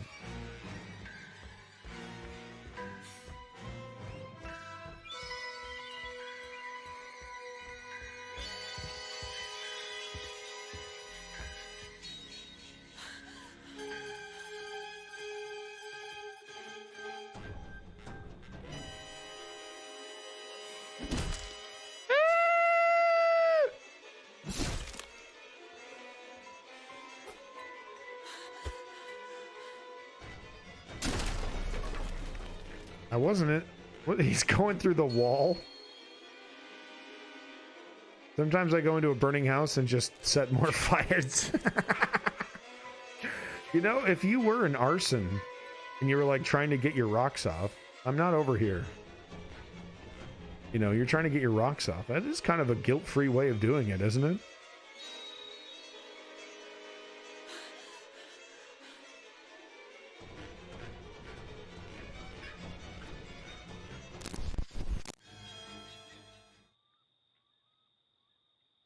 I think that player's new or something. He didn't know about the beds. Nice, that actually worked. Dude, nice. That actually fucking worked. No, I want the machete. Machete, I'm cool with the machete. What's this do? Anyone out there, you have to come to Camp Crystal Lake. Bring a gun. Oh God, he's killing us. Why are you shouting? Jason's alive. Why are you shouting? Excuse me, but why are you shouting? Oh, Tommy Jarvis was called? So yeah, Tommy Jarvis is the character you can turn into if you want to actually kill Jason, like, legitimately. He was from one of the movies. Calling Tommy...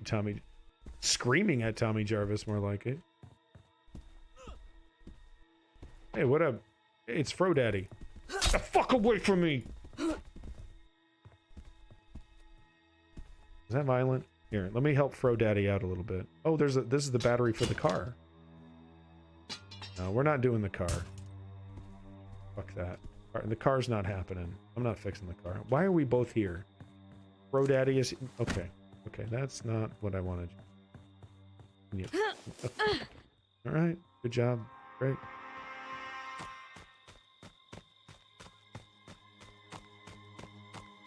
I don't know where the hell I'm running. Guess I'm running over here. Oh, there's another player over here. Oh my god, there's too many fucking players over here. This is good though, because I'm gonna run away and then he's gonna come over here. Okay, that's a great sign. He's all damaged. What are you doing? What, did you get a cramp? What are you doing? Yeah, okay. Well, this is what you get. Yeah, where is he? Huh? Can I crouch? Is there no crouching? Oh, okay, there we go. What is this face? What is happening with his face? I know, isn't it funny, Maximus? Because of my mask? That's kind of funny.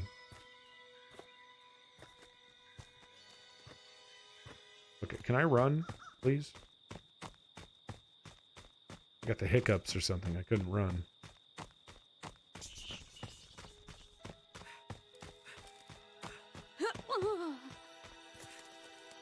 Oh my god, please, servers. Oh my god. Broken AF, dude. No. No? Okay. Thank you. Oh, I started off here. Okay. Should play Dead by Daylight? Yeah, I should. Why not? I could fire it up next. I have Dead by Daylight. It's a good game. Fun time. Do people play the multiplayer for that, or is it's just a strictly kind of single player game? What are you having the hiccups? What is happening? Did we win? What is happening? What is going on? Yeah, no shit. Holy shit, this game is fucking tatters, man. It's barely held together. It's held together by the strength of the fucking Jason's mask strap. Oh my god. All right, let's do one more, and then yeah, I'll change games. We can hop into Dead by Daylight. He was in several modes. Oh, that's cool. It's very it's very similar like this. It's the game that took this genre and became popular. Yeah. It's not the worst, you know. I've played worse. I've played a lot worse. The core gameplay loop is entertaining, right? It's not. I don't think it's long lasting. Like I don't think I'd want to put 300 hours into it, you know. Like, do you have Steam? Yeah, do I have Steam? yeah, I have Steam. I have more games on my Steam account than I'm almost ashamed to tell people. I see serial killers in my nightmares. What are they eating? Life or like Special K? Or what was the last game you put 300 hours into? Last game I put 300 hours into. 300 hours, like legitimately. Hold on, let me look through my Steam library here real quick.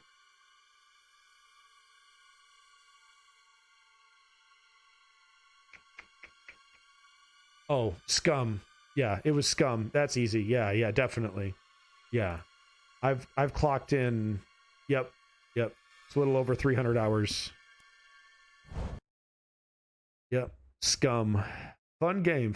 Not quite there yet, but very close. Getting there. Hello, guys. One more year of development, and I think Scum will be a huge hit. No, they like pop up from ledges near me. Oh my god. You know, I used to have dreams about like Chucky and Jason when I was a kid. Nope. Add me as a friend, Maximus Aurelius. I was probably the first Steam user. No shit. That's cool. I'm pretty proud of my Steam account, but I certainly wasn't one, you know, I wasn't like a crazy early adopter. I was definitely still a console kid back in those days. But yeah, let me add you over here, buddy. I'll just try searching for you. You might have to give me your friend code because you know how shitty this is. Nope, there you are. Deadside, or whatever the fuck his name is. Deadshot or Dead Boy. Captain Dead. He's got a really sweet ass mask. That's for sure. There you go. Sent you that friend request, bruh.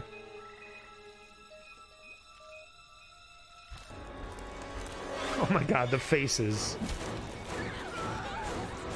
Ooh, sick. Sick, dude. Fucking Jason rules. Oh, nice. Miss Booty again. 5 minutes later, I have survive. to do something. I have to escape. Yeah, it's time. Oh my god, the clunky, it's such a clunk fest. It's so clunky, dude. It's not even like the good kind of clunky, you know? Like, pick it up, what am I doing? Like Gears of War has kind of a good feeling clunkiness. Okay. You know what I mean? Gears of War has a really good feeling clunkiness. Why'd you put it there? Alright, what the fuck? There's other games that feel pretty good. Even though they're clunky. This does not, though. This is jerking the camera all over the place. It's unresponsive. Okay, this chick is running around. And Jason is around. Maybe he'll chase her instead of me. Yep.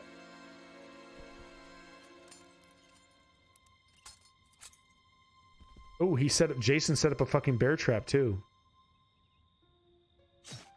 Oh, ouch.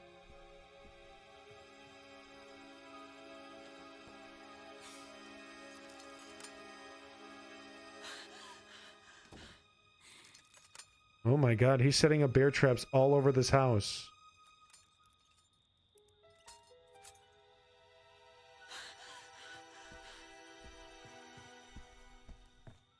Oh shit! What the fuck are you doing there? Not a good idea. Oh, he's yelling at me. Okay. Oh, she's the one setting it. Scared me. I have 201 games and about to buy everything on my wish list before the 5th. Cool. Why are you following me? Why are you following me?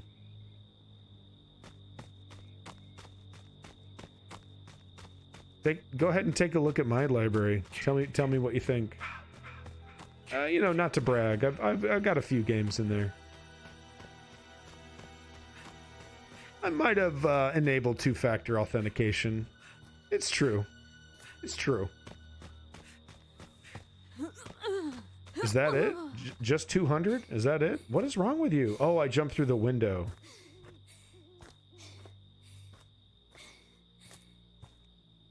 Can I please get in this, please? This looks like a great place to hide. Ooh, can I hide in a tent?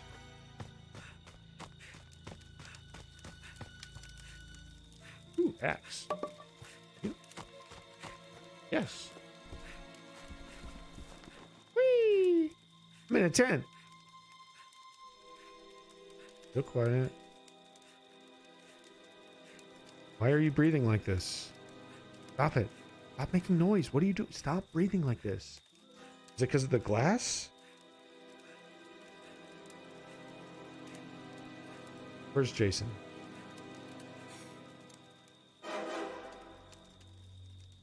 Okay.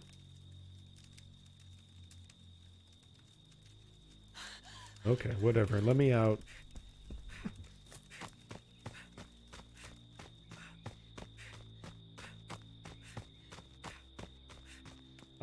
How do I fucking just get the fuck out of here? Just gonna bail. The fuck? Only if I had a second account and bootleg them. Let me leave. Hello? Am I blocked by the fog? What is happening? I can't leave? I do buy a lot of humble bundle games, you know. Oh, she's got hiccups.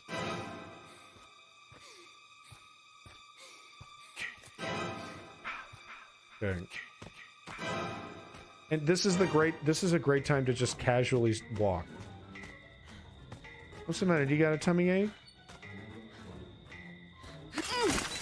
Or do that. Or do that. Sure.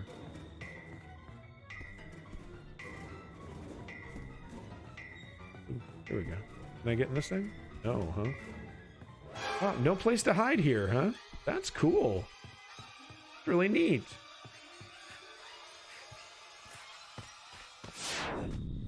Can someone tell me why I couldn't just leave? I was at the bridge. I can't just walk into town. Need to leave by car. Yeah, I know you got to leave by car, but it's so stupid. Invisible walls, that's the excuse that you're going to use in this game? Invisible walls? It just shows a lack of creativity, honestly. Hello. Oh, this is a good idea. Yeah, he's telling me it's not a good idea. He's the one running around.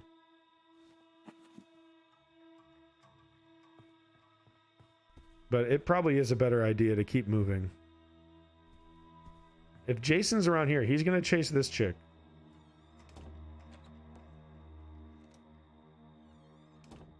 Uh-huh. Eventually, you can just outlast Jason. Dude, this guy is like literally setting bear traps at every possible location.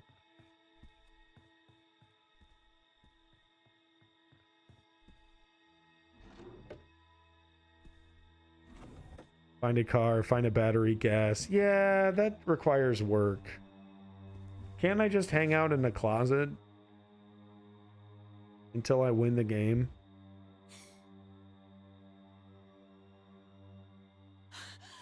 Who's doing that? Why are you doing this? Why are you breathing?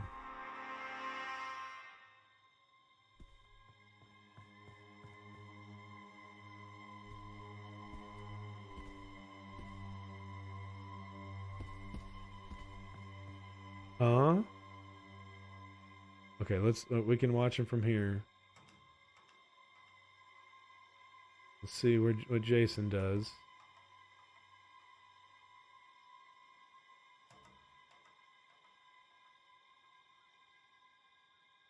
Huh? I guess it was just the wind. Okay. What are you doing? Get out. Dum-dum. Ooh.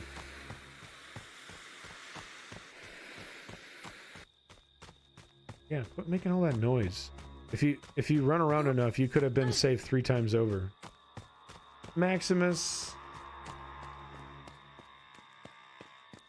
No. I want to do the easy thing and just, you know, here. I'm just gonna. Here we go. Here we go. I'm just gonna fucking exploit this broken ass game.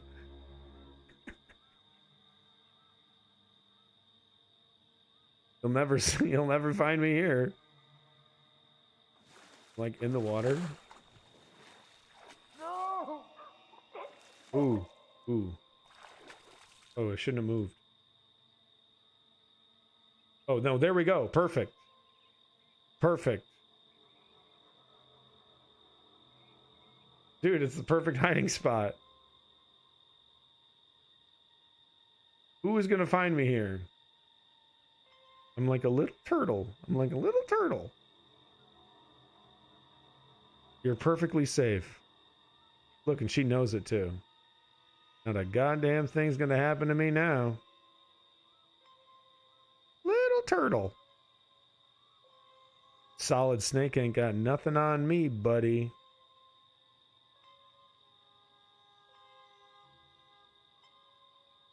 You know, some of the character model stuff was like really cool. Like I remember when the game came out and they were showing off the murder animations, you know, for all the different characters and how gruesome they were. Ooh, that doesn't sound pleasant. Ooh. Ooh. You know, kind of cool stuff. You know. But man, they got some like weird Mass Effect goofiness happening right here. And it's kind of a big oversight that I'm not drowning right now. Invisible walls. Zero water physics. Some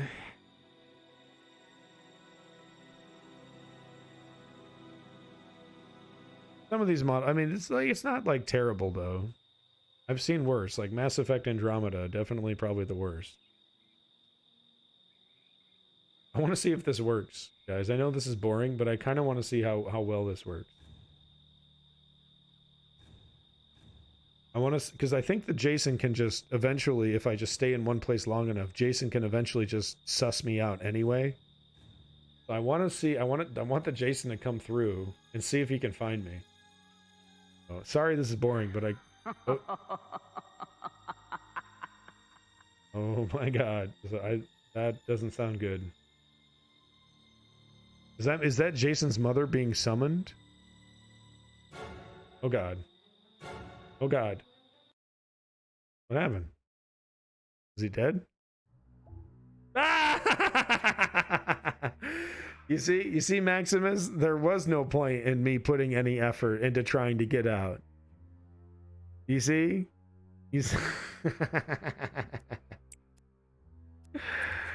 Oh my God.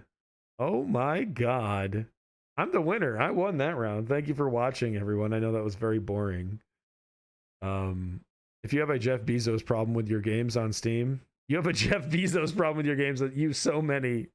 You could use them. You could use them all. Hey, I love my video game collection.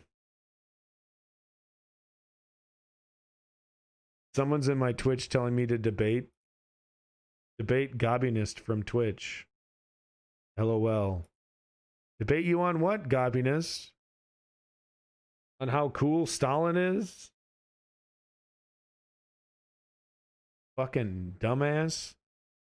Stalin this and Stalin that. Stalin. All right. Well, we do have a request for Dead by Daylight, and I believe that person who requested it is actually still watching. So, let's bust it out. Where the hell is it? Dead by... Wait. Is it... Do I have it on Epic? Here. I know I own it. Go to my library here. Ooh, that's right. My Time in Portia was free on Epic, so I'm definitely gonna play that. Dead. No. EAD. Well, what the fuck? No, come on. I know I have it. We got Dead Island, Dead Frontier, Kane and Lynch, Dead Space. What? I know I have Dead by Daylight. What am I tripping? Dead. Oh, no. Shit. No, I don't have Dead by Daylight. Actually. Oh, fuck me. I'm sorry. No, I actually do not have this. Wow, it's really cheap. I should buy it. But I've already bought enough games, so I won't. But I'll buy it next time. Wow, it looks like it actually did this game, but actually better. Yeah, 4v1 horror game. Yeah, okay, so it's the Jason Voorhees game, but actually good. God, that price is good. God, that price is good. Oh, okay, I'm gonna buy it, guys. You have Jeff. Okay, I'm gonna buy it. Sorry, wife. Oh, my wife's gonna. My God, Deluxe Edition. Official soundtrack, Silent Hill edition, Stranger Things edition. No, we're just getting the base game. Yeah, kind of gonna buy this. My wife is gonna fucking kill me. A ton of DLC serial killers. I think I've seen videos of that. No, she'll be fine. She's not gonna kill me. All right, and with a sick-ass internet connection, I'll be able to install 43 gigabytes within 12 minutes, apparently. Watch a stream first. No, I've seen the game. The game that I was thinking of was that parkour zombie game, not Dead Island, but the one that came out after Dead Island 2. You know, it's very parkour. It's not Dead Island. Something, not Dead Space. It was your Dying Light. There it is. Yes, that's the game that I have. Dying Light. So yeah, this is the game that I was thinking of. Let's go ahead and hop into this for a second. Is that very fun? It's not very dynamic. It's kind of a single player experience. You guys ever wanted to see what it's like to actually live in Russia? Let me show you Russia. Let me show you the Russia simulator. I like to pop in once in a while. It's called Survival, literally. I pirated the base game and beat it. It was fun. Well, good for you, you little thief. Little rapscallion. Yeah, I like to pop in survival once in a while. It is literally the Russia simulator. It's actually just a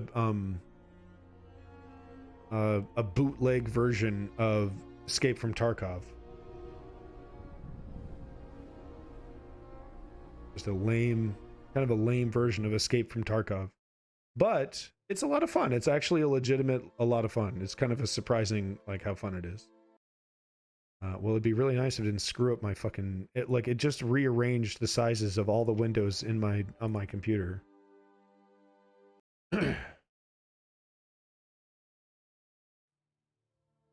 Oh god, Christmas shit. Who cares? Come on, come on. So you have an inventory, and then you get to kind of server hop. You get to kind of just hop in between servers. Oh, there's only 2 players? That sucks. But you find loot in the game, and then if you can get to the escape zone with the loot on your back, you get to store it in your inventory. Right, and then you can take that loot then you can take those guns with you into the next fight, right? And there are like there's like high level PvP zone. Everything's a PvP zone, but there's like more high level areas and lower level areas. But it's very quick and very dynamic. Oh my god, is something attacking me literally the second I just spawned in? Yes. Yes, that is a common occurrence. You'll spawn in naked sometimes, like buck-ass motherfucking bucket naked, and you'll get your guts ripped out if you don't have a weapon. Gotta find one. Do that. I want to carry around a car battery. Yeah, give me that fucking tuna fish. What is this, a balaclava? Yeah, I want that shit. Give it all to me. Yeah, put that shit on my head. Have I seen the drug dealer game? Yeah, I played the demo. Is it any good? It's kind of a jank ass demo. Kind of jank as fuck. But it definitely had some charm. Yeah. I would like to play a drug dealer simulator like that, but it would be open world MMO, like DayZ style, right? But instead of like a big wide open pastures,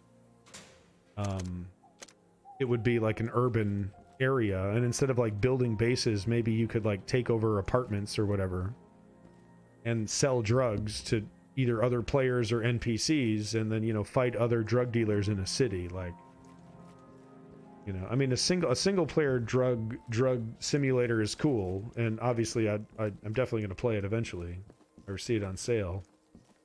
Oh,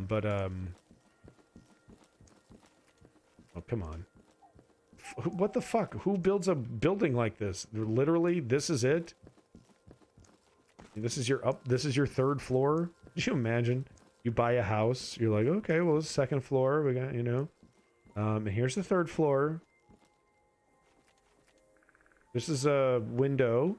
Well, it's more of a hole in the wall. Wow, spacious. I don't have DayZ. I want it. Getting it. Yeah, no, DayZ is sick, dude. Once you get used to the clunky nature of the gameplay, like, talk about clunky. Oh, well, thank you for that wonderful follow. Look at that, 1 month and 11 days. Hopefully you're not too ashamed of yourself. Now will stay. You know, I know we all have things in our life that we're not too proud of, and, you know, following the stream is, you know, can definitely be one of them. So thank you for your patronage. After all the delays and disappointments and bugs. Yeah, it took a while. I mean, you know, I think the thing is that I've seen this replicated with Rust, Ark, Miscreated, Scum, any survival first-person, third-person action game. Takes a long time to make. You know, these incredibly expansive games that allow you to, you know, pop down a base and build a base anywhere in the, you know, almost anywhere in the world, and, you know, it can have like 60 to 100 players per server. Okay, I'm bored to tears. Usually there's like actual dudes that are like trying to fuck me up, but okay. Thank you so much. So that was Russia, guys. That was the Russia simulator. That was the Russia simulator. Good times. Dead by Daylight, 44 minutes. 30 minutes now. It'll probably be like 30 minutes. Ooh, there was an update for A Dump in the Dark? Are you serious?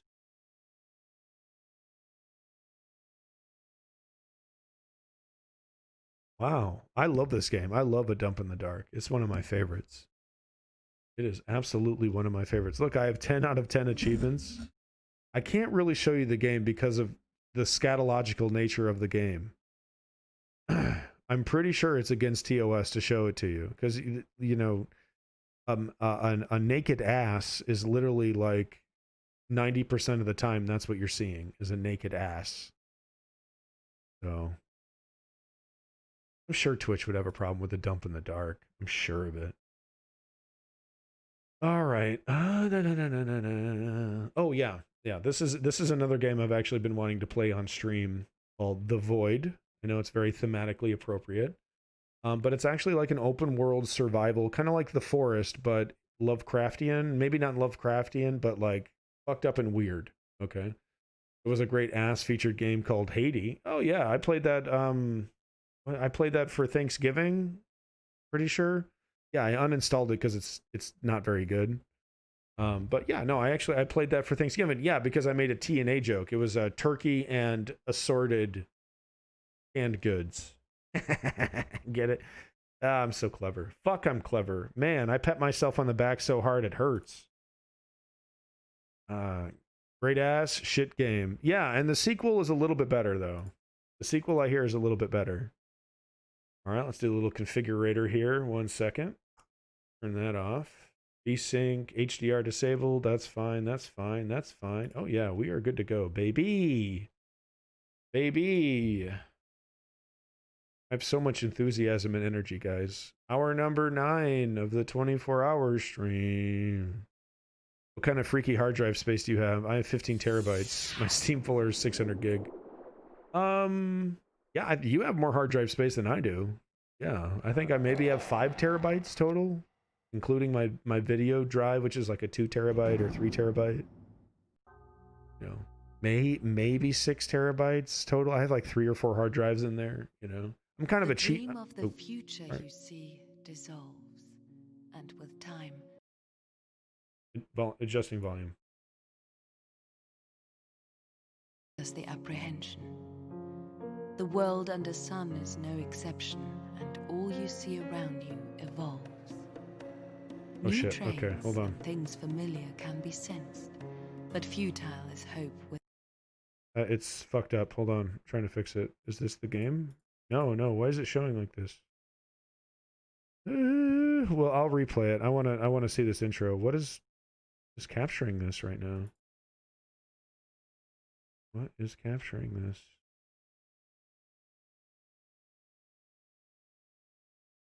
Oh, dude, there's like a mystery. What is stream elements? What?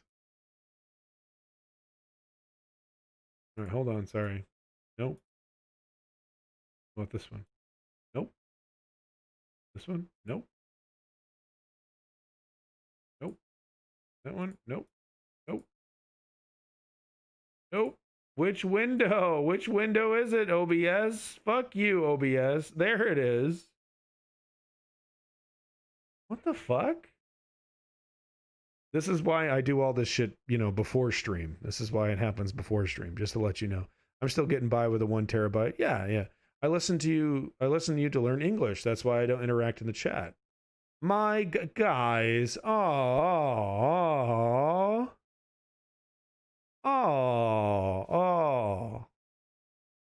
I'm not really a good speaker of any language, even the one, my native one, but that's really adorable. That's really, thank you. Thank you so much. I can't thank you enough. I honestly can't. That's goddamn, guys. 9 hours in and you're going to get me crying over here. My God, that's adorable. Thank you so much. the grief you knew begets no vision. The happiness you felt becomes regret. Winter fades and takes its cold and storm. Big props to now will stay. Spring revives the world with love and warmth, but still the law, all things decay and age. Vanity itself won't dry your tears, and so you fear as your time draws near. The world will turn, but never change. You're awesome. Thank you. All right, so yeah, hopefully that explains the whole premise to you. I'm sure it does. Up for a new OS of 2 terabytes sitting on my floor unused. Win 7 64-bit Maximus. Let me tell you something, man. Let me give you a piece of advice, okay? Trust me on this one. A million times trust me on this one, okay? Yes, of course, you need to get a Windows 10 setup. Yes. Do it on a separate hard drive, or at the very least, do it on a separate partition. Don't remove or fuck with your Windows 7 configuration. You will miss it. You got it working just the way you like it. It plays the games, and you got a feel for its behavior and what it's about. Don't delete it. Don't upgrade it. Leave it on a hard drive with that hardware configuration ready to go, right? If you ever need to go back to it, you can. For video games, it's all about the video games. Dude, you never know, dude. Seriously, Windows 10 will do all kinds of crazy shit. You'll be playing, you'll be having a good time, right? And and then you'll oh, I'm done playing. Oh, my Windows needs an update. You'll update it and go to bed, right? You'll fire up the computer first thing in the morning, I'm going to play my game. Oh, it doesn't work right, or oh, the resolution's all fucked up now, and it's just the whole thing. The update completely berserked my fucking computer for like a couple hours, and I need to coax it back in. It's like, so Windows 10, dude, will drive you up the fucking wall with that, and you need to keep it up to date, almost by necessity. So do not scuttle your Windows 7 build. Build on new hardware if you have to. Don't scuttle it. Okay, so the premise of this game is that you are some kind of Italian plumber trapped in some mushroom kingdom. Let's check it out.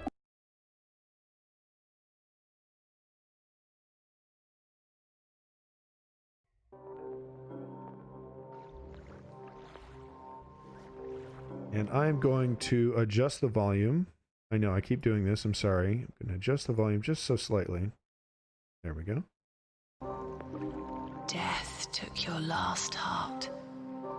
Recover it before life leaves you completely. Fuck, okay.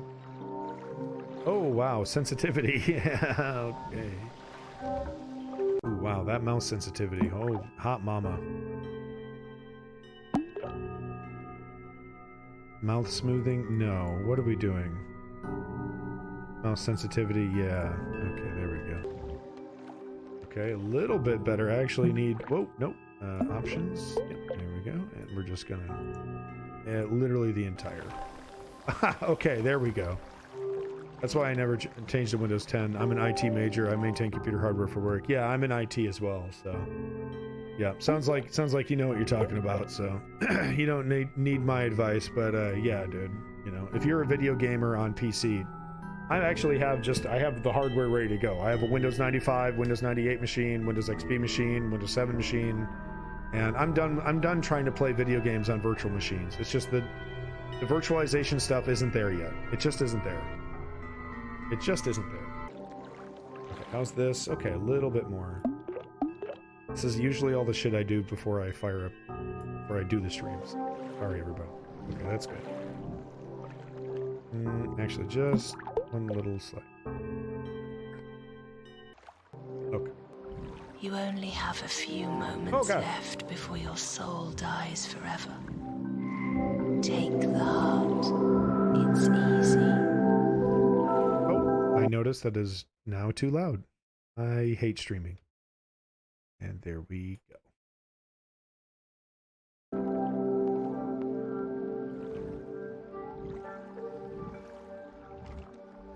And we pick apart. Good. I know that hurt, but there's no other way. Now you can hold color in your heart. Come closer. Do you see the great tree? Oh. I'm here inside. Oh, cool.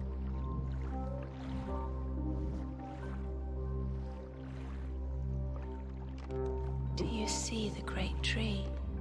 I'm here inside.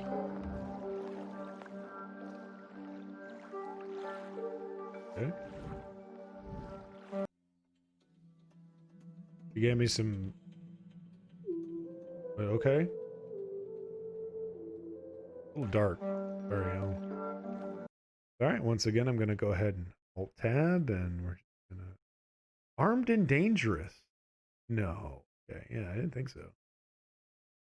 What is this? It has to be the Void. Okay, it is. Or is it? Hopefully it is. Okay, we're just going to adjust the color here. 1 sec. I'm sorry, it's a little boring. I know, I'm sorry. Oh, you want to switch off. Oh, I can feel everyone switching off. Everyone's switching off. Oh my god, I'm so sorry. Please don't kill me. Okay, the game. There it is. Okay, blue. On the boobs.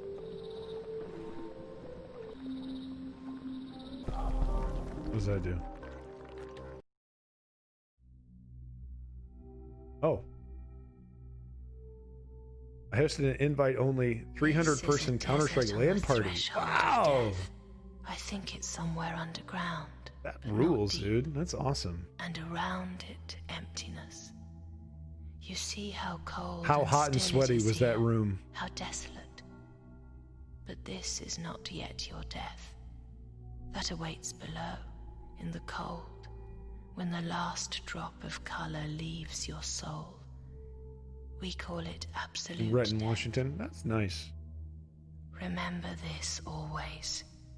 Here in the void, nothing is more precious than color. Okay. Color is life. It is our food, our strength, our hope. It is the essence and meaning of our suffering. And now yours.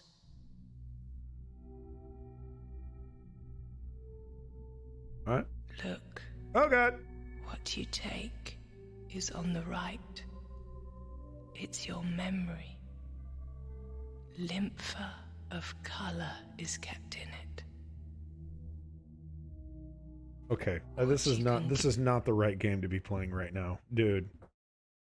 Okay, it's not the graphic content. It's fucking putting me to sleep.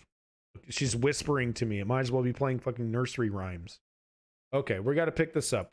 I need funny. I need funny or I'm losing my viewers. Okay. It's funny time, folks. We're going to have, ever heard of Code Brown? Yeah. Do you know what a Code Brown is? Well, you're about to find out. A Code Brown is when you have to take a shit desperately bad. Okay. So we're kicking it up a notch. Okay.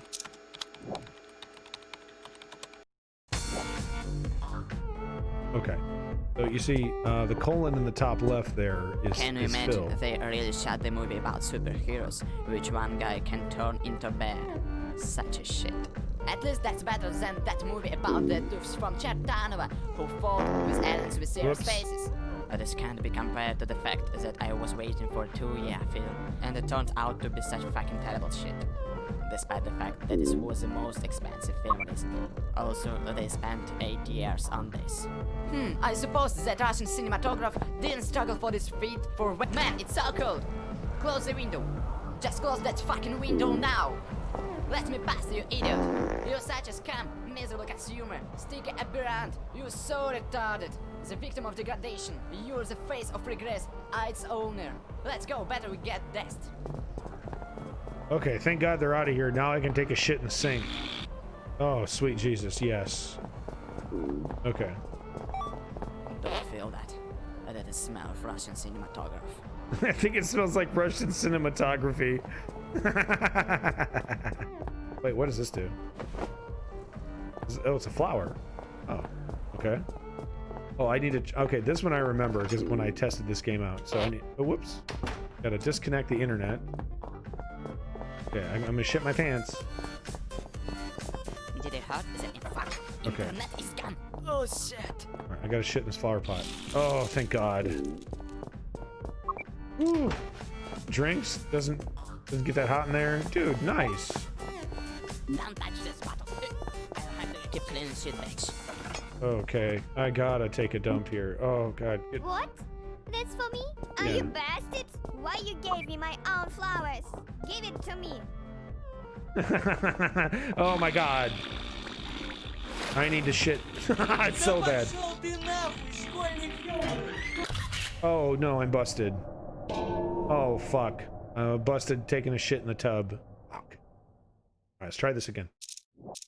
Alright. Now I know I need to like tap. Hold on. Alright, let's just take care of this one right now.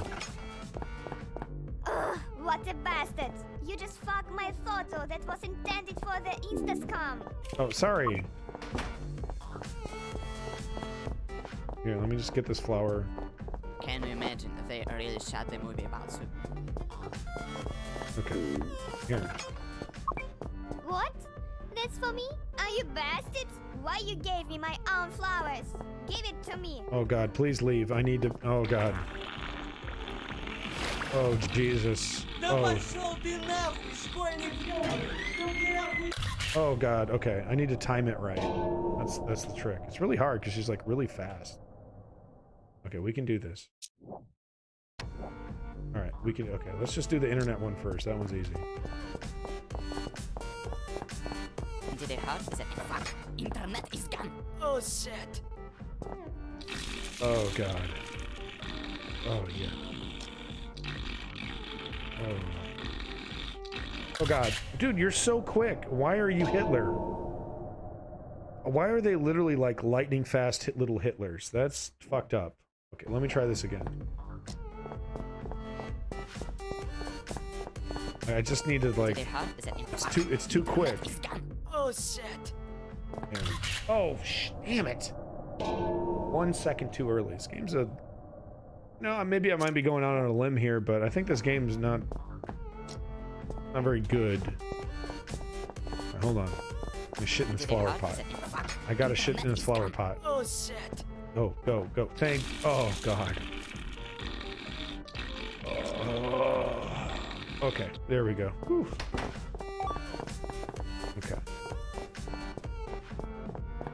All right. How much horse force does it have? Have you played Gary's Mod? Oh yeah, I love Gary's Can you Mod. imagine if they really shot the movie about superheroes? Yeah, we'll just do this. Man, it's so cold. Close the window. Just close that fucking window now. Oh, chill out. Let me pass, you idiot.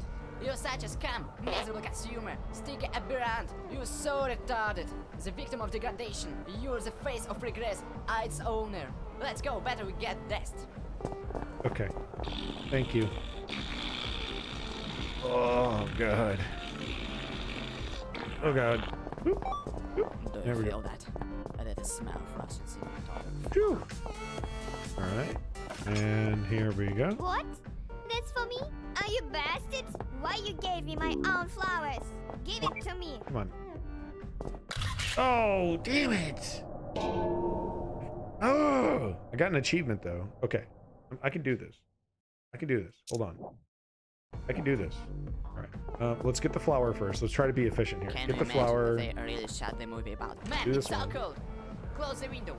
Just close that fucking window now. Let me pass. Oh, there's you a key idiot. over there in the bottom You're left. such a scam, miserable consumer, Shut up. aberrant. You're so retarded. The victim of degradation. You're the face of regress, its owner. Let's go, better we get dest. Oh god. Oh, it's like lava. It's like lava. Oh, come on. Bro, I have a cool fact that's gonna make your night. Oh yeah? Lay it on me. Damn it. Damn it. Can you imagine if they really shot the movie about? Man, it's so cold. Close the window. Let me shit. Just close that fucking window now. Let me pass, you idiot. You're such a scam, miserable consumer. Nick Nolte was in my dad's fraternity. Awesome. The victim of degradation. You're the face of regress. That's its cool. Owner. That is cool. Let's go, better we get dest. Yeah, okay. Oh, it's hot lava. It's hot lava. Oh god. Okay, there we go. Do you feel that? I did a smell. Okay, and we'll get internet.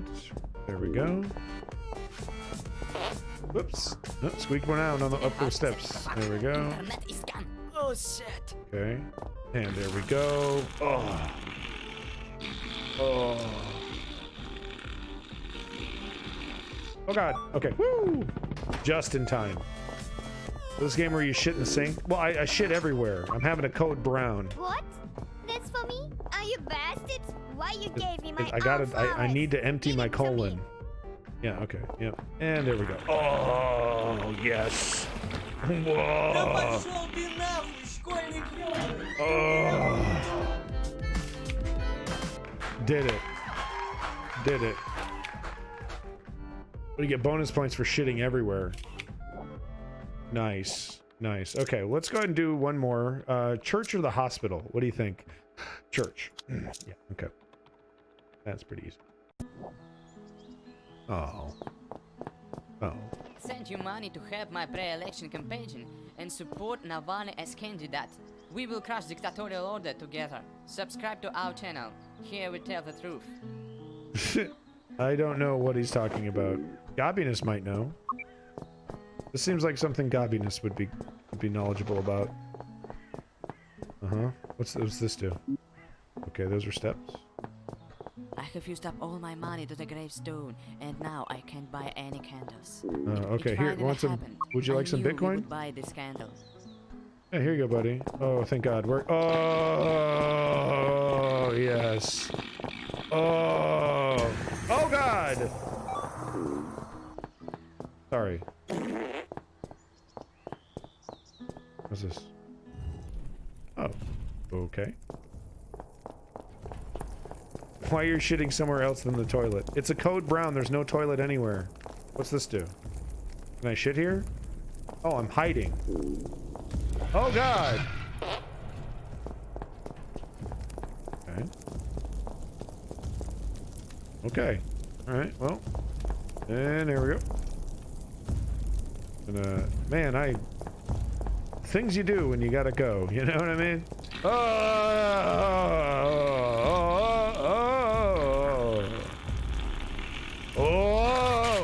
God. Oh, God. Oh, God. All right. You know what? That's fun stuff. We're having fun. You know what?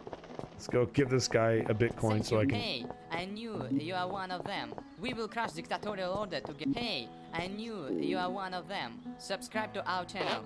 Here we tell the truth. Okay, thank you. Take one of your Bitcoins and go shit in this guy's grave. I have used up all my money to the grave. It finally happened. Here. I knew we would buy this candle. Oh my God, take this, please. Oh, God. Oh! Okay, fuck this game.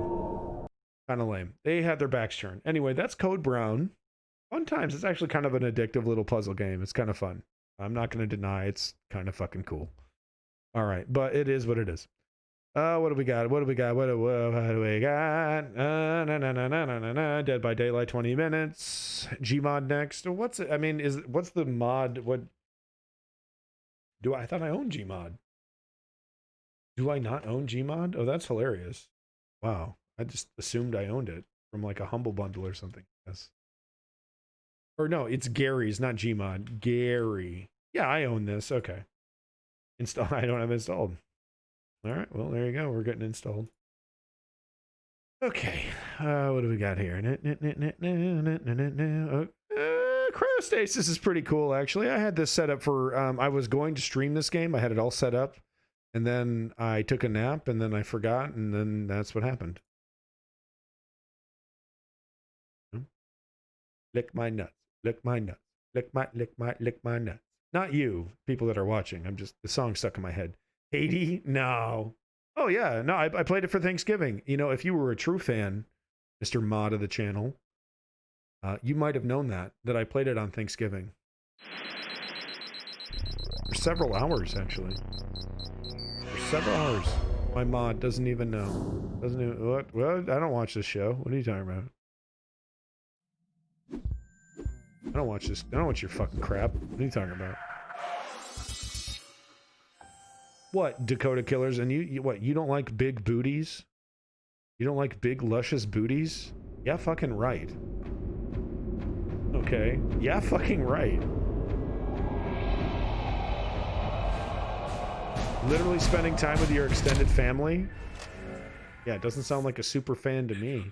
Doesn't sound like the super ultimate sycophant to me. Okay. Getting my affection is a gauntlet that I put everyone through. Okay, if you want to be close to me, you know, you have to worship me. What game do you have the most hours in? The most hours in of any video game in the world ever would probably be Miscreated.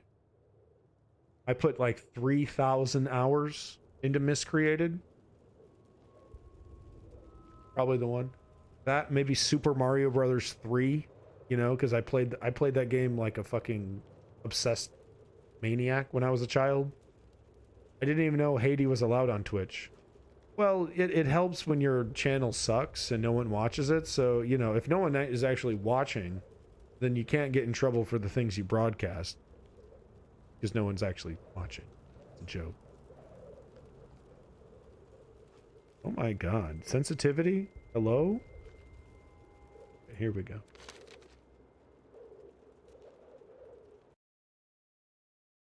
So cryostasis is about snow stuff. No, it's actually a rather bizarre sci-fi time travel kind of pseudo Russian jank. But it gets super fucking like Lovecraftian and weird. Not Lovecraftian, I gotta find a better word. High concept fantasy weird. Okay? It's a good time. Cryostasis is a legit fun game.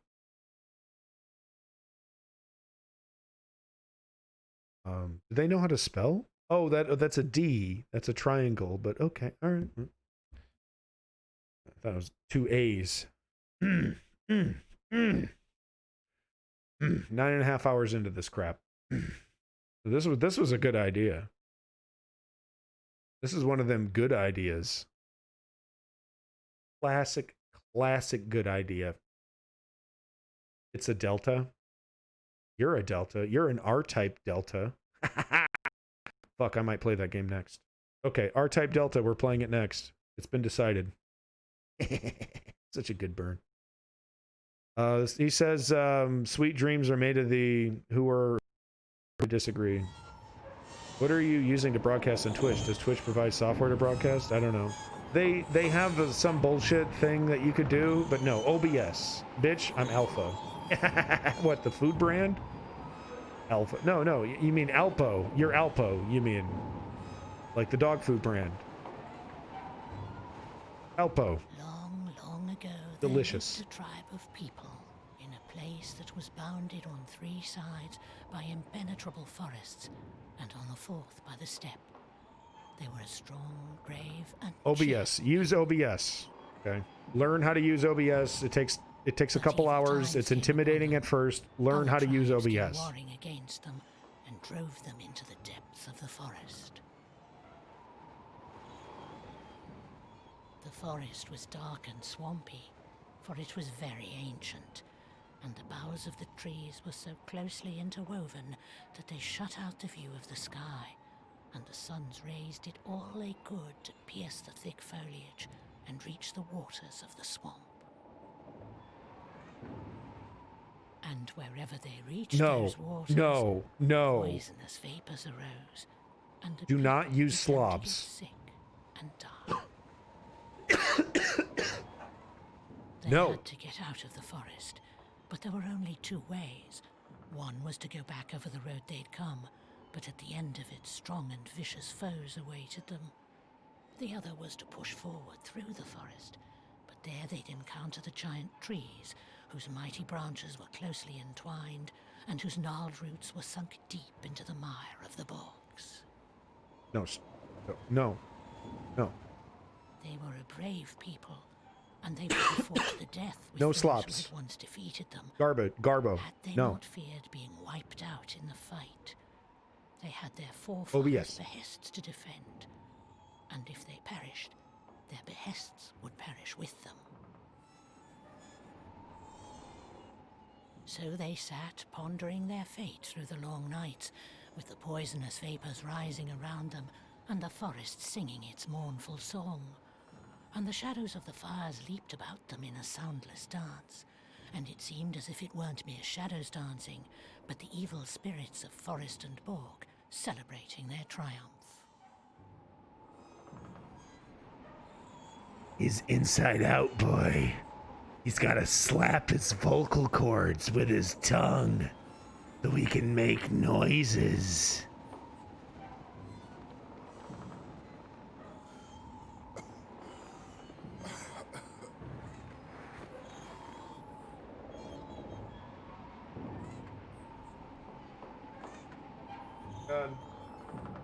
Video games are happening. All right. God. Okay. What's in there? Your mother. All right, here we go. Let me in. God, let me in. In. Oh my God, what is happening, dude? Jesus, what is? It's like literally having the hardest time doing anything here. Hold on.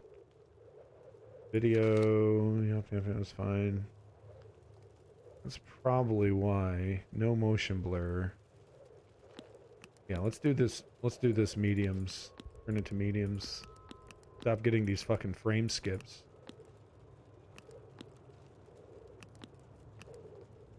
Yeah, yep, there you go. What happened to my mouse? Oh, hello. Yes.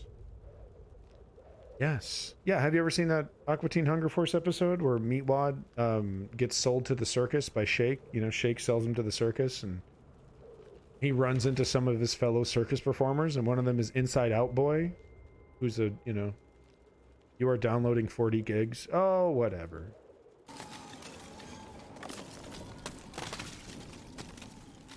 That downloading shouldn't, that doesn't take too much resources for your computer.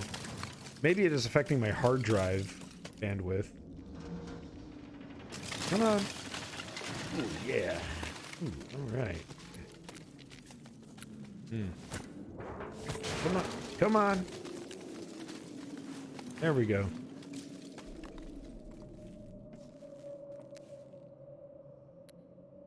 And okay.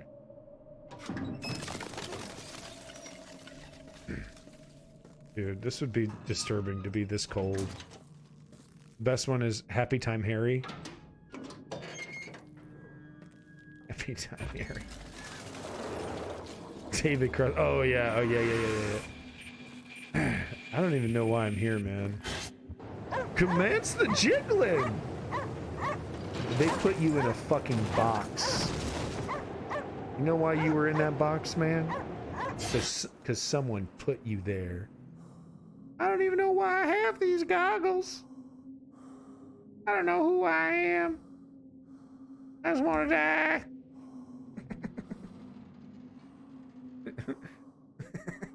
He's got bills to pay. He's got fucking little doll bills he's got to pay.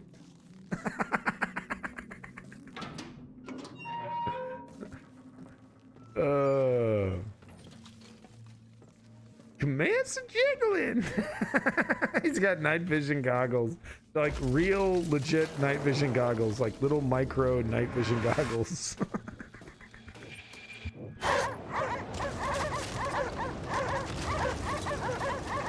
Oh, big time, yeah.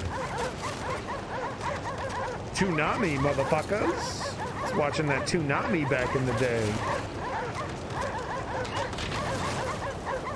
I would tell you to tell Sam Hyde to go fuck himself. Oh, would you like to give a message to Sam Hyde for me? Spin on this, you fucking hack bitch. That's my message to Sam Hyde. Fucking fraud. Pretend genius, pretend life coach. Fuck Sam Hyde. Fat loser. Telling other people how to live. Was mildly successful once, and now wants to tell everyone how to fucking live their lives. Yeah, buddy. I don't know him. Well, if you ever get the chance, tell him he can suck my dick. Thanks so much, bud. Let him know. I'm not impressed. Not with you. No, you're cool. Sam Hyde. I'm not impressed with Sam Hyde.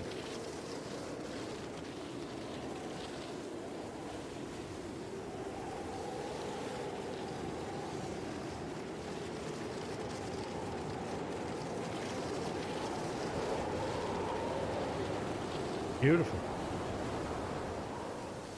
It's the middle of the day. Not really the middle. I guess it's almost... No, it's afternoon. It's afternoon. Getting some deja vu here.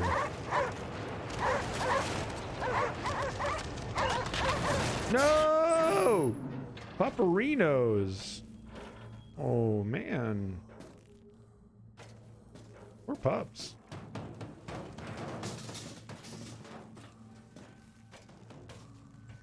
Sam Hyde. Life coach idiot.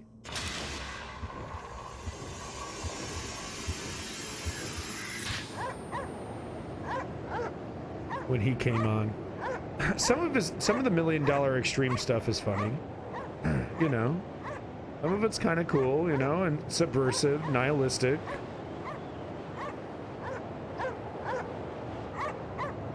You know, it's fun stuff. $1 Million Extreme, good stuff. But some of it is like straight up right wing. Like, I remember one skit that was just like, it was like literally just like, it was, they were doing some like fake, like emo band thing. They were all dressed in makeup. And one of the jokes was just them being like, to like a woman interviewer, like, shut up, bitch. Shut up, bitch. Like, that was the joke. Like, it was like, what's supposed to be funny about this? I mean, besides obviously that's like sexist, but is the joke that being sexist is funny? Like, what's the joke? Ooh. Alexander Nesterov, a junior research assistant at the Pole 21 Polar Station, is due at coordinates. Damn, Dakota Killers, awesome followage. Thank you. 74 degrees 57 east on the 27th of March 1981, where he will board the nuclear icebreaker North Wind. I'm a good streamer. I'm such a good streamer. Hey guys, is my stream fun to watch? We having fun? It's fun, right? It's fun to watch, right? I'm so good at this. Oh my god, dude, you suck. My friend loves Sam. Yeah, the people that like Sam Hyde don't have their lives together. Okay? Because if you're looking at a loser like Sam Hyde, and you're like, oh, that's a leader. That's someone that I'm going to listen to. He's a success. You're going down the wrong path. Yeah, no, we've had some longer follows. Yeah, I don't know, but I need more Doge survival sims. That would be cool. Like a straight up dog survival game. There is a wolf game. There's like a wolf open world game I've heard about. Where it's, I guess it might be a survival game, like you play as a wolf. You know, there's like different packs of other wolves, you know. No. I don't think it's out. But I think I'm following the developer on my Twitter.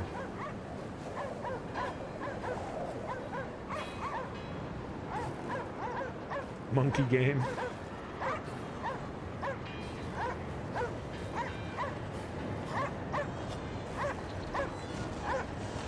Let me up there. God, I'm freezing.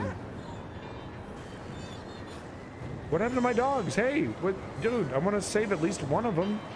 Did they get in there before? Did they get in there? Oh, puppers. Where the hell are my dogs? We're just going to forget the dogs. Okay. All right. Ape evolution game.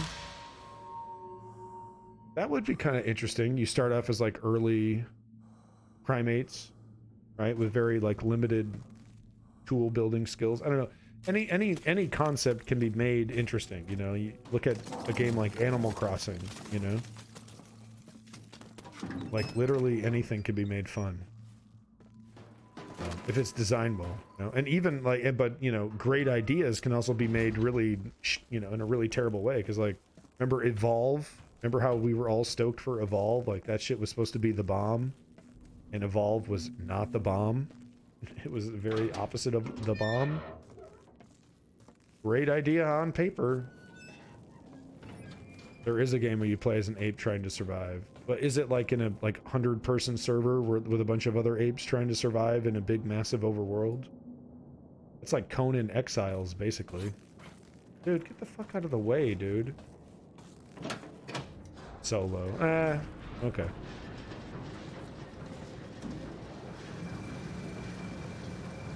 Oh, certainly there wouldn't be any ramifications. Oh wow, look at that, and the frost melts. Whoa. I actually think you're talking about Ancestors: The Humankind Odyssey. Yes, on Epic Game Store on EGS. I have seen that. I have seen that. I'm an art guy, not Conan. They're basically the same fucking game. Okay, can we move this dude, please? He's melted. Oh, I should push him in there. Yeah. Oh, wait. Touch this. Ooh, I'm warming up. As a human, I can say the game of life is not satisfying. Yeah, but guess what though? You are playing the game on hard mode, and you've made it this far. So, ding! You got the Chivo.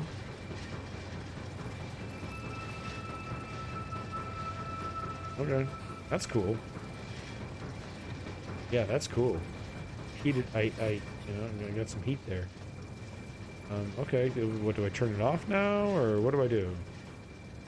Or okay, I guess I turned on the heater for the facility, and things are gonna heat up, or okay. Yeah, you're playing on hardcore mode, dude, and you're still alive. How is it going? The cans are in place. No sign yet. Sit down.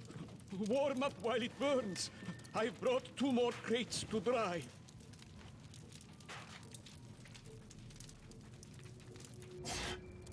Sit down. Warm up while it burns. How would this still be on fire? Why in the ever-loving hell would this still be on fire? Oh God! Oh my God!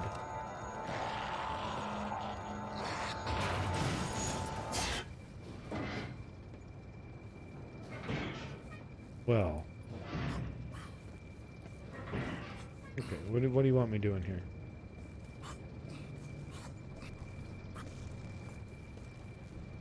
Okay.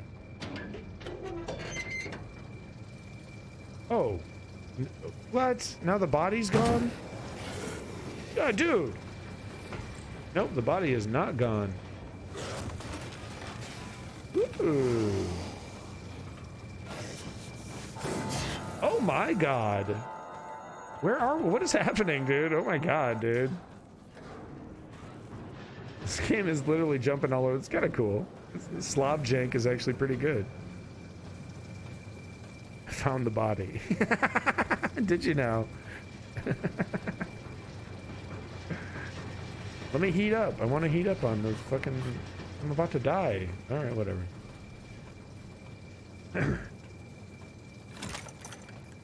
Okay. Ooh, I put a... Ooh, this is brutal. I put a lock and chain around my fucking fists. Ooh, and everything gets really fucking cold. That's cool. Okay, how do I do this? Left mouse? Ooh, ouch. God, and ouch. Seriously, there's no blunt object I could find. We're gonna go right to the brass knuckles in a fucking frigid environment. Really? The fists. We're gonna use our fists. Russians. What the fuck is wrong with you, Russian people?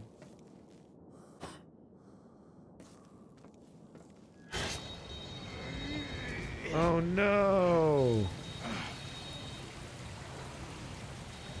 Is he dead? Oh, okay. Ah!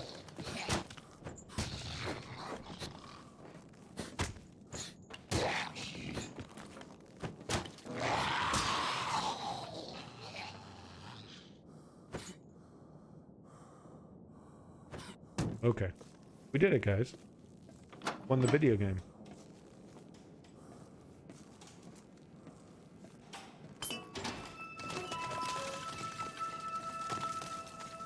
Okay, thank you so much. I don't know.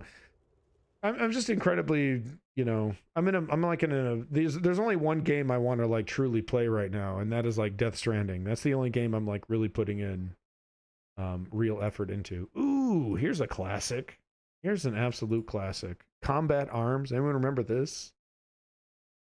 It's a total classic. It's a fucking classic. I mean, it's a total classic. You know. My wife said that there was supposed to be fried chicken 2 hours ago. I just realized I'm gonna go check on some fried chicken. Hold on.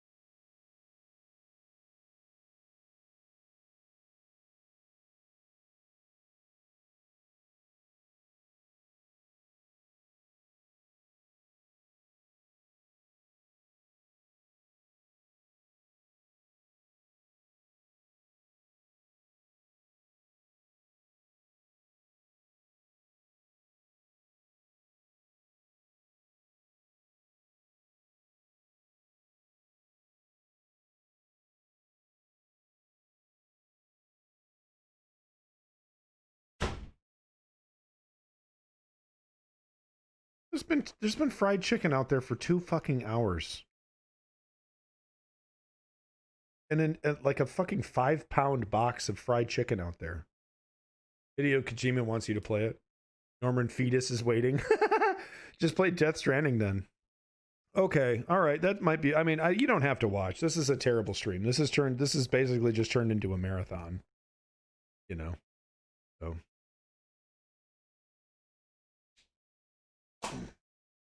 this is no longer like good content. This is just me filling space, Macarius. Is this game? The game is literally still loading. Just saying, play what you want. Oh, thank you, Macarius. Thank you. Do you have any suggestions? This game literally took that long to load. It was loading the entire time. It wasn't waiting on me. Do you have any? I have plenty of games I can jump into. Ooh, I did want to say I wanted to play R-Type Delta. Yum. Oh my god, this game.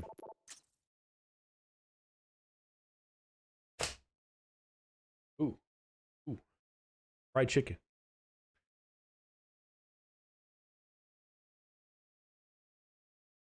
No, I didn't say that my face. Never. Never. Okay. Oh, there's some players. Who's playing this game? Low.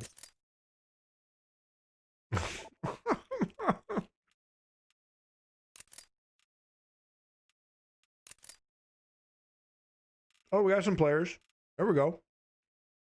Do it. What? All right, here we go. 5 out of 16. Here we go. Do it.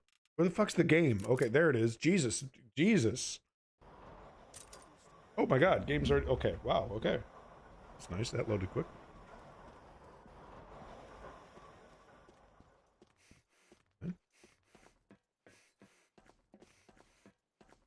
So now this game is incredibly quiet.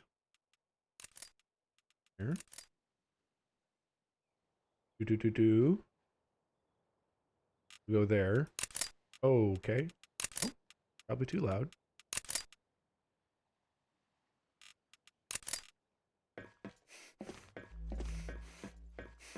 Oh, what's... Oh. Oh, God. Oh, my God. What's happening? Round start. Huh?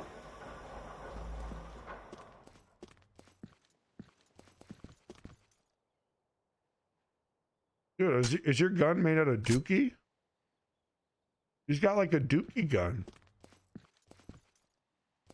What is that texture? Half-Life 2 source? That's always fun. He's got such a dookie gun. Why would you... Did you buy this? You didn't spend money on this, dude. Did you?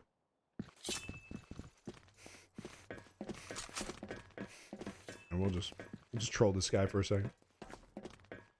Kashi Pro. This is the one game he plays.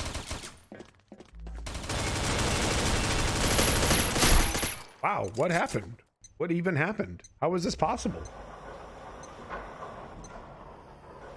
Round start. This game is actually atrociously pay to win. And there's actually like super OP weapons. That's how I'm getting. What is this, Unreal Tournament? Oh! Skills! They take your pay to win bullshit, dude. He literally spending money on this game. I've spent $0. Excuse me?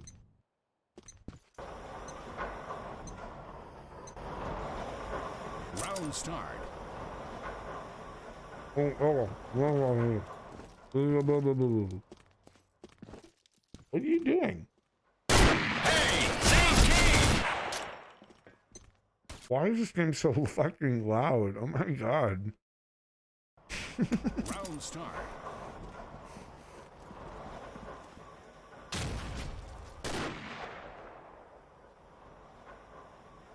No, this isn't it.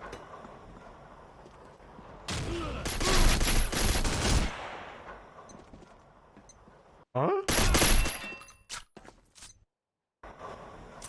What is the TTK in this game?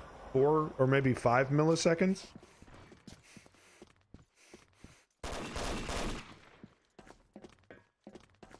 TTK is fucking. Oh shit! What happened to you? Oh, it's so quick. 31 health. Oh. Fucker. Fucking hackers, dude. Fucking hackers.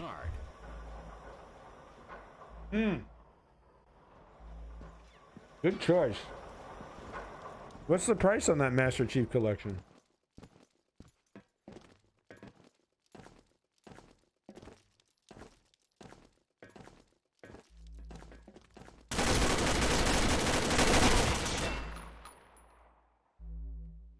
How did I do this? No, you cannot aim down sights.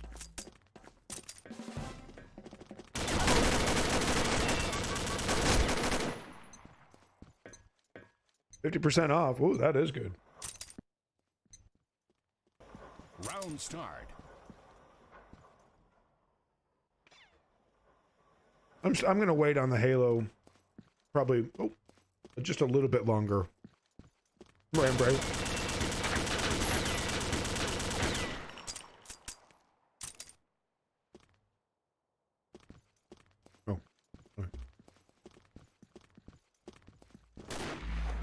I played a lot of Halo when I was a kid. Halo 2 especially. Like, I was there for Halo 2 on launch day. I was there, dude. I was fucking there, man. I had that steel book. FF13 is 80% off. Don't be telling me that. Is that on Windows? Enemy down.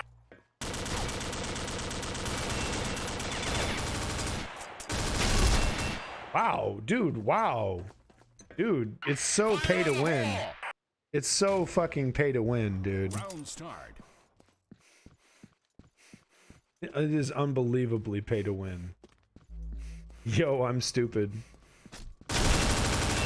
Okay. That kind of TTK is not cool. Oh, I thought you were talking about Final Fantasy 13. Friday the 13th, I see. You said Final Fantasy 13.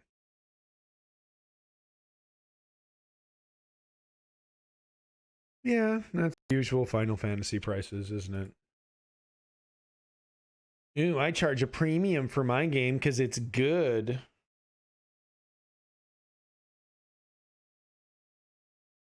Where's my El Dorito folder? I'm going to play some El Dorito. Twitch might ban me for it, but we're doing it anyway. Where is my El Dorito? Oh, I think I know where. I shouldn't be showing you my fucking folder, should I? That's a big streamer no-no. Oh, there it is. Big fat streamer no-no. Big fat streamer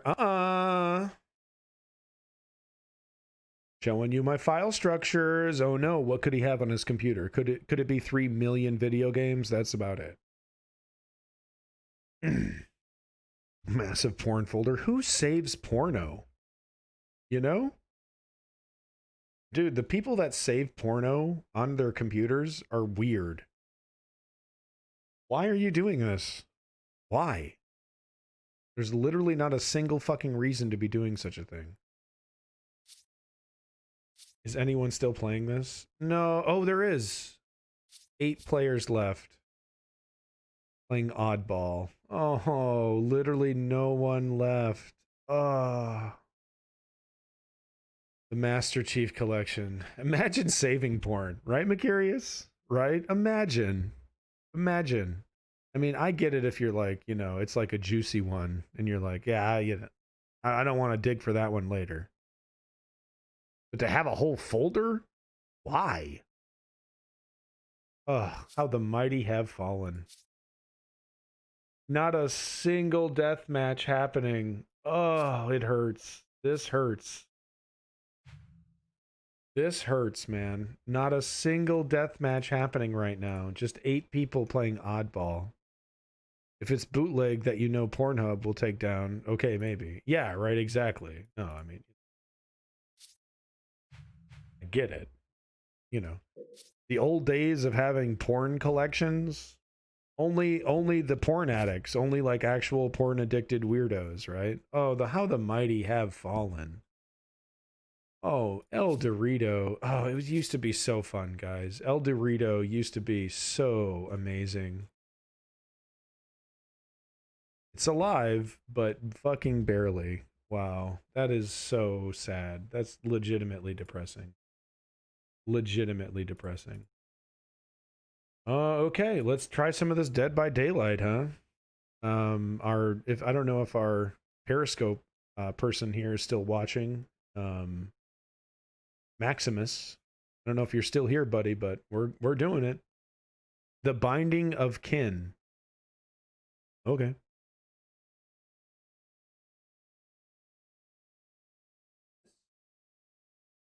What's this? The fuck is this?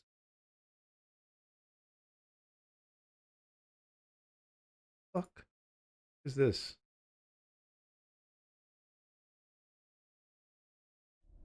Fuck is this?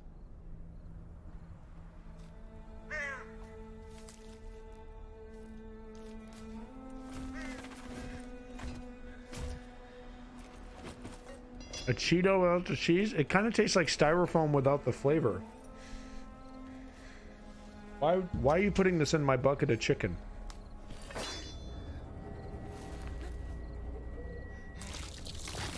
Ugh.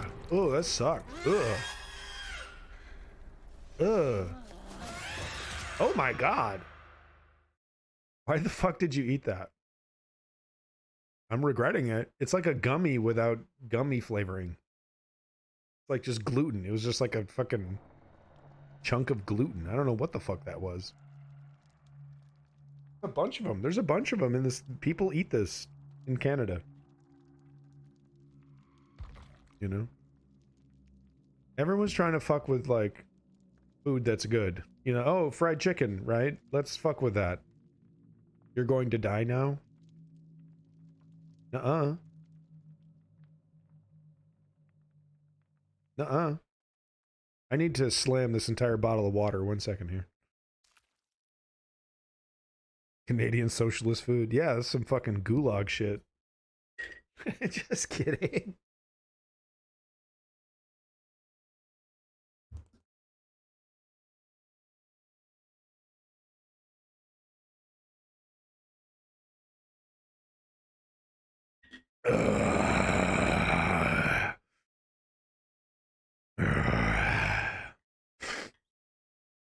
Liberal tears. I'm drinking liberal tears, guys. This is the #1 Ben Shapiro fan stream. That's my gimmick. I drink liberal tears. Yeah. Protein foam? Yeah, I don't know what it was, dude. There's a bunch of them in here. There's more of them. They want me to eat more of these. Oh.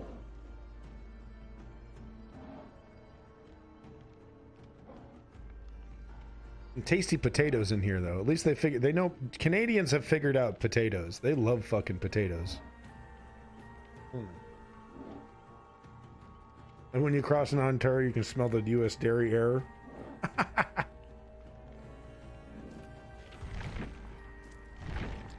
You can definitely tell, like, the heavy dairy areas. That's for sure. All right. Huh? What are we doing? Well, yeah. I'm gonna play as a killer, baby. Let's see. We got the trapper.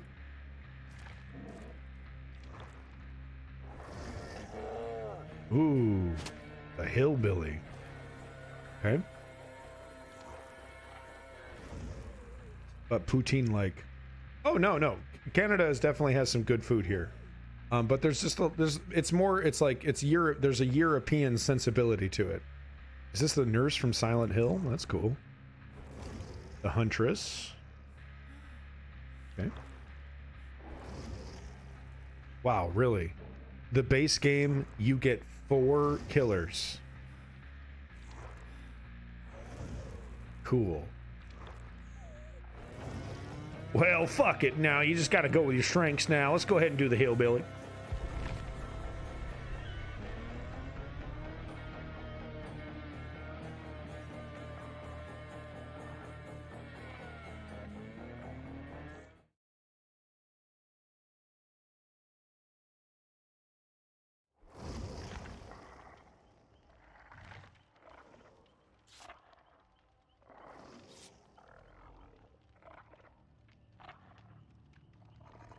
I only spent like half a day in France. I went on a day trip when I was in London.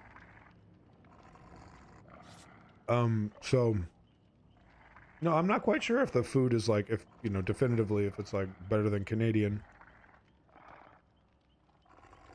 So far, frankly, unfortunately, San Francisco has Canada beat.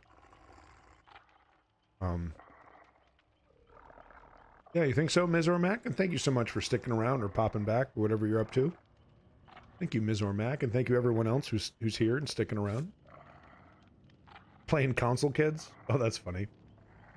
Is that April O'Neil over there? Is that April O'Neil? That's awesome. Yeah, I actually did a huge thingy about this. Keep your thingy to yourself, thank you. I'm just kidding, I'm a jackass. Oh my god, I'm actually full. I'm at like, there's literally like 10 pounds of fried chicken right here. I'm already full. Kind of making me like, you know, I don't even want to look.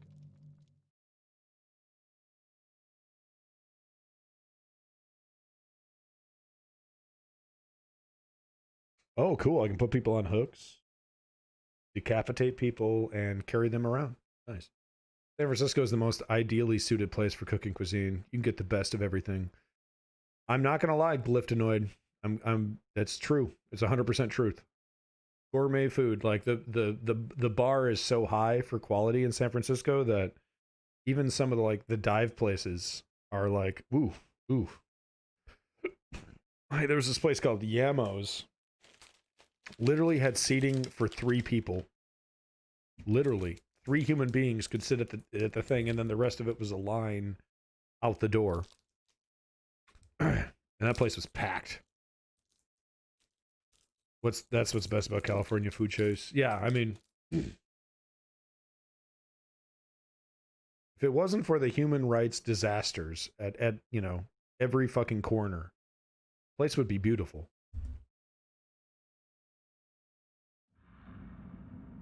Okay. The game Gideon Meat Plant. All right. Probably should have played the tutorial.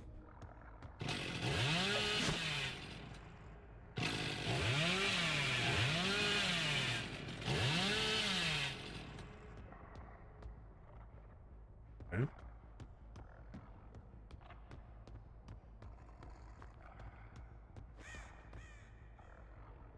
The fuck is this thing? Oh. Light? What? What's this do?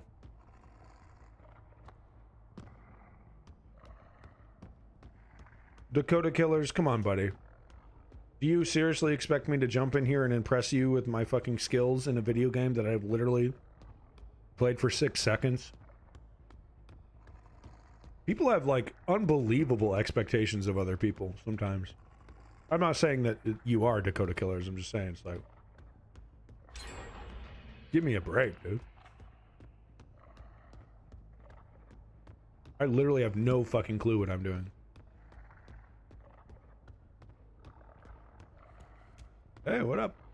Sugar pie?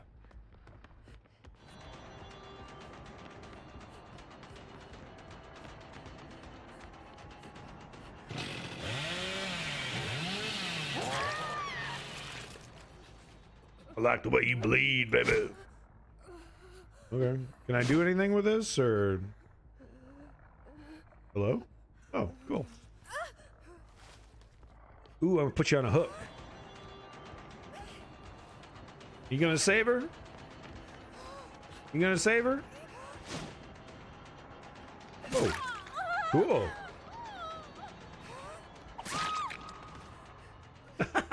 Okay. What's going on? What just happened? Did I poop or something? What happened? The person that was on my back. There we go.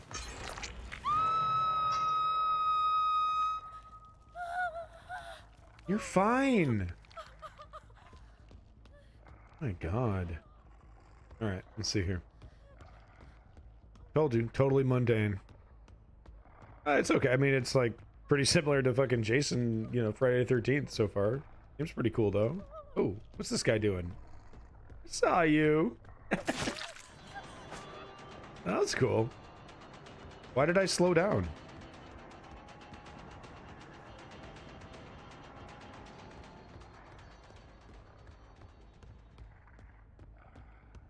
That one. Oops. This is the last mistake you'll ever make.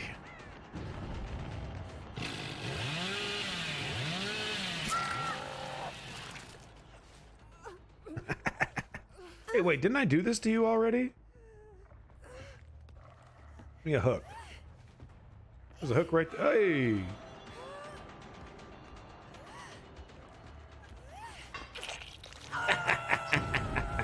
Oh, that would hurt so bad. That would hurt so bad. And you're hanging all your weight on your collarbone. Ooh. Oh, cute.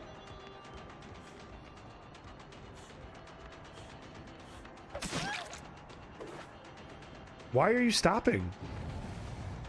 I guess to give the other player a chance, right? That's cool. Oh, that's cool. Look at that.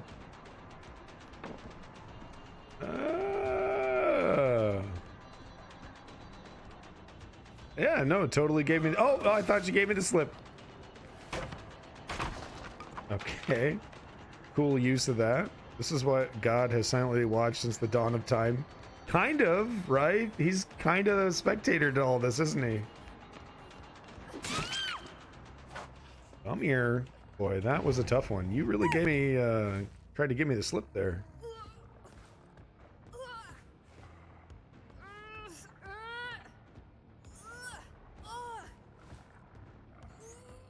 Can I put you in this thing? What do I do here? Can I put you on this thing? No? Okay. Oh, they escape. Is that what happens?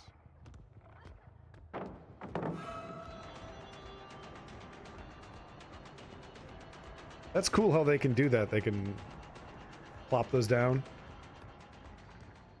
Ooh, I got 80 kill guy points. Okay, we're doing some kind of generator thing. Then on the second floor. I knew I should have gone up those steps. Let me just... Here, let's get this out of my way. Like that porn guy with the dark under eyes. Isn't that all the porn guys?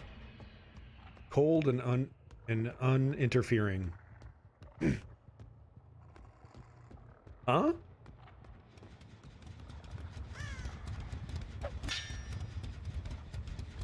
I don't like this.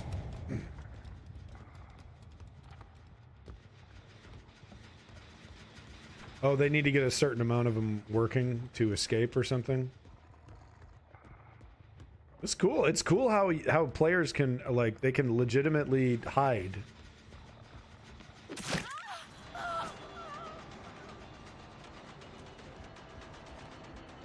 Where'd she go? Where'd she go? Go up here?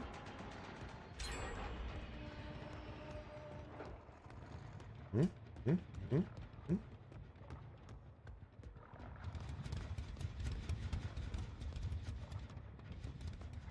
Okay.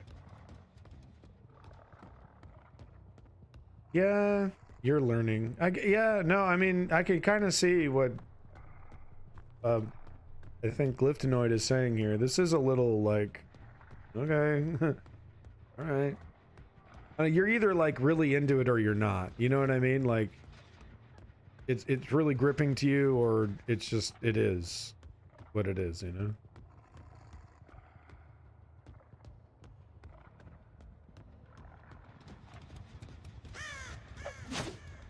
Oh. Oops. That was dumb.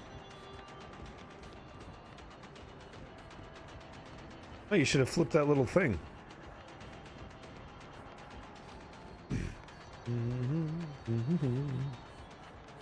Do do do do do do do do.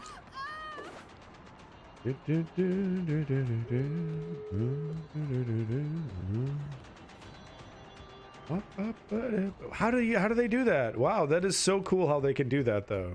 They can just legitimately straight up fucking disappear. Open door? No.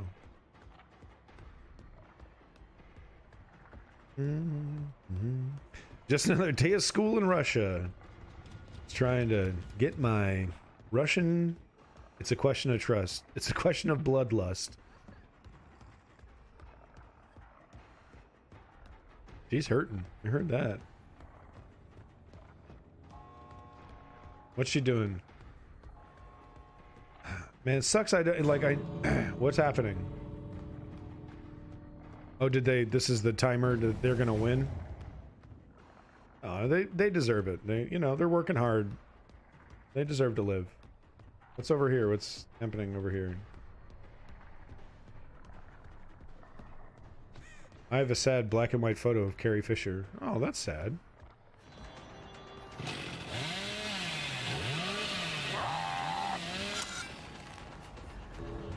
Whoops, this sucks to be you.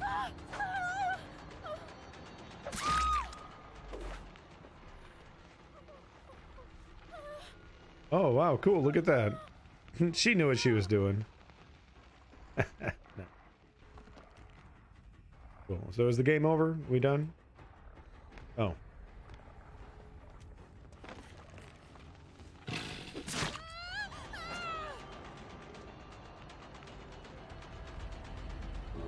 Can't show mercy in this game.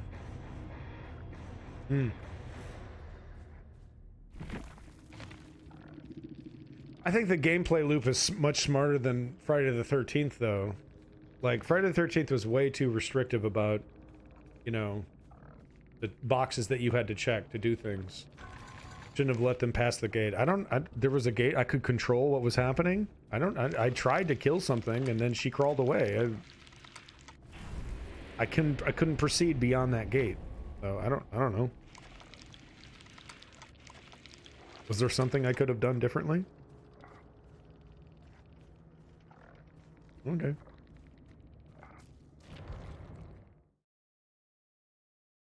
I can show mercy to the last survivor. Is that a gameplay mechanic? You can you can spare them or something? All right, that was kind of cool. All right, let's see what we got here. The Wraith. Well, now. Oh, this is kind of the Dead by Daylight dude, right? This is the main dude. Yeah, fucking rank 3? What does that mean? I'm level 2. I did the thing, Dakota. Did I do good, Daddy? The Huntress. She seems cool. I like her. Thick, boy. She's thick. What? She got the Danny Darko mask. That's level 2. Oh, okay. Cool. I did the thing. I did the thing really well, guys. Okay. He's ranked 20. I did it, guys. I'm ranked 20th in the world. Ha! No one can touch these skills, boys. Called skills. Okay, you can either learn how to get on my level or, you know, just stick with the plebs. That seems to be your, you know. So fucking good at video games. I'm gonna go get another Ramune. I'll be right back.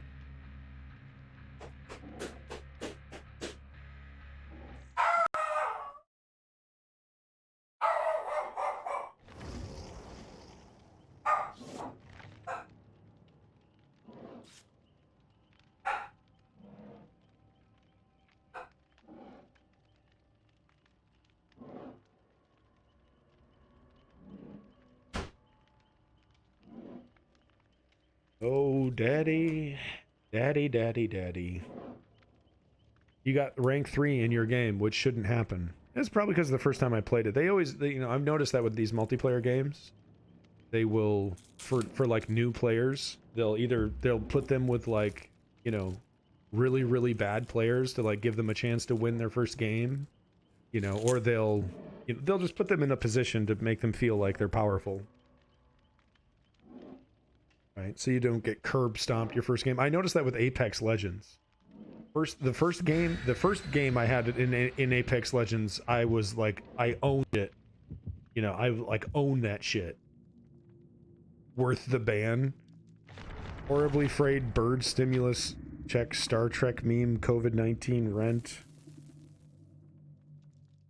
Well, I'm ranked 20, but that's because I'm basically a smurf. Well, I'm ranked 20 because basically I'm really fucking good at the video game. So why don't you get good?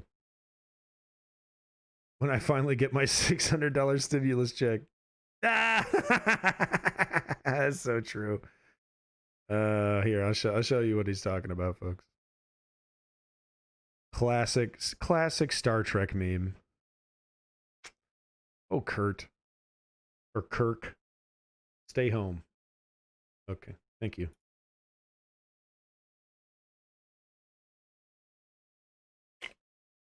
You know what I'm drinking? Fucking banana juice. It's disgusting.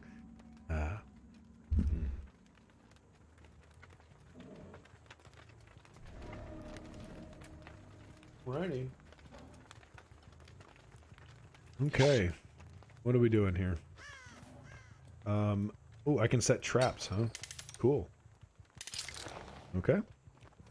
Do I only get one? Hey, what are you doing? Wow, you fucked up. Whoa.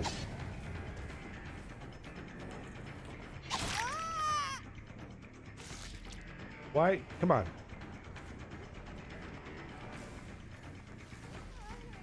Boy, you fucked up big time. Oh, come on. Okay. Almost got away with it.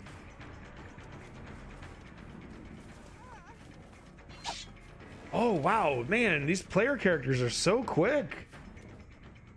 And people really know how to like she was really smart. She was like, and then she did this. Went the opposite direction.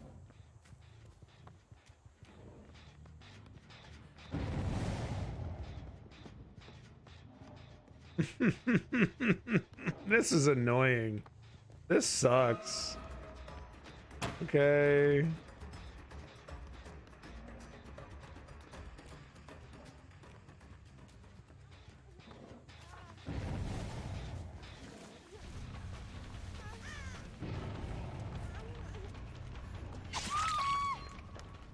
Try that shit again. No. Where's a hook? Give me a hook this fucking... Oh.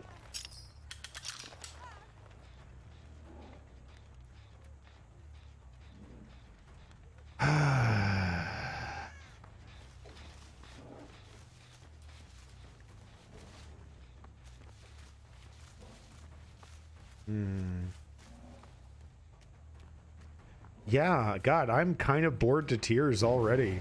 And I like play Death Stranding. I'm dumb, huh? I'm sure you've never done that, right, Dakota Killers? You would never be so dumb.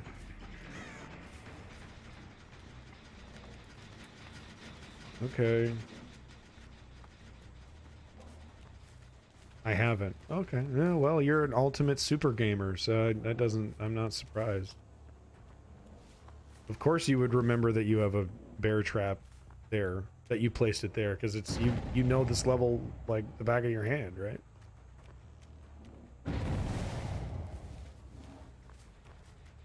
Like day one, first time you played it, you had it down pat. You knew exactly where everything was.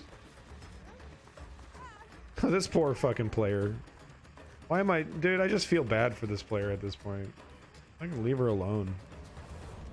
I feel like Twitch is gonna fucking ban me for bullying. Are there any... Like, give me a different player here.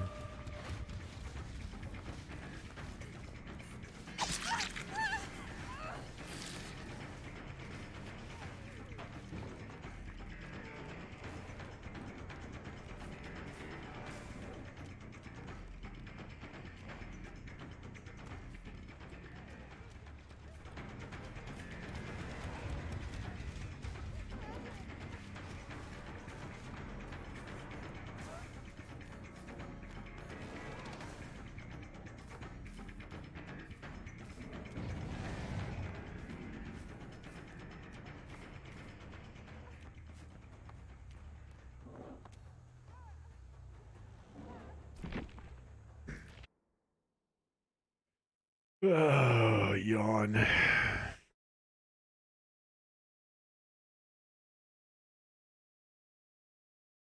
Let's see here.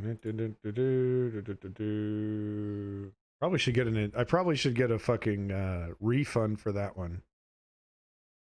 Kind of. You know what I mean? See here. Gmod. Okay. That's a silly good time. I should play like a meme. I should play something memey. It has some memes.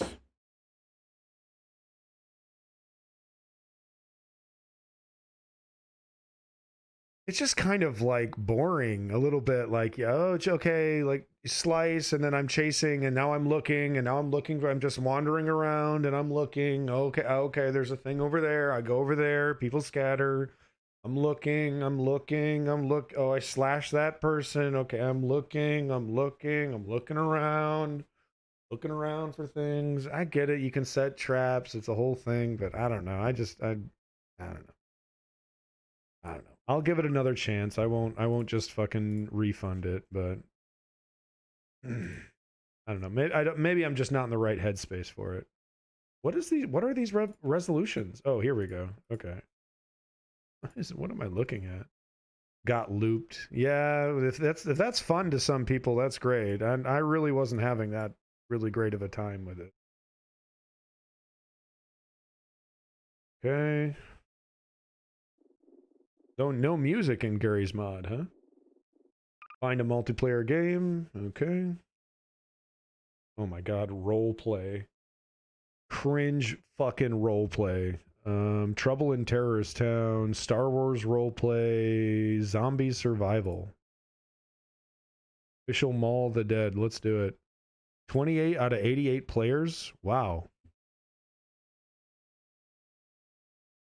One day we can get into a Discord call and play Dead by Daylight together. Sure. Well, you've earned it, Dakota Killers. You know, you might have to listen to me yawning, but yeah, no, all right.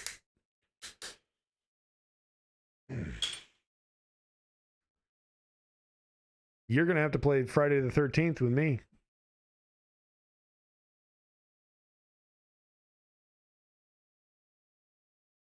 Ooh, that's good. That's good. That's delicious. Drinking here. The fucking peach nectar. Good shit. Isn't crossplay. Oh, damn it. Damn it. It's loading in the bottom right. You just can't see it. It's downloading some fucking probably child porn or something onto my computer. Who knows what you fucking weirdo freaks get up to on Gary's mod.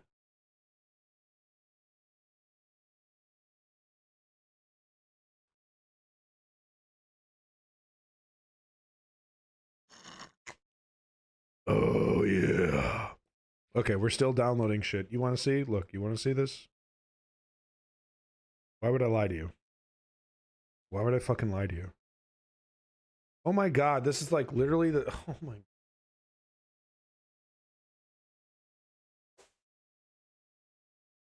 Okay, well, okay.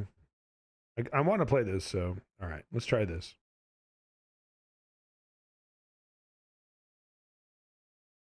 Gonna wait for that to load. Alright, where's my ROM files? I mean, where's my actual physical CDs? Here's CDs. Where are you at, CDs? I guess you'll just have to buy me a PC then. Yeah, well. Me first, buddy. Okay, I have PS2 ROMs in 2 different ROM folders, but where's my PS1 ROMs? Oh my god, dude, my shit is so not together. I have Dreamcast ROMs over here for some reason. Oh my god, this is embarrassing. Where the hell are my PlayStation 1 ROMs? I thought I put them in a folder called PlayStation 1 ROMs. This is the worst stream on the planet. This sucks. Fucking 10:30 at night. What, did it crash? What happened? Oh, the game fucking crashed. Wait, what is this? Oh, Maximus Aurelius wants me to play or watch them play Natural Selection 2. Well, thank you so much, Maximus Aurelius. I do not want to watch you play a video game. Okay, we're almost done. Downloaded one of 1,678 Lua files. 130? My God. Okay, we are at 215 out of 1,678 Lua files. Okay, hold on. Downloading. We are at 483 out of 1,678 Lua files. Downloading. Okay.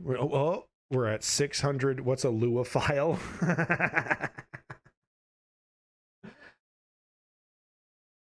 A Lua file. This is what a Lua file looks like.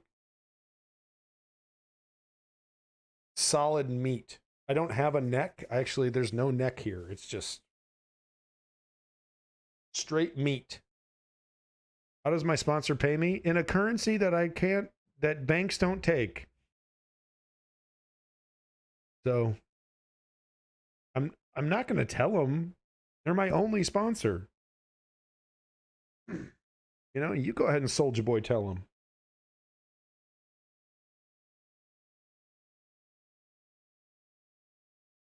Okay, come on.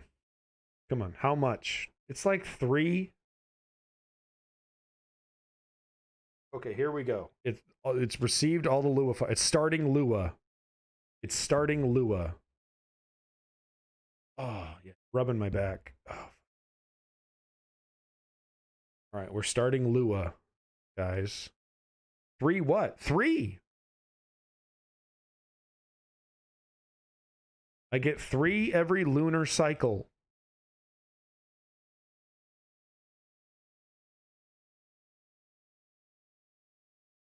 They're a great sponsor. Garbage Fuel is awesome. Achievement unlocked. I play multiplayer. Okay. That's nice. I'm not playing. Oh, okay. Oh my god. I'm a zombie now. George Lucas's neck and Glade. Play around. I got another achievement. 3K a week? 3,000? No, no.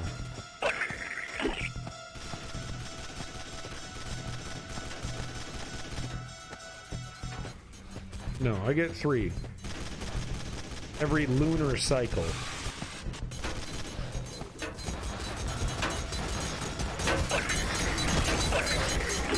Leave my zombie buddies alone!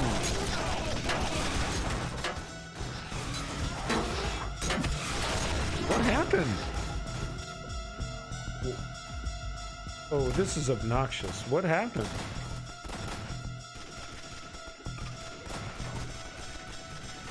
Okay. Please, no more volume, please. Please, make volume go away, please.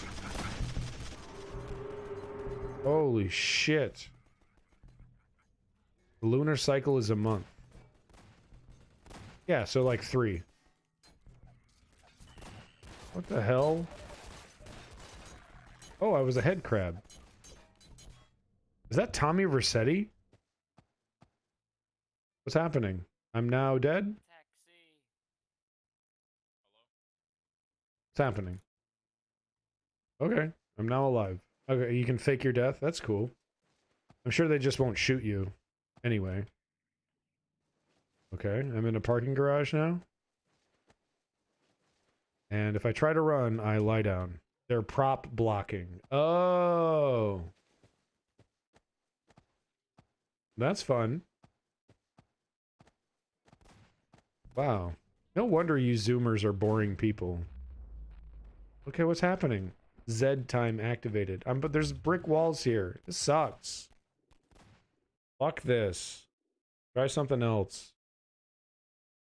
Holy fuck. Zoomers are so boring. You guys find entertainment in like lame ass shit. I'm just kidding, Dakota Killers. Base Wars. So that could be cool. Is that like the baseball game for Nintendo? I know, I'm showing my age. Well, there's 8 players here, but and the ping is 86. Ping is 200, but there's 22 players. Okay, this is there's 32. Okay, let's do Russian. Let's do Russia.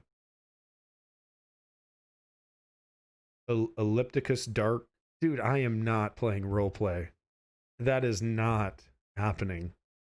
Okay. Oh my god, this is 2 fucking gigabytes.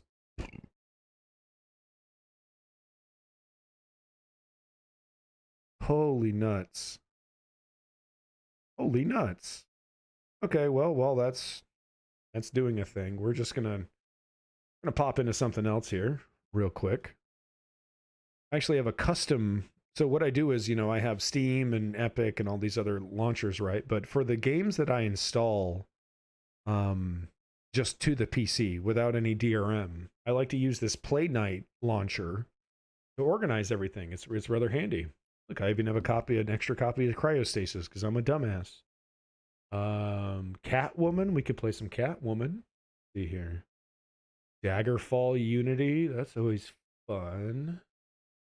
Oh, I know which one I want to play. Is the one called like Trash or Dirt or something. Yeah, that's what I wanted to. Yeah. See if I can find it.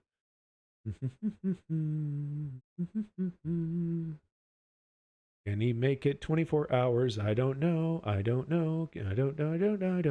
really know. This is the longest I've ever had to talk to anybody about anything. Where is it? Where's Dirt? There it is, Dirt, the origin of species. You guys will love this. Haiti? No, we're going to play something 10 years before Haiti. The strategy this was the strategy, folks.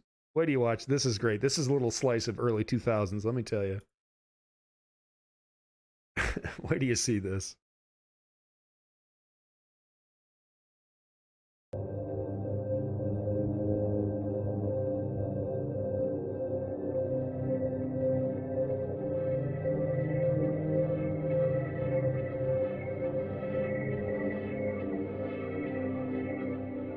New generation.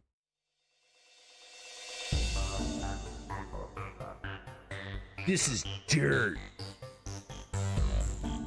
That's what you are, dude. And it's also my favorite Alice in Chains album or song. Whatever, shut the fuck up, poser.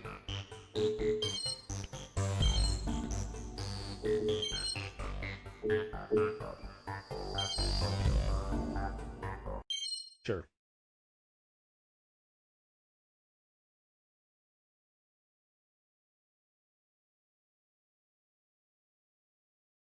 Dude, nice. Oh! I know it's not Hank Hill. It just kind of reminded me of your Hank Hill ones that you would do.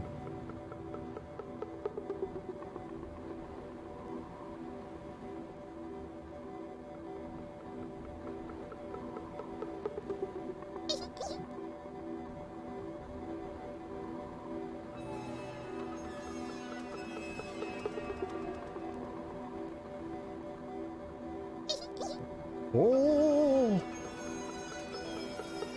Uh-huh. Okay. Yo, look at that. Look at the underwears.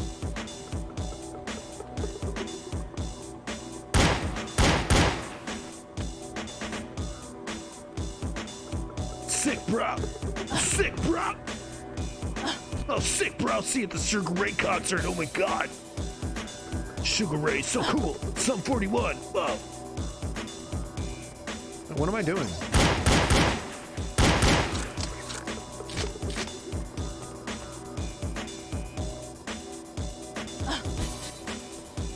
Kind of loud. Oh shit! Is this okay? I was thinking, could I have alt-tabbed this one?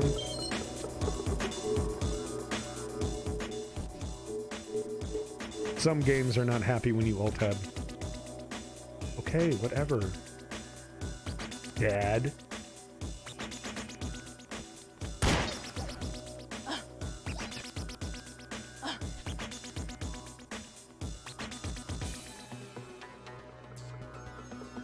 Raver chicks, huh? How about raver chicks? Are we attracted to raver chicks? I'm cool with raver chicks. What am I doing? Why did I do... Okay, why am I doing tutorial? Come on.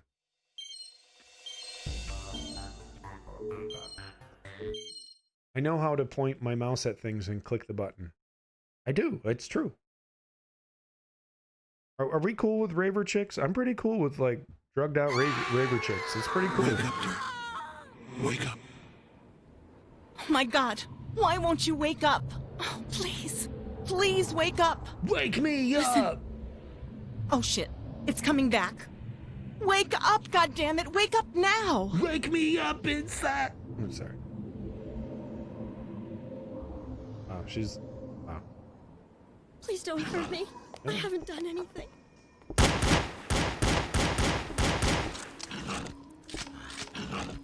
Jeez. That was too close. So I ain't jarring. getting paid enough for this shit anymore. So this is the little secret they were trying so hard to keep from me. Secret? Who? Where? Where are my friends?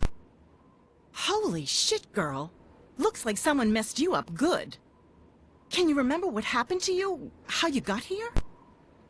I can't remember. I remember my friends. A lake. We were celebrating, then it's all a haze. Seems like you don't even know if you're coming or going. Speaking of which, I suggest we do the latter and hightail it out of here before we end up like that poor bastard. You lead the way. I don't fancy being in the firing line with you all messed up in the head and all. Plus, I'm wearing heels. Wow, good writing.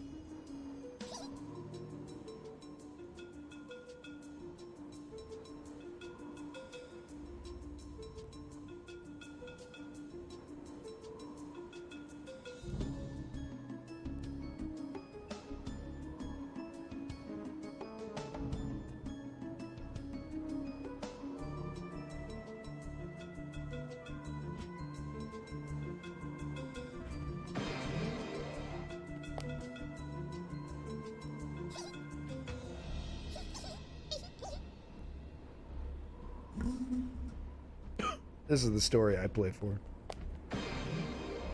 Nice headset. Oh my god, I'm so fucking stoned.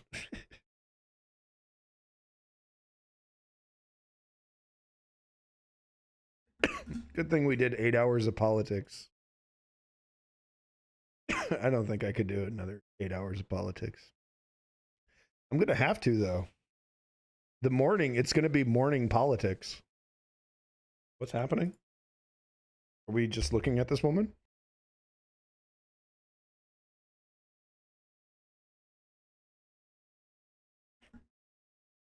Oh, oh, hello? Oh.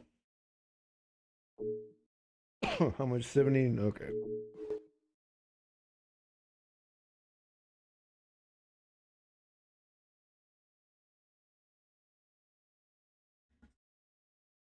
This isn't exploitative at all. New York? No, it can't be. Good Lord, what is this place? I don't know. My head is still spinning. So you still can't remember anything, huh? Well, I remember more than a little bit about what I was doing before I got here. Similar art The style. call came over the wire about some kind of chemical spill out in one of those Hicksville towns in this backwater crap hole. We were the nearest crew to the scene, so I get hauled over there in the van, all dolled up and the like. But when we get to not even 10 miles of the town, we find barricades and men with big guns.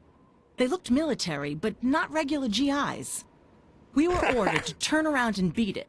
But I'll be damned if after 8 months of covering bushfires and those damn cattle mutilations, I was going to let a real story slip through my grasp. So we decided to take a closer look. Apparently we got a little too close. They must have drugged us or something. Because I woke up with the world's worst hangover, just like you did. That's about all I remember. But I had a bad feeling then. So you think this is related to some chemical spill? Maybe. But that thing back there sure wasn't your average motel cockroach. I wouldn't have fancied that thing crawling into bed with me. So, say, I never actually caught your name back there. My name? Dirt. Sorry At least about that's that. what my friends call me. I have a real name, but it's kind of lame, and it doesn't mean much to me anymore. Dirt isn't So lame. you can just call me that. Okay, Dirt. Sounds more like a man's name to me, but each to their own, I guess. My name's Penny. Penny Whistler. And don't you dare laugh. I think my dad was drunk at the christening or some shit. Anyway, what do you say you and me get the hell out of this place and try to get a handle on what is going on around here? Wait, my Okay, friends, Penny I have Whistle. to find them. They might be hurt or in danger. My name is Dirt. Well, I haven't seen anyone, so it wouldn't surprise me if they hadn't hightailed it out of here and left you to carry the can, so to speak. But you want to have a look around? Be my guest. Why did they? Why I'm is going her to try and mouth get a wide signal open? on my cell and see if I can get through to someone.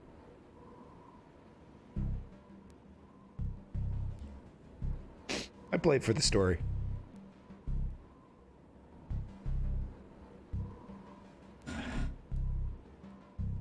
My name's Dirt. Dirt is a man's name. What the fuck, sexist bitch? See, that's how women would react. Yeah, you know what? Hashtag cancel Dirt.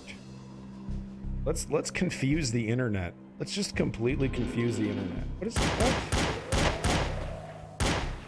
What is this? Am I playing an arcade game? What is this? Okay. Do I reload or? Oh, I'm throwing grenades.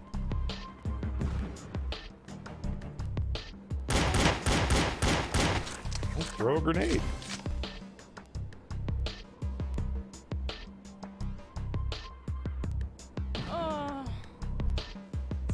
Are you joking? I mean, that's kind of realistic, actually. A grenade that New close would York? kill me. What's with the ASCII animu? Oh. Dakota Killers likes to spam disgusting things in the chat. And because he's my moderator, I'm powerless to stop him. I'm completely at his mercy at this point.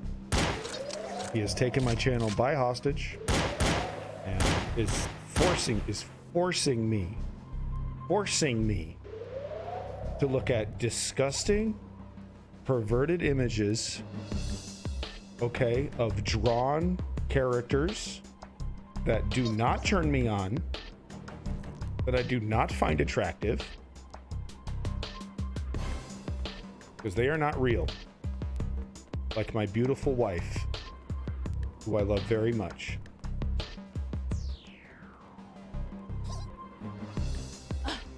Which I actually do. It's not good to joke about that. The wife would be very mad if she caught me joking like that. Fucking 3 steps away from a divorce, boys. That'd be good content. These are things that she's not allowed to hear. But no, like, she fucking left me like live on stream, and that shit made it on live stream fails. It would be an incredible boon to my streaming career. I'm just being 100% with everybody. Honey, if you're watching, wink wink. Put on a good show. Let's get on live stream fails.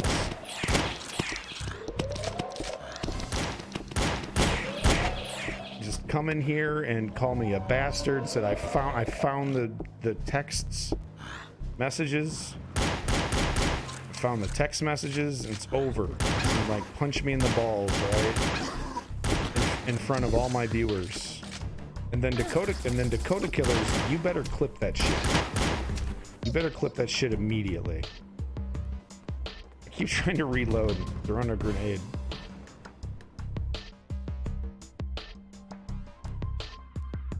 Immediately. Oh, wow, what is happening? What is this? What are you doing this? That's my superpower? This guy's just standing there like, okay. Get moving, 5-0. A-cab, bitch. A-cab. Fuck 12. A-cab. Because it's just that simple, right? All of them, right? All of them. Yeah, it's easy.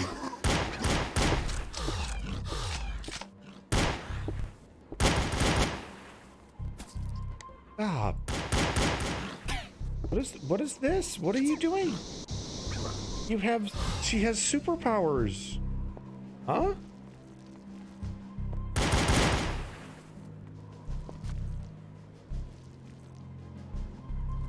Who gave this teenage girl weapons? This is the exact thing that a teenage girl would do with... No!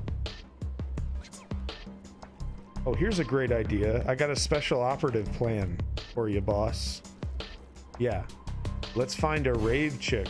Absolutely no idea what she's doing. Let's jack her up with powers and give her 2 pistols with infinite ammo. What could go wrong? Oh, yeah.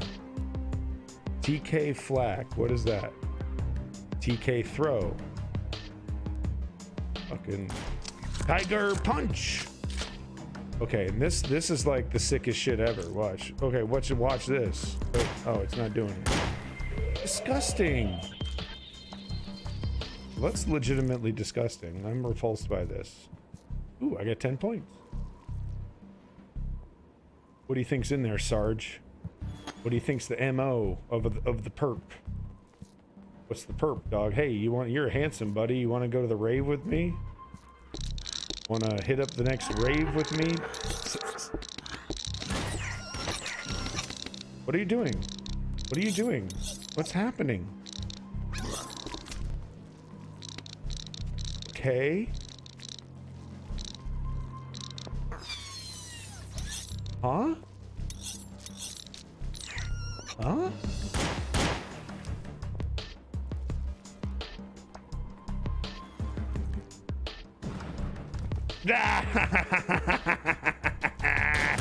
Hey, you suck.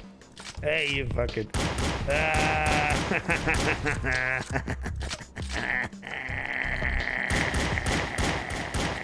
We haven't seen your wife. Well, that's intentional.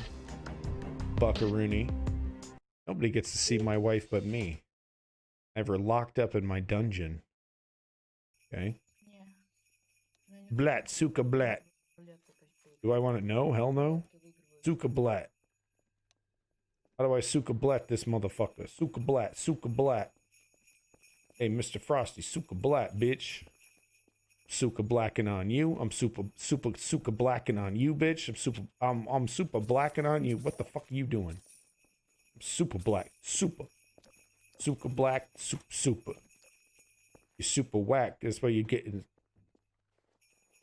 fucking super black. Can you tell I'm tired? Can we tell?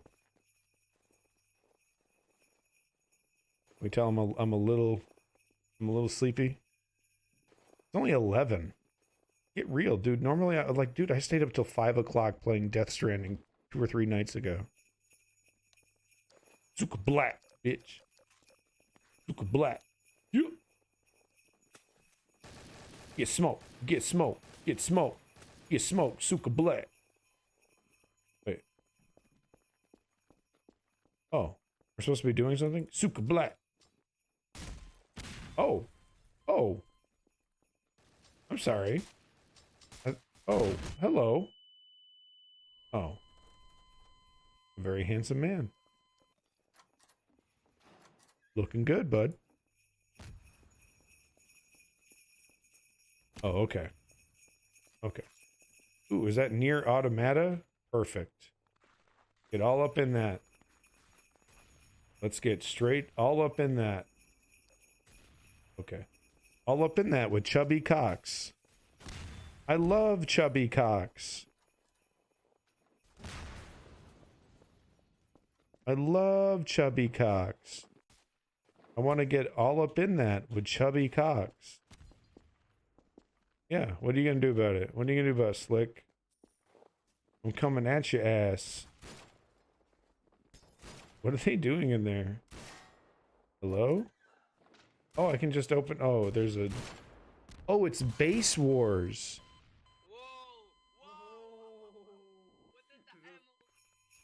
What in the hell? Okay, this seems kind of cool. Maybe I'll try to find a US server here. Alright, let's see what this is. Base Wars.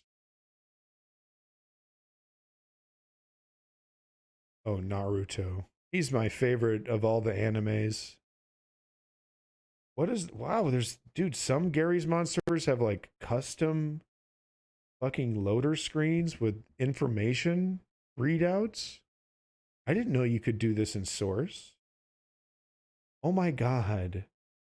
I just downloaded 2.2 gigabytes.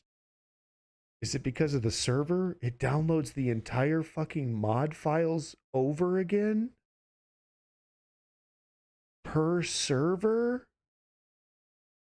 Oh, that's... Oh. Oh no. Well, it's not going to take long because I have baller internet. Because Canada is a socialist hellhole filled with... I could play more Desperate Housewives. I did play this for a little bit, but it is dreadfully boring. But it's cool because the whole goal is for you to be like a catty bitch behind the back of your friends. You know, and it's like, who could be more of a catty, lying, conniving bitch? You know? So...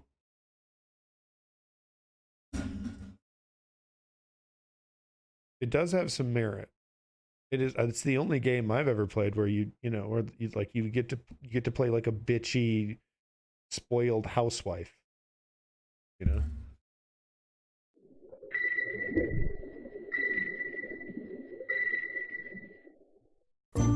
It is natural for one to develop a facade to influence how people perceive us. Hot, so hot. Some project an image of perfection to mask their basic insecurities. Others don't have the luxury of worrying about first impressions. Oh my god, so fucking incredibly loud. Thank you.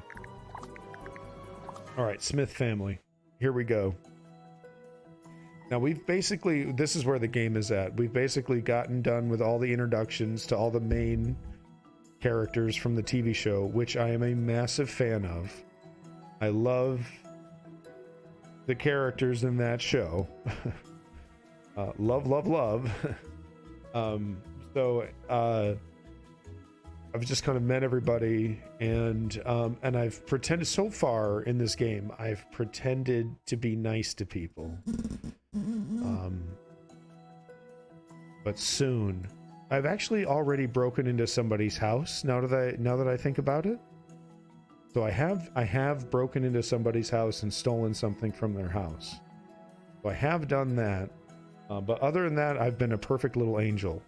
But soon that's going to change. Soon. As soon as they start trusting me implicitly.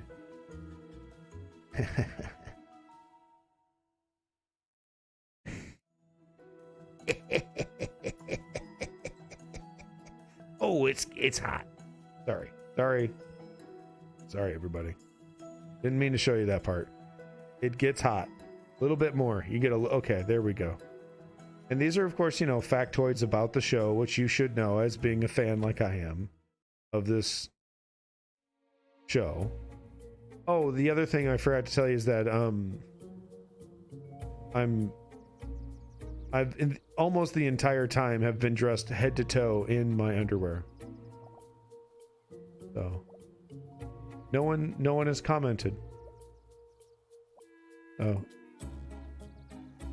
Okay, talk about recent events around the neighborhood, idly chat about this and that, affects relationship with this person. Ooh, you know, socialize.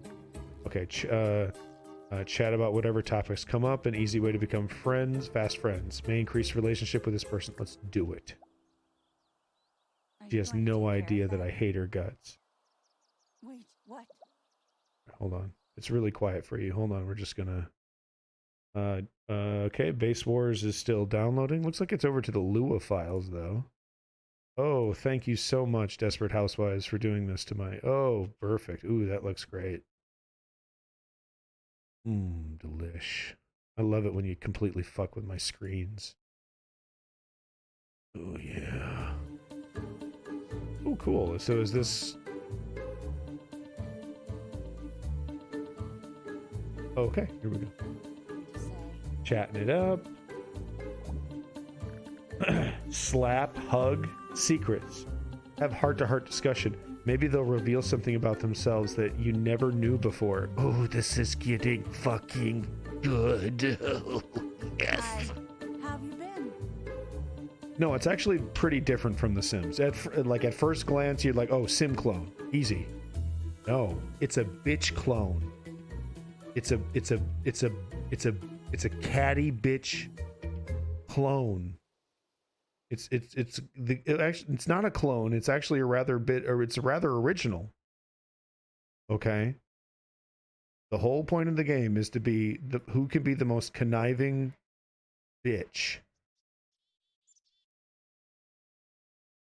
I don't think there's a game like it. Hi, Vanessa. How have you been? Are you all right, Lynette? You don't look well. It's nothing. Just thinking about a few things in the past I should have handled differently. Oh, yeah. What was that? Your meth addiction? Your porno?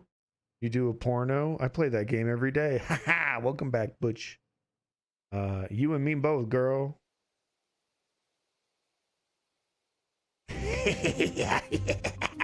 Yeah. Play Ark daily. That's sad. I'm just kidding. You have to play, if you're playing Ark, you have to play it daily. If you're playing on, PvP. What are you talking about? Oh yeah, would you like to talk about it? I was rummaging through my attic and I found my old college yearbooks. Oh yeah, when you had a drug addiction. Yeah, or when you did porn. What about the yearbooks sadden you? Oh, that's why I burned my yearbooks? What? Am I a sociopath? Who does that? Let me guess. Bad hair and tacky clothes? Oh, shit, dude. I can... Ooh, see? No. I was looking at the faces of my old college friends, ones that I've lost touch with, and it made me a little sad.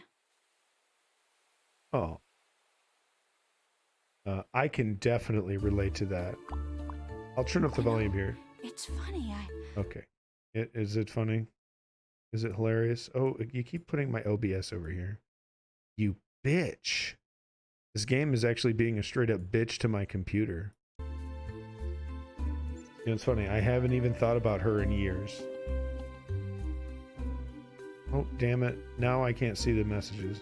My base almost got raided today. No shit. It's always stressful when that's happening. But in Ark, that's what I don't... This is why I don't like to play Ark. Is because... You know, you're just one big fat clan away. You know, from them taking everything. In like 5 minutes. Haven't even thought about my best friend in college. We had something of a falling out. This music, turn it down.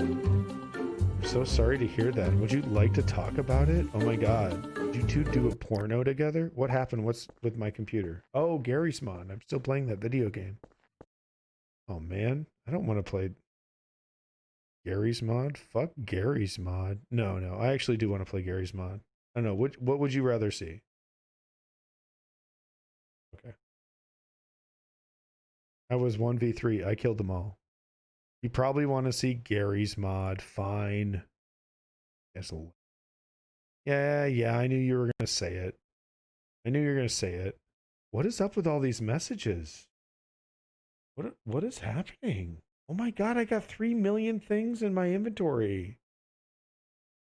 Why am I complaining about these things? Why do I complain about anything?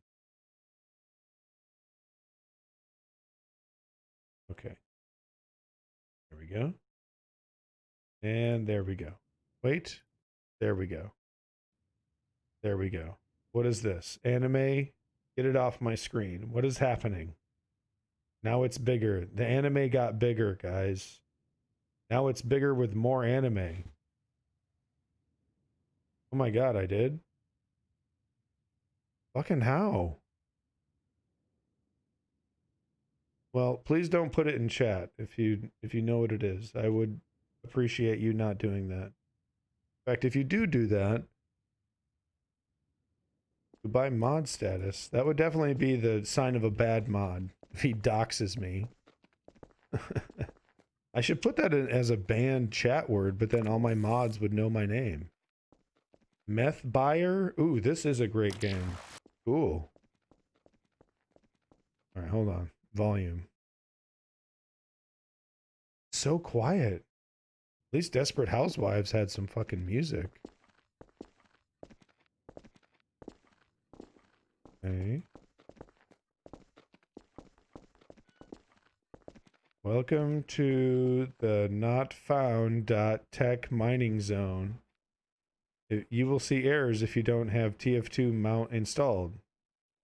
You're only allowed to have gravel crates and mine entrances in this area. Oh, am I supposed to build a base? Okay, alright, no thanks. Alright, let's try something else. No thanks. See here. Military roleplay. Ooh. I'm not building a base. Fuck that noise. Stalker, that could be cool. Ooh, Five Nights at Freddy's. Here we go. I'm sure this is what you wanted to see, Dakota Killers. This is the content you wanted to see.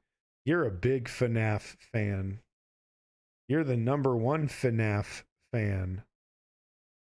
Prop hunt? Oh. I guess prop hunt is fun. Whatever. Don't play stalker. Someone will show up at your house.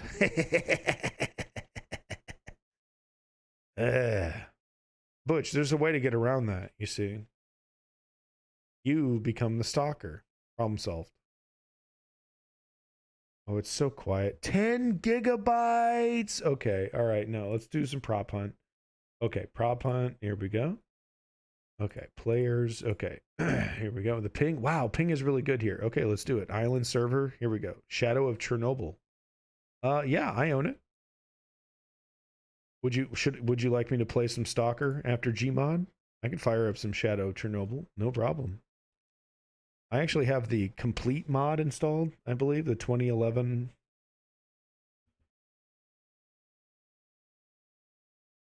Dakota Killers, please stop bringing up my name. I'm not interested in talking about that person.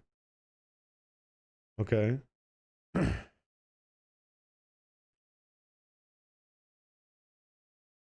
He's so boring.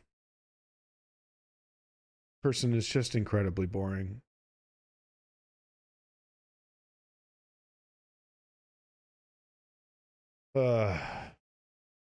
I desperately wish I could change him. Make him better. That's why I'm changing up the stream schedule. You know, I got to start a new job as well. One day at a time. There you go. There you go, buddy. Now you're being a good mod. Now you're being a good mod. Good reminder. One thing I love about this Gmod is the stone cold silence I'm getting from it. Really cool. We're almost there. There's literally 3 more files that need to be downloaded.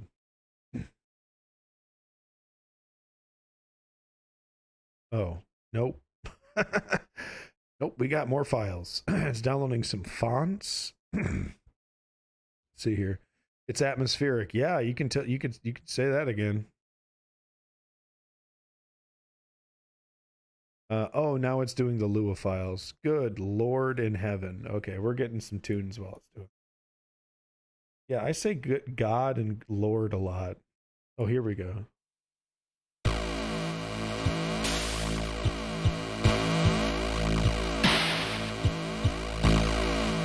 Is that so hard, Gmon?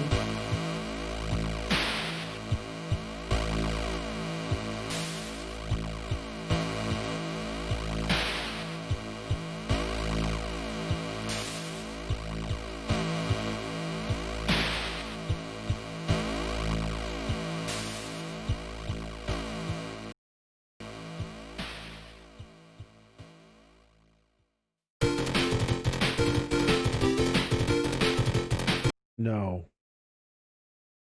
Everyone should play this game though. Shin Megami Tensei 2 for the Famicom Nintendo.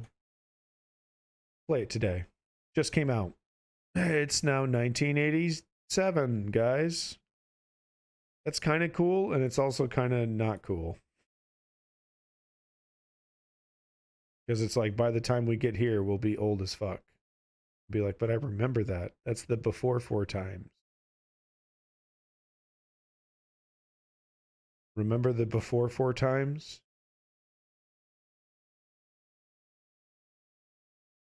Oh my god, 11 hours. And I have... Oh my god. I have so much hours left. Have you played... Oh, yeah, I hear good things about that. The Dragon Ropa series. Here we go. Oh, thank you. Oh god. Here we go. This is the cringe you want. There is... Wow. This is fucking Deadpool.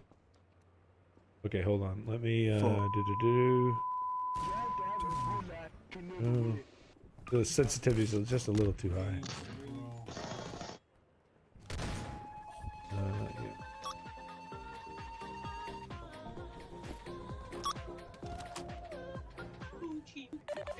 Okay. Death Monkey. It's really kind of quiet, isn't it? Oh, this is why. Mute who? There we go. Oh, wow. Mickey! Excuse me! I will rate I wish all my life of in you. Pakistan. Wow. So this is what you wanted, right, Dakota Killers? I keep hearing the story's good. It's good if you like cringy anime tropes and pink blood. Ah, yeah. Ah, the sounds of Gmod. Yeah, this is kind of what, you know, this is what you're gonna get.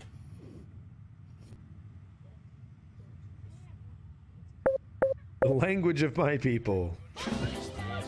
No, it's all fun and games, right? Until someone, there's still the racial slurs start get throwing around, you know, the racial and sexist slurs. And okay, fun over. No more fun. Thanks so much. Oh boy, do I get to download an entirely new map and Lua files? No, okay, we're going.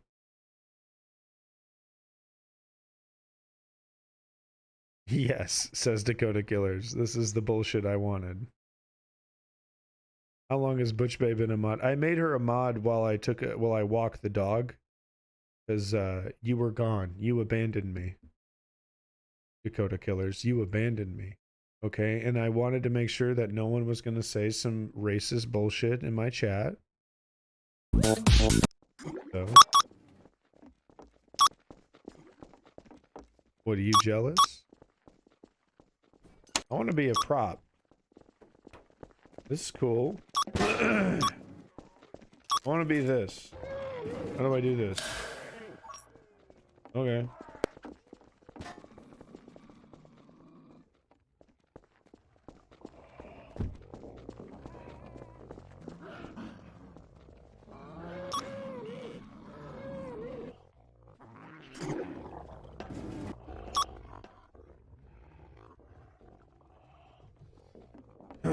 There we go. Oh shit. Hold on. Can I crawl? Like, how do you... Oh, there we go. Are they hunting for me yet? Or am I still hiding? I don't want to move. How do I stop moving? Run for your life! But still look around. Taking touches. I did no such thing. I was eating. Oh, well, I wasn't sure, you know? Thank you. What was the documentary that we watched?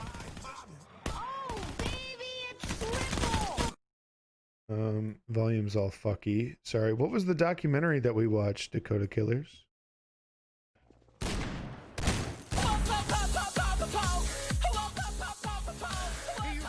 How do I fucking... Can I get first person mode or something?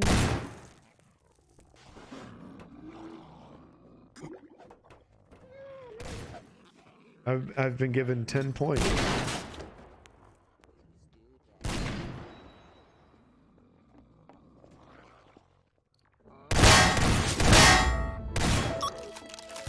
Oh man, I'm depressed now. Triggered XL, XD triggered. Probably some bullshit. How do you fucking go? If I could have just stayed perfectly fucking still, I could have like done it a lot better. Oh my god. Oh my god, this is what's happening? That's so crazy.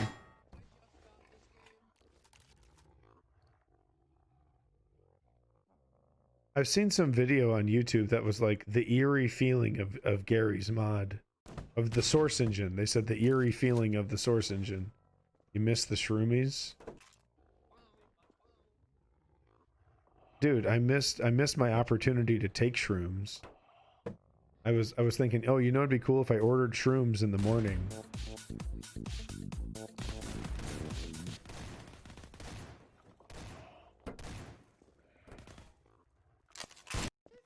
Okay.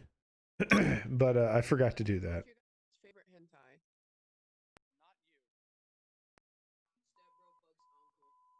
Lee Harvey Oswald. What up, Glyphtinoid? We're playing Gmod, which is based off the source engine, but is different. You know, Gmod is actually quite brilliant. Gmod is basically a framework for you know, creators to create their own activities or games inside the source. So it's actually pretty brilliant.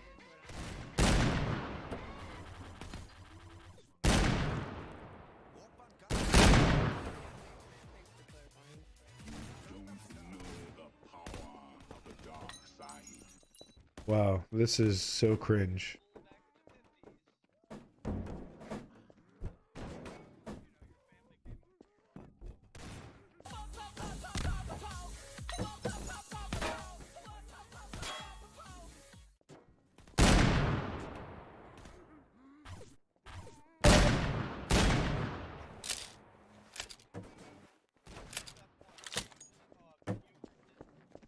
What's in there?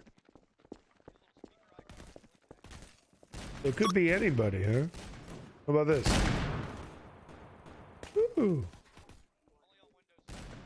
Make catapults and flaming barrel catapults. Yeah, I saw videos of that happening. That's always fun.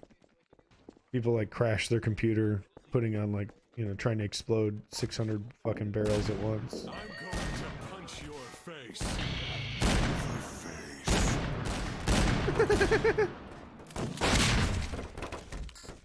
You don't want to shoot stuff, you'll die. Oh, I don't, huh? I see. I want to be super sure before I shoot stuff.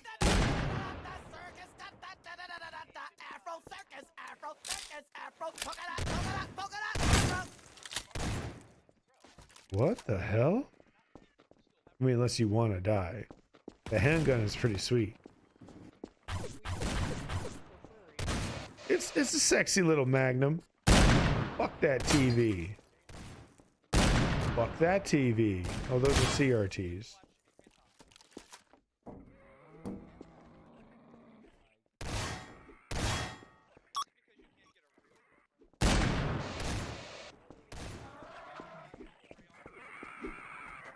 Ooh.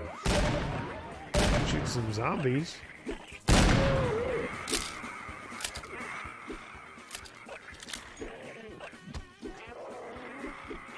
I got that one.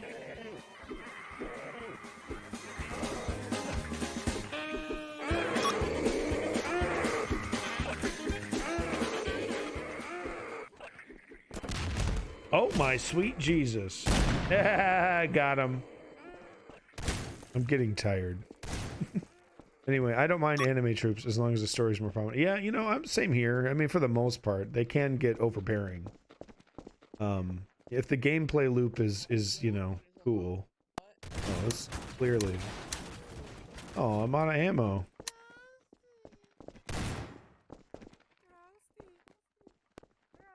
I don't know. I mean, they can be, you know, okay, you know, but like I tried to watch Sword Art Online.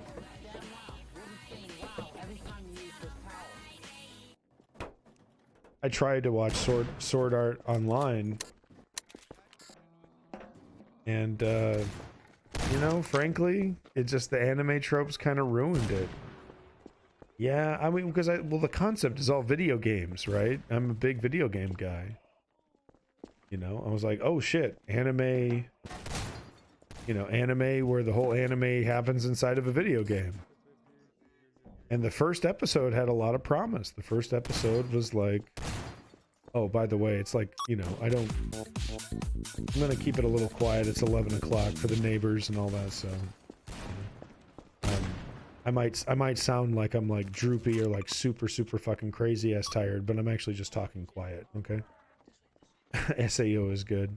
Everyone has the same face. Yeah, everyone does have the same face actually. Ooh, I want to be this thing. Oh. No, I don't want to be this. Okay. I don't. Huh? What's happening? I guess I'm a pot now. Alright. Wait, where's that room that I, like, checked out for a little... Is it... Are these rooms randomized?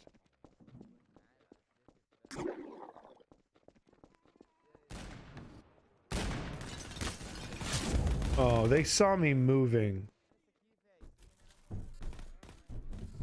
Shut up, Dakota Killers. Blinks the cat. Oh, this new player, he didn't even pick a thing. Ooh, this guy's in a good spot. I'll learn from these people. Yeah, but everyone's shooting everything anyway.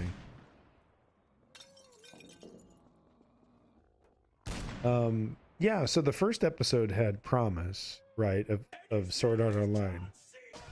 I was like, okay, that's, you know, it's in a video game world, they're trapped in there. And then it became all about making babies, and it just had nothing to do with anything anymore. They never cut back to their bodies, which are probably like in a comatose state, and they're like probably, you know, in like diapers, and they're like being taken care of, you know. They never cut back to the bodies. I found that shit hilarious. The more episodes that I would watch, in SEO, they never cut back to the actual bodies. You know, in the first episode.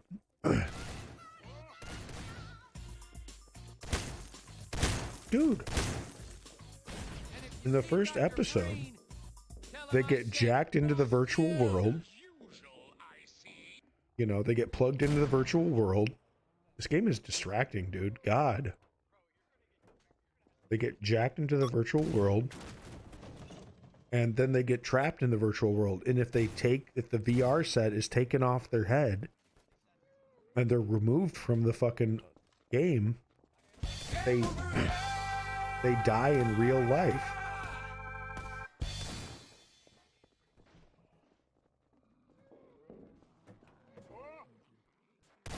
But like, I don't know, I think I got like 10 episodes in.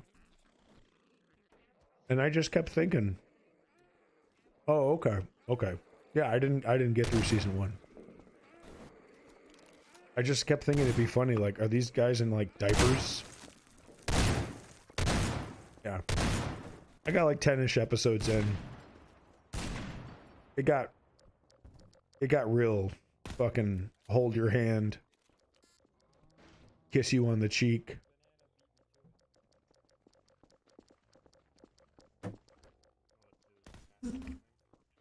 Yeah, the sword fighting shit was cool. Like, the action scenes are pretty cool. But, yeah, no, give me Yu Yu Hakusho any day. Okay. Alright, well, I stand corrected. This player is so good, dude. Diamond Panda is so good. Nobody has shot this thing. Perfect spot. Gitaro. No, I prefer Yu Yu Hakusho. That's my jam. Love Yu Yu. Wow. Wow. He's really good, though. Look at, they're tearing up this room. Look at this guy. Oh. Busted. Busted. Oh, that sucks.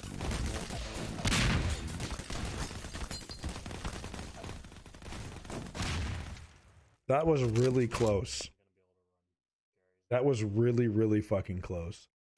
My laptop is for school alone just because it can handle. Who's an admin? Why? Yeah, I'm curious. I'm just asking.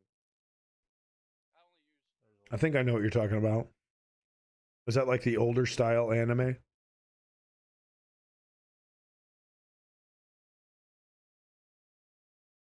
It's loading or something.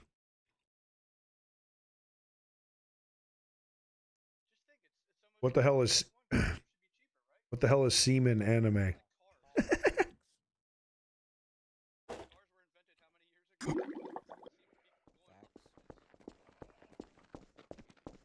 Oh, I see. I'm not allowed to.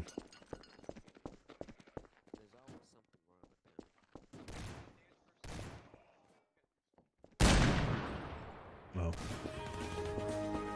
Oh god. Someone blue screened.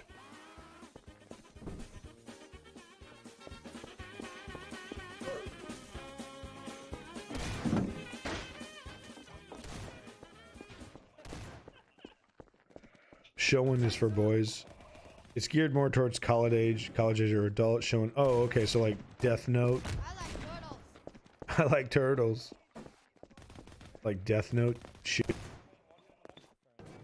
Fucking Death Note sucked. I'm sorry. I'm sorry if you're a Death Note fan, Butch Bay. You might be a Death Note fan, and I'm sorry. And I'm sorry in advance. But it's shite. Death Note is shite. I don't know what else to say. It's so bad. Oh, okay. Berserk is semen. Oof, the entire manga is behind me. Oh, look, I haven't read the manga.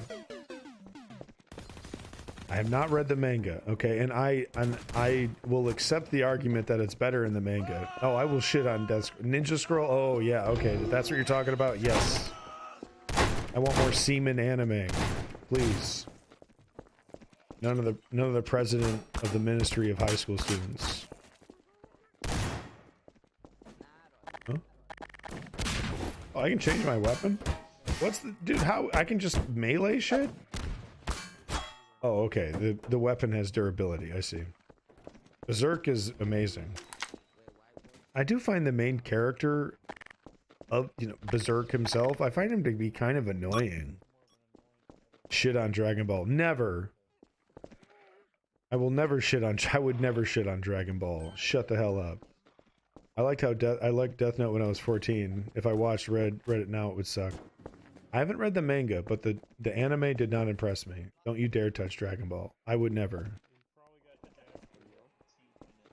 I love Dragon Ball. I do straight up love Dragon Ball. In fact, fuck Gary's mod. Threat neutralized. Are you trying to sell me shit? I'm trying to Alt F4 and you're trying to sell me shit? No, fuck Gary's mod. We're done. Because guess what we're playing?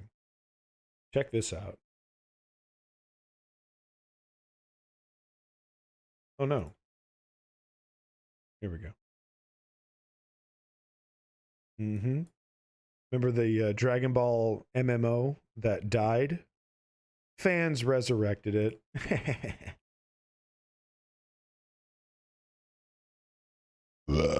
Shut the hell up, Dakota Killers. Nobody likes an anime elitist, for God's sakes. They're the most annoying people on the fucking planet. Steins Gate's the best anime, no debate. I've heard good things about Steins Gate. I read the manga, but not the anime. I'll shit on the filler episodes of Dragon Ball. You know what's funny? The filler episodes are some of my most favorite. You know, like Goku having to keep himself in Super Saiyan form. You know, your online game there. 92% like this video game. Oh, that's good.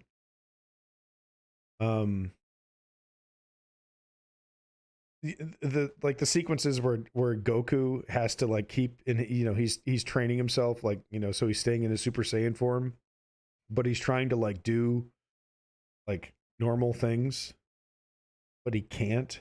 Oh, it's the comedy. Oh, it's so fresh, so original. No one's watching DBZ for fresh originality. What is happening to my video game that I want to play?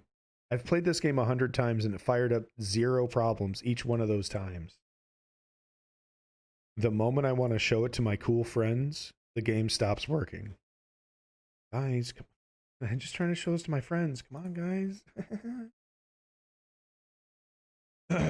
Okay, here we go. Maybe? What? Trivia question. How many episodes is Goku and Frieza's fight? 40? Unsatiable? 40 episodes? Come on, video games. Oh. Why baby love. My baby love. Don't do this to me. Oh, wait a minute. Are you responding? 20? Oh, 20. Well, that ain't too bad. That's a good arc. Seinfeld was my favorite manga. Get it? Get it? Dragon Ball Z. Okay, please work. I want to show it to my cool friends. I would really like to show this game to my cool friends. Please? Oh, most influential anime? Most influential anime, Akira. Fantastic Planet. Maybe like Felix the Cat. I don't know. Well, that fight was epic though, dude. Dude, any anime, any kid who was watching, okay, and the whole game is, god damn it, guys. Don't you fucking love that? I literally just wanted to show you guys. I've played this, I've launched it off stream. Off stream, I've launched this game 100,000 times without a single fucking issue. And the moment I want to show it to my cool friends. The moment, the fucking moment. Can you believe this? Can you fucking, all right, whatever. I'll fix it later. It's cool. When it works, it's cool. Oh, it sucks. All right, we'll jump into this.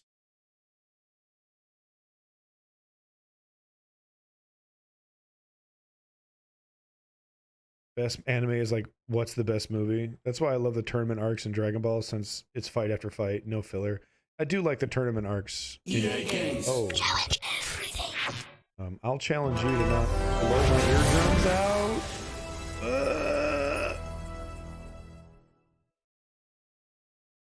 Oh, I don't know about lazy. I rather like it. I kind of agree with Unsatiable that it's kind of nice, you know. Each episode is like a matchup between fighters, and the cool thing is that you get a lot of context. You know, you get a lot of context for the characters, and then you get all this context, and then you get to see them match up against each other, you know. Ghost in the Shell is pretty influential, I would say. Are you up for this? Everyone up for this? Hey, Butch Bear. Are you up for this?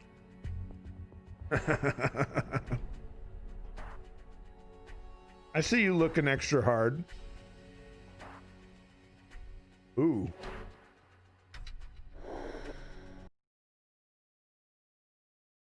Well, I'm starting to get a little hot here.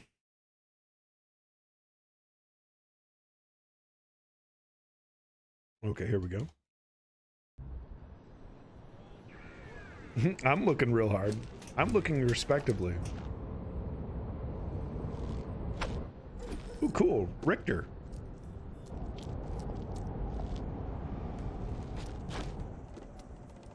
Where's Haiti? That game's boring.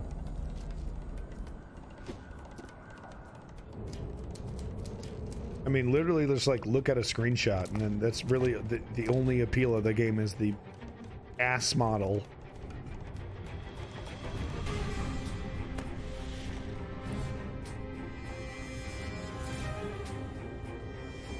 If there's one thing I hate about shopping after hours, it's competition. Oh, yeah. She's gonna take a soft hand. Don't want to set off the alarms. Bling bling, baby. Just what we came for. Yeah, I mean, I don't know. I mean, it's... I mean... Oof, yeah. No, it's kind of like the stripper version of Catwoman's costume. Tiggo Biddies, really? I don't know about Tiggo. Would anyone really classify these as Tiggo? I mean, come on. This is not on Haiti. I guess. Oh my god, I just saw that Trump signed. Oh, he did sign the stimulus bill. Oh, that's really good. Okay. But only after my employment office told me my claim was over in an email. Oh, awesome. Hey, don't worry. Just spend another 8 hours on the phone there, and maybe you'll get an exacerbated human being who will grumpily grunt his or her way, through, you know, helping you get the money that you desperately, you know, need. The Tim Burton costumes were cool looking, but they didn't make any fucking sense. The fucking Batman couldn't even move his neck. What the fuck? Alright.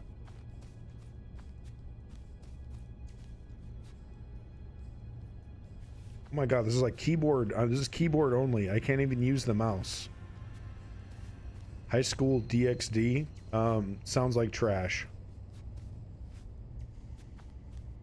Ooh, yeah. What's happening? Hold shift.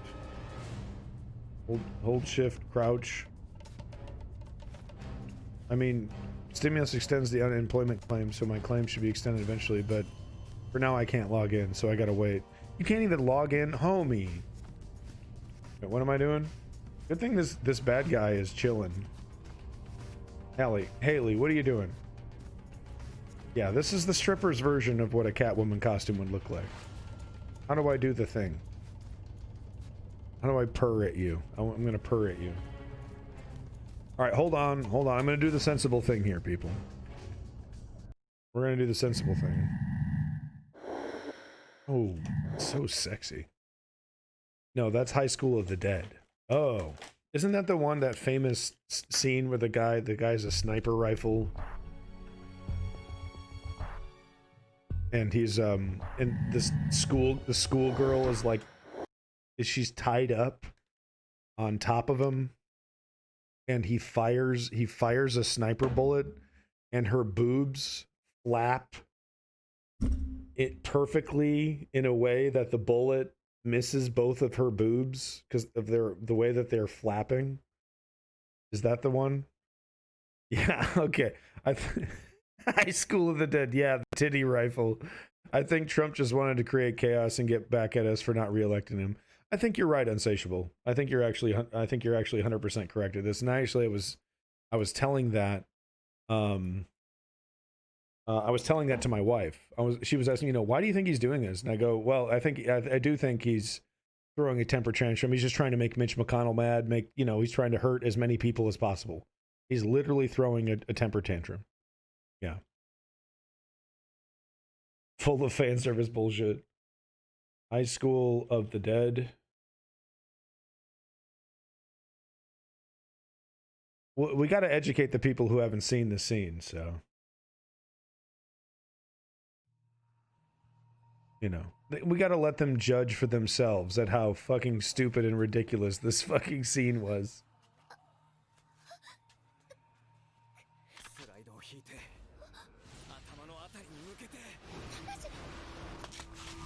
It's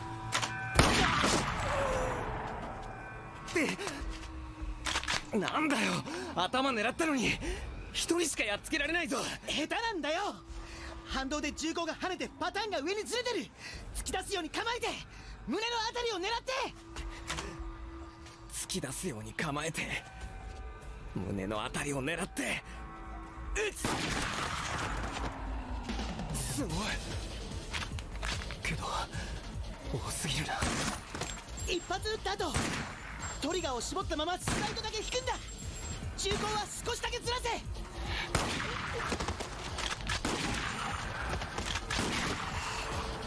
最高。Animes that hyper focus on weapons and stuff are kind of interesting. Like, yeah, weapons are cool, but what if we gave it to a 6-year-old girl? What would happen? She'd do backflips and use guns like fucking Christopher. What the fuck was his name in Equilibrium? I don't know. Not of bullets, those are shells. Yeah, that's not too crazy because you can put slugs in a shotgun and you're good to go, but why is he calling his shells bullets? I mean, normally it's like who fuck you, like, for having like a political discussion, right? I normally shit on people who get super pedantic or whatever about that. But this is like an anime that's like, oh, look at my Smith & Wesson, like shotgun, and like it seems to have like a focus on weapons anyway. Maybe not that hyper. Maybe I'm wrong. It's just not a focus. Anyway, what the fuck? This is the titty anime. What am I doing?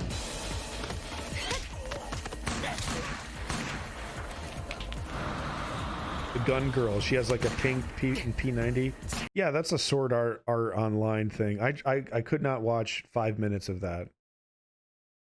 The woman has some kind of inferiority complex, not about being tall, but about being short. Gun Gale Online. Yeah, that's what it was. Yeah. It was like literally 5 minutes into the thing. It was setting up, oh, I got a big psychological complex. I want to be a short person. It's like, oh my God.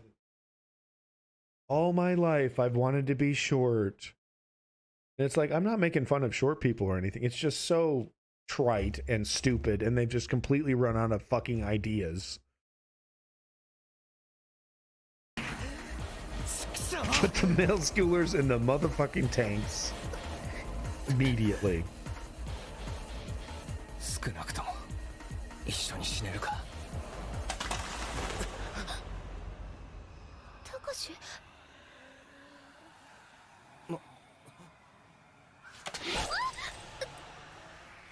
そうか。ごめん。平野、こいつはトリガーガード前のレバーを押して。それでセーフティーが外れる。その後は右側に突き出ている作動桿を引く。それで撃てる。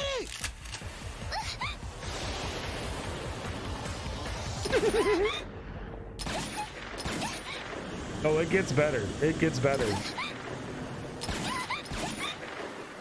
It actually gets better than this. Watch this. Oh, they blurred out the crotch shot.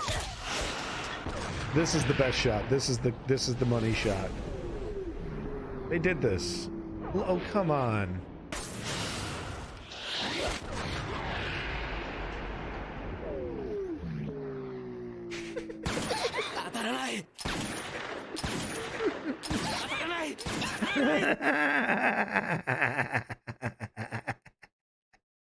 Anime rules.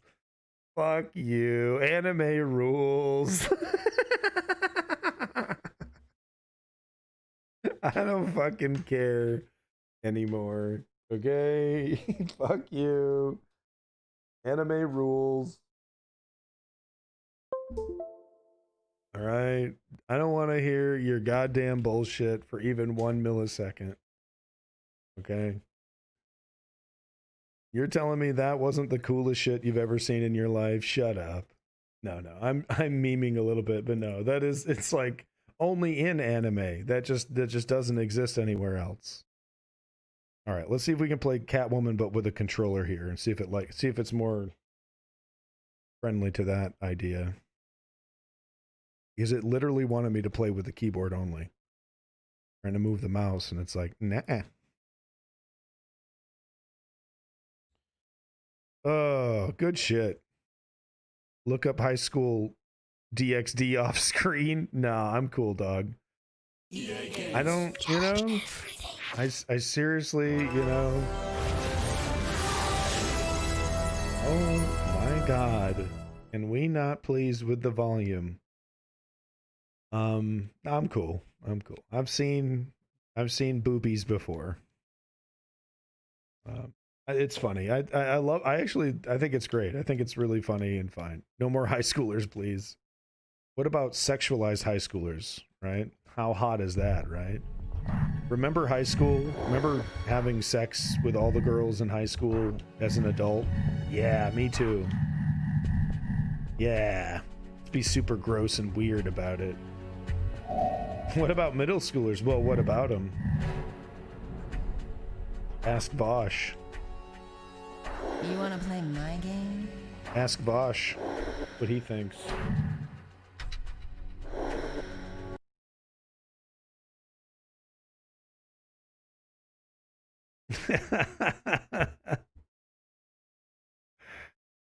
Hey Vosh, what do you think about has Vosh had the lolicon debate yet? Has he dove into that one with his N-word weapons? He's got his N-word pistol ready to go. He's gonna fire off those tactical N-words at any moment. See if I can skip this. Come on. Come on. The movie is as bad as everyone says too. Like, go watch the movie. It is literally bad. If you don't like Dr. Stone, I'll literally ban. Are you talking about Dr. Slump?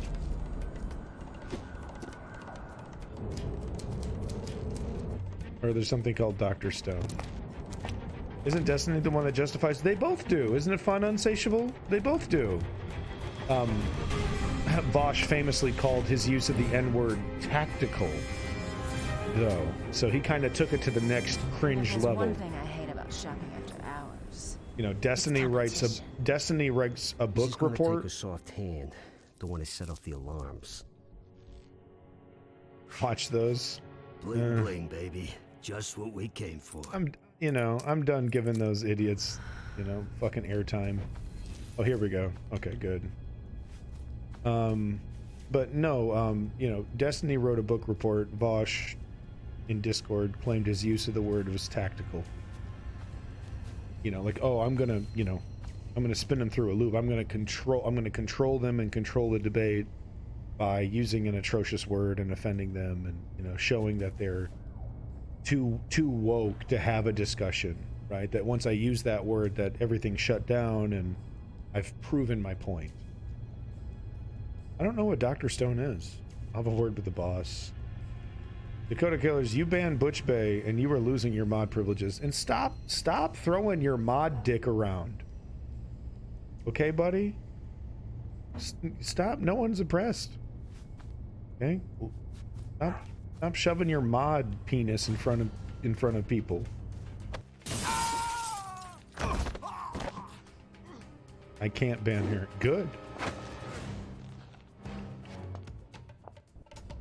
Dakota Killers, give Dakota Killers a 10-second timeout. Thank you so much. Oh my god, this is so sexy. Moonlight Sail Boys. Oh, so clever. What are these controls?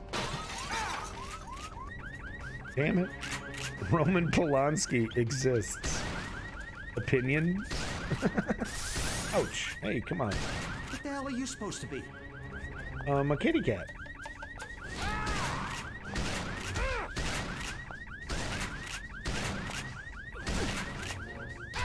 I dropped some diamonds. What am I doing? Oh, cool. What was that? What are you doing? Okay. Okay, I'm cool with this. There's less of a defense and more of digging up dirt on others to displace the guilt.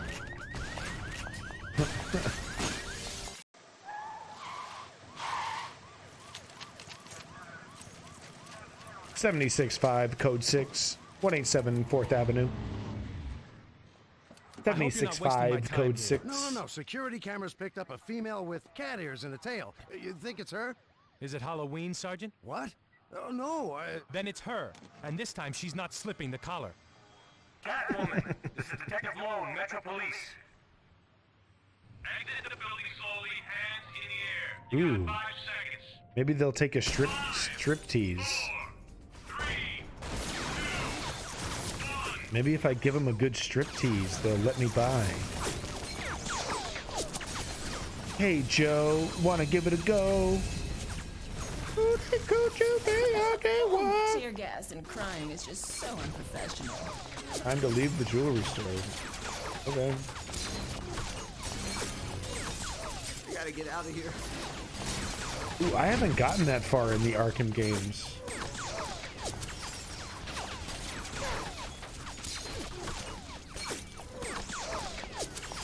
The anime? Arkham anime?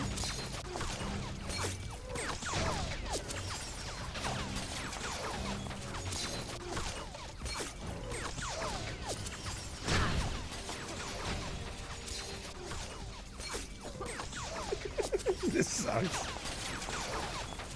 Like, I don't know. I feel like there's some controls that I don't have after something. Wait, how am I doing this? Wait, how do I get out of here? Hey, how do I leave?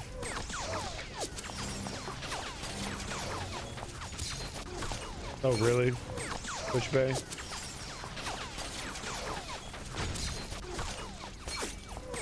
then the cowering creep. Oh.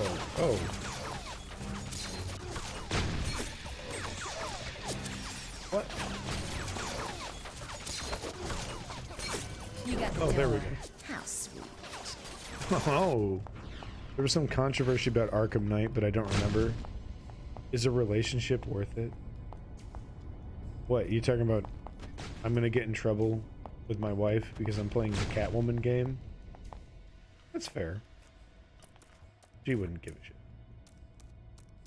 She'd be like, what the fuck is this? And she'd be like, okay, boy.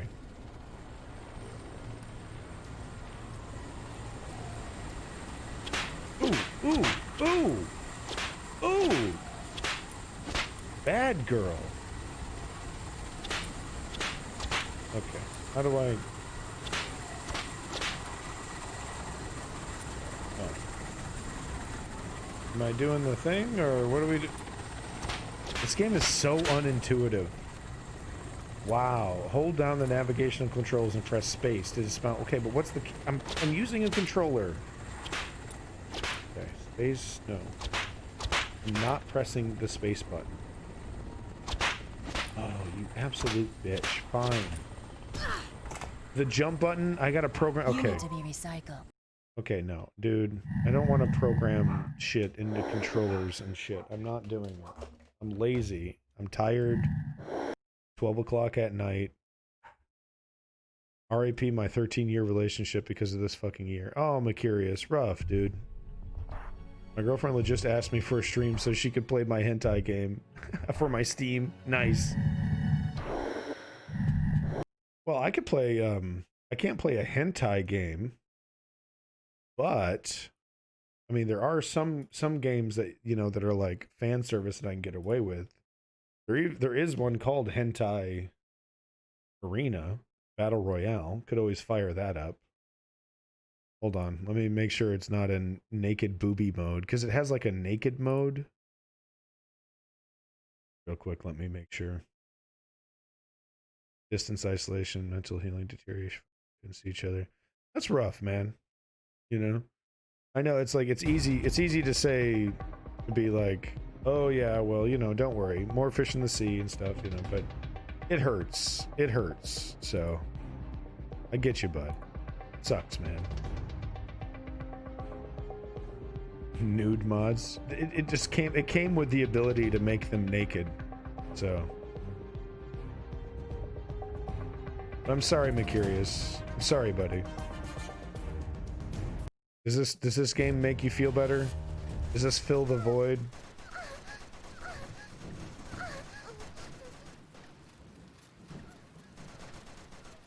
Like this. Oh, Jesus. Take. Oh. You anime. Okay. It's over. I'm moving on. No, I mean, you know, hey, it sounds like, you know, sounds like that's the right decision.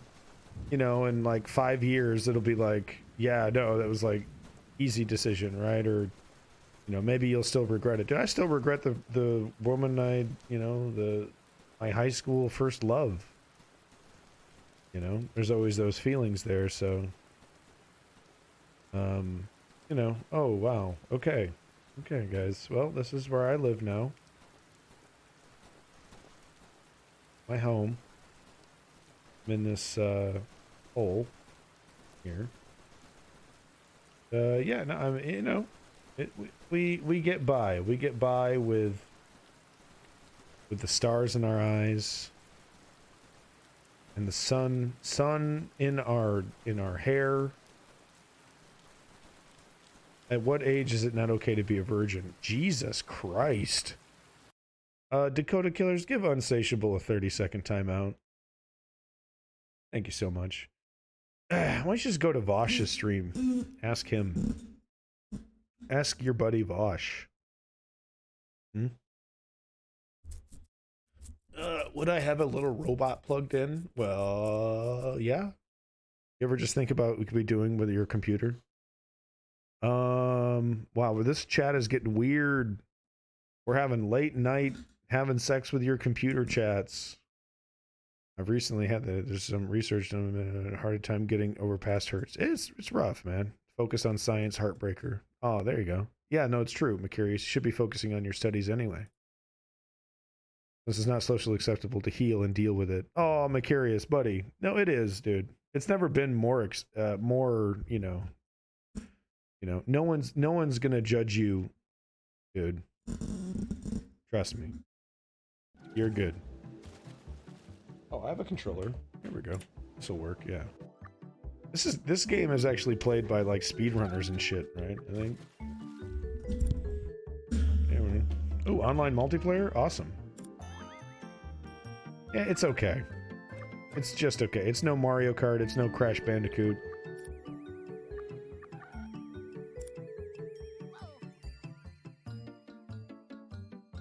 $250K lines of script. Ice cream cup, pizza cup, lasagna cup. I don't care, whatever cup. Fucking whatever. Oh my god, the models. Oh. Odie. I love Odie. Yeah, Odie's kind of a baller. Normal. Garfield has a game. Garfield has a lot of video games. Actually. Garfield has a shitload of video games. That stack, though. Crash Team Racing. Garfield has many games. Great game here. It's okay. It's just okay. It's not mind-blowing. What the fuck? Okay, can we play video games, please? No, is anyone playing this? I'm the only online server. Alright, fine. Grand Prix. Yep, that's good. Odie. Here we go. Cats in the Hood, bitch. Anyone remember the Burger King games? Yeah, no, I actually have those games sealed. I have those sealed in plastic. The bumper game. Burger Thief or something. What, the best Garfield meme is the one where he eats the whole house.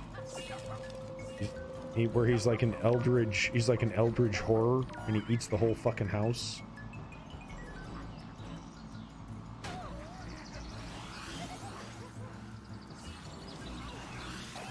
Whee!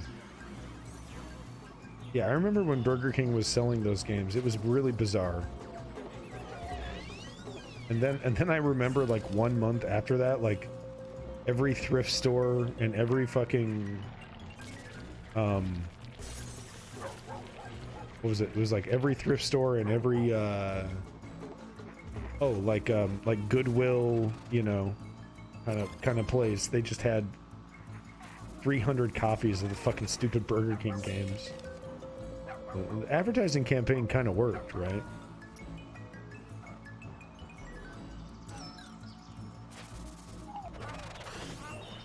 Anyone remember when 7-Eleven tried to sell video games?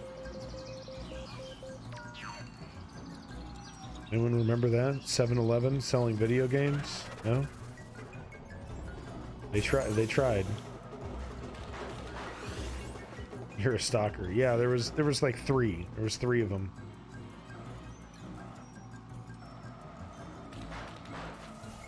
Oh, you fucking grass. There we go. Now we're cooking. Oh, this actually is very similar to Crash Bandicoot. Yeah, this is kind of emulating Crash Team Racing. Kind of like the drifting system in Crash Team Racing better than Mario Kart. I think it's actually a little bit more deep, you know. And, oh, fuck you.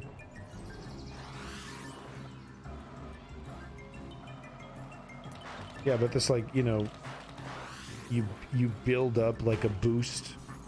Fuck you. You know, you build up a boost by drifting. I think it's more satisfying than Mario Kart's just simply, you know, kick into a boost.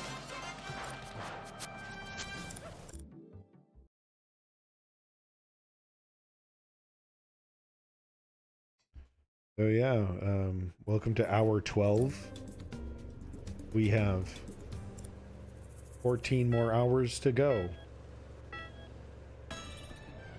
Or do I? Or no, No, I have 12 hours to go. What am I talking about? Wow, I am tired. I can't even count. Why did I add 2 extra hours? Man, I need to smoke some more weed. I think clearly that's what needs to happen. I ate those foods. Oh yeah, I remember that. Oh, yes. Dude, that's the motherfucking that's my jam, dude. That's the Red Pilot Sun. That's Red Pilot Sun right there.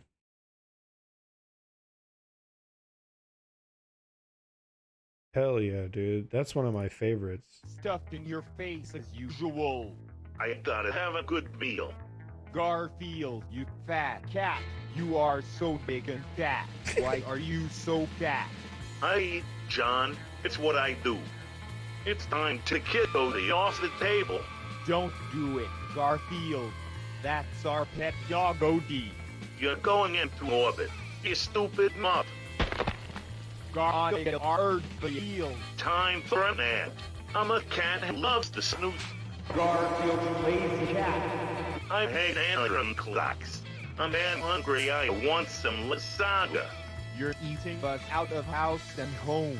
Garfield. Enough with the chit-chat, let's get some grub going. Where are the 3 cheese pizzas? I ate just food.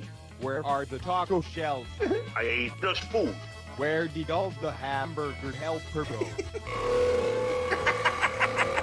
You're such a bad kitty. That's it. I had it with you. That does it. I'm done. That's the last straw, Garfield. Love it. Please support